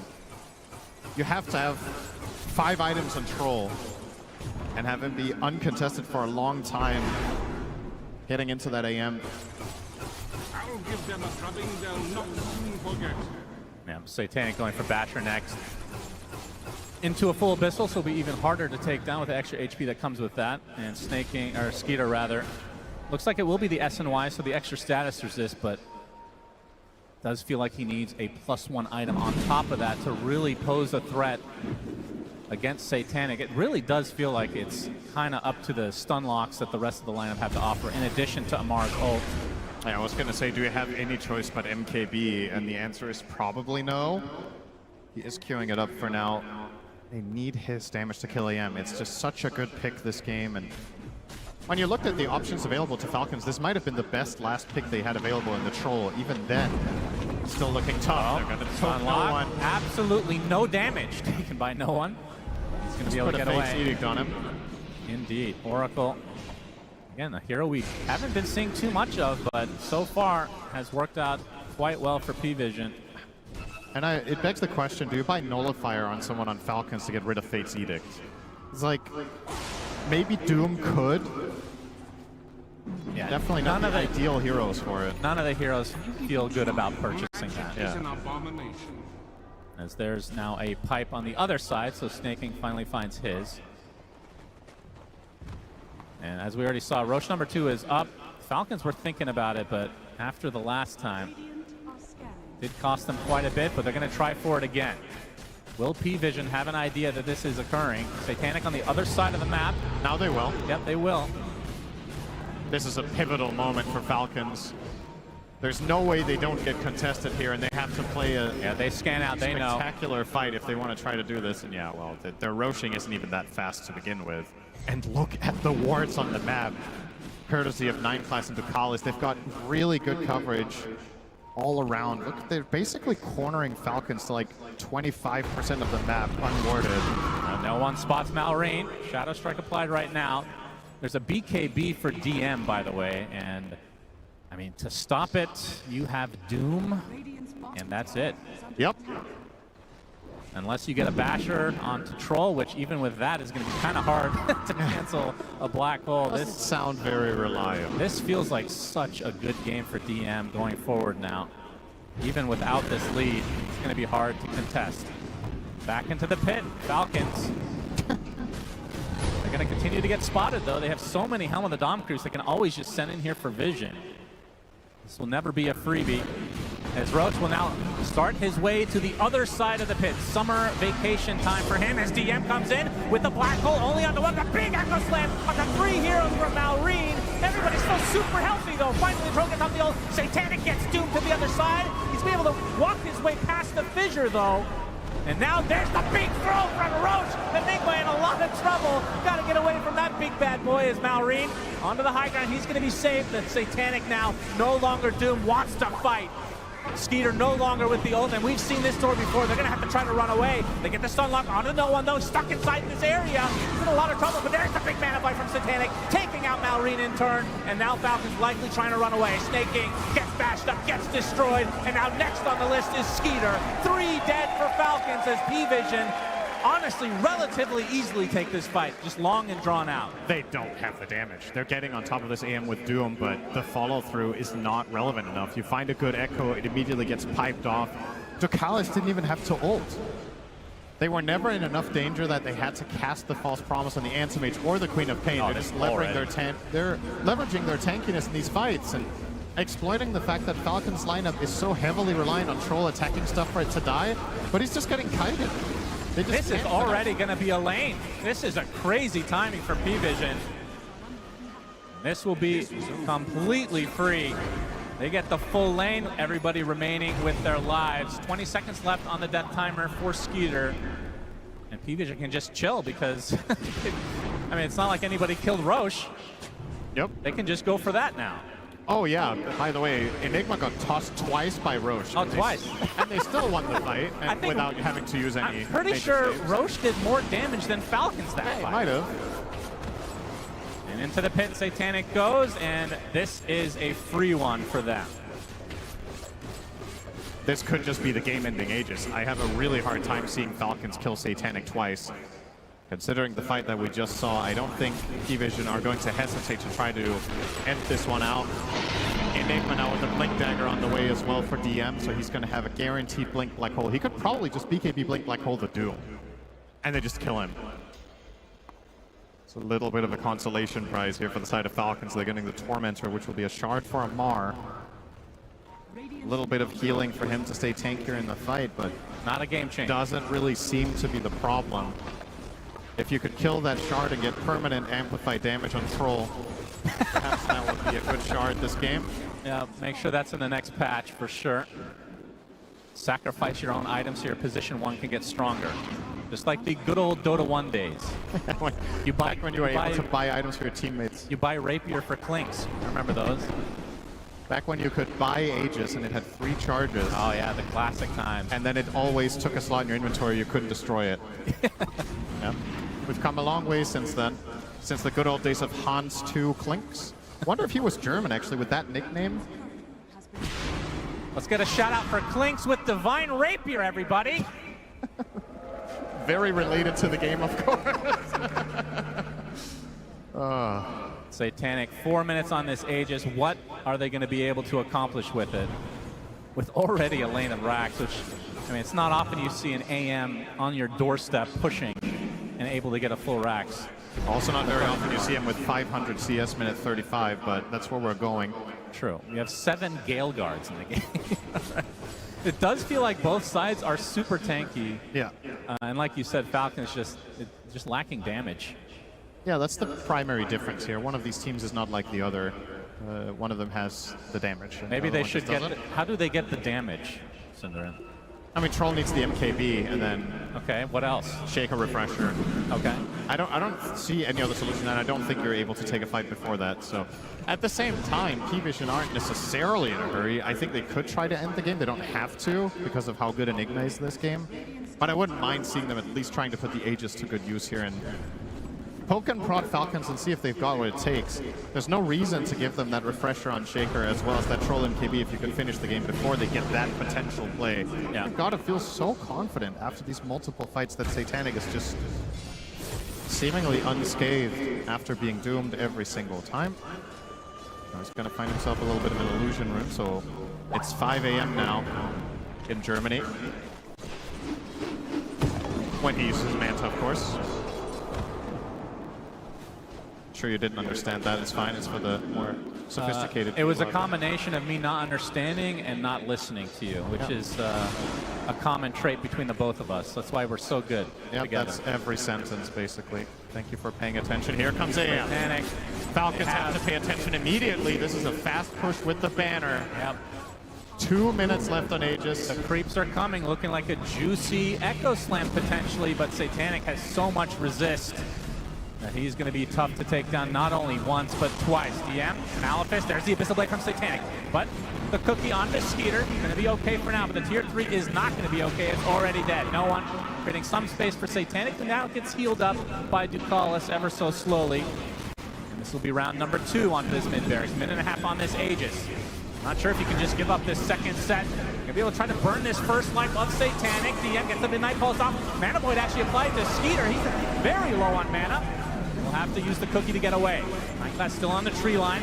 As his barracks are still falling ever so slowly. Fortification comes out. Wukong's command not so fearsome from this support, but this is the state of affairs now for Falcons as another melee Rax will fall. Amar looking for the backstab potential. Full second lane for Satanic and company with little resistance from Falcons. He's full HP.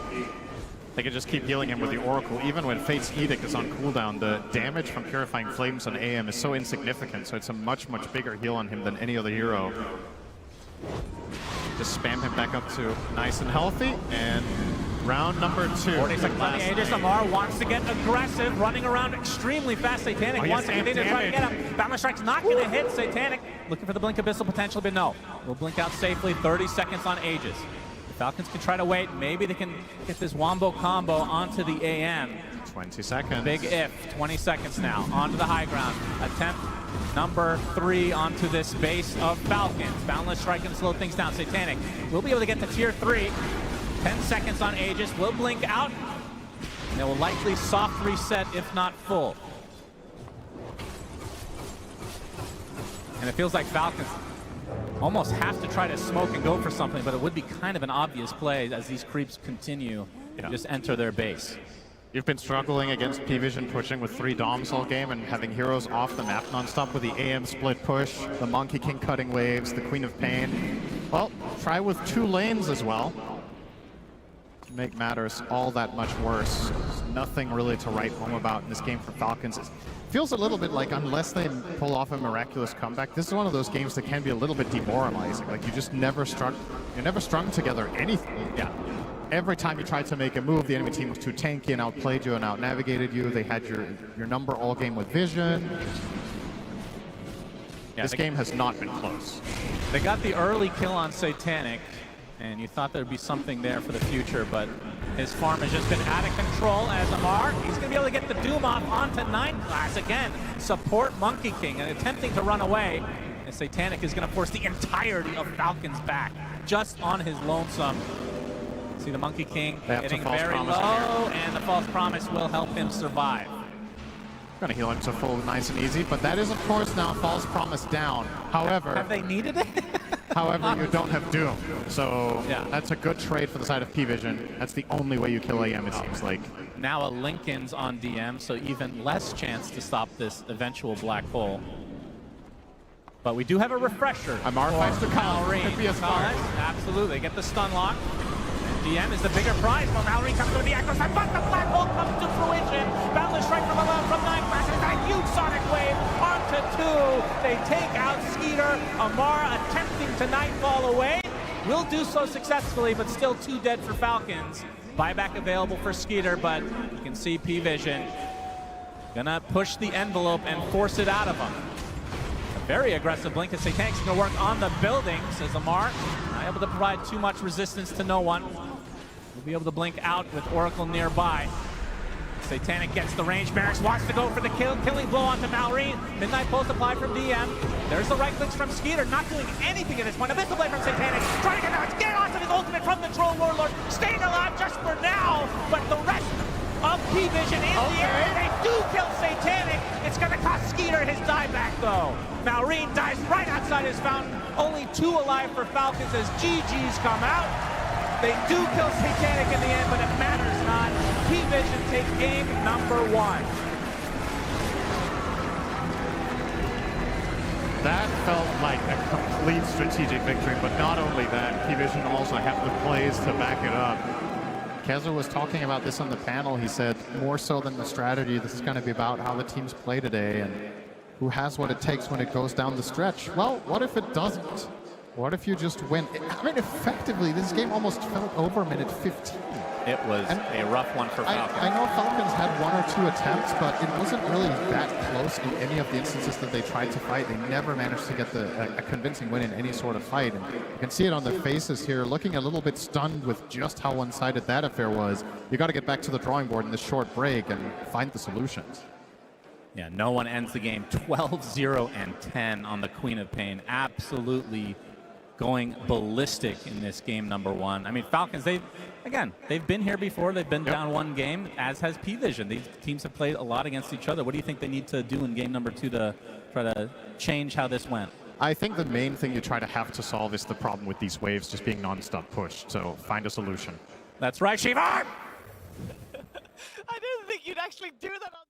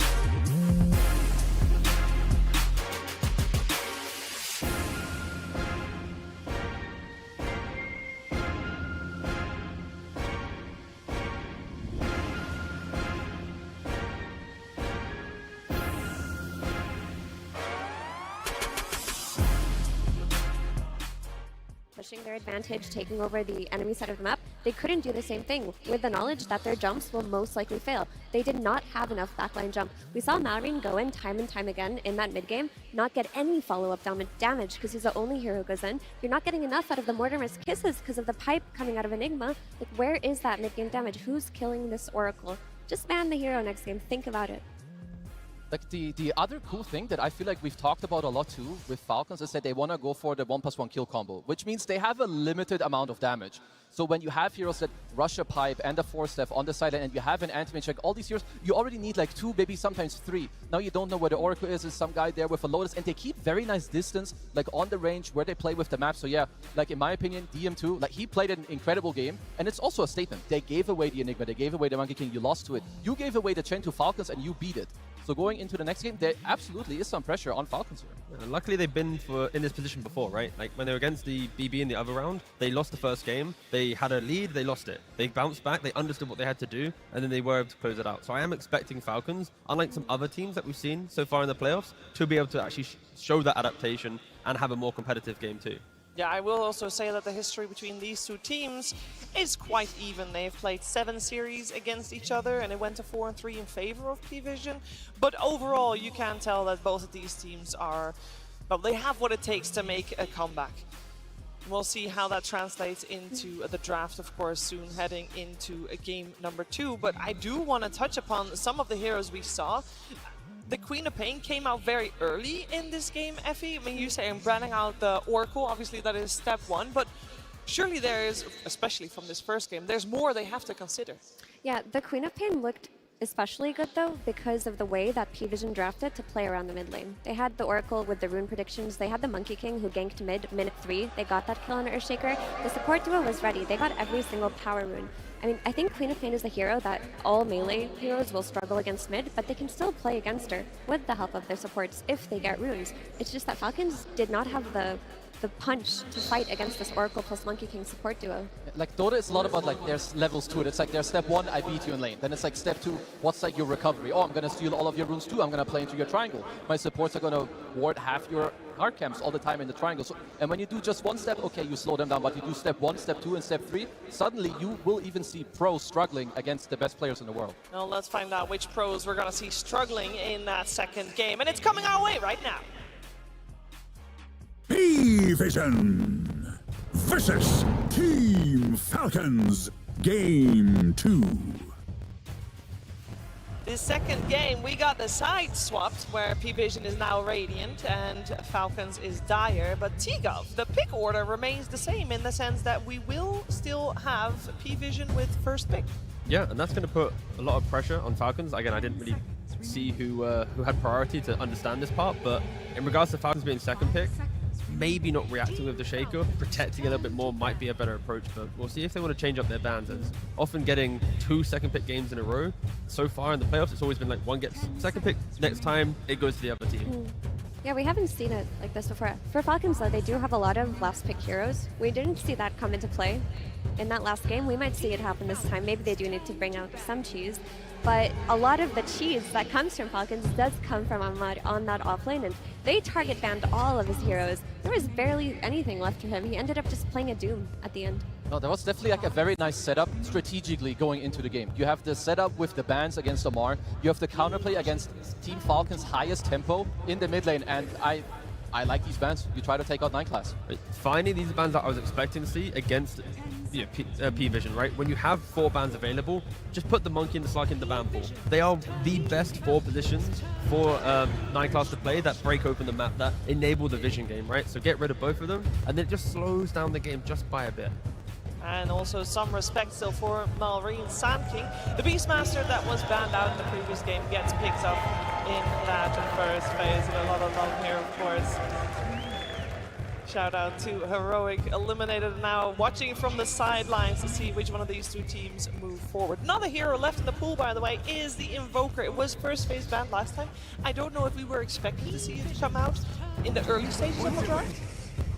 It's most likely a second phase hero, I would say, for PVision. Very likely something they can consider. So let's see, Falcons, they did step away from Chen. I believe this is the first game in this entire tournament where they have the chance to pick this hero and they don't go for it. So they did just lose with it. I like that PVision. They had a lot of pressure in this offense, and it's what we talk about a lot. Not just the map, but also early on. Marines' first moves usually go into the enemy safe lane, not into their own safe lane on Falcons. So when you have these Lycans, these beast matches, they just kind of drag you through these lanes where you don't really want to go to.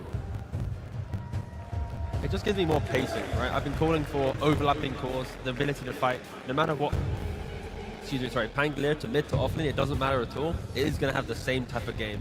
You want to play for any timing, any Wisdom Shrine, any active rune, any Twin Gate move, you're going to be doing it from either of the core roles. It's a more dynamic hero as well, not as slow to move around the map as some of the heroes that Falcons had last game. There is always the issue though of Pango versus Beastmaster, where later on in the game he just gets roared during his Rolling Thunder and just gets beat up by the enemy carry, but before that he does a lot by way of wave clear, lane push, and fighting into a zoo meta. It's also something that Falcons use quite well because we did already mention that they do flex it, and the hero, he also gives minus armor. They play it quite nicely. Very often they have like some Pango DK, Pango Weaver. It's very fast. It can do stuff on the map. But like Effie was saying, when you play against the beast, you need to be aware of the roar into like range carry with high DPS. Your TAs that can close out the phase later. You get this roar desolator hits and see you later, Pango. Yeah, I am reminded by what Astini said during the coach interview after the draft was done in the previous game. He said, you know, everybody's going to get their comfort heroes. Obviously, there's a large chunk removed. But I think especially that is true for, in this series so far in particular, for the support heroes, you are going to have to deal with everybody's comfort. The fact that PVision already beat the comfort of Falcons, I don't know, T, do we feel like that will make Falcons doubt that a little bit, or what will they do? Doubt doesn't really exist, I think, in either of these teams. They will always be analytical to move to the next point to understand why they won or lost the game. And I think just hearing that from Astini shows that it doesn't matter what you draft at the end of the day, you can make anything possible in Dota through better map play, better itemization, and it shows that PVision's approach to it isn't a matter of a draft has to be everything for us to win. They don't mind playing at a slight disadvantage. Less stuns. Look at the stun averages on their team. They often don't have as many as the likes of, let's say, like an Xtreme Gaming. Okay, so they just lock it in straight away. There should just be a DM Centaur. Lanes quite well into Chen, you don't care too much. You have high HP regen, you're pretty fast yourself, you don't care too much about the pressure. You also have the roll to, of course, the Stampede to get away from the potential roll and also the creeps. Yeah, unless they have a flex potential, at least have not seen 9 class play Centaur. But it might be open. It's the tops and the mid Centaur going to be coming to TI. Yeah, why not? I mean, if PV wanted to double counter the Pango, they could just go for Grimstrokes, that hero re-emerging with Soulbind as its primary focus in the draft. I'd like to see 9 class play a real position 4. He does not do it. I mean, look at his heroes, like he's got Rubik, everything else I'm like, And his fake ones are out, his Lark and Monkey King, they're still Alchemist. And the next fake one is Alchemist. It's really hard, generally speaking, play a range position 4 against Chen. The hero pool is sure. Last game he put his creep into the mid lane to try and slow down no one. So I wouldn't be surprised if we see like another melee 4 later on, because so I understand they've mainly been playing Snapfire on Ducalis. And I like this, to me, is also a lot when it comes to stealing. You're not giving it to Crit's hands. And there's so much kiting potential. And those stats are in with the Ducalis, right? 8 and 0. But yeah, like you mentioned in regards to the Beast with the Roar against the Pangolier, and then the Stampede, you also have Cookie, and then the utility from a Snapfire, be it from 4-star or like a Shard with the heal. There's so many ways for PVision to offer up a fight to Falcons and then move away. Falcons make sure that their spell usage is so on point. Falcons have the issue of damage to address too. Last game there was just no follow-up, there was not enough this time around. Pango does do damage, but it falls off. Chan's just a sustain hero. We need more burst, and Snapfire is typically the go-to for Falcons. Having it taken away, it kind of leaves Hoodwink, which is not as much damage as a Mortimer's Kisses. Crit also has been playing the Grimstroke that we mentioned, and I wouldn't mind if they took it for themselves. Having a little bit more control, soul binding up the Stampede, you kind of got a Stampede in the same direction, and then we'll potentially enable 2 picks down the line to offer up bonus damage through the soul bind. You get the 15 talent, that's another 25%. And there's so many layers to it, but that all aside, they just go for the Hoodwink, keep it classic. And of course, DK Hoodwink, we saw BB utilize it against Falcon Jesse in that first game. I mean, they got their kill combo that we always talk about, a way to make a play on the game. You get that easy blink timing, and then you just look for opportunities. You look to invade the enemy triangle, because you see this Beastmaster who's been to the mid lane because relegated to the mid lane because Chen would have countered him in the safe lane. You can go in there early, set up your invasions. That is an old one. TI1 right there. Hey. Well, yeah, it is the Falcons classic, right? You get the Skeeter DK and with the double minus armor as well from Pango DK, not to be underestimated. A lot of these heroes on PVision so far, not the highest armor heroes, but they're going for a very similar strat. You have a lot of annoyance on the map. You've got the Beast Summons, you've got the Enigma, so Centaur is a support. I mean, we have to have that discussion now, right? It's DM playing Enigma every single game. There's now a Centaur available, right? Yep. 9 class plays Enigma, maybe? Yeah, that's going to be the big question of the draft, right? And that's exactly what Falcons have to ask themselves. You've got both Centaur and Enigma, and we saw Enigma go to the support role in the Heroic series. We saw Enigma go to the support role in the Heroic series. DM probably wants to play it. Is it a new 9 class support that's going to be showing us at... I think, if anything, it'll be Centaur support, or it could even be Beastmaster carry, and you just have your 3 cores anywhere. Yeah, I would have the Centaur for, why not? You use your body in lane against the Chen. And it kind of, I would say it baited Team Falcons a little bit to like, okay, we see the offlane Centaur, okay, we see the offlane Centaur, we're gonna lock in the DK, we're gonna lock in the Chen. This is not the best lane. We're gonna lock in the DK, we're gonna lock in the Chen. This is not the best lane when it comes to playing against an Enigma. When it comes to playing against an Enigma. When it comes to playing against an Enigma.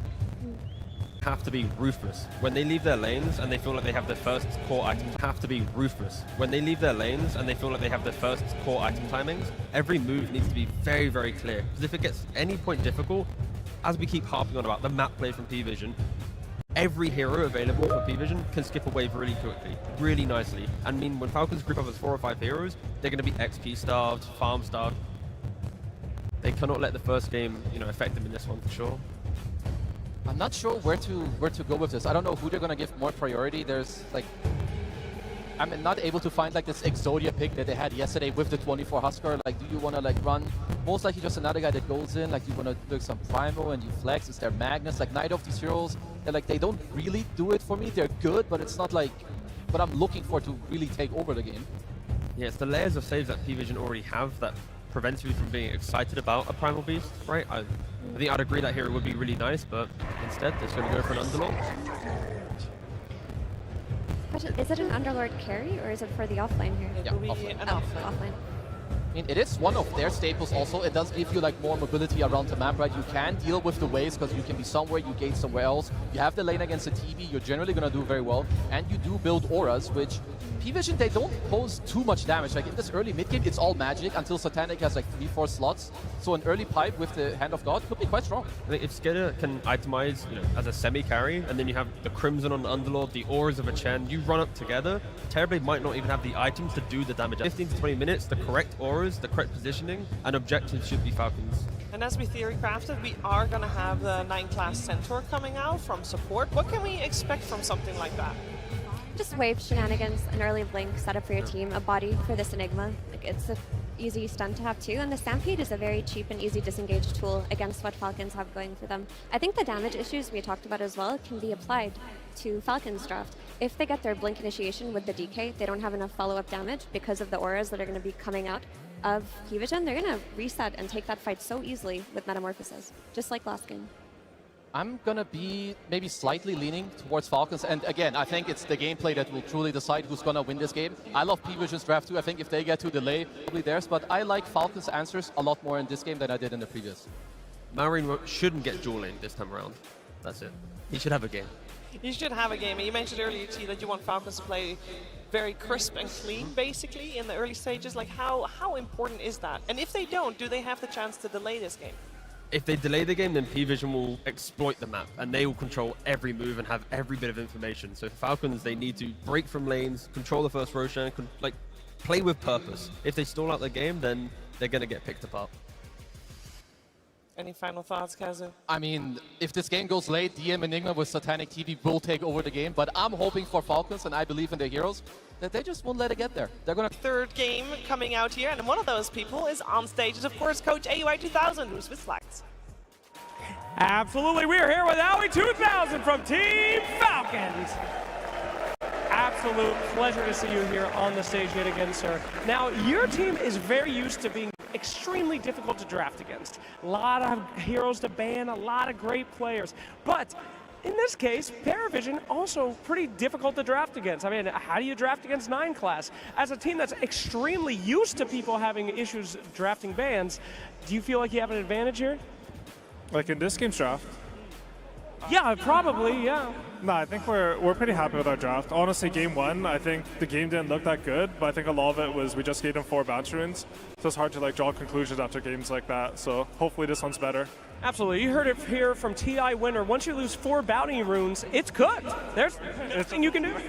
Absolutely over. Okay, we got some iconic heroes, though. The crit, Hoodwink, can't get better. But then you also have some other iconic heroes, DMs and Nigma. Pretty scary stuff. Why'd you guys decide to let that one through? I mean, as you said, like they have a lot of heroes. You have DM, who has some like Phoenix Enigma. No one has some like Puck, Invoker, Queen. Like there's just a lot of heroes who ban versus this team and versus us, I guess. So you got to pick what you should play against, and we want to play versus Enigma. Absolutely. All right. Well, we're getting into that second game, excuse me, here today. I have to ask this question to you, sir. Will you be going to the grand finals? 19 denies on the Beastmaster as well, putting on a clinic in the mid lane. Now the invasion. Yeah, this is pretty important. 9 class really needs these levels. No one comes in, takes most of the creeps with the wild axes. Snake King taking over a boar for some extra vision here. And this is a 7-minute move. Test and get this wisdom. This will be a level 3 Centaur minute 7. Yes, he is hurting big time. 5 seconds to come. Snake King onto the high ground. Will get the vision needed. 9 class absolutely cannot stand here. He's going to get bushwhacked.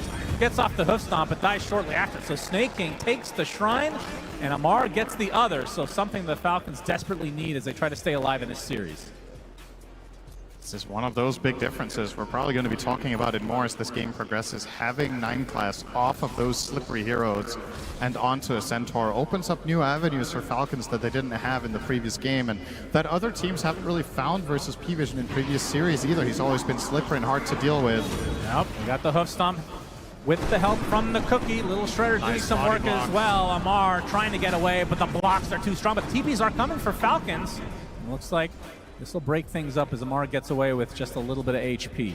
Mission They failed. do spot it, so it's up, wasting a TP in the end. Dragon form popped up top. This is a very strong timing for any Dragon Knight carry lineup. Level 6 together with Chen, a classic pairing of heroes. We've seen this for 15 years. Roar from no one. Arcane Rune taken afterwards as crit slowed to a high degree, and you will be getting away with the scurry. This tower's gone up top. No surprises there.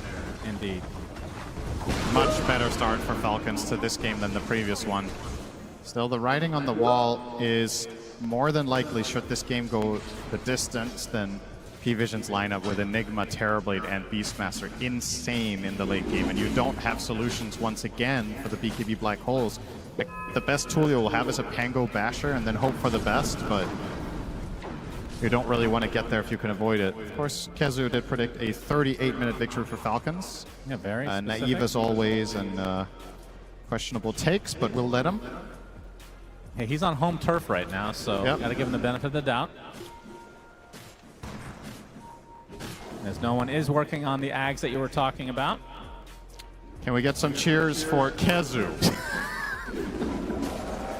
Oh, not bad, not bad. Can we get some cheers for Bratwurst?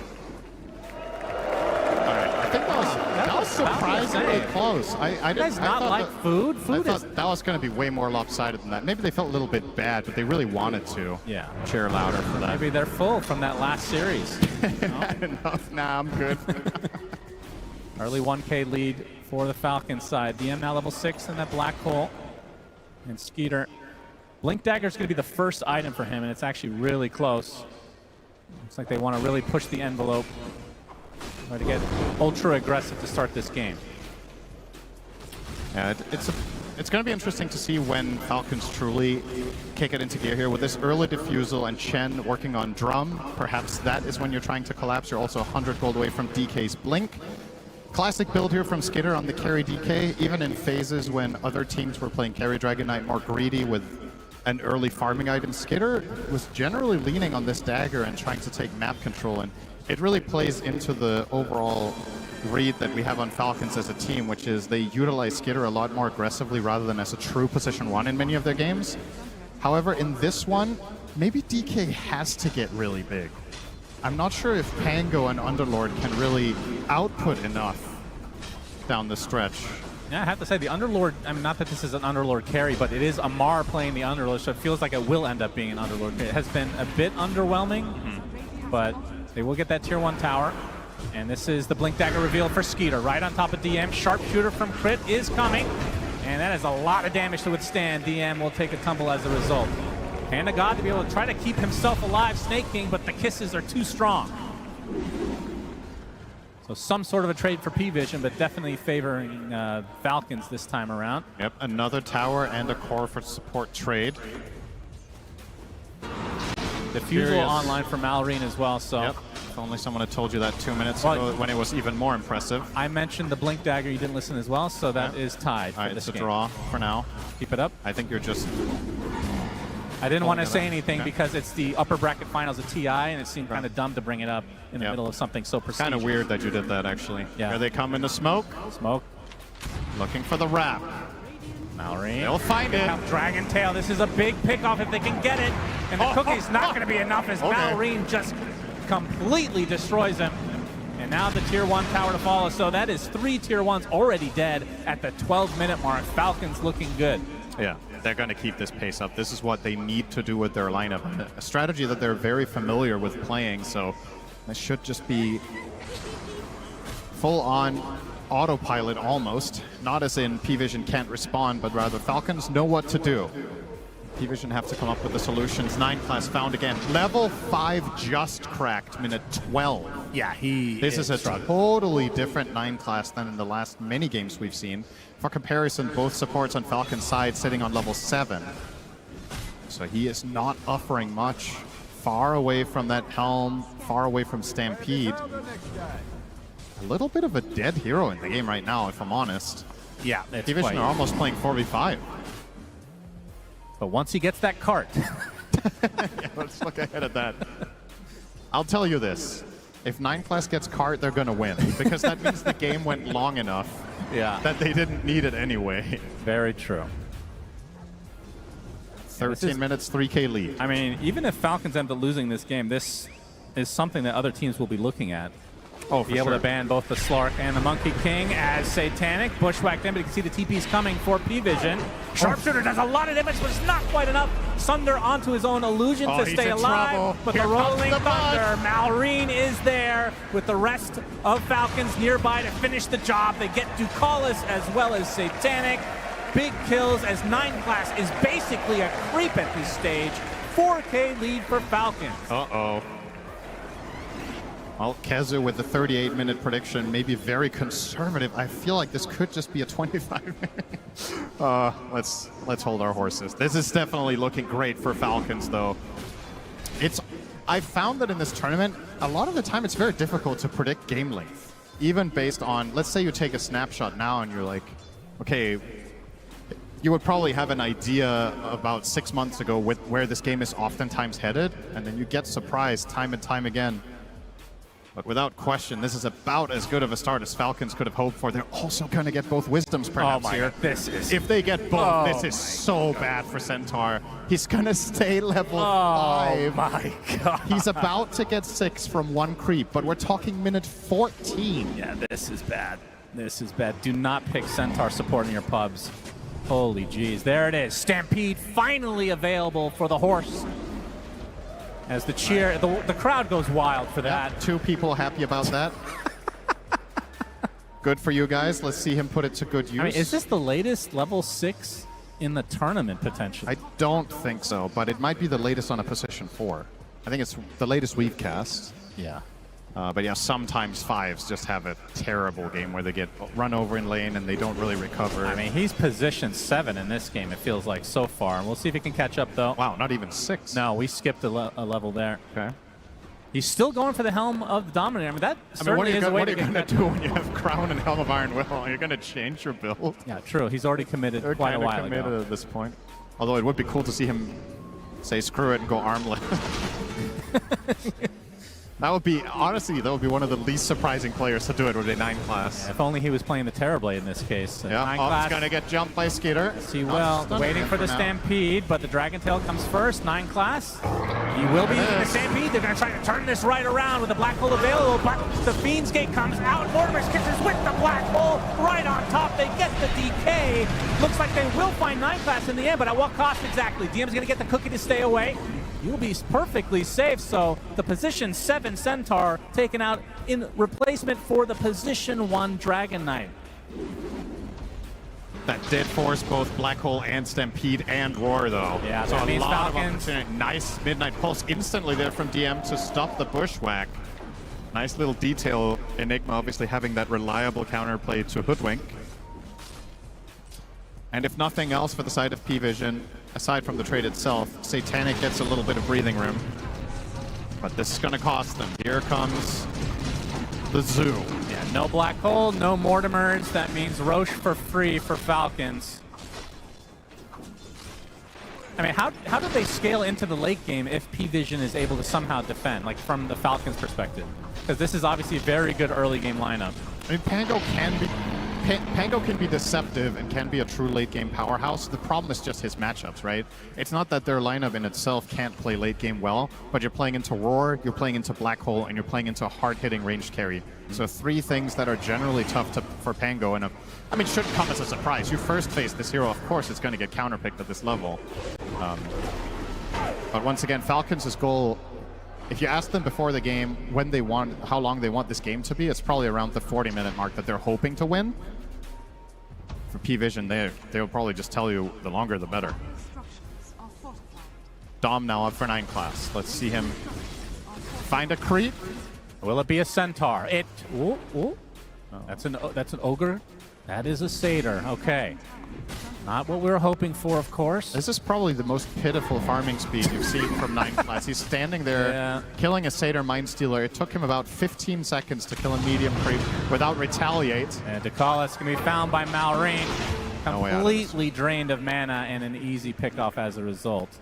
Aghanim Scepter not too far away from Malrine. It's going to be an extremely good timing as Skeeter applying pressure to the tier 2 bot. This looks like another free objective for Falcons. And the big fundamental difference between game number 1 and this one is that this time around, P-Vision are unable to force Falcons to defend. That's the number 1 biggest difference. Sure, you could also say they won the lanes, but all these things are compounding where P-Vision have games where the lanes don't go perfectly, they get their DOMs and they stall. This time, not happening. Because they only had the Enigma one for so long, and it's not enough against Chen's army and all the clear that Falcons have. So now they are the ones forcing you back, and P-Vision a lot less comfortable in that playstyle, and they don't have their 9 class scout to give them moments of opportunity. No slippery ward placing hero, no invisible hero, nothing like that. Rolling Thunder finds another target. First whack right on top. Fiend's Gate is close by. No one does get off the Primal Roar there, and there's the Stampede from the Centaur. Is now the Metamorphosis pop by Satanic. Can they try to turn this around? A big reflection comes out. Malrine and company looks like they're going to back away for the time being. That is still a big cooldown. Expended. As 9 class spotted. DM is nearby, and Skeeter won't pursue any further. Yep, not quite enough for that Orchid, but an interesting pickup nonetheless. Probably the dream scenario for him is finding Enigma and getting the silence off, or of course the Terrorblade post Manta. Not going to be the easiest, but still. Another tempo item, if you will, right? Going Blink Orchid on DK, you can't really play much faster than that. It's telling a clear story about what Falcons are trying to do, whereas P-Vision just, it's again, buying that time. Yeah, Enigma's itemization also playing into that with the early Crimson. It was quite a good delay from P-Vision, cutting out some of the time of this Aegis is now they scan out, but the TP looks to be successful. Malrine, no Basher. Only 200 away from that Ags. And only 2 minutes left on the Aegis. I mean, when they picked up this Aegis, how many buildings do you think that they were expecting to take? I think they were hoping to take at least 2 tier 2s. But still in the realm of possibility. The 20-minute mark is close as well, so they'll likely use this advantage to be able to take the Tormentor. And they would love to get the Chen one in this game. You just want stronger and bigger creeps. The Hoodwink already bought her own, so it's between the Chen. I guess Pango is also okay, but once again, not the most obvious value game, given that there's 2 BKB piercing abilities. Yeah. Class has to use the Stampede, but he gets Dragon-tailed. Cookie to follow. And the Orchid used from Skeeter, attempting the TP. Bushwhack will connect. This will be the death of the Centaur. And we can see on the Tormentor side, Amar will be going to town. And it will be snaking, so Ancients at his disposal. The Ripper's Lash on Chen with 12 skeletons is just something else. Yeah.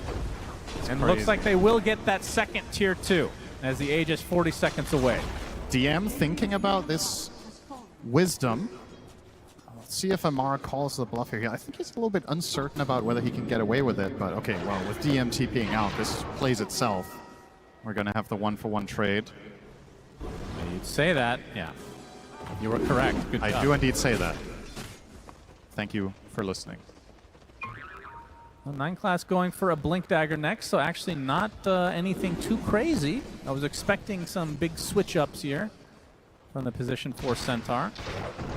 Still obviously a ways away. I mean, he went for a full Hoof Stomp double edge build, so his farm is completely dependent on just double edging creeps and using the Helm of the Dom. I mean, there is surely no other build this game than Blink Ags, right? No joke.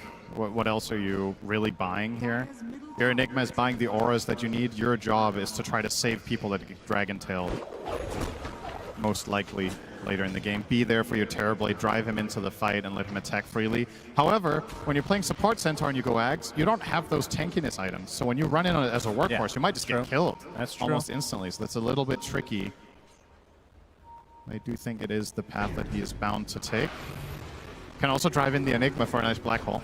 Oh yeah, that's fun. But right now, I think the Ags is a complete pipe dream. He's 5,000 gold away from having that and Dagger, which means he would have to almost triple his net worth. Almost there.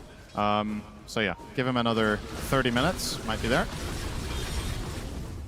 And what's shaping up to be another one-sided affair, but this time the complete flip from game 1. Falcons have definitely figured something out about P-Vision's playstyle in that first game.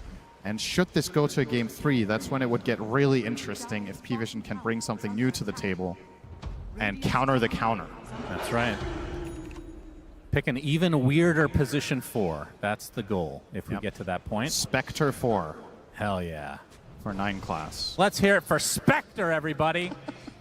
Most random thing. Skeeter blinks to the high ground, gets roared for his trouble, but you can see the Fiend's Gate of Amar on the way, so this will be the death of Ducalis at the very least. And no one already exiting the premises.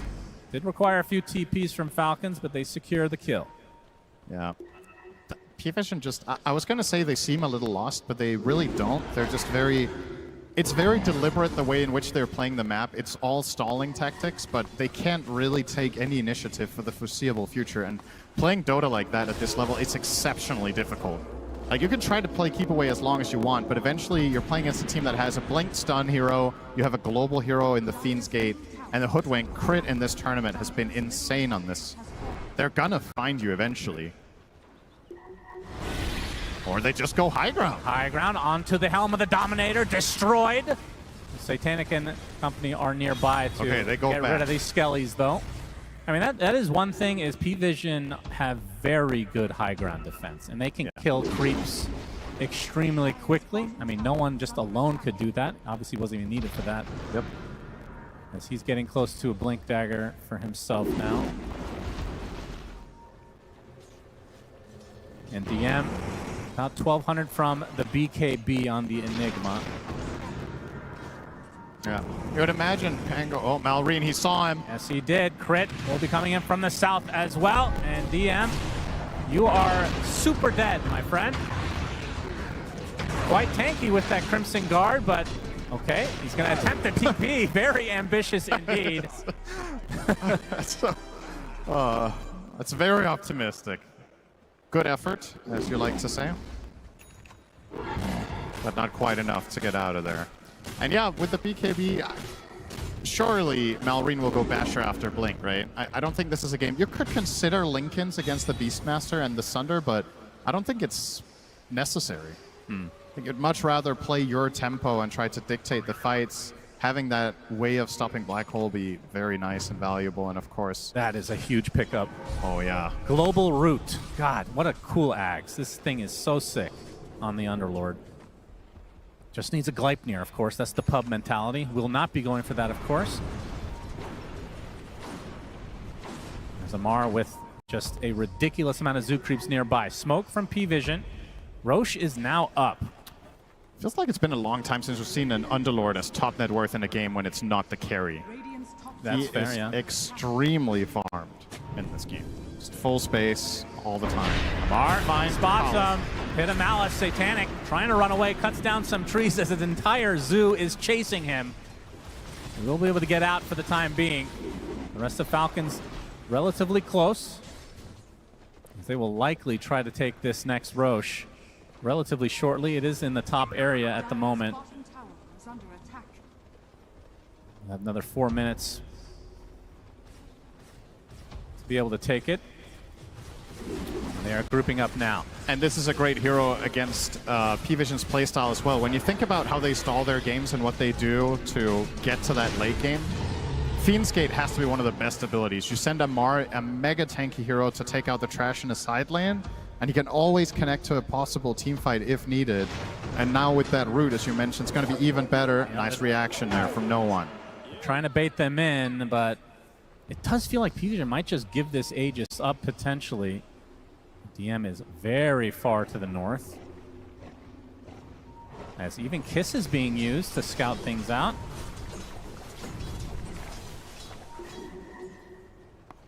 As Falcons still not feeling confident to be able to take Roche.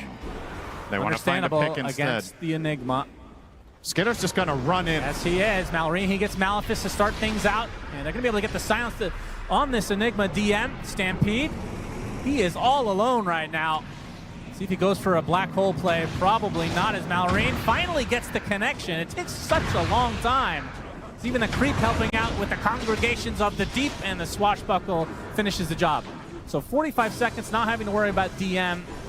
Technically does have buyback, but at this stage of the game, unlikely to see it. Now Falcons do have to worry a bit about this bot lane if you go for Roche.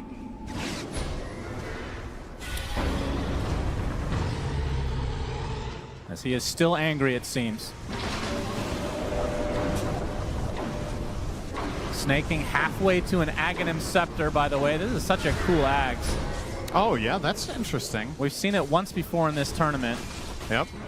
Be able to channel it, be able to give it magic resist. As the Aegis will go to Skeeter. For any Warcraft 3 fans, this Ags reminds me a lot of Shadowhunter's ultimate in that game, where you yourself make all units around yourself invulnerable. It's obviously not to that level, but the concept is the same. You have this relatively fragile hero that just becomes the center of the fight. And yeah, curious to see if Snaking gets there, if that will be a very noticeable difference. But yeah, making all allied units debuff immune with 60% magic resist. Kinda crazy for 6 seconds. Trying to cut the wave was DM, not successful. Skeeter leading the way, has the Bloodthorn now and the Aegis. Roche banner placed, and this is where P-Vision have to make some serious decisions on their defense. Nice Manta Nice Manta for Satanic. Dragontail completely dodged. As the Rolling Thunder comes in right on top of Satanic with the roar used on Malorine. The Force Touch going to keep his head. It's a double black hole with the Mortimers from above. Do they have the damage? The BKBs mitigate most of it though. And now P-Vision on the retreat. Big swashbuckle coming in from Malorine with the shield crash to follow. No one is dead just outside his base. Satanic drops as well along with DM. That is 4 dead for P-Vision. Only 2 buybacks available. A full team wipe. Falcons lose nothing. They still have Aegis for 3.5, and these buildings will absolutely melt. It's a completely similar fashion to game 1, just for the other team. P-Vision, they don't have the damage. They're getting a 2-hero black hole, they're getting the roar off, they're using Snap Ult, Terrorblade meta, and Falcons just shrug it off. And they're going to go straight for the Megas. And they just don't care. Likely the final fortification of the game. These creeps do not give a shit about that though. As the buyback comes out from no one. Of course, there's no black hole once DM is back up and running, another 100 seconds away. This is surely going to be mega creeps, and indeed, 30 minutes in the game, Falcons with megas. And there it is, the Chen X, ready to make a big difference after the game is basically won for the side of Falcons. Can do a little bit of a celebratory dance in the end if he wants to, as now the items just come raining in. Full Shiva's guard for Amar. DK almost has Lincolns. Can P-Vision hold on for 8 more minutes so Kezu can be correct? Will it happen? Big smoke though. 20 seconds. This would be a dive back for no one. He pops the BKB, trying to retreat, gets off the Primal Roar. Looks like he's fine, although Malrine has something to say about that. There's the cart from 9 Class. Huge plays from him using nothing. Nobody's in the cart. No one. He dies right outside of the cart. Truly unfortunate for the position 7 Centaur. 2 dead for P-Vision, and now Falcons looking to end the game. Satanic calls GG, and that's going to mean game 3 on the way. And 9 Class is going to be upset with that last fight. He followed the team's instructions and said, put no one in the cart. And that's exactly what he did. Wasn't able to reach anybody. And they're laughing. That was good, actually. Not quite sure why they're having such a good time after. But I mean, if nothing else, you can have a little bit of a laugh at it. 9 Class looking at his monitor, dreaming of playing Dota. But in this game, he played a little bit of, I don't know what to call that. That was something. Farmhand simulator. He was running around all game, finally got his Ags and lost immediately. Yes, that was... I am a huge Centaur fan. That was hard to watch, I'm not going to lie. But at the very least, we get to see a game number 3. I think everybody's happy with that, maybe including some P-Vision fans, because why wouldn't you want to see your team play more games on the main stage? But this game, maybe you want to put it out of your mind a little bit sooner rather than later. But we're still going to break it down because a lot of things happen in this game. Effie, how did you experience this unusual game of Dota 2? Unusual game of Dota 2.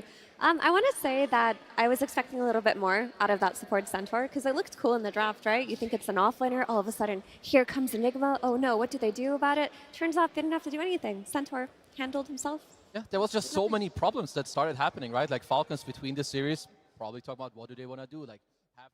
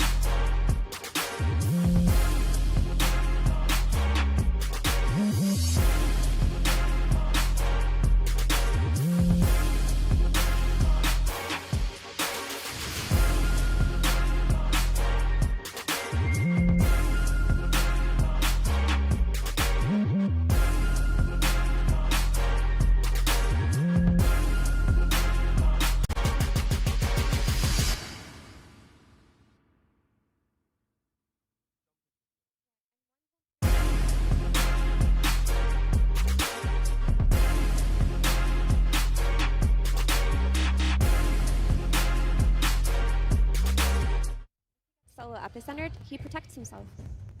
And at the same time, if you're PVision, you need, like, you cannot just pick an Oracle and be like, okay, here you go. You want, like in game 1, you want a strong mid lane. Abuse the fact that you have the innate, you know where the runes are. You want people that go in for you because you will need to protect the Oracle. What we're talking about, you want backline jump, you want to see these heroes.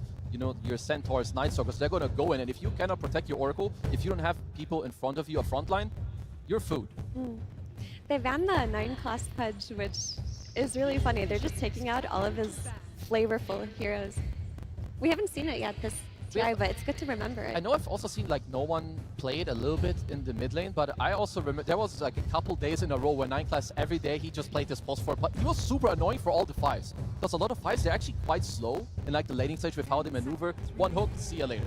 Another option for PVision to go down, if you want to think about 9-class kind of creative heroes, he's already played Zeus so far in the tournament. Get some of that vision, apply it so Sanking can't hide within the Sandstorm, and on top of that, it could lane well with, let's say, like a Centaur, a pipe-buying hero. Now you have Oracle protected by the Stampede, the aggression of a Zeus Centaur lane. Like, I can see some pretty cool combinations that PVision can utilize.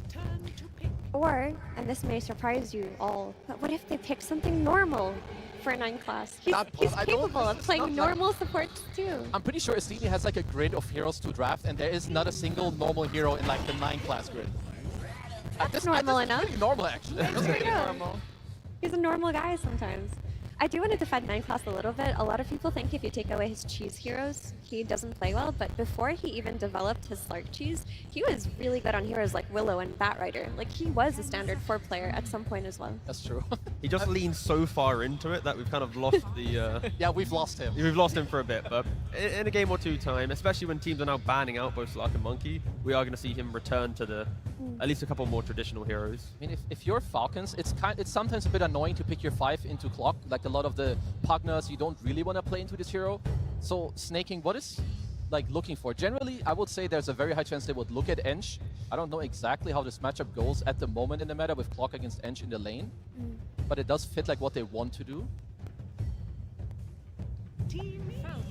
Well, we got a normal hero once again, Snapfire. I feel like we've said it before, this is one of the few series where the bans in terms of crit bans have not been, or support bans with the Pugna potentially as well, have not been very dominant, but we do this game at least see both the Hoodwink and the Chen ban, so maybe the Pugna will still come out in this one as well. The only problem with it is it's not perfectly answering the Oracle as of yet. Whilst we stun him, yes, it's good damage, but outside of that, if Oracle's free casting his spells, then Snapfire, Mortimer Kisses, it's not really applying too much to the fight, as Oracle will mitigate a lot of it. They do pick up the Enchantress, though, to try and lock down and secure that lane. I mean, it is nice, at least Oracle early on, it's one of the biggest weaknesses of this hero. It's not a strong laner. If you get dove or if someone else gets dove, you're not as strong at like TPing around. And in Ench creep, you have nothing to deal with that too. So Falcons, they're playing more for, again, the stack. Help Malrine in the early game, contest the tower, collapse. The tempo that we see from Falcons, it's reminiscent of the previous game, right? Where the Enchantress will unlock the ability to play the map, and PVision, they want to try and mitigate that. They go for the Phoenix. Now you have a clock Phoenix in the off lane. They're going to try and win that lane. You win a lane, you buy yourself another 5-10 minutes to enter that mid game. Yeah, we've seen Phoenix be very successful. But as a blind pick Phoenix, normally you see like the carry or some type of core that you know you can't punish. And I mean, it's even worse. It's a Phoenix into a Snapfire. That's a very confident pick. No, Little Shredder is one of the most annoying tools versus Supernova, but if you're an offlane Phoenix, you're not that concerned about it. When you're an offlane Phoenix, you're just getting so much value out of an early Vessel and an early Shiva's Guard where you're doing so much damage based on your spells alone that sometimes Supernova is just an afterthought. And in that regard, it's good versus both Snap and Enchantress. These heroes suffer very heavily versus Sunray and early Vessels. And people might be calling for an anti-mage right now, but you can't really pick anti-mage to counter a Storm because Phoenix in the offlane will absolutely dumpster the anti-mage. It's also not really like the Skeeter type hero that you want, to put him on. He's generally not the one that's going to call for this. Yeah. I think for them, more looking at maybe some type of Weaver. I had a different hero in mind also, because I think here you can look for PVision right now. They have very magical base. So if you can look for an offlaner that you like that builds an early pipe would also be super cool. And at the same time, Falcons. Otherwise, the other pick that they could go for is the Skeeter carry, which I can't really place it yet. Well, there it is again, the Pango. Now there is flex for both sides. We can see the Sand King in the hands of Amar. We can see the Pango in hands of Amar. they can just pick and choose whichever one they want. We're asking for ways to provide vision for the Sand King, for the jump, to get to the Oracle. Again, lacking in game one, Pangolier is one of the best heroes at providing vision. You just roll throughout the fight. There's no Beastmaster Roar. Sure, there's like a hook shot and cogs that might be able to, punish the roll a bit. But yeah, Oracle, if his positioning isn't perfect, there will be plenty of heroes finding him in these fights. Okay, because P-Vision, I mentioned it before, they are fully magical based. You should be looking for a hero that gives you like this static damage into the fight, like protect the egg. You have like this Oracle 2 that's gonna buff you up, allow you to stay alive. So Satanic has ultimate last pick of the game, so he will be able to decide then. So before it's on Falcons to decide what they're looking for. Surviving the lane could just be enough, right? Going for like an Abaddon carry for Falcons, you can dispel the Fire Spirits, you chill. Eventually you can go Orchid down the line to punish the Storm Spirit. As long as you don't feed to the Phoenix and provide tempo through the Clock and Phoenix, the game will be very playable for Falcons. I think it's important that P-Vision's carry pick is also fine left alone on the lane. You know, the Kunkka style of hero, where if your supports leave you, you'll be okay, because the way that they beat Falcon's strategy of farm triangle and get that Blink Dagger mid laner was running around that mid lane. With the Oracle, you're going to have vision of these power runes. You're going to know where they spawn. You're going to be sending Oracle and Clockwork to the mid lane very early on. So Satanic's hero cannot be dependent on his support existing all of the time. They should be playing around the mid lane. It's also good if Falcons can look for something similar, because that's what you want to free up your Eng to leave you. Go through the gate, go to the mid lane, and do something similar that you did last game. I would say your support matchup of Snap Eng, if you run into Oracle Clock, you should be honestly pretty good to go. Like Eng kind of overtakes those two heroes. P-Vision have last pick in the draft, and I would say they can go for Anti-Mage, they go for Medusa. There's a lot of carries that can kind of just get themselves into the mid game by themselves, based on Falcons having to bring multiple heroes to truly punish.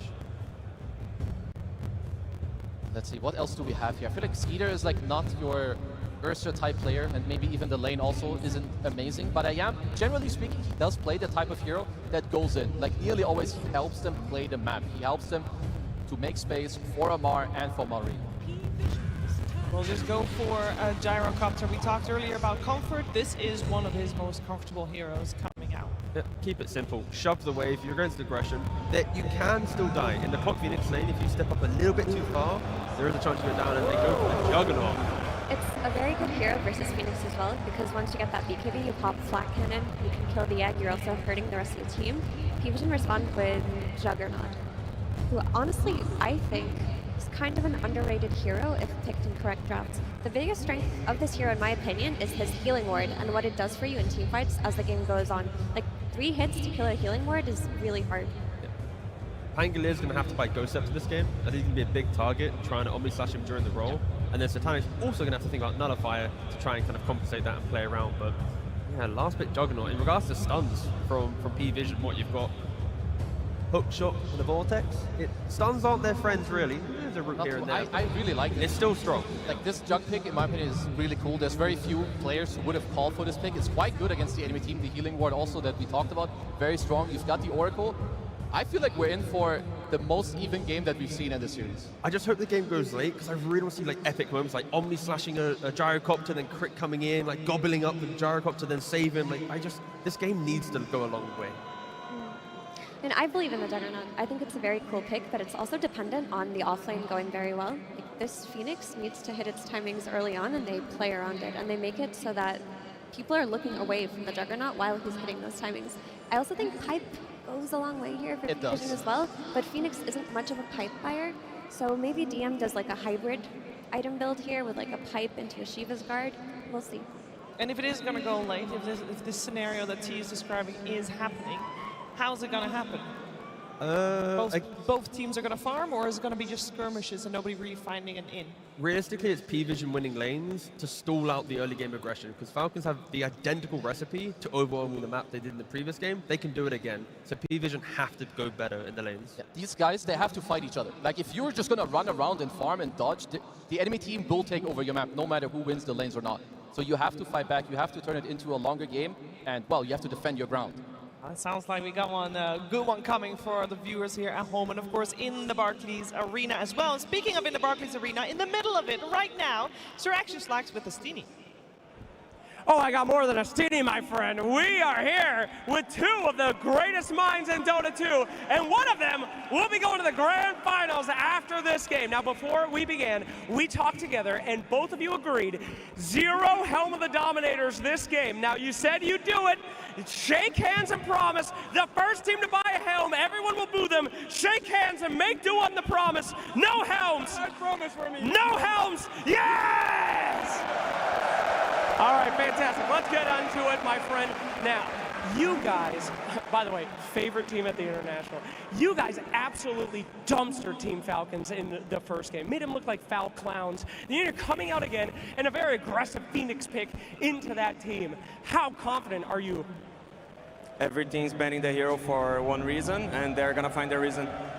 Okay, there we go. Owie 2000. My favorite team in the world at this International, Team Falcons. You made them look like absolute clowns in game 2. But in this game, will we be seeing the same result? I hope so. Okay, gentlemen, thank you so much. Let's get that handshake. Somebody's got to go to the finals, gentlemen. Put it in. Let's get this game started. It's time to go to game 3. And game 3 has arrived as 9 Class, playing the clockwork this time around, finds his way in the middle of 3 enemy heroes as Falcons will be getting first blood and Malrine will be the one to secure it.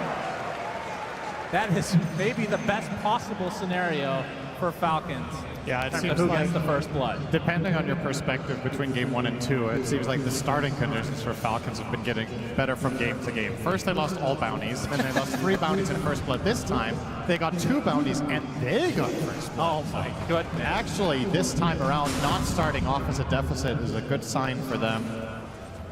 I agree with what a lot of the panel talked about here. I think this is a very different game in nature to some of the previous ones we've seen. The main overlap, if I could pick one, is probably the Enchantress, even though she wasn't picked in any of the 2 prior games.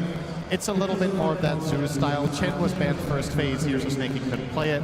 But fortunately, he could go for his Ench, who he has one of the most ridiculous records in Dota on. It's not #1, but I think he has the 2nd longest win streak out of any player-hero combination. I believe earlier this year, his 20 win streak on Ench was broken in a game. I think it was around the 20 mark at least. Kind of incredible. So he is comfortable, without a doubt. P-Vision bringing something new to the table, though. This Juggernaut hasn't been played very much. They're putting 9 Class on the clockwork now, so they were like, all right, 9 Class, now you're actually playing a normal position for this game. And he will start Boots, something he didn't do last game on the Centaur. He went for Workhorse and tried to play his way around it. With Boots, it is a lot easier to pull those waves and to navigate that offlane when you're playing in a deficit. So hopefully for him, he can find some more impact.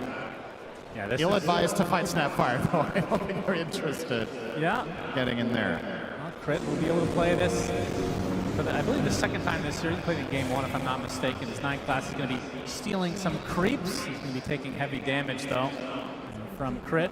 Oh, he lost the range creep. That's not ideal on this creep. Going to lose that one overall as Snake King now going to get Blade Furied upon by Satanic.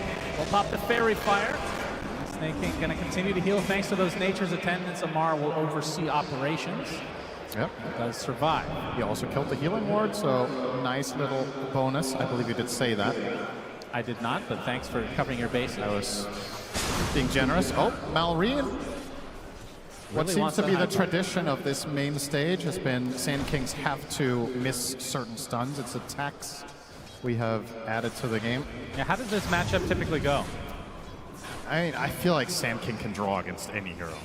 If you play it like Malrine does, you're just cutting waves. If necessary, in the good matchups, you're standing in your Sandstorm, you attack the enemy hero once, they're blinded, they can't really trade with you very well, and this is no different. Of course, he has a little bit of an unfair advantage from the first blood, which you know, if this is played in a vacuum, maybe Storm can pull out a slight advantage, but I don't think it should ever be more than like 60-40 on the farm. So, no one doing what he can to put that pressure. Yep, 15-4 versus the 15-0, so no denies from Malrine, but still very, very, very close in this mid lane. Ducalis again playing the Oracle with, it looks like Satanic actually went for the Blade Storm facet. I'm not sure what I've seen the other one more often in the very few games that we have seen as 9 Class gets gone on by Crit and killed off in his own cogs.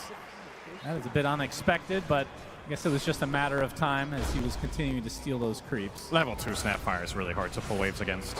When you go this skill build, when you go to 0-1-1, you have so much damage. The cookie is always going to connect, because in order to pull the wave, you have to make them trail behind you, so you're never going to miss.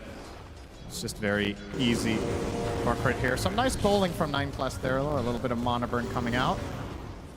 Yep. But overall... Enjoys his bowling. We'll see if he's as effective as he was game 1. Of course, playing a different hero in all 3 games now. And we'll see how far Snake King can get this game. Like you talked about, not only just that winning streak, but this is a position, well, typically it's a position 4 that will just get right-click items, like a Dragon Lance, Hurricane Pike, and then that's when they certainly start to hurt. There's a world here where you go a lot of auras. You can go Solar Crest Pipe. Crit, a bit of trouble, but the Rocket Barrage doing massive damage from Skeeter onto both DM and 9-class. He has to dive away. That's something you do have to worry about if you're the P-Vision side. So DM, we have not seen him on the Phoenix so far this series. We have seen a decent amount of this hero, though, as an offlaner. Has felt pretty strong. Now, you are going against the little shredder of crit, but it does feel like as the cookie is going to hit with the Rocket Barrage to follow, DM has no dive. This is a kill going the way of Skeeter. Nothing 9-class can do here. But it does feel like these Phoenixes get enough levels as a core that the little shredder only has slight impact in the game. It's very much contextual. I think in this game, between Little Shredder and Gyro with BKB, you definitely have tools of taking down the egg. I was wondering what DM was going to do with that helm, because he was waiting on his quick buy, but he does commit to the helm of the Dominator instead of potentially going Veil. Yeah, not too surprising. Promise broken, it seems, yeah. Well, Astini, in his defense, he was already out on the stage, and when you've left the player booth, you can no longer talk to the players. That's true. So they might not know that there was this... Yeah, maybe if they check their voicemail, they'll see a message. Very important, but... Check him PC. No one now level 6, along with Maureen.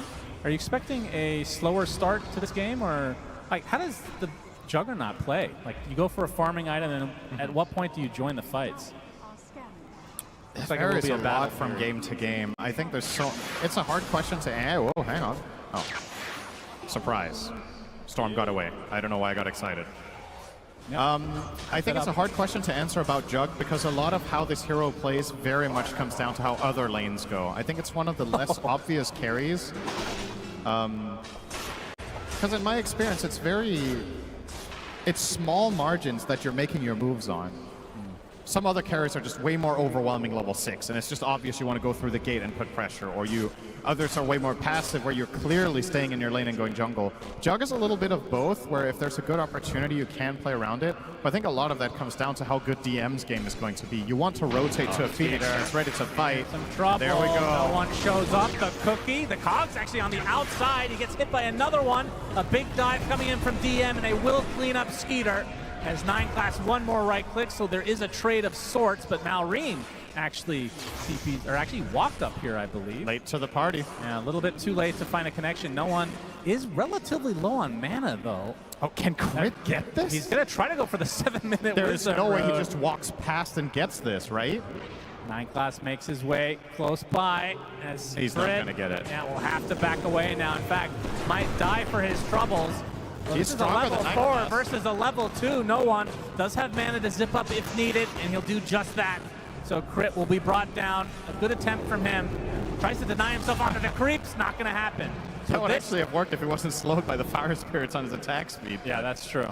Couldn't get the swing in. Kind of looked like a replay of the last game where 9-class had to give up the Wisdom Shrine, and he was like level 2 at that point, I believe. Yeah.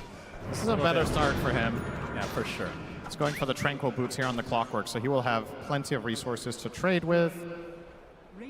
Has the Infused Raindrops as well to have a little bit more staying power. No one.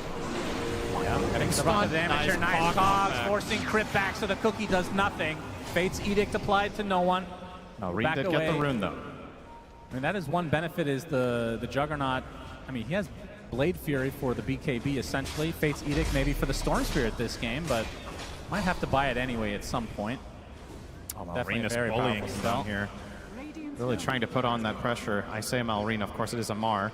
Yep, same thing. Easy to get them confused as they play all the same heroes. This is true, and that is the true power of Falcons. They've taken advantage of this time and time again. TP mid lane, though. Good pressure applied to the tier 1 from Falcons. They'll have to back away now. I'll say that. Of course, Malorine has that facet. It allows him to blind towers by hitting them. Very powerful for pushing. I do wonder if that is going to be changed in the future. We'll see. Yeah. I don't see why this needs to blind towers. Wow, that was a shriek. Yep. Okay. Gets his level 6 now on DM. Maybe that's why he's happy. It's like, I am online. Nice stack here for no one to build upon. But similar to the previous game, you mentioned it, 9 class had a tough game on that Centaur and was low level. This isn't much better. He just cracked level 4 minute 9. It's going to take a while before he really gets there. This, I don't know, it does feel a lot different than he's Clockwork. This time he has a hero that's more traditionally good at playing from a slight disadvantage than Centaur is. And he also did get some experience there from the stack and the D ward, so it all adds up and helps getting there. Oh, DM. Shredder doing work against He has to egg here if he wants to live, probably. Most likely will have to. TP's coming, though. He'll withstand the damage and be just fine. Crit will force the reaction. He keeps trailing him with the threat of the cookie. They bring in Ducalis for protection. But once again, it is Falcons picking up the pace here. Haste, no one the cogs! Gets the haste, beautifully done, no one. Applying so much pressure to Malorine right now, but it looks like 9 class is more worse for wear as the creeps show up along with Snaking and even Skeeter making his way. Sandstorm's too strong. They can't do anything. I thought maybe they would have more damage in the tank, but of course, level 4 Clockwork, I don't know why I got my hopes up. He's got 2 in cogs, so his damage is negligible. You're running in the Enchantress next to him with the heal, no problem. His mid tower will be gone in a moment. That blind lasting for so long. It's pretty crazy. How long is that? 5 seconds. Huh. Tier 1 tower secured for Falcons. 3K lead as they are continuing the pressure overall. Carrying over from this game 2. Exactly. It's the same recipe. They forced 9 class off of his most obnoxious heroes onto something, a melee 4 without the same playmaking as Monkey King and the Slark, arguably, and they just run them over in the early laning stage. They've taken 2 towers already. All 3 of their cores are happy and farming. And this time around, my biggest concern for P-Vision in this game is how long do you have to wait? In the previous game, they kind of felt like they couldn't fight for 20 minutes and then they lost. In this game, when do you come online? Are you strong enough now that Phoenix is level 7 and you have Storm ulti? Can you bring Jug to fights? Because when it comes to just raw team fights, Falcon's lineup is really tough. Tango Roll, FP Sandstorm, everything about Gyro, Snapfire has massive AoE damage. And one of the most obnoxious things about snaking on the Ench that we have seen for so many games, not as many this tournament, he's a really good scout on this hero. Just runs out in front, tanks up, becomes the primary target, the enemy team commits so much stuff on him, and then his team just cleans up.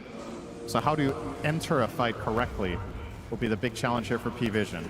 This will help. Damage rune for no one. That's a big opening potentially. You can see the lead continuing to expand for Falcon's side. Of course, Satanic doesn't have his Battle Fury yet, and that is when he'll feel a little bit more comfortable in, I mean, I don't know if he even wants to join a fight, but if he has to, he technically could. Snaking. Gonna put it to the test here. How tanky is he? 9 class will get the slow with the rocket. Won't be able to get him inside the cog. Snaking in a 1 versus 4. He's surviving for now, but not for long. They do get the kill as Malorine finds a bigger target. Epicenter Burrow with the Mortimer. Satanic uses the Blade Fury. He has the healing ward up, but it's not going to be enough. Crit takes him out in the end. That is a huge kill for Falcons, and like you said, it required 4 members of P-Vision to take out the Enchantress in the top, and that's your trade. And I wonder if Snaking could have maybe played that a little bit better with taking out a cog. Probably not because of Fire Spirits, but they got 2 cog knockbacks, and in spite of that, the kill took like 15 seconds with the 4 of them. That is worrisome. Yeah, it feels like they don't have a ton of damage yet. Of course, the Storm Spirit is going to be the most of it without Juggernaut showing up. I mean, it does feel like this is maybe a game as Ducalis has a false promise himself. Amar, nice disruptor from no one. Gets off the electric vortex just in time, and Amar able to get off his ult in the end as he attempts to get out of dodge. TP, looks like he'll be fine. No hook shot yet. 9 class actually pretty close. That would have been a huge pickup. I think that would have been a kill a year ago when I believe Cogs placed on top of that roll would interrupt it. Do you remember? You played a lot of Pango. You could interrupt it with like Fisher and Cogs. Was that only a year ago though? Maybe it was more, but I feel like that's been maybe 9 class was hoping it got bugged again in the most recent patch. Yeah, you never know. Maybe wishful thinking. Not the case though. This game has no bugs anymore. That's right. We're out of beta finally. They fixed them all. No one has gotten, I think, every single rune. Am I wrong? Like, this is crazy.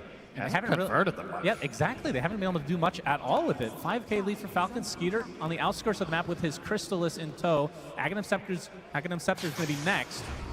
Already about 1,000 into that, so he is having himself a good old time. In fact, all 3 cores for Falcons. Top net worth in the game. But this is where things potentially can change. Satanic finally gets his farming item in the battlefield. Yeah. I think the way it's going to change is that he will farm faster and everything else will be the same. That counts as a change, then I'll For agree. him it is. For yeah, him it sure. He is like, guys, I got my item. I'm going to continue farming. Good luck. Would you agree with me in the fact that Satanic is one of those carries as Ducalis getting Nothing pursued? connecting. Amar, the Fate's Edict applied, but no doesn't have False Promise, so he is down and out. But Satanic does feel like one of those carries that could get, I mean, dependent on the hero, of course, but feels like he has put his team on his shoulders quite a few times in the past. He's one of those like, old school type carries, it feels like. He's been one of the most stable players of the tournament. I can't really recall any game where I was like, man, Satanic really dropped the ball in this game. Like, he's had games that are tougher than others. This could be shaping up to be one of them, but it begs the question, how much could you really have done with the hero you were playing? If he was convincing them to pick Jugger and it turns out there was a bad pick, then maybe you could talk about that, but his overall play in the game so far has been quite solid, given the circumstances. As we are looking at that about 5,000 lead for Falcons, worth noting, almost all of it is in supports. There's a very big lead. Ench is 1,200 ahead of the clock, and Snapfire about 2K ahead of the Oracle. So the brunt of the lead is in those supports, which it's worth keeping an eye on because there's going to be some extra utility items. Satanic has to use the Blade Fury. Amar continuing to roll. We'll focus on the support first, it seems, as the epicenter reserved for Ducalis as well. Oh, he's not done yet now, He actually maybe. does get clipped by Amar. Uses his shard as well, Satanic. He's going to get some help in the form of no one, though. Amar maybe overstepping his bounds a little bit too much. Call down, though. Skeeter makes his way over. Amar blocked off now. Gets the hook shot from 9 class as well. Amar looks to be dead. No, he gets He's so much damage applied to him. Now no one will drop as well. The kisses raining from above. Crit. Double kill. 3 for nothing. Falcons somehow lose no one. And so do P-Vision. I knew you were going to do that. That is... Oh, that's the dream fight. This is the dream fight for any hero that can generate barrier, is that you tank all of the damage and then you get a very last second barrier off there. Not only do you survive, but the enemy team used all of their resources trying to kill you. No one depleted his entire mana pool, used hookshot, used egg, and you didn't kill a singular hero. The map is falling apart fast. No one, unfortunately, jumps in and blocks his own camp to add insult to injury here. A little unfortunate there on the timing. Uh-oh. This is feeling a lot like game 2. Now the question is, do you force the issue with Satanic joining a fight before he gets a second item? Like, can you even afford to do that? Because he has not been in anything. Like, we haven't seen a single Omni Slash. Well, he was in that fight, and he didn't have enough mana to use both of his spells because he got swashbuckled once. Well, that's part of the fact that they're the ones getting gone on, right? They're not doing the initiating. They have 9 class with a hook shot. They have Storm Spirit. They have Dive from DM. They have a lot of ways to get on top of Falcons, but they're just not providing the opportunities. I think you have to play keep away for the foreseeable future. I just don't see it. I don't think... I mean, it's kind of strange to see these 3 games in this series play out, and it feels like the losing team has the same problem every game. Like, damage issues, the inability to pierce through and win the team fights, and then you're playing this keep away that really shot. difficult. Yeah, crit. Okay. Crit is going to be fine. It Good seems bowling. Some good bowling going on here. Amar, though, not too happy with this exchange as 9 class. Looks like he is going to be the one to ultimately fall, although DM is close by, but just throwing out some fire spirits as Amar gets the killing blow.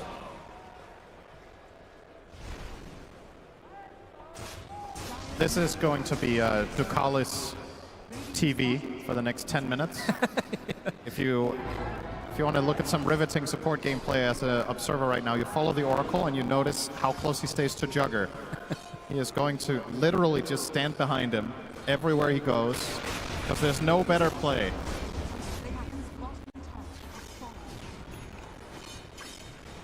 Okay, he's following Satanic. I've got my eye on it. Yep, keep us surprised. They have the stun lock for the Storm. No one dead again. This is Falcons, 11K lead at 19 minutes. It's a huge problem here, because even if the Oracle conceptually is really powerful at counter-initiating these moves, you have to pick your poison, because Storm and Jug can't farm in the same area. Then you're losing on efficiency. So you're kind of, as Oracle, it's one of these damn it if you do, damn it if you don't moment, where you protect the Jug, he's not the target, too bad, Storm dies. You protect the Storm, Jug gets jumped, he dies.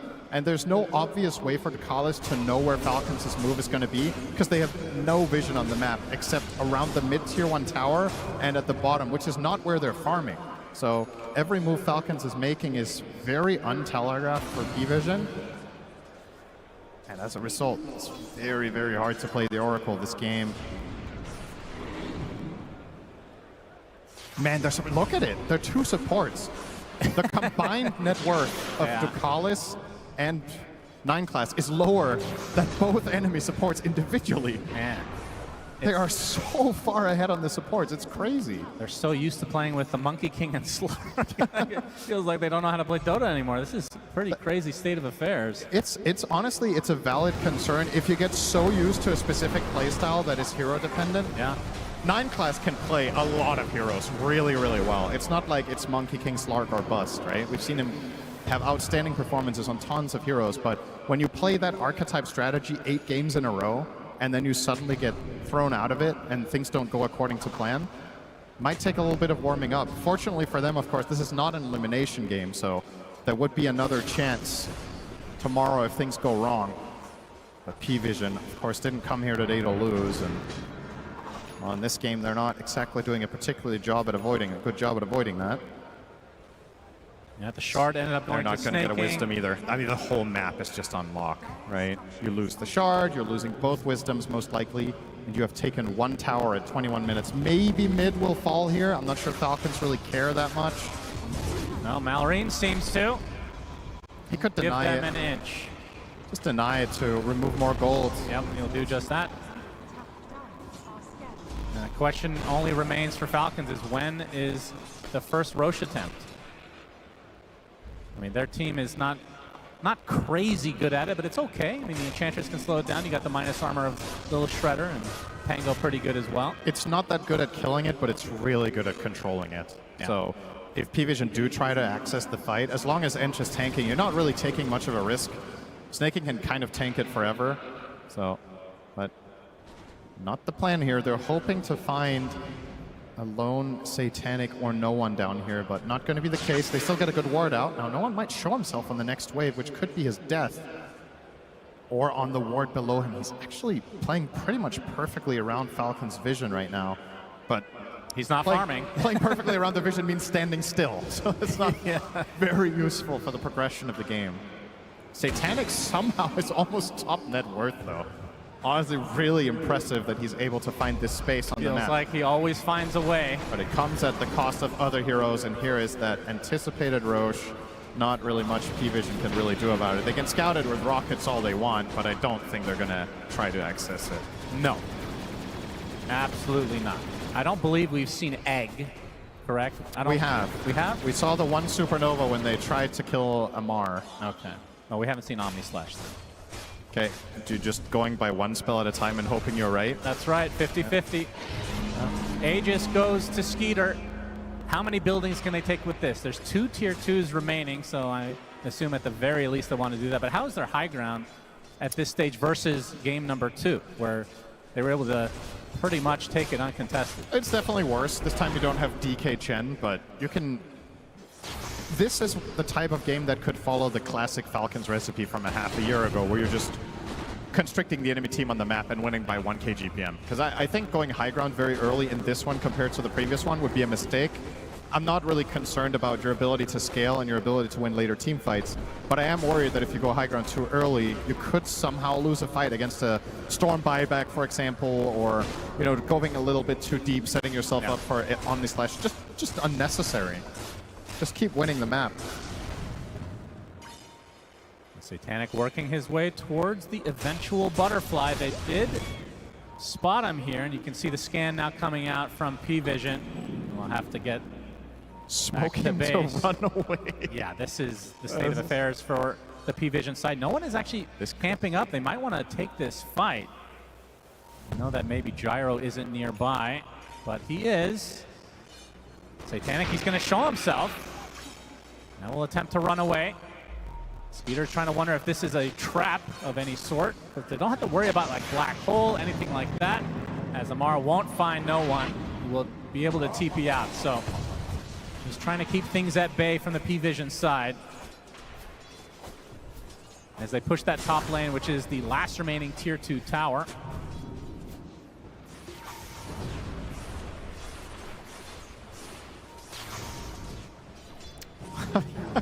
I'm just looking at Skitter's inventory.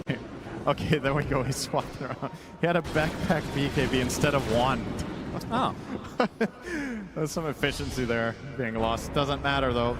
Okay, maybe they just go for it. I mean, this is... Ducalis attempted TP. Ooh, does get out. Wow. Very close. Okay, is this a siege or not? They could just be pushing in the waves and keeping control. They are posing like they want to force something. And, well, Skitter is a little bit timid, but here we go. Now, homing missile right now onto Satanic. Sagging himself from Skeeter. They're going to get the sunlight. There's a lot of damage. There's a false promise on the Satanic at the last moment. And that required very little from Falcons. Yeah, they used a homing missile in a cookie. That is insane. And now the high ground attempt. They do not have Healing Ward as it's about to run out. They don't have false promise anymore. As Amar jumping in pretty deep, gets the swashbuckle, able to bounce down to the low ground. Skeeter is getting a little bit low as the Mortimer's Kisses onto 9 class, but the Fate's Edict will be able to mitigate all of the damage. Now BKB online for Malrine, yeah, for now. And that Aegis, I mean, still 2 minutes to get some Nature's Attendance for Skeeter and maybe have a round 2. But this will buy some time for Satanic to get that butterfly. Does feel like that is certainly not enough. He needs that and Ags, yeah, maybe. The Ags does feel... I mean, we saw Chrysalis play it without Ags, which I wanted to talk to you about, because... I feel like that was a mistake in that game, personally. It feels like Jug is so hard to play without Ags. I would agree 100% with that. On a pro level, I think it's almost an essential item every single game, but... There's always going to be outliers. I don't think that game was the case. Spotted along with Snake King. This is going to be a good pickoff for P-Vision. It's something. They get a kill. Amar, oh, he's going to take an Omni Slash with the creep on that. He bounces back to Amar. Satanic completely snipes him. RNG gods in favor of P-Vision for that particular moment, at least. They did a good. Let's see how much time this buys. I mean, that's basically the Aegis, 45 seconds. Yep. So P-Vision showing some life in this game 3. Falcons are in a position where this is not that big of a deal, but... Malrine, Epi, on to Ducalis. Satanic Blade fearing away. Has the butterfly at base. The thing is, even if that's not that big of a deal in terms of the overall progression of the game, just a little bit of a morale boost doesn't hurt. Like, feeling like you can do something in the game successfully has to be nice. You've genuinely made 0 successful moves for like 15 minutes, and you finally find 2 pickoffs and get your Jug to that butterfly. The thing about this game for Jug that's a little bit tricky, though, is if Oracle is not in a good position at all times, and especially if he dies, I think Jug can just get bursted by spells. Even through spin, he can die. There's so much magic damage from the Sand King, there's so much physical damage from the Pango. Kisses are also going to matter, all of it. It adds up. Even though you have 80% magic resist increase, it's still... Like, a lot of the times when you see Jug survive in spin, they get away on like a beat stick of health, right? It's not enough here. There is just so damn much output. Now almost a Satanic for Skeeter. Looking to go to the grand finals by killing P-Vision with their carry. And your puns are on point today. That's right. I talked to Lacoste earlier. It's that aura. Had a good conversation with him in the green room for about 10 seconds. Then we nodded at each other, and it was that transfer of power that I needed for the day. Keep it up. And then he left and never talked to me again. Yep, that's the Lacoste style. Love the guy. Shout out to Pyrian Flax.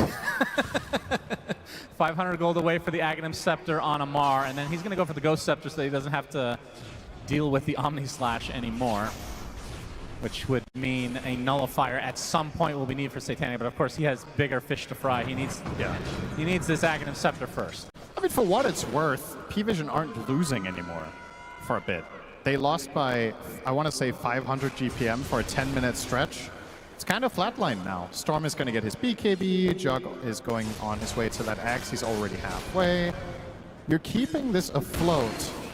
And I think if Falcons could look back on the last 5 minutes of this game, they would feel like they slipped up a little bit because they could have maybe kept this lead growing.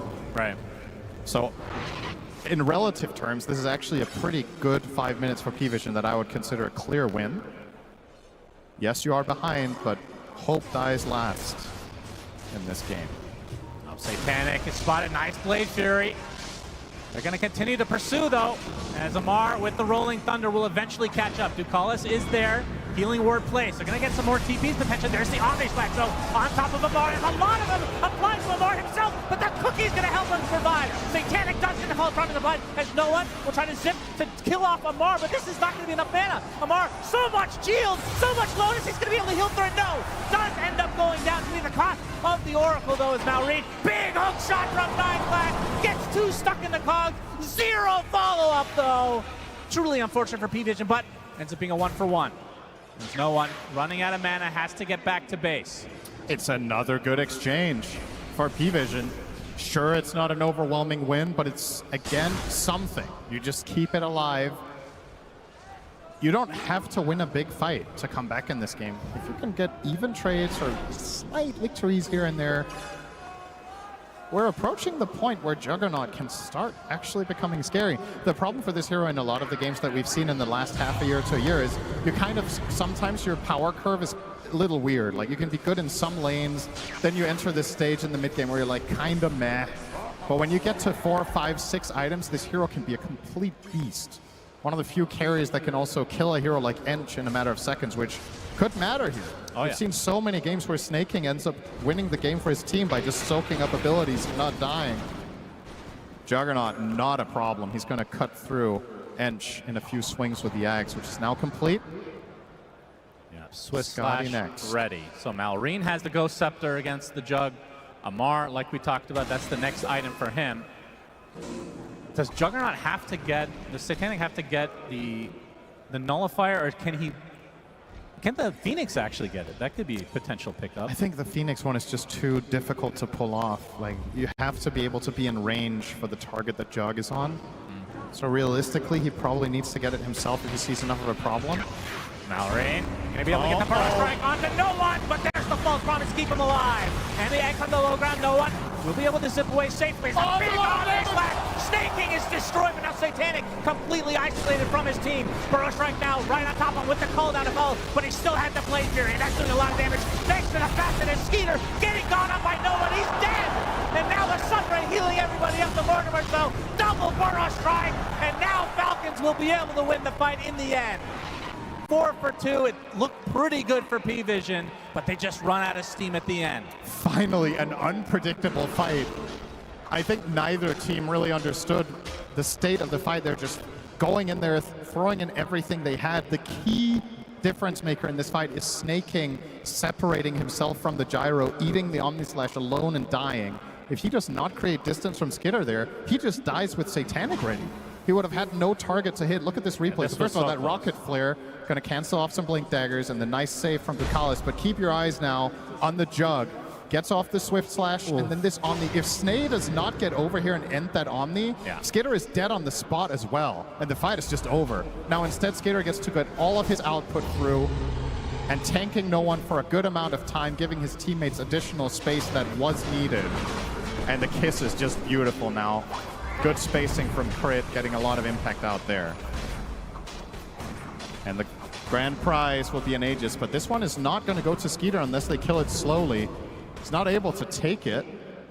Well, they are definitely killing it slowly. This is a Mar out of the pit, so I guess this is deliberately delaying it. Looks like it. They want that Aegis on the gyro. And Skitter almost has the Daedalus as well, so big level up for the upcoming fight. Skeeter will get the goodies. Roche banner as well for Mr. Snaking. CEO Gyro arriving, taking the credit for all the team's hard work. Yep, he dies, they win team fight. Good stuff. Satanic looking for the Scotty next. Do you agree with that? Obviously, a very good item, but it feels like in these stages of the game, this item could make or break their potential for the comeback. So these ones are really important. I would kind of like a refresher, honestly. Okay. I think the problem here is that he's going to throw out his Swift Flash and his ult, and then he's going to struggle to stay in the fight after that. So I think Refresher would be one option. The other one, you talked about the Nullifier. I think that was an interesting idea as well. Scotty is a very nice all-round item, and perhaps the logic is with this, he gets way more value out of Healing Ward, he gets more value out of Sunray, he gets more value out of the Oracle save, because there's just so much more to get through. But being tankier on Jug doesn't necessarily convert to teamfight wins if you can't kill the heroes while you survive. Yeah. And I'm a little bit worried that Falcons are just going to kite him with multiple Ghost Scepters, with Cookie, Glimmer, Force Staff. He needs a way to connect on heroes, and I don't think you can rely on Storm to constantly zip in and find them for you. Yeah, I think it's not the fact that the Scotty is bad per se, but it's more about you might not be able to get another item this game. Like the game may end it's a with legit Falcon's concern. lead right now in this Aegis advantage. Yeah, now a It's refresher for Malrine. He is so decked out. Very strong right now. I think this is part of the reason why the pros have largely strayed away from Juggernaut. It's just itemization is proving to be a challenge in a lot of games. You're looking at it now and you see Satanic is rich and can buy all the stuff in the world, and you still feel like you need your next 2 items, right? Yeah. It's kind of weird that you can sit on 23k net worth and still be unhappy, but holding the high ground, hoping that Falcons are going to overstep, but not the case. And even if Gyro were to do so, you have to get through the 2 lives with BKB and Satanic. Tall order. And now they're going to advance, but they're doing it together this time, so Division have given up a bit of ground. Snaking going to lead the charge. A tough kill. Pike, Pipe, and Drums. Now, one thing to consider is plenty of buybacks right now. For the side of P-Vision. Hook shot right now on the Snake. But a Cookie to keep him alive. Satanic's already used the Blade Furies. He is now retreating. 9 Class is the first to die. Does have the buyback. See, P-Vision want to continue? Likely not, as no one going to push the waves. And he is going for a big ticket item into the Aghanim Scepter, the blue hole, as we like to call it, DM. Let's take some damage, but we'll get back to base. That Enchantress situation is the perfect example of just standard snaking. Satanic. He spotted out the zip in. Gyro takes the brunt of the damage to start things out. Roche banner applied. Only 2 hits away from dying, which would be pretty big. There's a fortification to start things out. No one zips in, gets it, and exits it very successfully. And now the creeps can die, but the tower will fall. Minute 40 on the Aegis. Falcons not having as easy a time going high ground as we saw in game number 2. Satanic extremely scary, has 4K in the bank as well, so very close to his next item. And no one could buy the full axe if he wants to take the risk and not have buyback, which... Buyback Storm is so good, though. It is. The axe could also lead to a big fight, though. You kind of feel like Falcons as heroes a lot of the time are kind of stacking on top of each other. 9 Class. Oh, that was a Swift Slash, actually. The Ghost Scepter comes out. Yeah. I've got my eyes on Satanic's itemization. He hasn't changed it yet. You saw the Ench attempt. He doesn't feel like he can Omni-Slash because the kill takes too long. Ench is going to pike away. Maybe you jump over to another hero with Ghost Scepter and then you're just dead. Yep, Skeeter going to secure the range barracks. Can they get the melee? 45 seconds on the Aegis right now. Homing missile, it will hit. He's going to take considerable damage, but there's a Fate's Edict. Mitigate the rest of the magic damage. Swift Slash. Skeeter. There's the epicenter burrow strike combination from Malrine. Looks like there's not going to help Nine Class. First to fall. No one already popping the BKB. Find some pressure out of the gyrocopter. 30 seconds on the Aegis. No creeps though, so backdoor protection is here. Do they have enough damage to actually get through this barracks? Finally, it comes to be. And Falcons gets their first barracks of the game. Outworld staff is just something else against Jug. True. It's such a hard counter. He Swift Slashes Skitter. Skitter presses one button and then it ends the Swift Slash or the Omni Slash if there's no secondary target. So as long as Gyro is separated from his teammates, if he can't die in a stun lock, he can always just bait Jug. True. Just waste out one of the abilities. An item that we generally see a lot of pros pick up in a lot of games, and a lot of the time, honestly, it feels like a little bit underwhelming. But against Jug, it's so easy to use correctly. I think part of what makes Outworld Staff interesting is the skill cap of it is very, very high. It's kind of like old Monkey King Mischief, where you're trying to dodge, you know, one attack at the perfect timing or whatever. Well, similar to Mischief in general, I should say. But yeah, against Jug, it's just obvious. Yeah, having 3 is pretty nice for the Falcons side, have to say. Good RNG on the neutrals. Refresher Phoenix. Yes, that is a definite big ticket item. And no one actually opted to finish Parasma instead of going for the blue hole. Okay. I think the call they made was we don't have enough damage to kill a single hero. We need the damage from Storm. Yep, Swift Slash actually baits out the Outworld staff. Has no one, zips in, zips out. He can't go on anyone. They have too good formation and good spacing here. Epicenter, that's a lot of damage. Can they get the saves under Satanic? Gets off the Omni Slash at the last moment. He's isolated for the rest of the team. No one pops BKB. On top of Snake, he's doing the first ball. Satanic in a lot of trouble. He has a false promise supply. Will attempt to get out. Mortimer's not going to reach him. Malrine's super low on HP. For all that, it was a 1-for-1 with a buyback coming out from Ducalis. Satanic back to relatively good HP levels. The zip from no one won't find one support, and Amara gets away safely. That was such a heads-up play from Malrine, but just not quite enough. He manages to find the angle through the Jug and threatening Oracle in the backline at the same time with the Pango. So Ducalis has to ult himself, but Satanic does live through it. That time around, the Scotty made a big difference. I think he might have died with a Nullifier, for example, needed the extra tankiness. A small little detail, obviously they have the tools to deal with the Omni Slash, but when they grouped up, the cleave is no joke on the Omni Slash. That was a lot of damage coming out from Satanic. Part of why the Axe on Storm could be interesting too, but I understand no one's perspective of buying the Parasma, because you're kind of struggling to kill a singular target that's isolated, and that's what Falcons is taking advantage of. So if the Storm has that extra bit of output, perhaps you can bring down the first guy and break the fight open. He's not far away already, so 3,500 gold in the bank. Of course, buyback is a very important thing to hold on to. If Falcons were to find Ducalis now and kill him, it could end the game to kill the 5. Because I think the only reason P-Vision can defend in the fashion that they are is that there's constantly this false promise on backup for the Jug. Otherwise, you can just pile on him and kill him with everything you have, but they're unable to. Ducalis' buyback being forced there, though, should open up the map. Now you have to play exceptionally carefully as P-Vision. Tormentor will go to Skeeter. Yeah, that's all 5 shards now for Falcons. I don't know where I'm at right now with no one, if you should buy out or save buyback. I kind of feel like you have to all in and buy that Axe and hope for the best. Satanic is queuing up MKB in an attempt to try to deal more with the Gyro.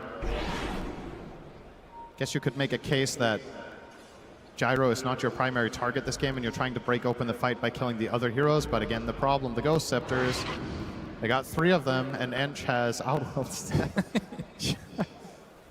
It's not easy out there. It's about to hit level 25 though. Because you don't really have a solution to the Outworld Staff at all, because Nullifier is not going to do anything. All you can do is stun lock. Send an email to Gabe Noel. It's the best solution you have is to try to make a case for it. I have to say, the Outworld Staff, even though I thought it was going to be a terrible item in this patch, everybody's going for it. It's felt underwhelming, but against Jug, it's just so good against Jug. It's just a hard counter. It's the best hero in the game to have it against. So, unsurprisingly. That's why he hasn't been picked that much. Now we know. It adds added to the pile of problems, right? There goes Roche. Yep, another Roche for Falcons. Aegis, Cheese, Refresher Shard, Roche banner. Who do you give the shard to? Probably the Pango. Yep. MKB is what Satanic went for. And they already have a wave all the way down here. So I think this is just straight up to the high ground. Skitter is going to perfectly line this up with a level 25 as well, get the additional flak cannon attacks, or the cooldown rather. So now that's down to a 16-second cooldown. A lot of pressure about to be put here on PV Vision. Yeah. Can they hold? This Lots is of the buybacks available. biggest moment of the game. This is such a hard defense. Oh, the force staff nicely done onto the gyro. He's in a lot of trouble taking a full Omni Slash. Skeeter able to get the Outworld staff though, and 9 Class is the first to fall. Big egg with the Sunray, but Skeeter is being able to heal through this quite easily as Malrine does get stunned by the egg. Now gets Cookie to the low ground. Falcons A-OK. Force the buyback on the 9 Class. Now they can reset. Roche banner will be cleaned up. There's a damage rune in the bot side of the river. Not sure if they have vision there. That was egg number 1 and a buyback on Flock. So now both supports, really good targets for Falcons to take down. And they will spot it. And they will bottle it from Malrine. So likely to wait for the Epicenter to get back. You got the Dazoon blood right, by the way. Not sure if you mentioned that. Luckily for you, I did not. Extra AoE for Malrine. Probably the best tier 4 possible for this hero. I think in this game it's the second best. I think the best one is Outworld Staff. Yeah, maybe, actually. But in general, yes, this is the best.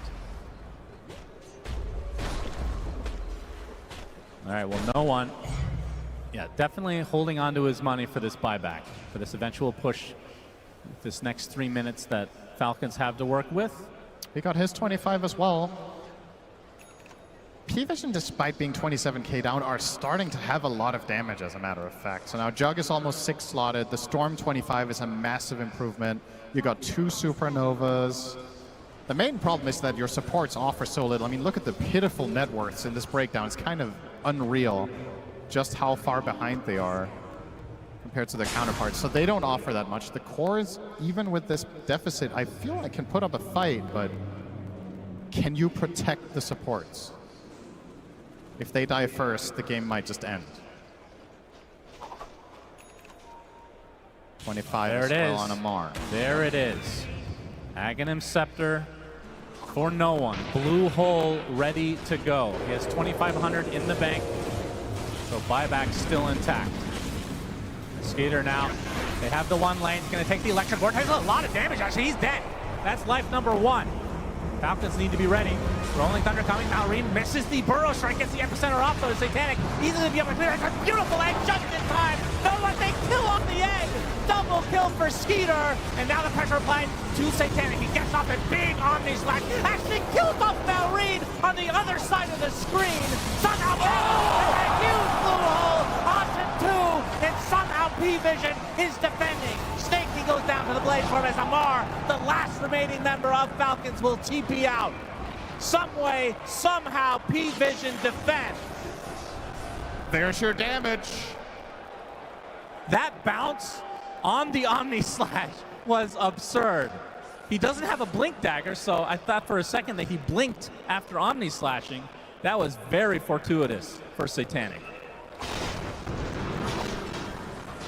I think seeing that, maybe no one should buy his shard too. Like just full on, you know, jump in, pop everything, just blast them before they can even react. That's scary stuff. I mean, look at this first kill. Yeah, they kill him so fast. This is without using Swift Flash. It's just attacks. I think Falcons just did not expect the damage to come out so fast. Malrine is stunning heroes that aren't in the game there. They did kill off the egg really quickly, but the buyback obviously helping out big time. Look at this jump. Look at this jump. On all the creeps, they're fortified. That is crazy. And the blue hole to finish the job. I will say, though, in this situation, Falcons did actually not use their Outworld staffs all that well. Malrine used it outside of the Omnislash, and then when it came toward him in the end, he had it on cooldown. Trying to use it in anticipation, perhaps, of Satanic going for him, you have to hold it. You have to wait and try to clutch it up. But there's so much to keep track of in these fights. Got to be careful you don't waste it. But what a hold. PV Vision Now Satanic is going to get that refresher soon. He has the gold for it. Might just synth his Ags first into a blessing. How much is he missing for that and buyback? It can't be more than like 2,000, which sounds like a lot, but really isn't at 48 minutes. It's quick to farm. This game is... Yeah, this is shaping up to be a good one now. This is pretty close, honestly. 16K lead, I think it's largely inconsequential because the 16K lead for the most part is sitting on the supports, and in spite of not having those big items on the supports, they're still getting their spells off every fight. Ducalis has good positioning. They get off every single hookshot cog combination. 9 class manages to find impact with very little. And now if you're Falcons, do you understand the game state is the other thing. You're playing a lot on feel in these late game scenarios. You probably felt like you had a big lead. Now you lost a fight. What's the read? Is it we need to farm more? We have to get to our next set. We have to get Roche. And conversely for P Vision, maybe you feel like, okay, we're actually strong enough to fight them head on now. We're going to contest the next Roshan for once. Who thinks P Vision is going to go to the grand finals? All right. And how about Falcons? All right. Slightly Falcons favored, I'd say, in terms of crowd. But I agree. This is, I mean, the buyback for the Phoenix was a very big deal, but the game has slowed down dramatically now. It feels like you can buy the time for the next buybacks now. Yes. Which is the big deal. Because you're looking at this Phoenix, and yes, there is room to grow, but essentially for the key part of this game, DM has everything he needs until the game is over. He has 2 Shivas, 2 refreshers, 2 ultis, and almost level 25. Everything after this, it's nice, but it's not necessary. Having Hex could be cool, but... Aghanim Scepter is kind of crazy, isn't it? It's also risky. You saw how quickly they killed the egg. That's true. You might not want to pull a Toronto, Tokyo. Of course, there's that very famous clip with Nightfall where he basically killed him and lost the game. That was rough. That's one of those things that's not easy to bounce back from, but... They're still teammates. Yeah, I suppose.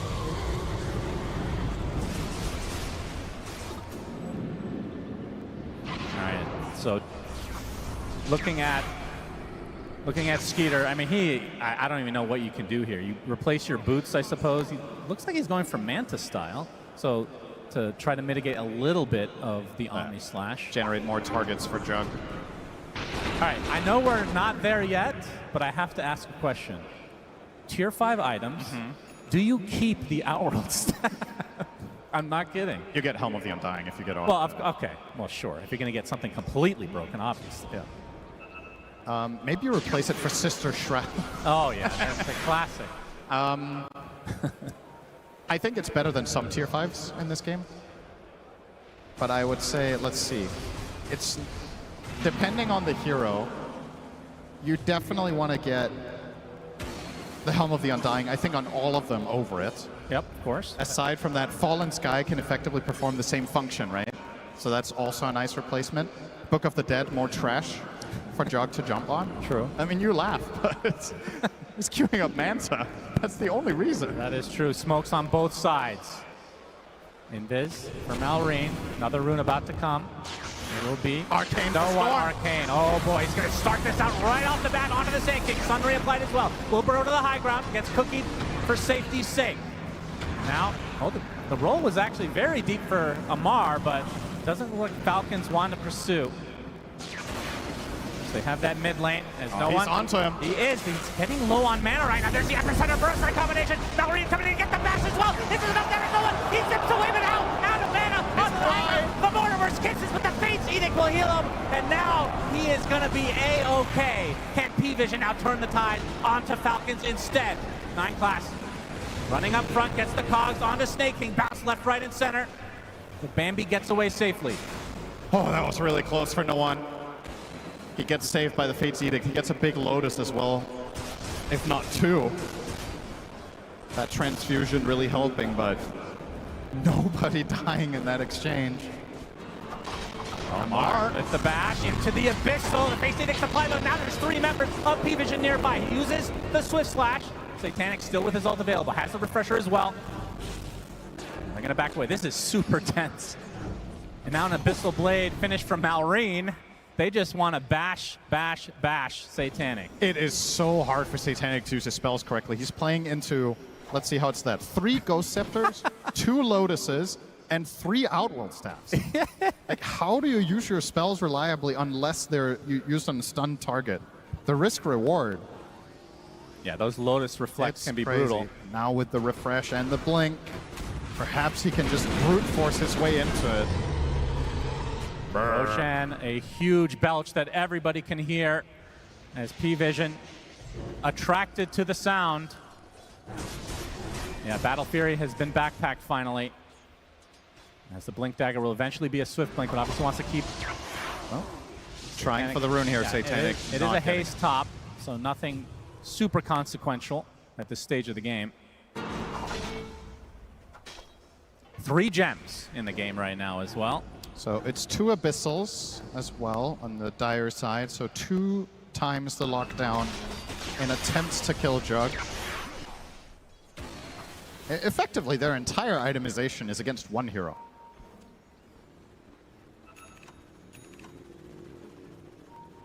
That's true, they have Oracle. They know the runes. There's a lot to keep track of.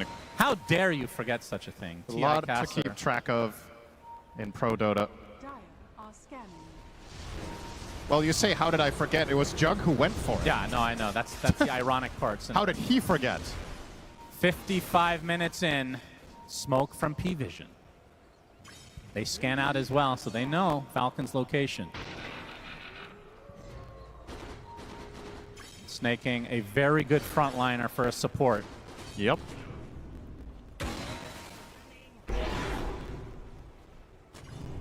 Feels like an item that we could have seen in this game was Wind Waker. Yeah, for sure. There has been 0 of them purchased yet. And I don't think you have to worry all that much about the Oracle Purge, because he's going to backline a lot onto Collis. It's not easy to get in for the offensive Purge. But nobody's queuing it up. Jump in. Oh, that's a big Omnisac with a lot of damage. Down goes Skeeter. Finds back, but there's even a blade now on the start. They have to bash him again. No one is dead to Malrine now. Amar doing so much work in this fight. They're not going to buy back out onto Skeeter. Satanic in quite a bit of trouble. Will pop the Blade Fury, getting healed up. Will be able to get out of dodge as a result. They lose 2, buyback on 1. That was a huge kill on the Skeeter. Obviously has buyback available, but doesn't want to expend it unless he needs to. Can P-Vision try to force a fight? Crit. Honestly, we spotted high ground. I see Veins not buying back there. A really tense moment. I feel like a lot of players just insta-click the buyback and take the fight, but stays patient. However, P-Vision this would be a big actually grab. get this. Yes. If it's scouted by Falcons, does Skeeter buy back? It's already at half health. They're running out of time here. There's a lot of shit inside Roche. Yeah. Nine class. Known to be giving some vision. constipated. Oh yeah, he's big time. He's about to blow. Snaking. Gonna get some vision. Gonna get his heal off to start things out. Gets the vision back. Satanic gets the Roche. There's still goodies inside. As the Epicenter's about to come, I believe. Amar with the rolling thunder. Stuck inside the cogs. There's DM. Pops the refresher. 9 class goes inside the pit. Uses the shard to get out. So in the end, they do get all the goodies from Roche as P-Vision. Despite being down and out, it felt like early on. Now, quite possibly might be at an advantage despite being 20k down. Do have to worry about this mid lane though at all times. Do not believe the graph. It is lying to you. This is not 84% Dire. Are you kidding? I refuse to believe that they're a 6-1 favorite in this game. This feels like a 50-50 to me. Man. That is crazy. Maybe he has brain lag. Few minutes behind. 15 maybe, 20. Okay, no one is going to get the refresher shard from that Roche, so now this next fight, the amount of artillery that P-Vision have is insane. It could become a little bit problematic here for Falcons to defend their primary targets at this point. When the damage is getting this crazy, you don't have a hardcore, reliable save like the Oracle, Shadow Demon, you know, something like this. You've got a cookie, which is nice and all. But the damage is going to be quick, and this makes it even worse. Perfect rune for Satanic now. Oh my god. The amp damage. You've got to look for trouble here, surely. You've got 3 minutes on the Aegis, the double damage in your bottle. Holy jeez. You just need to see anyone and jump them with a stun, and they just die in the blink of an eye. Satanic running out of slots. Has the bottle, of course, that he will use soon enough. MKB or Manta will take its place. Still going for, actually changes Abyssal to a Moon Shard. Oh, DM. Okay. No bash. That could have gone spicy. Yeah, Has the DM. Travels 2 now, so he can deal with bottom and still connect to an eventual fight. And Juggernaut seems like a pretty safe Travels 2 target in this game. He has not been burst really a single time. With the protection that they have from the Oracle, it's difficult for Falcons to pierce. Final tier 2 of the... Well, actually, no, there's a tier 2 top still, despite Falcons having the lane advantage right now. They're spilling out bottom. And then TPing back. A strategic move like we've never seen before. Unbelievable. We are 30 seconds away. I've been waiting the entire main event for this, Cinderin. The tier 5s are coming. Can we get some tier 5 cheers in the crowd?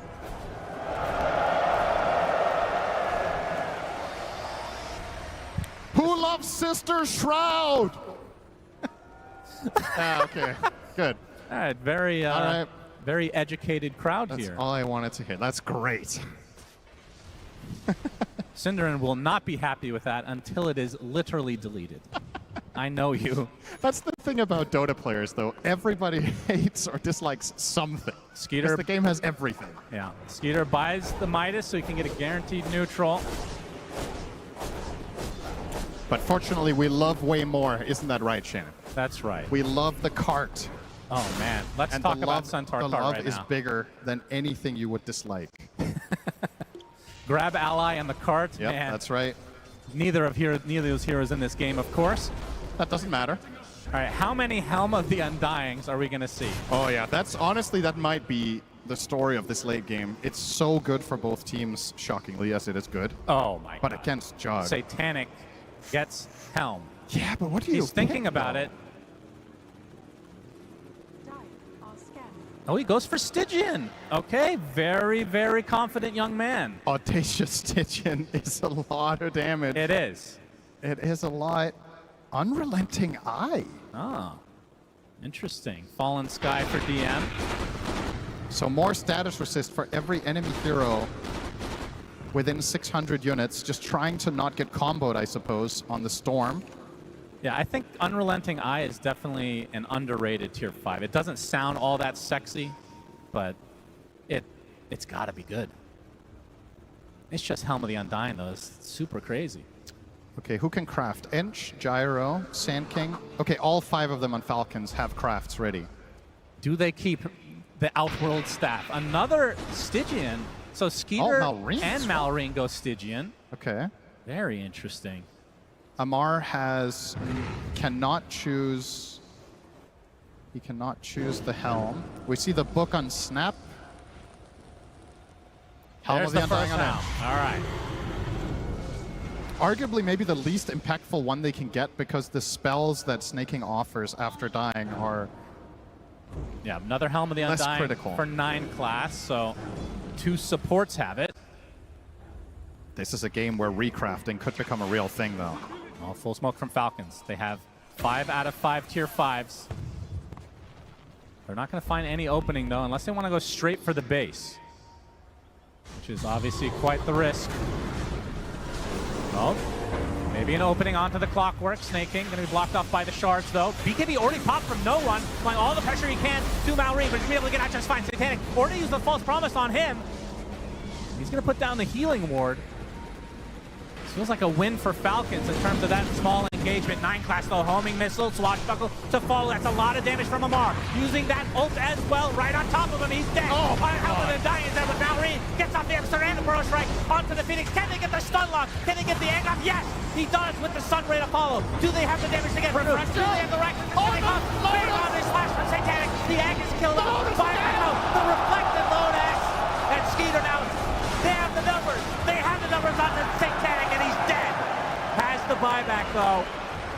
Oh my God, I think he has another egg misclicked. at his disposal. I think he misclicked. He swift slashed the Lotus first, and then he omni slashed the same target. I think so, at least. I mean, it's hard to keep track of everything in those fights, but they both definitely got reflected back to back. Satanic stuck in an anime team fight loop.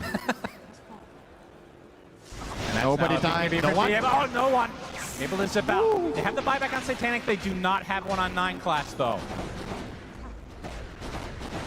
Snake King likely to hold on to his, as this is a second lane now for Falcons. Not that big of a deal in the grand scheme of things. We are 64 minutes in. Amar looking for the Abyssal play, or actually the Basher since it's on cooldown.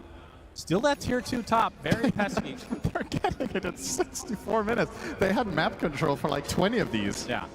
Just never went for it, but Better now late it's than time to never. strike. They really want this buyback out of Satanic. Oh, 100%. Get the buyback. Oh, oh my God, this is the buyback for DM! There's no one now getting control. E-Blade applied. He's dead too. Has the buyback in tow. Satanic has to scurry back to base as the Rolling Thunder applying to the calls with a fucking BKB on Oracle, for God's sake. It's 64 minutes in. No one. Gonna force everybody else back. The Falcons, they're actually gonna live on most of these members. Satanic looking for a target. E-Blade now. There's the Hex. The Malrain is gonna be able to get bashed though. Gets the burrow to the low ground. 9 class. Doesn't have hook shot up. Skeeter blocking the way. Gonna get blocked by the Cogs. 45k net worthly for Falcons. Another E on this process. 9 class onto the high ground. He's stuck up here now. Oh no, he's dead. Helm of the Undying activates as no one completely out of bounds. Getting a flashback. Oh my God. That's Satanic trying to get away. Only 2 members up. Actually, he's the lone member. Gets off the Omni Slash at the last moment, but the Ghost Blades are too much. He cannot get through them. No nullifier. Now trying to circle back to his fountain. He's the last remaining member of P-Vision. Gets stunned up, but now in the fountain. Falcons have everybody alive.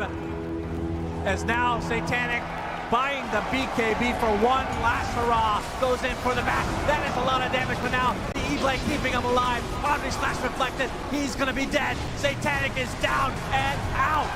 And that means Falcons will be going to the grand finals. Wow, what an insane game this turned out to be.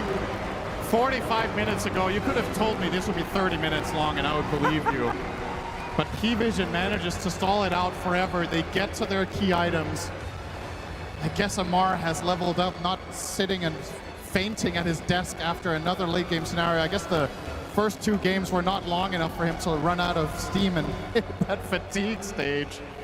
What a worthy game of sending a team to the grand finals from, though. That is crazy. And whoever gets to meet either of these teams tomorrow is in for a hell of a challenge. That was a sick game.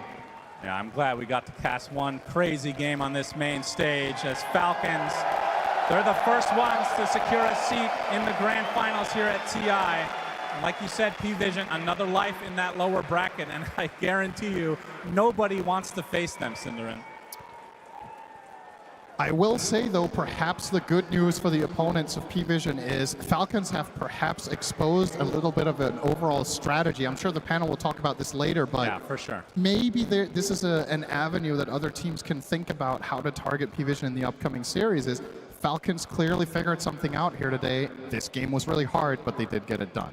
All right, let's get a post-game interview with Mr. Nomad and Snake King. Thank you, Suns fan and Cinderin. Snake King, you have been to 8 internationals. Does it ever stop feeling this special? I think the international is the most special tournament of the year for every single Dota player. So it doesn't matter how many times I've been to TI. It's always a very special moment. And you have just made it to the grand finals for the 2nd time in your career. I mean, what does it mean, not just for you, but for this team as well? I think it means the world, because every Dota player's dream is to make it to the international final and show that all the grinding and all the hard work that every player has done and put into the game is shown to the world. And you have shown that absolutely here in this upper bracket finals, and you only need to do it one more time. I mean, have you thought about it at all, what it would feel like to go all the way? Obviously, I've thought about it, but you don't want to get ahead of yourself. So just one step at a time. We just need to focus on what we need to do tomorrow. Absolutely, and let's talk about those steps. Let's talk about how you got here. What have you been doing better than any other team at this event, would you say? Making a lot of mistakes in group stage and learning from them. Because I think we played like utter crap in group stage with all those 60-minute games against Tidebound and Xtreme, and we really learned a lot from them. And I think the only reason why we won this third game is because we really learned from our mistakes in the group stage and we didn't repeat them. You absolutely did not. I mean, you had more experience than any other team here when it comes to game time, that is for sure. My question as well, P-Vision, I mean, how did you break 9 class? You made him play a normal hero. How do you do that? I mean, I think he kind of just ran out of heroes. I think once Slark and Monkey, he didn't really know what to play. All right. And finally, who are you expecting to see in those grand finals against you tomorrow? I think it'll be Pari again. I think they're the most strong team outside of us, obviously. All right, well, Snaking, congratulations. And Hamburg, let me hear it for your very first TI 2025 Grand Finalists, Team Falcons!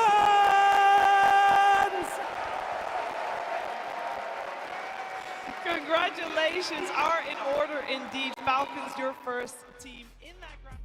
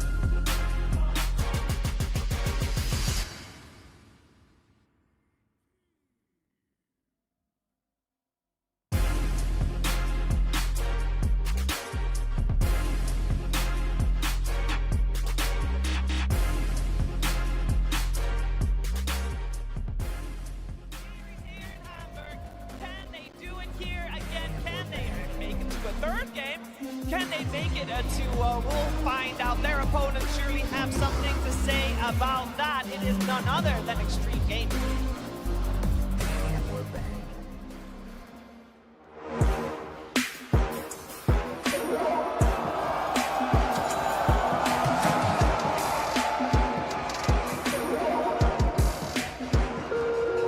Choose wisely and crush those responsible.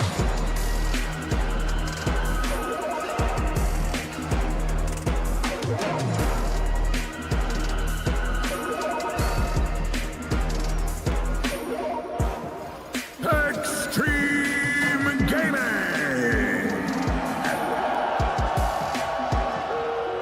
Choose wisely and crush those Xtreme responsible. Gaming in the lower bracket. I think that is the most scary thing we've seen yet earlier today. They made sure that Nigma Galaxy was eliminated.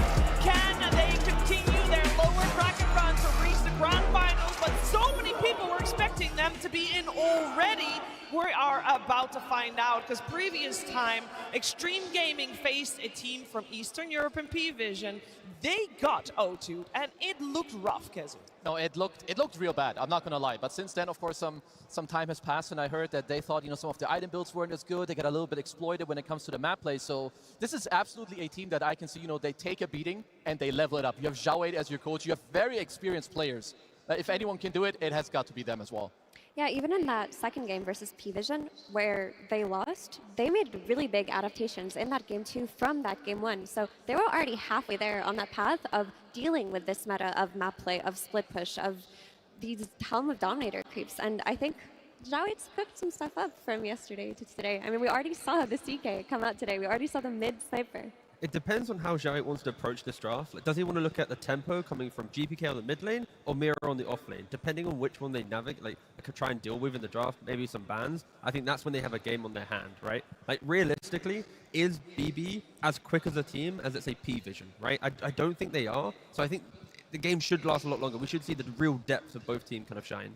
Yeah, looking forward to seeing that. And if we're talking about the depths of both teams, one thing that is not really deep for both teams is the Mars. It's quite on the surface, actually, Tiga. Yeah, of course.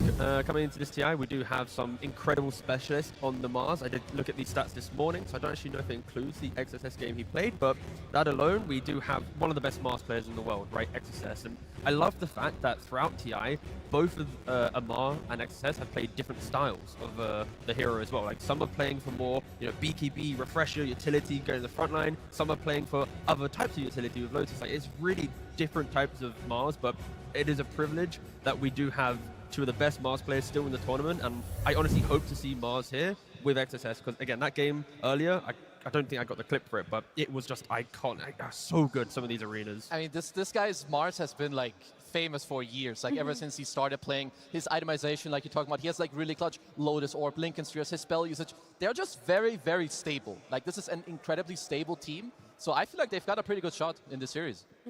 And Xtreme Gaming are very team fight heavy as well. Unlike other teams in this tournament, they haven't really been winning by, split pushing and Helm of the Dominator. They've been winning by making it to late game, winning off of Ame's back, getting these clutch team fights. But what you just described there with team fight teams need time to get online, right? It's why pace hurts them a lot. So I think if BB wants to be competitive, they need to identify the scaling required and find new ways to play out the early game. Of course, we can entertain, Miro playing the likes of Lycan, but he's probably not going to get his hands on this hero. Yeah, I'm sure both teams have had a lot of fights. You can easily read that too in the KDA records, Kazu, that we have, I believe. Yeah, we've talked about GPK before, and I mean, if you're a mid player, this is the guy you're looking at. Because this guy, he's on this, his KDA is kind of out of this world. You look at the other guys, Yuba, Rip, not here anymore, but his KDA is out of this world too. But GPK, I feel like he's really the one that has held his team together in the toughest games. Sometimes, and a lot of the times too, you have Save and Meru who join in, but GPK to me, he has been the standout player. So if BB team fans out there want to see them do well, they've got to put their eyes on GPK and hope that he can perform like he did in the other games. And the fact that we see, obviously GPK is there, but XSS as well, two different roles. Does that teach us anything about the playstyle both of these teams have, and maybe which player they give a little bit more priority in terms of how they play, and maybe which heroes they get in the draft? It kind of shows that one team plays through their mid lane, right, and the other team plays through their off lane. When you have an off laner who's picking up Beastmasters, Lycans, Undyings, Mars, right, from XG, you're naturally going to want to play around early timings of do they have Arena or Tombstones or Lycan Shapeshift. To me, it's also like one of the things that you have for XXS, for me specifically. Maybe I'm biased because I'm an offlaner, but I think this guy has played so well. One of his, like the reason he has such a good KDA, I think this guy barely dies. Both him and XM, to me, have been incredible like standout players for Xtreme Gaming. Yeah, and on the topic of XM, he's no joke either. We talk about GPK, but XM has been crushing a lot of his lanes this tournament, and he's a very particular player because he started off playing mid by just playing gross heroes. You know, he was playing the Vipers and the Razors and the Necros, and now he's just developed a regular mid hero pool. But he's still got those crushing the lane mechanics that GPK is famous for. So I am curious to see what kind of matchups we'll be seeing mid, because XM cannot be underestimated. Yeah, like I remember, because you're right, it was around like, was it like KL with Azure Ray, he gets this like last pick Viper. He's like the anti-mid player. He's like, he doesn't care if he has top network, he's gonna make sure you don't have top network. And like then his team can use it, you have Ame, you're gonna carry me, don't worry brother, we're the A team. He's got a couple of standout heroes as well. We saw he was 3-0 on his Lesh, 3-0 on his SF. Like, these are heroes that kind of carry from the mid lane, do a lot of damage for your team. And if you're talking about XXS playing heroes like Mars, these teamfight anchors, your mid player, being a Leshrac, capitalizes off of that incredibly well. And I saw a couple of heroes also overlap with GPK, obviously most notably the Puck. T, does that mean that we're going to have the Puck be very contested in this upcoming game? Yeah, I'd like to think so. Or maybe BB allow the Puck to go to the other side and suddenly get a Shaker or a Void Spirit or a DK coming out from BB. I think what they're showing from BB is the fact that they are able to pick anti-Puck heroes. They're not truly afraid of it. And yeah, mid lane, it's going to be so critical for this series. That DK in particular, it looked solid yesterday. Yeah. They looked very comfortable running that DK plus Hoodwink, taking a page out of Falcon's book in that sense, and running a kill combo that makes your mid game a lot easier. I think if they recreate that today, that should work incredibly well against XG, because they're going to be dealing with a lot less ghost push than if they were to run it against PVision or Falcons. I mean, especially also if we looked at the graphic, they had picked Hoodwink, what, 12 times? That's one of the first times I've seen like a double-digit pick order or like pick amount from this tournament alone. So yeah, it would work really well. You've got the DK on GPK, so absolutely, why not? Yeah, we also have these two teams that they are very familiar with each other already, so that might be something to come into play as well, unless you guys are thinking that maybe in the last month or so, or maybe in the last week or so, too much has changed. But overall, in terms of games, it is... Well, in terms of series, it's somewhat even. In terms of games, not so much. It is a BB team that normally, when they do win, they win 2-0. So the amount of games is 4 in favor of Xtreme Gaming, 8 in favor of BB team, and that's quite a difference. But this was the previous version of BB team, the one that stomped their lanes. There haven't been that kind of BB 2 months team ago. this TI. Yes. I mean, for some reason, laning stage is not working out for this team, but that is why they were such a bane to Xtreme Gaming. Xtreme Gaming in the past were a team that really needed to come out of lanes even, or at least doing fine, because they played for that late game. But it's also, so I say, XG, you're a team that just didn't show up in the entire year, right? Like coming into TI, it's like, okay, here we go again. Arme, you might get out of group stage if you're lucky. No one really predicted them to, dominate the group stage. So I think that, the TI magic is in the air for clearly both teams, it seems. Yeah, the pressure is on. Both of these teams, of course, would love to reach top 4. Sorry, top 3, because they have already reached top 4. The only player on the side of BB team that has done so before is Pure last year with Tundra. The rest on the side of BB team has never gotten this far to begin with, let alone be 3rd. You would think then, Kezu, that the pressure, do you think they'll do good with it? I think so, for sure. I mean, even then, like, you've overcome where you failed before. I feel like this helps you a lot, and every single minute, every single game you play on the main stage, it just makes it so much more smooth and, like, more casual the next time it does happen. And for me, Xtreme Gaming, I mean, their most recent addition with X-Nova, like, this guy is incredibly good. We know him from Prime LGD. He did play with Ame back then. And this guy's strength, like, his, like, foresight and, like, kind of being an oracle in the game of what is the next move, he is so damn good at this. Yeah, quite an overlap here, by the way, between Ame and Pure in their carry pools. Yeah, but I think it's the unique heroes that are making me so excited for this series, right? The fact that we've seen Ame go for the CK to try and counter the Troll. We've got a Bristleback where maybe it didn't really work out. We went for the Battle Fury to deal with a Broodmother. Like, there's interesting ideas coming out from both teams and how to kind of break down the meta of TI. And that is, again, the treat that we have. We have 4 teams, very different identities, And Arme has shown he is ready to go back into some very old tech in the hope to try and convert into a win. Yeah, I do have to get this out of the way, by the way. There's obviously Xtreme Gaming played first series of the day.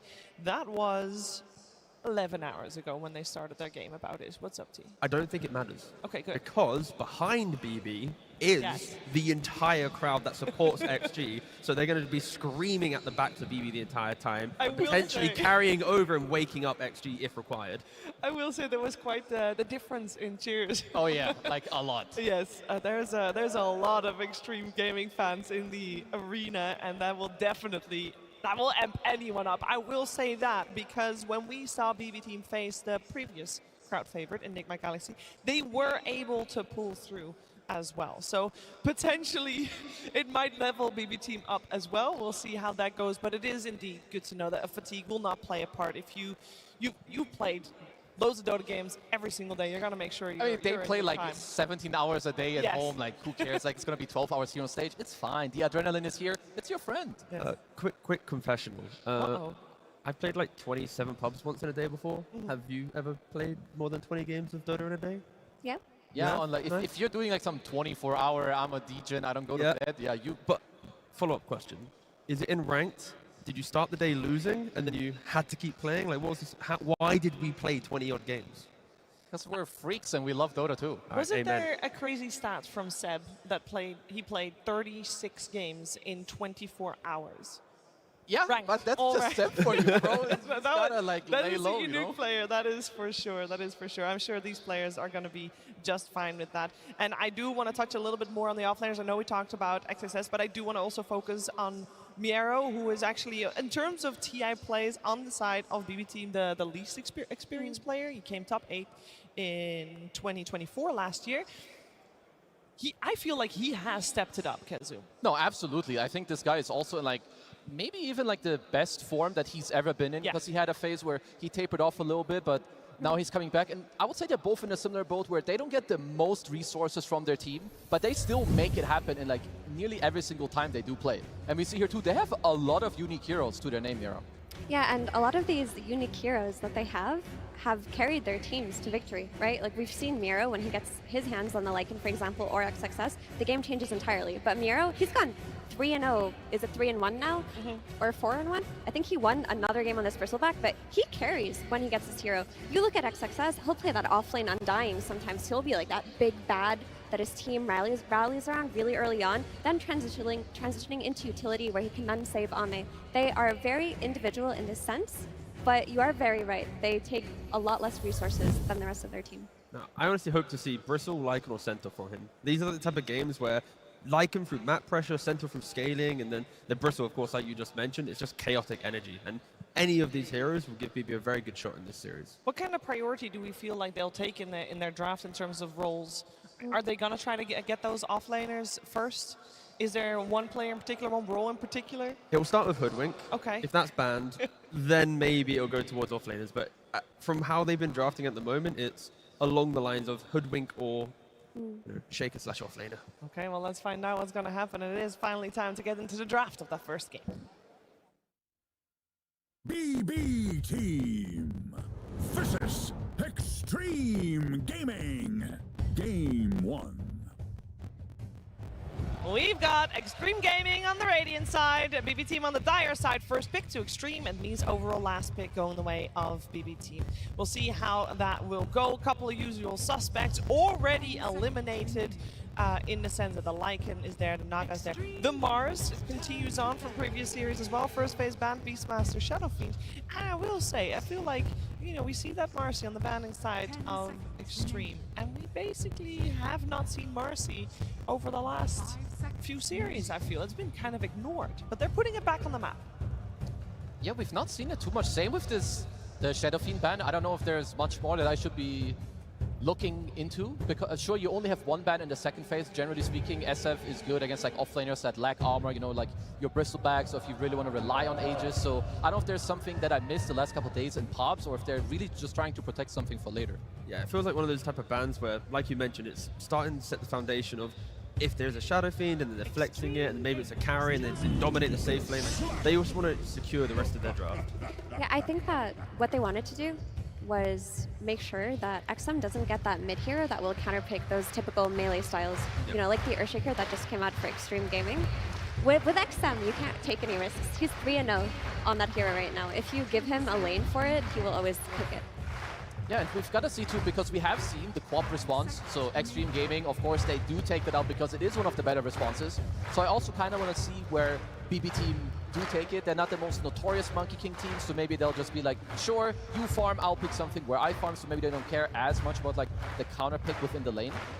Yeah, I just want to make sure for XG that they continue down this line of make sure Shaker isn't just fully rotated on, right? And I don't think BB will do it as well as other teams that we saw, at least in that previous series. But like you mentioned, seeing the quad ban, it's already, Shaker will be mid, you know what's going to be happening. It'll be Kaya, wave push, blink, rotations. And they did flex Shaker to offlane earlier today. There is a chance that if they see something even better for the mid lane, they might just throw that Earthshaker, give it to XXS. Yeah, I'm not gonna lie. XXS, when it comes to like spell casting, backliners, and like you enable your team to like play the fight that they want, he excels on all of these heroes. 10 seconds remaining. This is an unusual opening from BB team, I want to say. The Templar Assassin, this early. Based on the flex to Shaker to offlane, I don't mind the TA because it can, because your second pick, you'll have last pick in the draft, you can now follow the Shaker the entire time, and be it mid or carry TA, you're going to be able to bully the Shaker, right? We don't see mid TA that much, but it is a GPK specialty, and if you can get it through, you will do it. Yeah, the flex is always open there, but I wonder if there's an element of let's just make our safe lane have an easier time than it has been having. Let's just pick a very stable laner for Pure, one of his signatures, and make sure that he doesn't get his heroes banned out later on. Is a step in a very helpful direction for Pure, at least.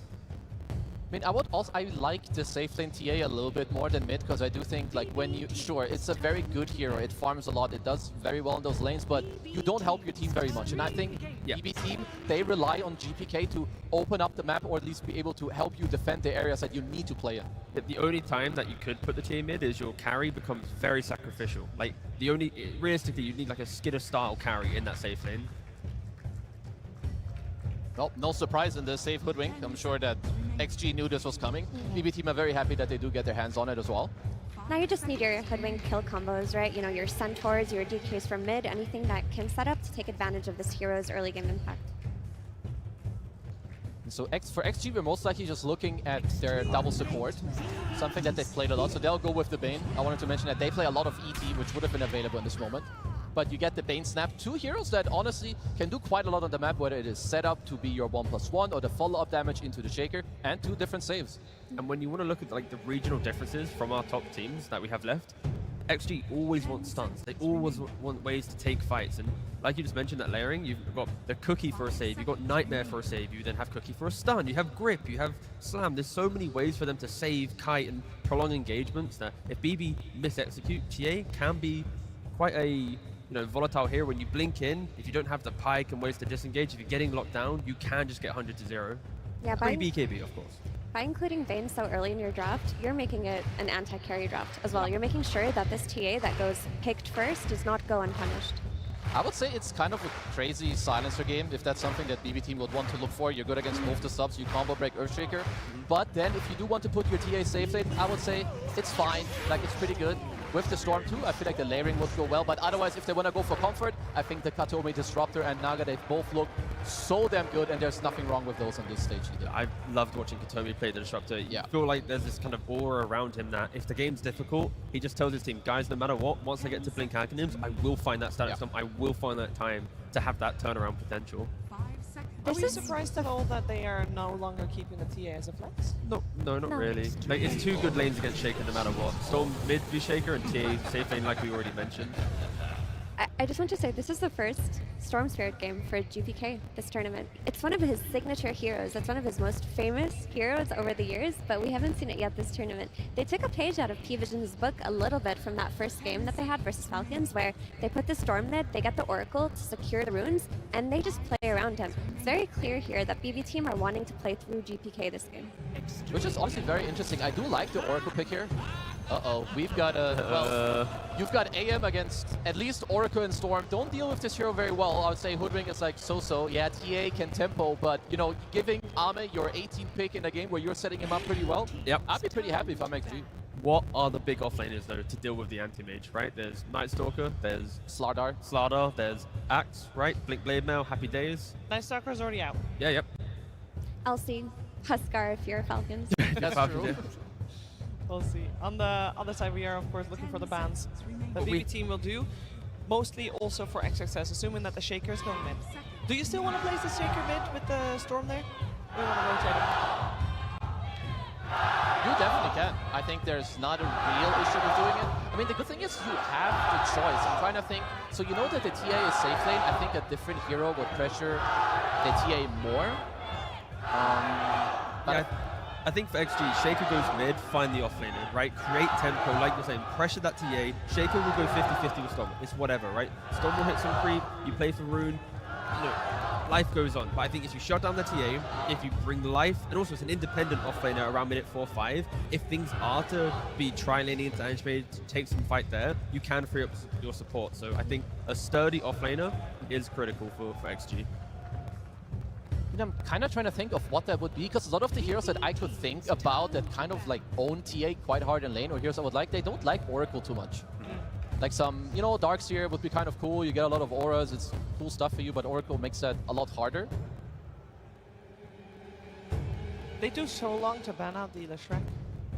I wonder if they could do something like take away one of the anti-mage counters by picking it themselves, because they get the pick out of the ban phase, right? Like a Slardar? Yeah, so instead of banning Slardar, you take Slardar. That could be something. If they feel like that there's 3 heroes in total that really ruin you, and if you take those out, you secure his game, that's an option. I'm going to go for a hero suggestion, but please tell me if you don't like it. Don't just hype me up. Will do. Brewmaster XG. Chill off lane, you can be relatively independent, you just send in the clones, you kind of delay the game, you're anti-early game skirmish, you buy time. We don't see it too much, but with the Shaker, the Brew, so much team fight control, Ame will be the shining star of the draft eventually. It is. It's pretty. It's like an OG counter into Oracle, because you find the backline, you can lift up the hero, you have like the overall rotation, and like you can collapse on the TA, which is kind of nice. I would not be opposed to that. Maybe it doesn't give you like a super cool lockdown into Storm, but maybe they don't really care because you've got the AM to cover that anyway later on in the game. What if it's just an offlane taker and they just want to pick some XM Sniper or something ridiculous? Sure, he's playing against Storm, but Sniper does beat up Storm in lane, you know, even though he gets jumped later. Or Death Prophet. Oh, yeah, this guy is nasty. Yeah, that's not this. That is a great pick. It gives so much like forward-thinking attitude, right? Like if it is DP to be versus Storm Spirit, Storm can never rotate. You hit Exorcism, you're going for that tower. Hoodwink and Oracle, when they rotate towards that mid lane as well, it's not going to feel that good into the Exorcism. The silence is going to be incredibly valued too. Yeah, Just being able to run into this Oracle, silence him, make it so that Storm is threatened early on, and just the ability to kick Templar Assassin out of that safe lane early on is going to do so much, because you take away this tower from the TA, suddenly Anti-Mage is there with his helm, taking all of the farm in that area. TA is not ready to rotate to the other side of the map yet. Yeah, I really, really love this pick. It just goes to show, like, there's a specific few players that will take completely different heroes. There's so few mid players that would even look or think about the Death Prophet here. Let's see, BB team.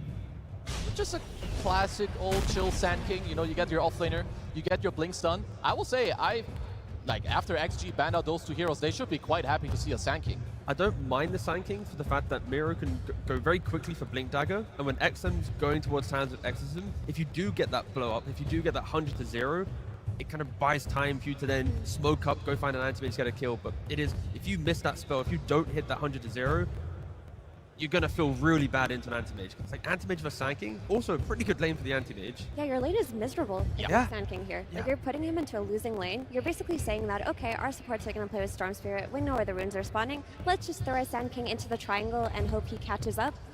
That's kind of a tall ask to do this time around, because that triangle is going to be needed by the TA and not the Sand King if she gets her tower taken from her by the Death Prophet. You guys are kind of painting a pretty grim picture for BB team, not gonna lie. Zhao has drafted a beautiful draft. It looks great, it looks amazing, and I'm not gonna try and hide the fact that I just love looking at their draft. But the thing with BB is, like, even if their drafts look weird or their laning looks weird, they always find these moments. So on paper, I don't see it happening. But fast forward 35 minutes, I'm like, of course, they do that, right? So, yeah, I'm just going to wait and see. But draft-wise, I think, yeah, there's so many layers to XG's lineup.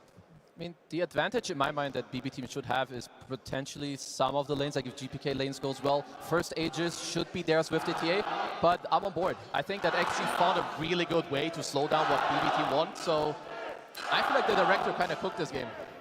I think GPK has a lot on his shoulders. He's got to really pop off with his signature Storm Spirit because this draft was crafted around enabling the Storm Spirit. So if he can get off to a good start, crush these lanes, get these pickoffs, early timings before anti-mage is too strong, that would be their way in. But what's the solution if he can't leave his lane? Because the moment he does, the Death Prophet pushes his tower. Do you just give up the tower and hope you get a better trade? You can try to have someone else like pull the wave to delay it, or when XM makes this move into mid tower, just bring some heroes over. Like be ready to make this move. T already mentioned Miro on the Sand King. Maybe he can be freed up. He can just TP mid. If you overstep, you gotta do some things. Be creative. Yesterday against the Husker, they didn't show me that. Just shut down the Death Prophet, and then maybe there's a game play for BB. Okay. We're going to find out what's going to happen in the first game of this elimination best of 3. Before we see the game, though, we're going to head over to the stage where Tsunami is with Coach Bulk. Thank you very much. Yes, I am joined by Bulk of the BB team. Again, good to see you, dude. What you been up to for the last 4.5 hours? Привет, Булк. Чем вы занимались последние, эдак 4 часа? Поели, отдохнули, посмотрели игры. So, we ate some, we chilled some, we watched some Dota. That's it. What a coincidence. That's the same thing I've been doing as well, except now you've got another stressful game ahead of you. This is the first time you've picked GPK Storm all tournament long, and then immediately they respond with an anti-mage. Were you expecting that in second phase, or maybe taken a little bit by surprise? Вы впервые взяли Шторма. Удивлены ли вы их ответу в виде антимага, или вы ожидали его? Да, мы не ожидали антимага. Yes, we did not expect the anti-mage. Now tell me, is he being serious? I feel like I'm sensing a bit of sarcasm here. There is some sass in there. Не услышал. Он спрашивает. Вопрос в том, насколько серьезен был твой ответ. Полностью серьезно. Мы не ждали антимага. Well, I gotta trust you then. And if you two were taken by surprise, let's see if your players were not. Bulk, let's see how you do in the second elimination series. At least pass it over to our casters for game number 1. Thank you so much, Tsunami, and of course the lovely translations. Love to hear it. Yes, I cannot freaking wait for this series. It's top 4, man. We're here. Yeah, we've been waiting. We got some game 3s. Oh, it's been a great day so far. I would like some more. Can we get another game 3, please? Keep doing it. Yeah, let's just do that. Okay. I think that this is also one of the times when I'm watching these games and I'm out there and I think about, man, these guys have been here for a while. Like, we just did the interview, obviously, with Bulk. They were sitting and staying. But the other thing that I heard was that XG, throughout the entire duration of this time that they were hanging out here, after their series, they didn't leave. So they've just been waiting all day to see who their opponent's going to be.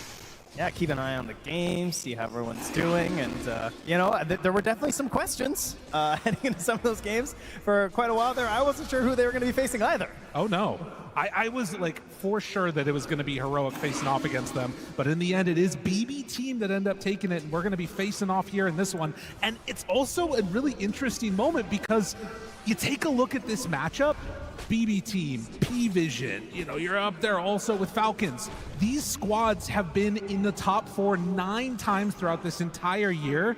For XG, it's only their second time in top 4. They're trying to upset the narrative. Yeah, and so far already doing that very successfully, considering many of you out there, and maybe myself also, didn't even have them getting out of the road to the International, let alone putting on such an amazing performance earlier in this tournament, and thus making it this far.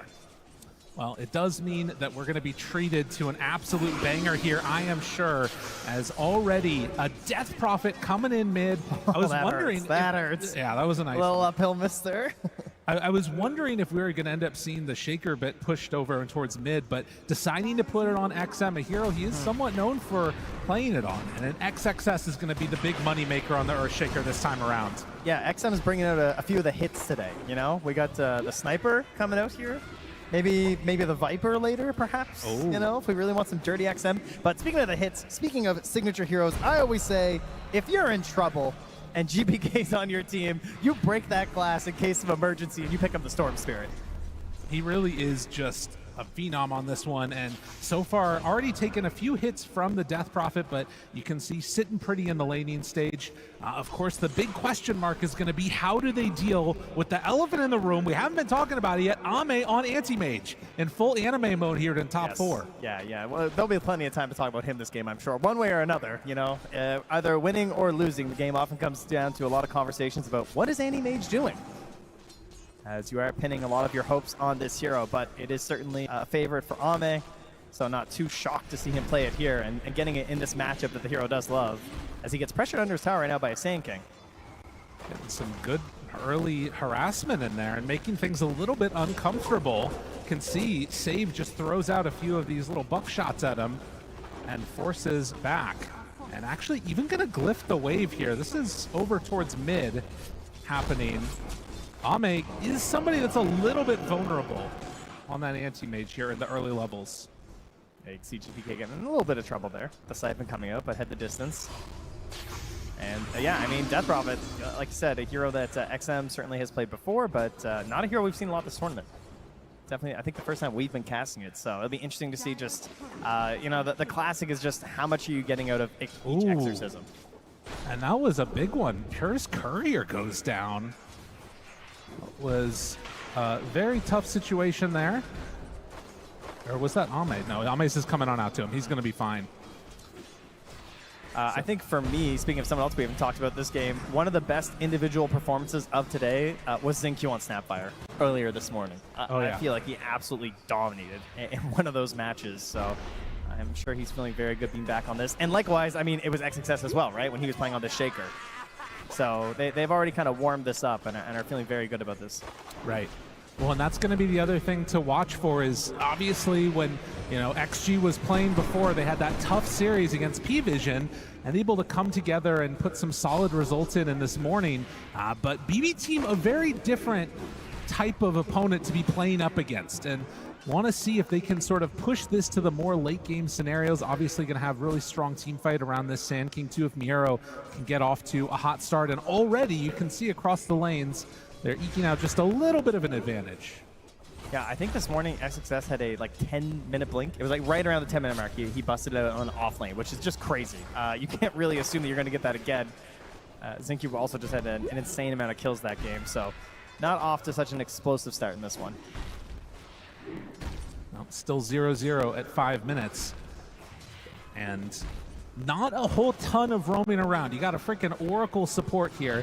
The benefit, of course, is it does mean that more likely to be able to set up your Storm Spirit for good runes with that prognosticate. Yes, very important thing to point out there. That innate is just crazy good on Storm Spirit. We're always talking about how runes run the Spirit heroes, and I would say that Storm Spirit is the most susceptible to losing runes and having a really bad early game.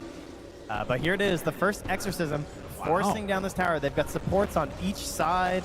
Snape's trying to pull this off here, but like GBK's in the jungle doing stacks. He now returns, but this is just a lot of damage. I mean, it's a siege wave, and yeah, 6 minutes, and Xingqiu making that move over to get the little shredder debuff on the minus armor, and look at that, a 6-minute mid tower gone. Really, the only good news is that it was a shield room that they couldn't contest during the Exorcism, so GBK can take a slight Pyrrhic victory in that at the very least. But that is going to really open up the map. And I think the biggest thing also that this Death Prophet is going to give you as we see those camps blocked out is this sort of like countdown easy timer to take buildings consistently, right? Every single time that ulti's up, going to be trying to make some moves with it. Yeah, and one of the more important things too, as you heard the panel mention, was this idea of the Sand King relying on stacks this game. Already you can see not having an incredible lane, obviously, versus the Anti-Mage. It's hard to really bully a whole lot. Like, you're doing okay, but you know, you're not this dominating Sand King. You're hoping to get these stacks there. You might contest with the Exorcisms. Does have boots on Xingqiu and making his way over. Is he going to be able to get there in time? Oh, just barely. And Katomi going to be shut down from that one as he will be eventually brought down. There it is. First blood drawn by XXS. Oh man, if that body block had have worked, that would have been awesome. Oh yeah. Not quite able to do it there. Dude, this crowd right now, chomping at the bit to just get going. Honestly, I feel like they are prepared for this game to go wild in a few. They're very organized. They have tools over there already, as you were mentioning. I know, I saw that. Yeah. It's like a little brass plate they were hitting. Getting the chanting organized here. Well, there is no agreement this time for 0 helms or anything, obviously, as it is finished up here for Ame. Our go-to build on this anti-mage this tournament. As has happened time and again, and XM does not get the benefit of knowing where the rune is, so Storm bottles up the haste, and XM realizing it's going to be gone, but does have ulti ready. I want to see what XM decides to do with this. Is he going to play for a more farming-oriented gameplay, or is he going to try and sort of bully down these lanes? I mean, it would be nice to just move towards your Shaker, I would think, you know? Try and take that top tower, make things a little bit more difficult up there for Pure. On the other hand, you could just say, hey, the lanes are going well. You're already just kind of chilling on the wave right now as XXS. Could wait to respond instead and just keep controlling mid. But the Ghost is starting to meander a little bit towards the north. GPK. X-Nova's coming through the Twin Gate. All right, we got a plan for me here, perhaps. But this is the other thing that you do have to be concerned about. A haste rune with the Storm Spirit could turn stuff south pretty quickly. And Yeah. X-Nova XM actually just goes straight back. He's like, there's waves coming in. That's not full commit, and X-Nova just goes right back through the gate. I mean, they have this trap on there, which is really nice, of course. Keep an eye on these support rotations. Burrow strike the helm, tries to do some damage. Nice. Was not able to get there in time to take over another one, so the gold is handed over. And while this is happening, while the Ancients were blocked, GPK was able to take out 2 triple stacks over in the jungle. So he is building up his own net worth to try and contend right now with that Death Prophet. Yeah, unfortunately, though, you know, trying to get your Galvanized going, those do come from kills alongside levels, and not able to get one with the haste rune is a little painful. Nero is calling for a defense here. And thinking about it, this is a dangerous move to make with level 6 there. The cookie They got Oracle gets the save. stun, but it is going to be Bane in trouble. Now the turn on to Nero, but the save is there. Oh, false promise doing some work, but XM does have the ulti ready and just has to TP out with 1. Now Ame gonna chase down Katomi, find that finish, and will move immediately into the tower. Yeah, not what they're really hoping for. You don't get a good initiation there. You get the save from the Oracle, very nicely done, at least to get Nero out, but there's no conversion there from GPK. They still get the tower knocked down, and now that's the mid-tier 1, the bottom tier 1 gone, and the classic Ame getting so much space. Yeah, and on a hero that will make good use of it as well. Only 1 point up right now in that counterspell and ready to start working his way through the bottom of the map farming, and this is what you want to see for XXS. Will manage to do a nice little chunk of damage there and does have his Blink Dagger now done. Man, this guy is crushing on Shaker today. Actually ridiculous how fast he's getting these. All right, so at the very least, because he's farming up with the Echo Slam, of course, there's not going to be this like immediate movement, but when it's back up, I mean, you know, you got 4 points Aftershock. You're very happy to start making maneuvers across this map, and you've got to imagine Pure is the prime target. Or, I guess, ending GPK's life would also be great here to try and start working on these Galvanized charges, as he's going to get smoked up now by Save. Only has an Illusion rune to work with this time. Scan does connect, though. Oh, but they know that Ame is here. You know? I guess if Miro's here, too. Okay. Gonna try and make something happen. Sees Miro. Now Ame realizes that the jig is up. Yeah, the Spidey senses are tingling. Did he really get caught? No. Blinks away. Ame never in doubt. Does he lose the other creep, though? He might just. XXS finishes off that camp and is going to head back home before getting ready for a smoke play, most likely. So, just about the 12-minute mark as we hear the crowd picking up again, trying to instill some hope. The team they're hoping is going to come away with the victory in this. Again, another rune secured thanks to Oracle's passive. Or innate, rather, I should say. And maybe looking for another go here onto Ame, but he is already backed away. heading off to the other side, leaves his creep behind. I mean, this is what I love about Death Prophet. I always love this hero because it just gives you such clear direction for your team. Oh, yeah. Like, the enemy team knows what you're going to do, sure, but it's so powerful that they have to be ready at the exact moment. And they are not ready at all. Pure in a world of hurt will get saved for the moment with the false promise. And Katomi able to get there in time. Are they going to try and translate this into anything else, though? XM has Exorcism going, but having already used Kisses in the jump from XXS feels a little shaky. I mean, there is still Echo, you know? That's true. They have to really fully commit for this, and okay, they are. Miro's coming through. He has his Blink Dagger. This could be a mistake from XG if they try and force this. Well, they saw for a second there, actually, onto Miro, and so the one left behind is going to be X-Nova. Save picking up that kill. But everybody forced to the side of the map, and look who's down bottom. Yet again, Ame farming away on the anti-mage. Happy as a clam. I think that was a good call from XG. Just cut your losses. Just get it there in that moment. You try and force that just because you popped Exorcism, and that's one of the easy mistakes you can make when you're running a Death Prophet lineup. Just accept that they were ready, right? They had the TP in there. They got the Oracle save. It was a nice play. Give them their opportunity there and just go back to farming elsewhere until the next Exorcism's up. Also have another smoke available here for X-Nova, so we could see him getting active with XXS. And he's got about 1,000 gold to go for the shard, too. And the next big power spike there on that Shaker, and also a massive farming item as Pierce just able to start whittling down this tower as Kataomi will stack some Ancients for him and just defend his presence here. I mean, this tells you everything. Ame right now is under a ward, just farming, and there is no interest from anybody, a BB team, to go on in and try and contest this. Yeah, they're going to try and play their own game, right? They're going to hit their own very specific timing with these TA items into the Roche Pit, into the Tormentor. Oh, Ame! All right. That was pretty sweet. That was good. I like that. Oh, and as well. So, you know, they have to pick up a kill there. Save going to grab that one.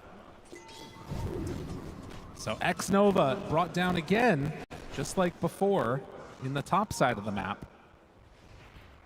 And XG not wanting to try and really put the pressure onto that top tier 1 tower. Content just continuing to farm. You're working your way towards that Aghanim Scepter on the Death Prophet while still searching for a Battle Fury on AM. They're scanning. They know he's around here. Of course, it could also just be the creep hero. Blinks back. He's away. Oh, save not connecting there.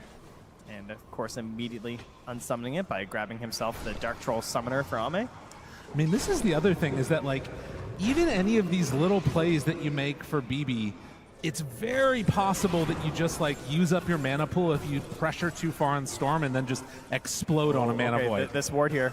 Yeah, this could make a big difference. That sentry is going to catch if they check that high ground there. They do see that one. Do they see the high ground, though? It doesn't look like they're going to drop down any vision. I imagine a courier is probably coming. Ame, do they want to try and go onto him?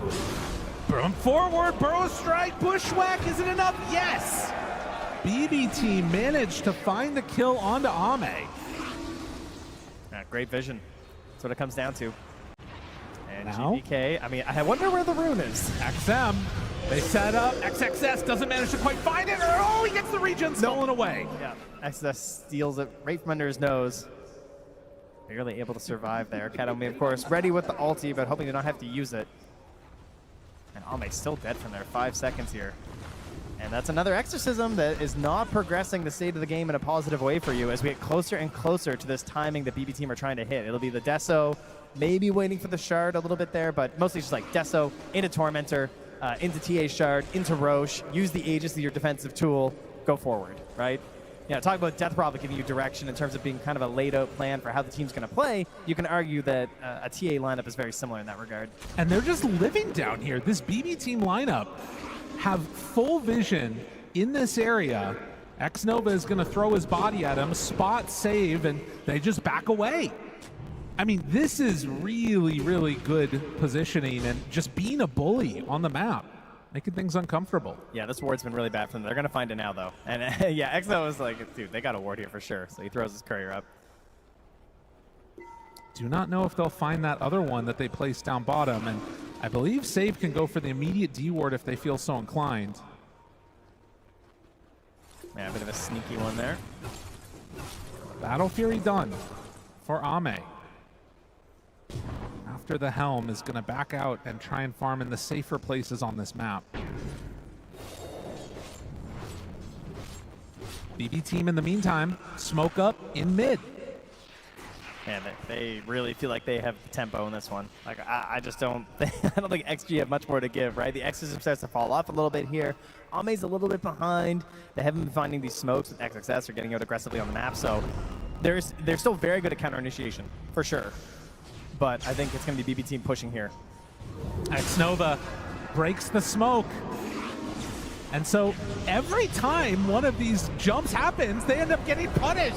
As they find Miero, Miero in trouble, just going to get gripped after the fact. Sometimes it's better to play defense than offense. That's what it seems to be here. I think they were just sacrificing Miero because they knew the room was bottom.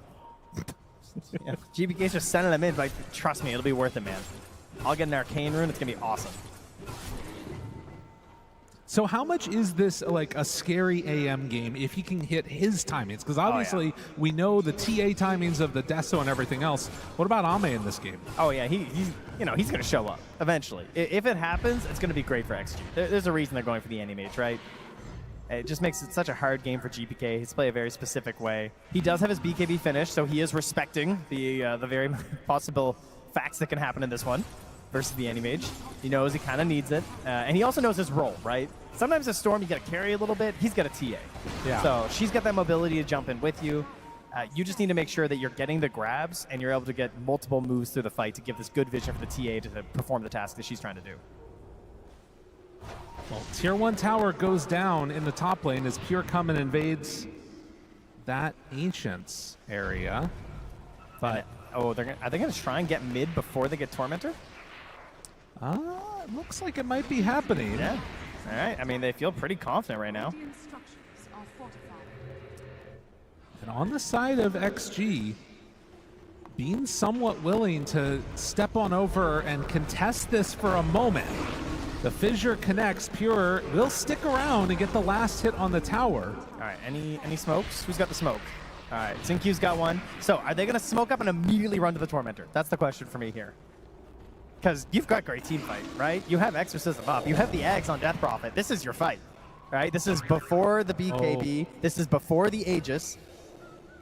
Ame is underneath a ward here, so if he goes to connect, then they'll know that he's coming through, but the rest of the squad can start out that fight. All right, Ame's not showing Don't worry, Ame's not coming. That guy is farming. I mean, they're making their way here. This is a big dedicated maneuver, but it's a TA. It is gone. It happens so quickly. The Kisses trying to find a snipe now on to save, hiding over to the side. Katomi gonna get initiated upon and almost enough damage. Yes, he's gone. Can they do anything more after the fact? Epicenter out, but the big Echo Slam lands. Miero is out of here. XXS will fall to the follow-up Aftershocks. Pure still sticking into it. Trying to do what he can, but Xnova is there. He manages to blink away just before a grip comes out. The slow is there. Bushwhack at the ready, needs to dodge away. Not gonna happen. Xingqiu also gonna be going into the graveyard. I mean, it looked all right for a moment there, didn't it? You know, you get this kill in the Miero, you're like, okay, this was kind of worth it. They also did get the buyback there on Kanomi, so something there.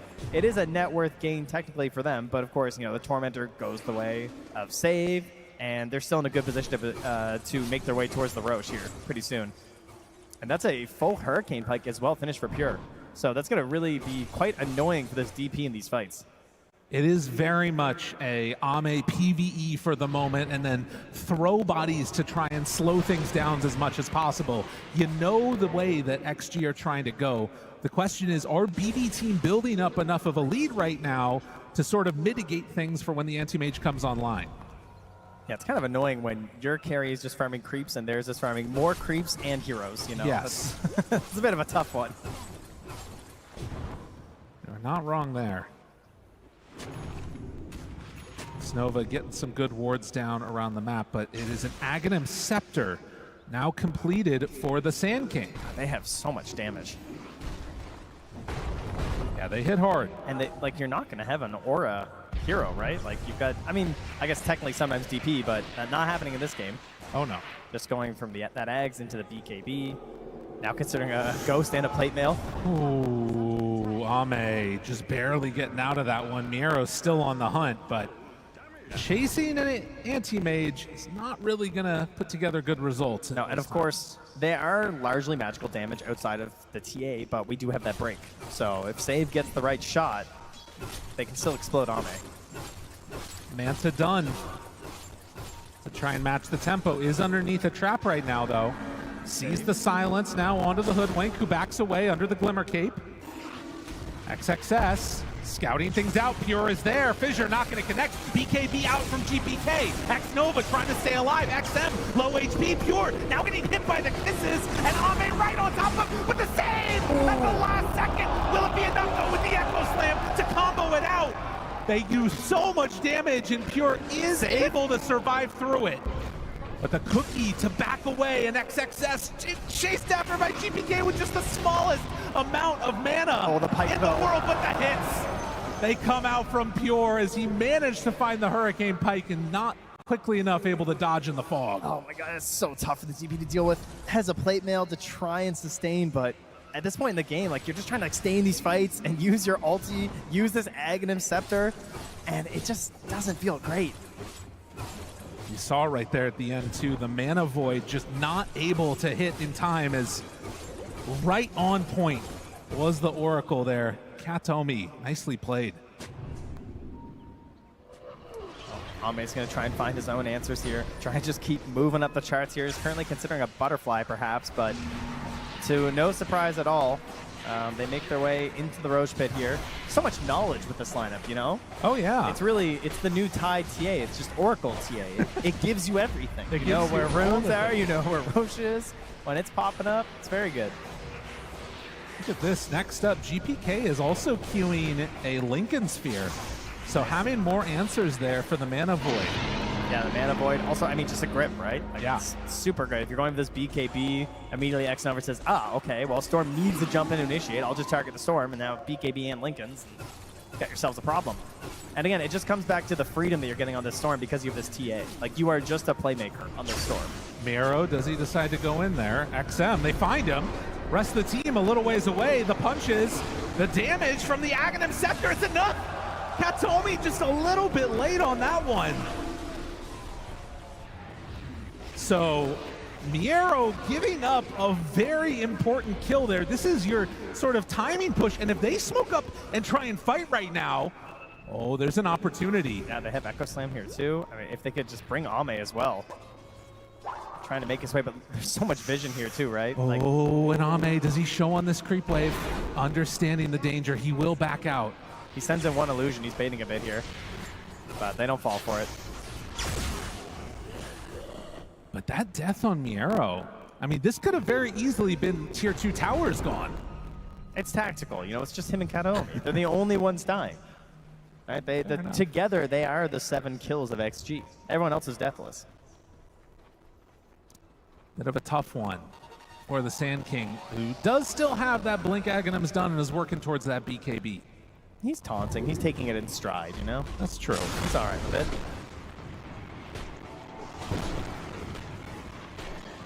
So now, with still 3.5 minutes left on Aegis, you got to imagine that BB Team will still try and take advantage of this window to put the pressure on.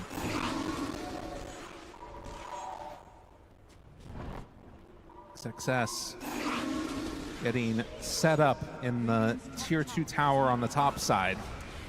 Just trying to delay things. I think this is their best chance at a fight. Jumps. Ame right on top. Pure in trouble with the save. The bushwhack is there, and he's in trouble. Ame with a nightmare save. Can they keep him alive? Almost. Yes, he's out of there. Unreal. It took every single thing to keep him alive, but they did it. Ame survives through that, and now an attempt at Pure. They're going to go in with Miero, but I don't know, this fight already feels a little bit lost unless they can salvage this Burrow Strike off the mark, and now Nightmare pulls him back in. The cookie is out. Oh no, Miero, not like this. The false promise is there, but he's already taking so much damage. They lose the Oracle. They're going to lose the Sand King, maybe? No, wait, for now. Oh, he's trying to get out of there. Miero Glimmer Caped. Ame's still on the hunt. They hide off to the side, and Well, see the sandstorm fissure out. Miero in trouble and gone.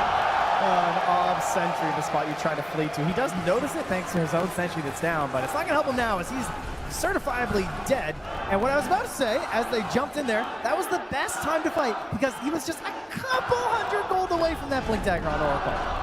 And if you have that Blink Dagger there, it breaks that whole initiation.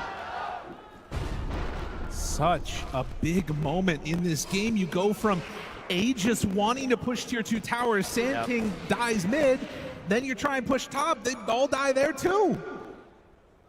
Oh, and that, I mean, it's such an important Aegis. That is supposed to be at least one tier 2, if not multiple, with that Aegis on this lineup. That is certainly the goal.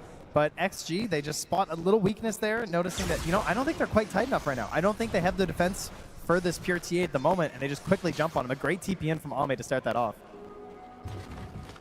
And working towards that butterfly. 28 minutes in, the Wisdoms are around. And for BB team, I mean, you still have an incredibly farmed TA. She's top net worth by 3,000 over this anti-mage. You still have so much physical damage that, as we saw right before that, he can have trouble dealing with. But do you feel confident enough now to try and make some solid move? Look at this damage is nothing on the AM. That's probably going to change soon. Yeah, he's certainly hoping so. I mean, Ame is almost into the butterfly. It'll be a bit of a small window before the MKB appears, but if he's forced to go over this MKB first on Pure, that also means he's still not getting in towards the BKB. Right. Which, I mean, there is a lot of just random magic damage and control in these fights, so it's a pretty hazardous game to not have a BKB, but of course that's because he is an Oracle, so he's counting on Kataomi to make up for the fact that he does not want to buy this BKB. Kataomi going to be the one to watch for.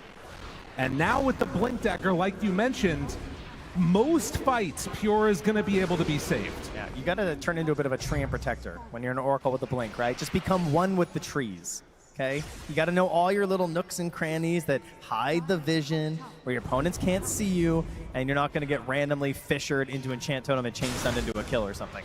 The one thing that is a little bit concerning, though, is that if you do manage to burn all of TA's mana, that's where you can run into some serious issues. That's true. She does rely on that for a lot of her shenanigans, doesn't she? So if Kataomi is a little bit late to get in there in time, could be an issue for Pure, but we will see. As XG still feeling comfortable, not really risking much in this game. They're farming out waves, shoving them out when they need to, and trying to take it to the late game. Yeah, I was concerned about the lack of auras that could be coming out here, but as we get later and later, you know, XM gets over that hill, can get into the Shiva's Guard. Great item on this hero, very helpful against everything that you've seen on the side of BB team. That'll be a very good helper, and then of course we start getting into this Refresher Shaker, which has just looked so nasty at the main event. It's been nuts. Well, and you can see now also XG at this 30-minute mark, they're going to head on up and try and find a Tormentor of their own. And at the moment, BB are not in the area to come and contest this. So this one should be a freebie. Although, I wonder if they feel a little bit scared of taking it, not seeing anybody. They're just going to go right at it. So Tormentor for X Nova. Yeah, they scan around them just to see if they're safe and feeling all right.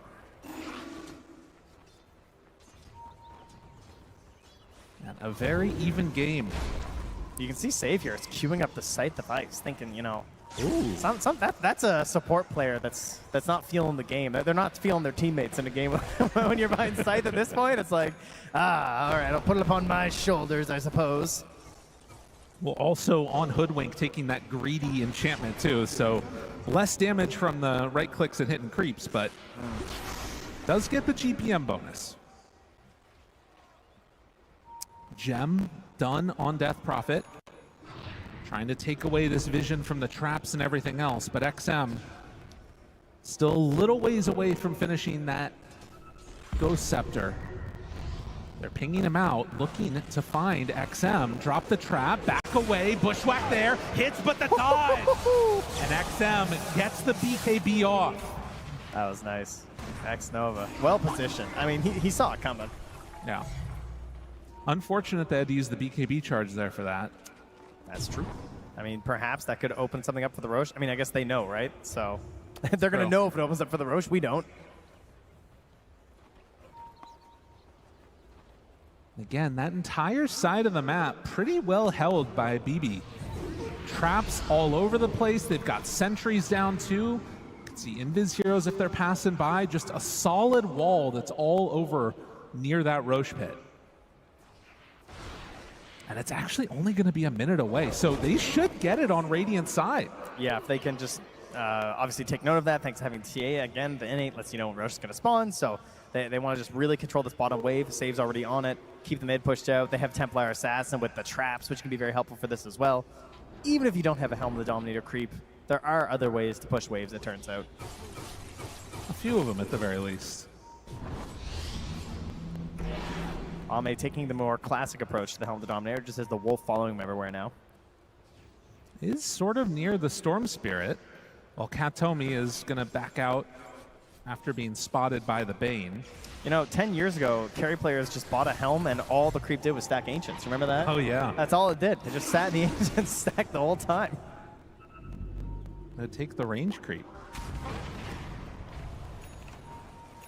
So now, as Roche is capable of respawning, XM was stepping over here and trying to make a little bit of a move, and they're going to smoke up as 4. Oh, clearly hacking here. They also know the Roche timer somehow. And the ping is for the TA. Do they want to jump? There are people right behind her. Kataomi must be just sweating buckets right now, man. Like, don't get caught. Don't get Not caught. afford to get caught. The jump in. Cookie. GPK not wanting to get stunned by that one. They're throwing in the anti-main illusions to start to burn GPK's mana. That is so frustrating to play against, and now they manage to get away from the bushwhack, and GPK is completely out of mana for this fight. All right, that's not good. Oh, man. If they go in and try and do this right now, I mean, he does have bottle, so he can bottle back up for a little bit. It's not a lot, though. You know, it's not great. No. Roche is going to roar, let him know what's happening. It's an amplified damage rune. I mean, it's the rare time that GPK doesn't get the rune because it's Roche time, so they're trying to help Pure with this. Miro hunting, ready to jump. They see him there, but he doesn't decide to go. Could have made that move. They take out the ward, removing vision. Oh, this is so interesting because like a split fight is quite bad for XG in some ways. Like when you have this enchant totem and the way the Death Rod wants to fight. Kisses going in. The Roche backs out, starts heading this direction. The Roche is low enough now, and it's going to start heading up to the north. BB team are in a weird spot for this. I wonder, could he have just exorcismed right now and stay mid? And just follow, just follow Roche? Walk the Roche? I mean, I'm ready to find out, Lyrical. I don't know. I'm wondering if they're going to try and come and get over here in time. X-Nova's trying to get a nice ward here. Getting good vision for this fight. That's a brilliant place to put this right now. Taking good advantage. Immediately pinged. Yes, they know. Kataomi's on it. Kataomi knows exactly what's going on. Wait, no, he does find it? No, he sees it. Yeah, they get it. He does show for a moment, but there's nobody nearby. X-Nova caught. There it is. Fissure, the cookie to the far side. He's in trouble dead. X-Nova does have buyback, uses it immediately. Success thinking about jumping to the low ground. Miero, no more BKB, has to burrow strike to get away. Now, XM has used the exorcism. They're going to put pressure on BB team and say, come and fight us here. Roche starts to go down one way or another. This is going down. Our BB team going to be able to come and steal it away, though. The bushwhack out connects to the moment to jump in. It's there. It's on the ground. He gets it. Miero makes up for what happened earlier. Snatches that Aegis. XM stuck in the pit. They decide to jump on out. Does he have the save? Yes, he does. False promise. Ame caught. Pure trying to hit him. Jump in. GPK finds his man, but the cookie away again. And when all is said and done, all that happened was the buyback from X-Nova. The Aegis is gone. Okay, and we get ourselves a little bit of a Radiant bounty as they're the ones who get the kill, and we reset. All right, this is a sign. I feel like we're going late on this one. This is how it's happening. God, we have some massive items, though, for 37 minutes. Oh, yeah. Like, look at Pure. He's just a beast. The timing here. I mean, again, this vision plays down. Really good vision control this fight coming up from BB team. Oh, as back in the world of the living not so longer, Miero is gone. Katomi able to make his escape. He is level 24 now on the anti-mage. Oh, he's dancing now. Watch out, everybody. Hamburg, it has been a long day, but I need to know, are y'all still up right now, ready for this game? Who here feels like XG's gonna come away with the victory? Oh, it's getting louder. They're realizing you said XG. They're like, oh, those guys. Oh, yeah. And can I hear from any BB fans who feels like they're gonna be able to come away with this series? I feel like XG had it maybe. I'm not sure. That was close. I'll tell you one thing, it's full in here. Oh yeah. Y'all are very impressive. That's what happens. Get here on the weekend. Stay, watch some Dota, have yourselves a wonderful time. Well, I mean, I hope these players are having a wonderful time. I know if I get to play Dota all day, I have a pretty wonderful day, generally, you know. Well, there's ups and downs. I was going to say, based upon the games we play together, I'm not sure that's not true. But you see right now, this next couple of minutes, they're saving on to the greedy. I think that they're recognizing that they're going to need to be able to scale into the later stages. And that is a sort of a weird scenario to be in, I feel like, particularly for an Oracle, right? Because you basically need to like wait for things to go wrong and then save the day, and often you're still ended up in a bad spot. Save the day? That's right. He's trying some secret agent maneuvers down there. Almost runs into XXS and XNova. That ward is going to scout out GPK, but not looking to make any serious move that way. Ame goes straight for the BKB. Yeah, that's a nice 6 slots he's got here right now. Pretty well filled in here. Dire's top tower is under attack. Should be noted, though, that TA still a real monster, and having gone for the meld hit bash, Talon at 25. With a Swift Blink to get into these fights, hoping to replace the treads with the BKB as well. I mean, Pierce hitting critical mass as well soon. That's going to be one thing to watch for. Like, Ame can just explode. He's relatively tanky now with this Scotty, has 2,800 HP, but physical damage is still an issue.